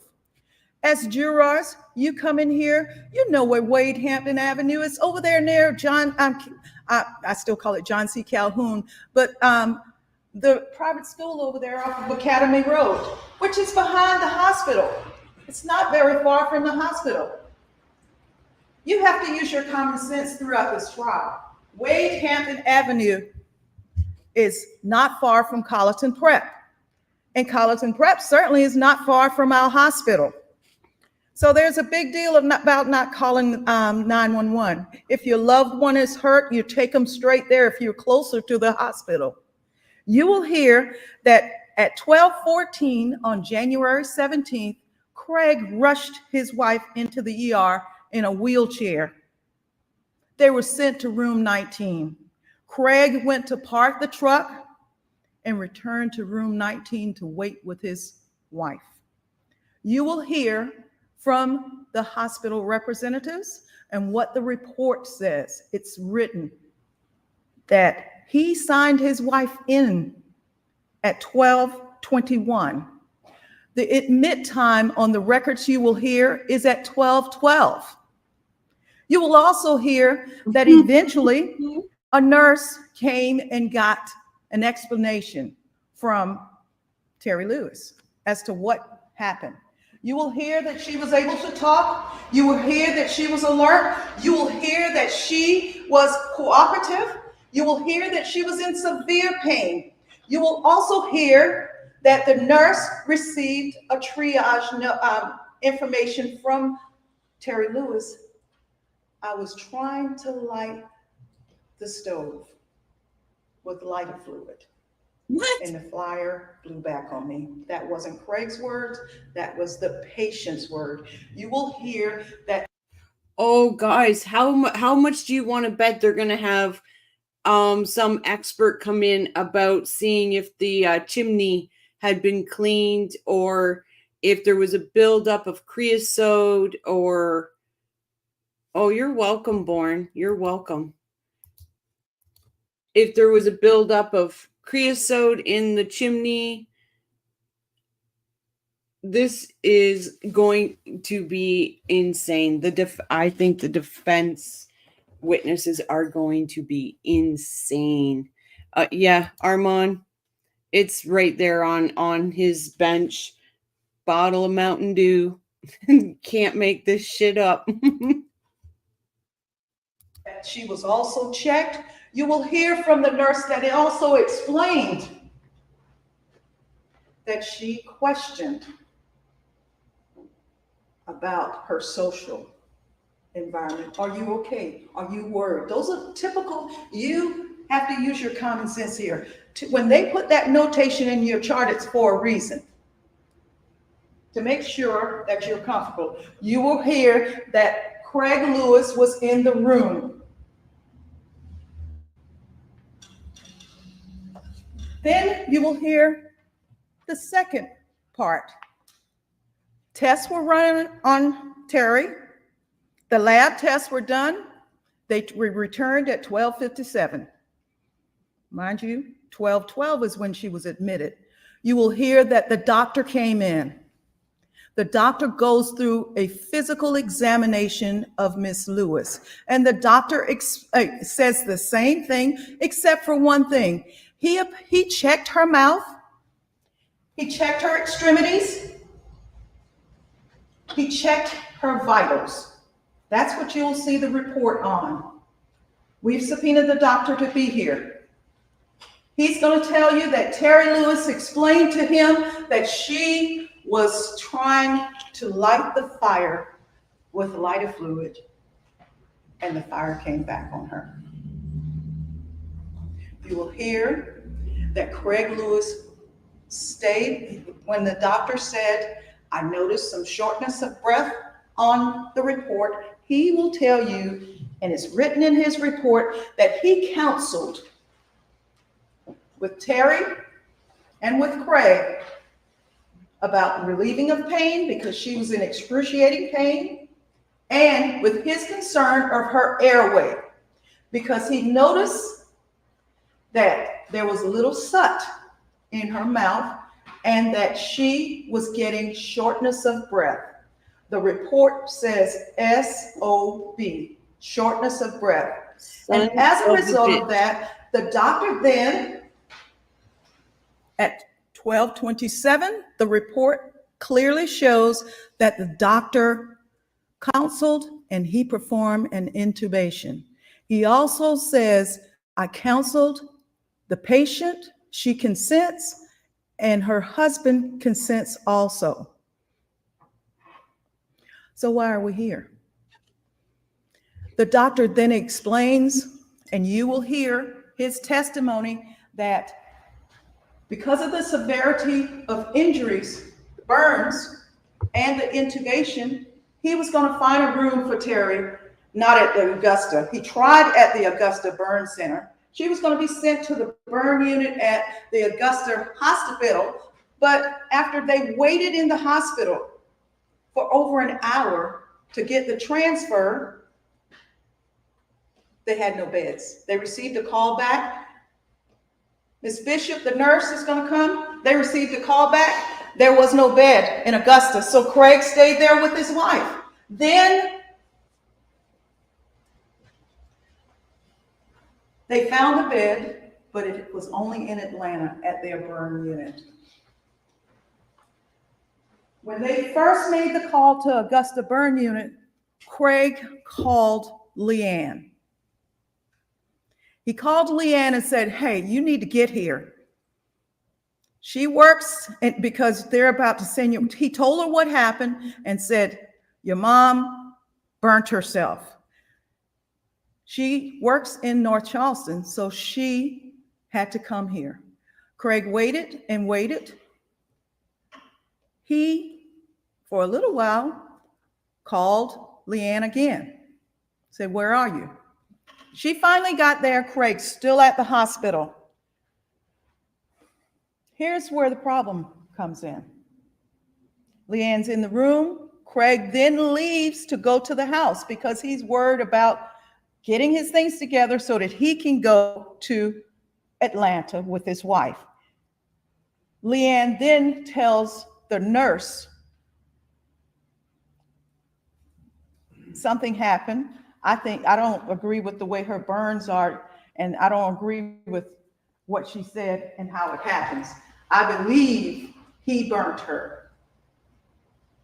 Now you're going to hear something. My client was 27 years old back in 2006 when he married Leanne's mama. Leanne's mama was 49. What is with people that got married in 2006? Wendy Adelson, married in 2006. This guy, married in 2006. Jeepers creepers. It's a bad year to get married. 63 years old. We're only here to speak the truth, and we hope the state does too, because you need the full picture. You will hear from Dr. Rinker about how Leanne's mom had all of her adult life was a severe bipolar. You will also hear that her burns were not 3rd degree all over her body. Her burns were only 3rd degree down on her leg. They were 2nd degree above. I'll get the doctor to explain the difference in the two. You will also hear that not only did she have that, she had severe tremors and shakes of her arms. You will also hear from Dr. Rinkin that she was a breast cancer survivor. And she had gone through, she had a double mastectomy, had gone through radiation and chemotherapy. You will also hear that she had TIAs. It happened in 2019, and it just started today, Leah.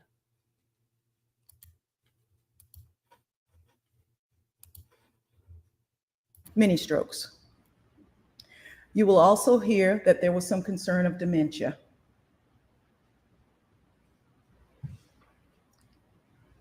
You need to have the whole picture. After 3 hours at the hospital and after Leanne got to the hospital, Craig then left, and that's when everything ensued. I'm not sure what the big deal of making sure that his wife is properly clothed before she goes to the hospital. But I can't imagine anybody taking someone to the hospital with no clothes. Craig left the hospital to go get ready to follow and get to the hospital in Atlanta. While he was there, 2 deputies walked in. He let them in the house. After they questioned him, they told him he could go. The officers walked with him out. He locked his door. He got in his truck. And as he got in his truck, 8 to 10, I'm not sure, you're going to have to count yourself, 8 to 10 deputies arrived behind his truck, and one who had not questioned him said, he's not going anywhere. Get him out of the truck. A scuffle ensued. Keys were yanked. Craig ended up with a big bruise on his face and ended up in jail. And we're here 5 years later. You will hear what the officers did to investigate. Since this is so serious, you will also hear the statements they took, the evidence they took, and what they did with the evidence that they took. The CDV they've talked about, that charge too, but dropped. The burden of proof is on the state. Here's what you will not hear and see in this trial. You will not see a video of Craig bringing Terry in the hospital, even though the state has the burden, and you know 2019 there was video. You will not hear the dispatch tape recording or log or transcript of who called in the 911 tape, and you will not hear what was said by our audio recording. No evidence was preserved. The written report of the video of the first deputies on the scene, you won't see that either. The first deputies did not write a report. You won't even see a dash cam or a body cam. 2019 Colleton County Sheriff's Department did not, out of 10 officers at the scene, none of them have produced a body cam or dash cam. The 9 to 11 officers at the scene, not one recording, even with their cell phone. You will not hear a consistent story from any of the officers of how Craig went from talking to them inside the house, explaining what happened, to him getting into the car and preparing to go to the burn unit. You will hear how Captain Stallings responded and gave the command to take him down. He hadn't gotten up since that command. You will hear how Terry died 10 months later, and Craig couldn't even be around his wife on these allegations that they cannot prove. You will not see all of the evidence collected. You will not see a SLED report testing the blanket that he used to try to smother the fire. You will not see SLED report or testing on the couch to see if there was accelerant on the couch. You will not see evidence that the state's going to present as it relates to the lighter fluid can. You will see the lighter fluid can, but they never tested it. They have no evidence that Craig's fingerprints are on it. You will not see a test for accelerant on Terry Lewis's body. You will hear of Officer Tozier going to the hospital and looking at Terry's feet. And she's wrapped, and she does not do anything to swab to make sure there's any accelerant on her body. You will not hear from the fire department in this case. So I asked the question earlier, if you like drama shows where they go through all the meticulous evidence, you won't get that. This is a probably maybe. I think this is how it happened. Case. You will not hear even about the testing of the wood that was in the fireplace. 5 hours later, when they went to the house, only thing they could do was touch the inside of the fireplace. Yet, every officer up there was experienced, and they knew that the burden one day would rest with them. Let's talk about Terry's care. She went to the burn unit. She stayed there for 2 months unconscious, intubated. Basically. She stayed at the Augusta Rehab Center after she left Atlanta for 4 weeks. She was unable to walk when she left. You will hear that she then was transferred to Charleston for occupational therapy and rehab. She was doing well for 2 months, starting to feed herself, trying to walk around with a walker. Then she had to go back to Augusta, the Augusta Center, in July to have a surgery on her neck. It's called a neck drop surgery. The doctor will explain that. Then she went to Trident and to the Augusta Center. You will hear in the evidence that she fell 2 times out of bed, hurting her elbow. You will hear also that she received a contusion on her lung. Then you will hear that she was recovering from burns, but developed a gaping bed sore. You will hear that after that, she lost her will to live. I believe the notes from the doctor says, lost her will to live. Ladies and gentlemen, this is a very serious case. This is both Terry Lewis's and Craig Lewis's day for you as the jury to weigh the state's case and bring back a verdict which speaks the truth. Oftentimes I wonder, without the frivolous allegations of probably, maybe, I think this is how it happened, whether or not Terry's will would have changed there at the end. She died. The state also has to prove that the cause of her death was in reference to this fire. They cannot meet that burden, but yet here we are anyway.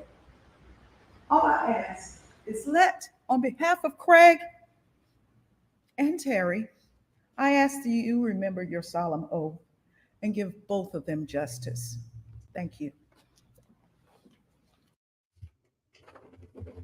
Wow, like her or not, guys, she did a hell of a lot better job than the prosecutors did.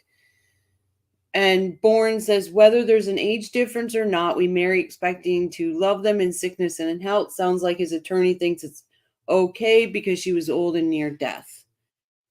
I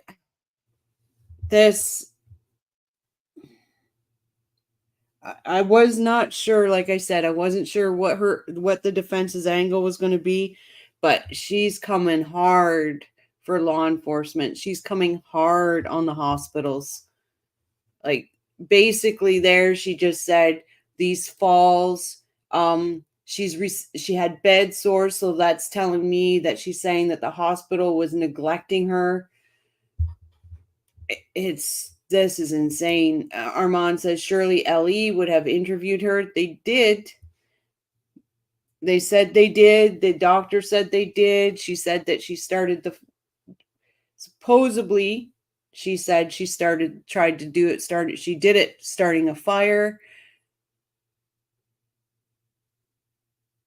And I bet you his lawyer brings in somebody that did like a chimney sweep or something. Because so here's my theory on the couch. It's her left side. What if he was starting a fire and he's this nasty human being? She's sitting on the couch. He goes and to spray her with the lighter fluid. She turns. So she's sitting there straight and she turns. So her left side, it's almost like she's trying to put her back to it. And he sprays the left side. And that's how she got more damage on the left side than the right side. Like it's just an instinct to turn. They induce a coma for burn victims because of the pain level. They would not survive the pain. She was not walking with walker, had bed sores from being stuck in bed, not walking around with walker. Yep.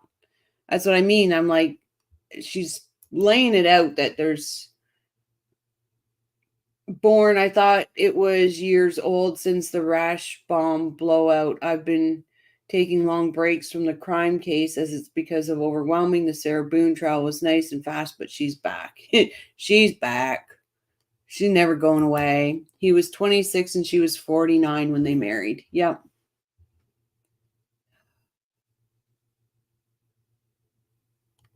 Oh, I think it obviously was on the couch.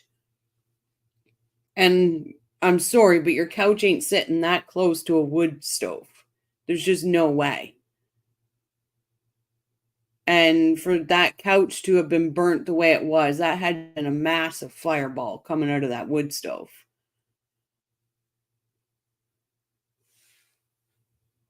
But she definitely did a better job than the prosecutors. I did miss that this morning.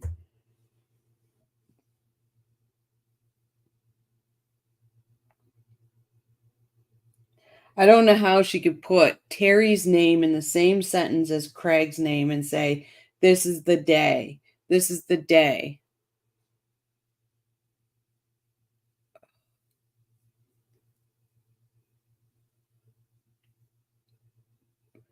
And he's been out on bail this whole time. So, oh my God.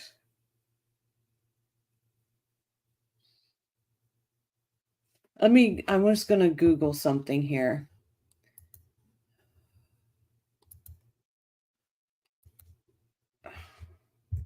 I just want to see what the chances are if you have a clogged chimney for wood stove.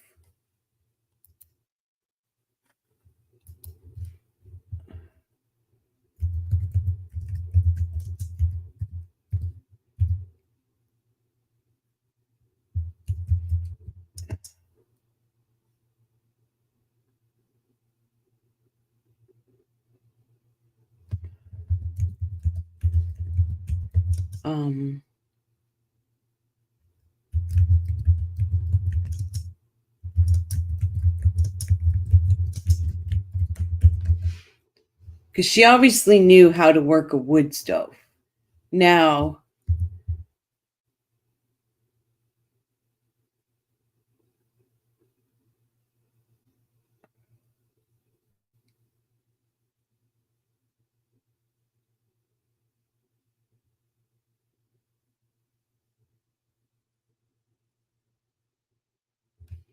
says here, years of unaddressed creosote buildup creates not only drafting issues, but also a very real possibility of a chimney fire. When creosote is present in large quantities, drafting is compromised, leading to far greater temperatures in the vent system, which can lead to creosote being ignited. No, you don't. You don't start it with lighter fluid. But hey, we also learned in the Melody Ferris trial that Mountain Dew can be a lighter fluid. So paper and kindling, yeah. But we also heard that that can be dangerous. Mountain Dew.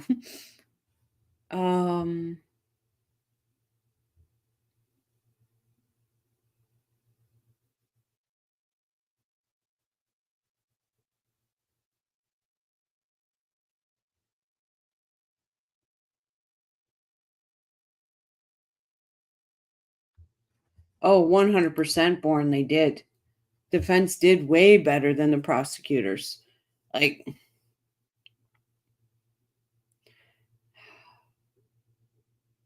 and here I thought this was an open and shut case. It truly,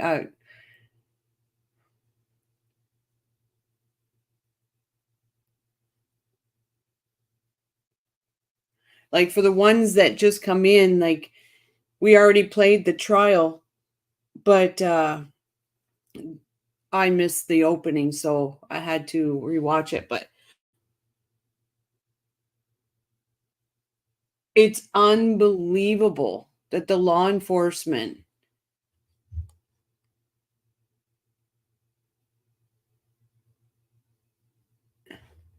Deb says, I think she's sleeping on the couch and he poured it on her, then threw the shirt at her.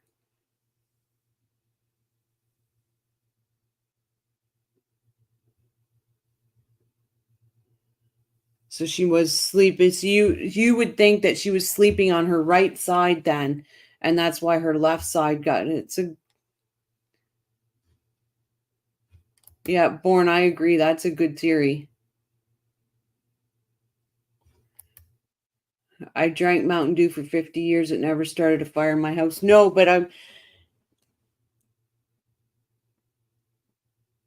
I'm saying that they never, remember how they said in the Melody Ferris that they never checked for accelerants or anything like that, and then people were saying that, Mountain Dew you can light Mountain Dew on fire. Like it.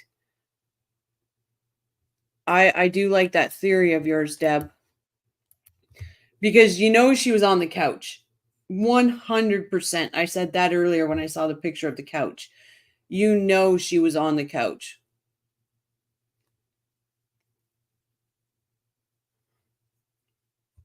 Because there's just no way she wasn't.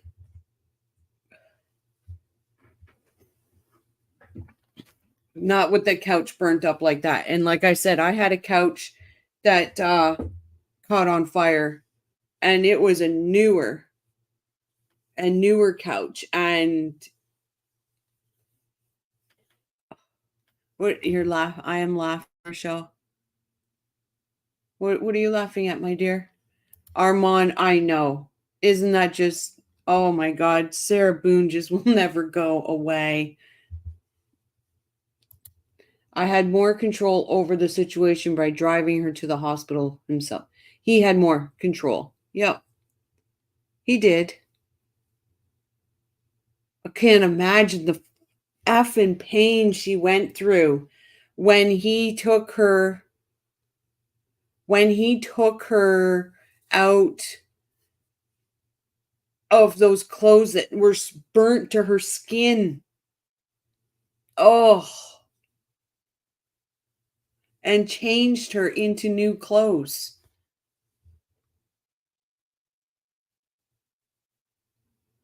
Oh, I can't even imagine. Yeah, Mountain Dew. Listen, guys, it's not me that's saying it. It was the theory in the other case. And somebody, who was it? Somebody I had read, because they were saying how Mountain Dew can be used as an accelerant, which is weird. And because Gary was an avid Mountain Dew drinker, they were trying to say that was why he burnt up so badly, because of, listen, I'm going to do a Mountain Dew test. I'm going to have to go and get a thing of Mountain Dew, because Honestly, there's a reason England bans this. There's got to be a reason. Or alcohol in it, right? But that was somebody's theory on the Mountain Dew. But we're it's just because the judge has it. Like, honestly, come on. How is that's just crazy. But she definitely was on that couch. No, there's no way she was. First off, when you're in front of a wood stove, you're kind of knelt down. You're not standing straight up. Like, there's no wood stove like that. Her third-degree burns were on her legs and not her upper torso. So if she was knelt down starting a fire, her upper torso would have had the 3-degree burns, not her legs. Deb says no, and Mountain Dew doesn't burn. Just tested it. Had one tonight. Thank you, Deb. We did. We fell down the Mountain Dew rabbit hole. Thank you, Judge. But it would have been her upper torso, not her lower torso, that had the 3-degree. He figured he would have time to go back and clean up the evidence while she was in the ER.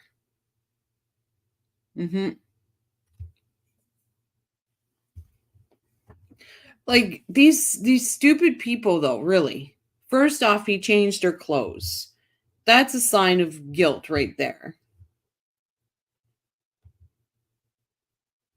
And then you've got getting rid of the couch and everything. Well, if it was an accident, it's easy to explain. Explain that stuff away. If it was an accident, why would you be trying to get rid of it? Like, I understand getting it outside the house. I truly understand that, because I'm telling you, when a couch is on fire and burning, it is the worst smelling thing ever. You can't get that smell out of your house. Exactly, Rochelle. Burn should have been upper body, the 3rd degree. Yeah, because when you're lighting a wood stove, you're knelt down. Yeah, in the pic, you can see the burn scarring on her neck, face, and torso. Yeah. But they're trying to say, even the doctor said the 3rd-degree burns were on her legs. And it wasn't 3rd degree on their upper torso. Well, it doesn't make sense if she was starting that fire. Something about 2nd degree on the top of her body and worse lower. Yep.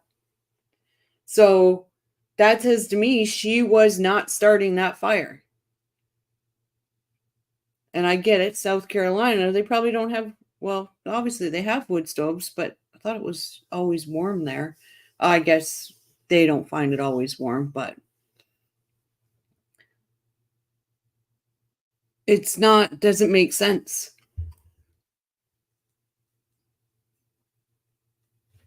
Yep, the couch was burnt and she was laying on couch. I agree she was on the couch. I said it as soon as I saw that couch. And blame the daughter for just suggesting he did it in the defense opening. Yep. I agree, Born. Definitely the couch. Definitely the couch. Midday. So could she have been having a nap? Yeah. South Carolina slut. Expect the unexpected. Murda. Absolutely. Like, she was definitely on the couch. Yep, definitely why. Like, even, like I said, even if he got the couch out the front door and got it out of the house, there is not anybody, I wouldn't blame him for that because of the stench that comes from a couch when it burns. It's horrific. So that I wouldn't be too, but he literally just got like And changing her clothes, oh, the torture she must have been going through. Oh my God. I would have rushed her to the hospital and allowed them to take the clothes off her because they'd be able to do it more with more care. He was getting rid of evidence. Yeah, he was.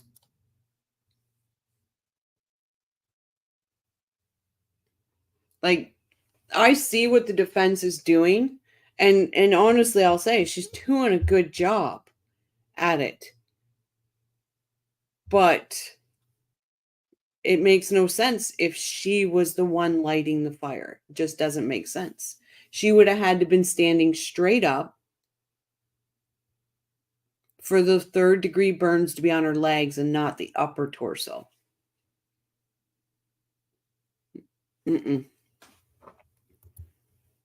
So, like any other abusive husband or wife, I guarantee he was probably saying, going to that hospital, this is what you need to say. This is what you need to tell them. You know, i.e., I walked into the doorknob. When you're 5'8", not happening.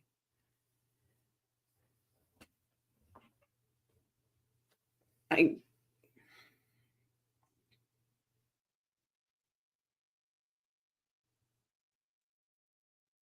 just wondering what the daughter has proof of. And I'm still dumbfounded about the money. Like, sugar burns easily. Yep.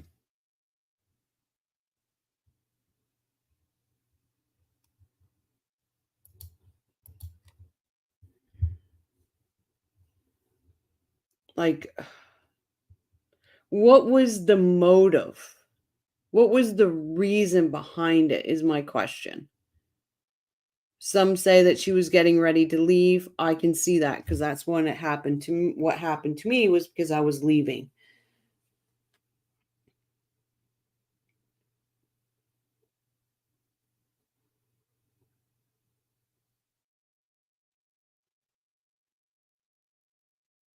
Yeah, I agree, Deb. I agree she was on the couch 100%. If she was laying on it, then she was laying on her right side. That's why her left side took the blunt of it. No, she definitely wasn't. Because that's what I mean. Like, right, Born, you're not going to put your couch that close to a wood stove. You're just not.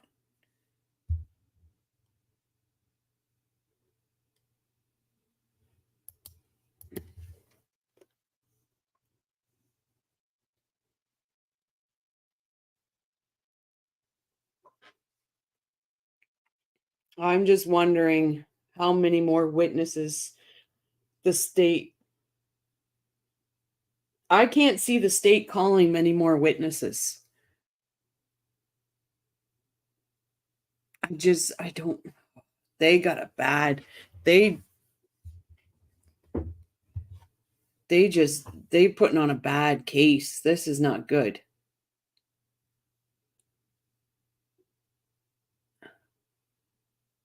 Oh yeah, that Murdoch case was crazy, and I haven't looked lately, but there was something about him getting a retrial.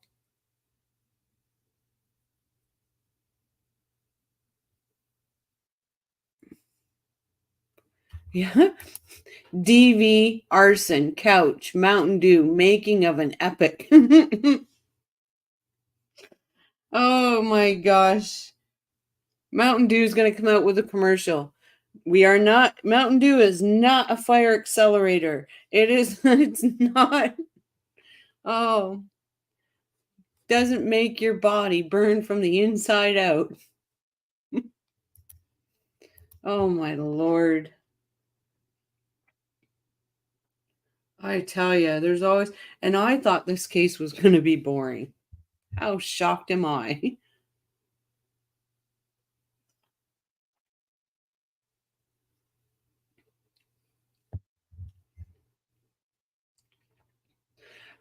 Born, are you and is Baker doing, I know he's doing the Iowa case.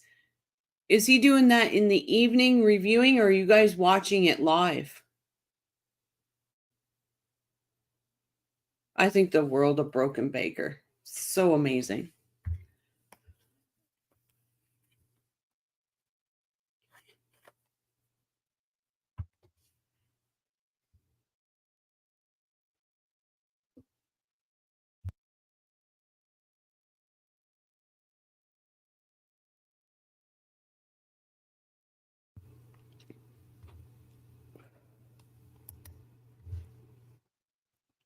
Oh, so the next tomorrow's is going to start at 9:30.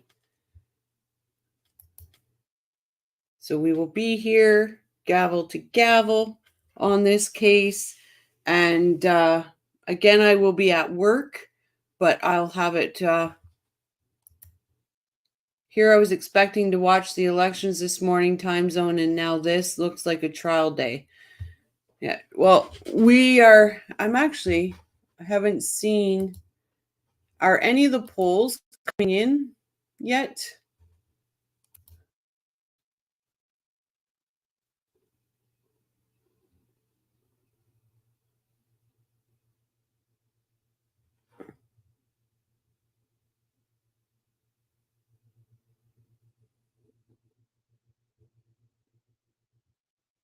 Oh no.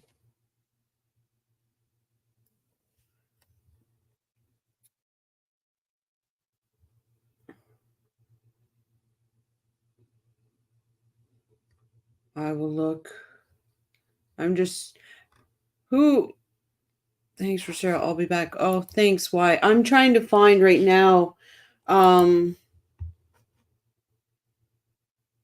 who's the fairest to watch on this election coverage night.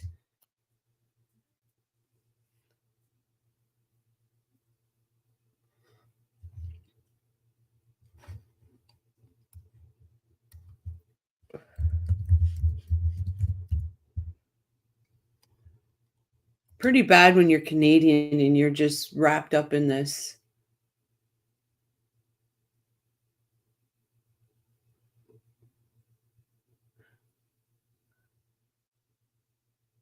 ABL Live is covering it.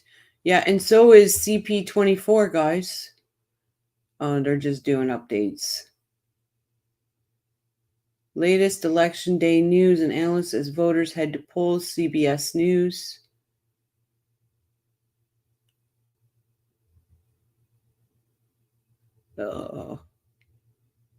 Oh, here's the big board. I like the big board.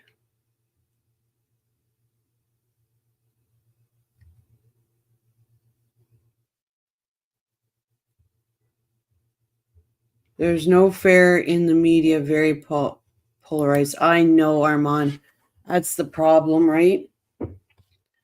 Polls are starting to close in the East Coast.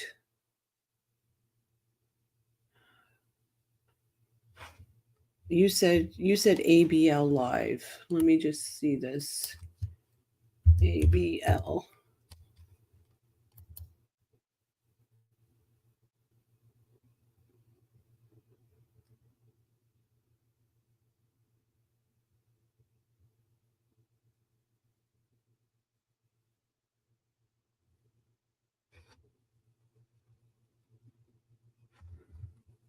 I want to see one that has the.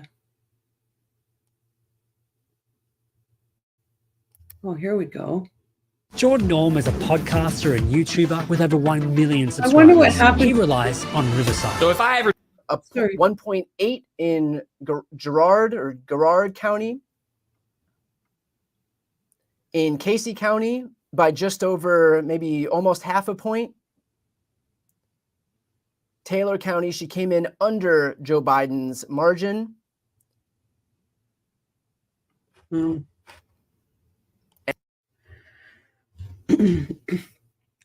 we'll know what happens in the morning, won't we? No changing it, no matter what.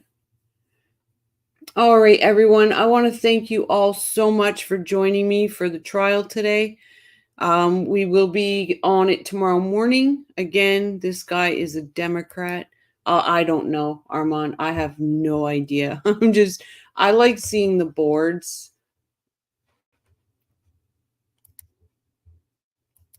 I'll keep my opinions to myself. But I just want to thank you all for joining me, and tomorrow we will be on the case again. I again will be at work, but I will periodically be reacting with chat, and I won't be at work as long as I was today. So that being said, if you didn't see the whole case, please go back, watch it. Leave a comment. Let me know what you guys think. They have been listening on board. He is not running.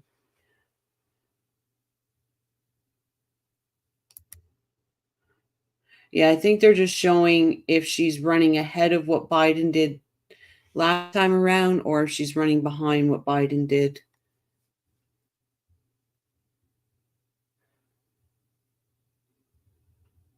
Let's see how it goes.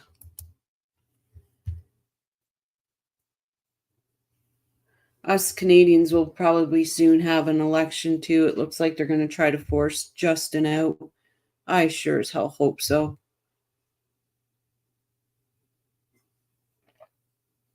I can't stand that guy.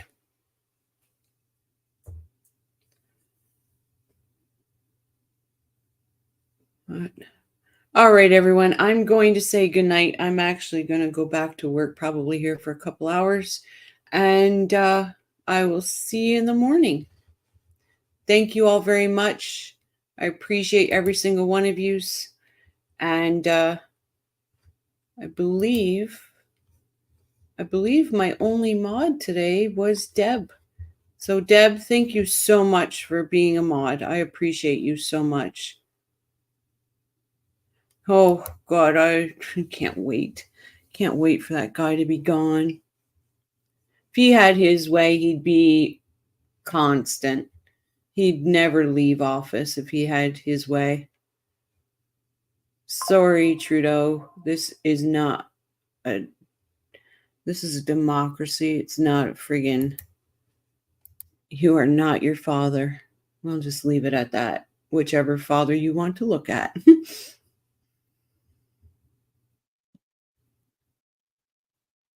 But again, thank you all so very much. Hopefully you all will be happy with your election. And please, no matter the outcome, don't turn on each other. Neither of these people are worth it. Till then, see you tomorrow, guys. Take care.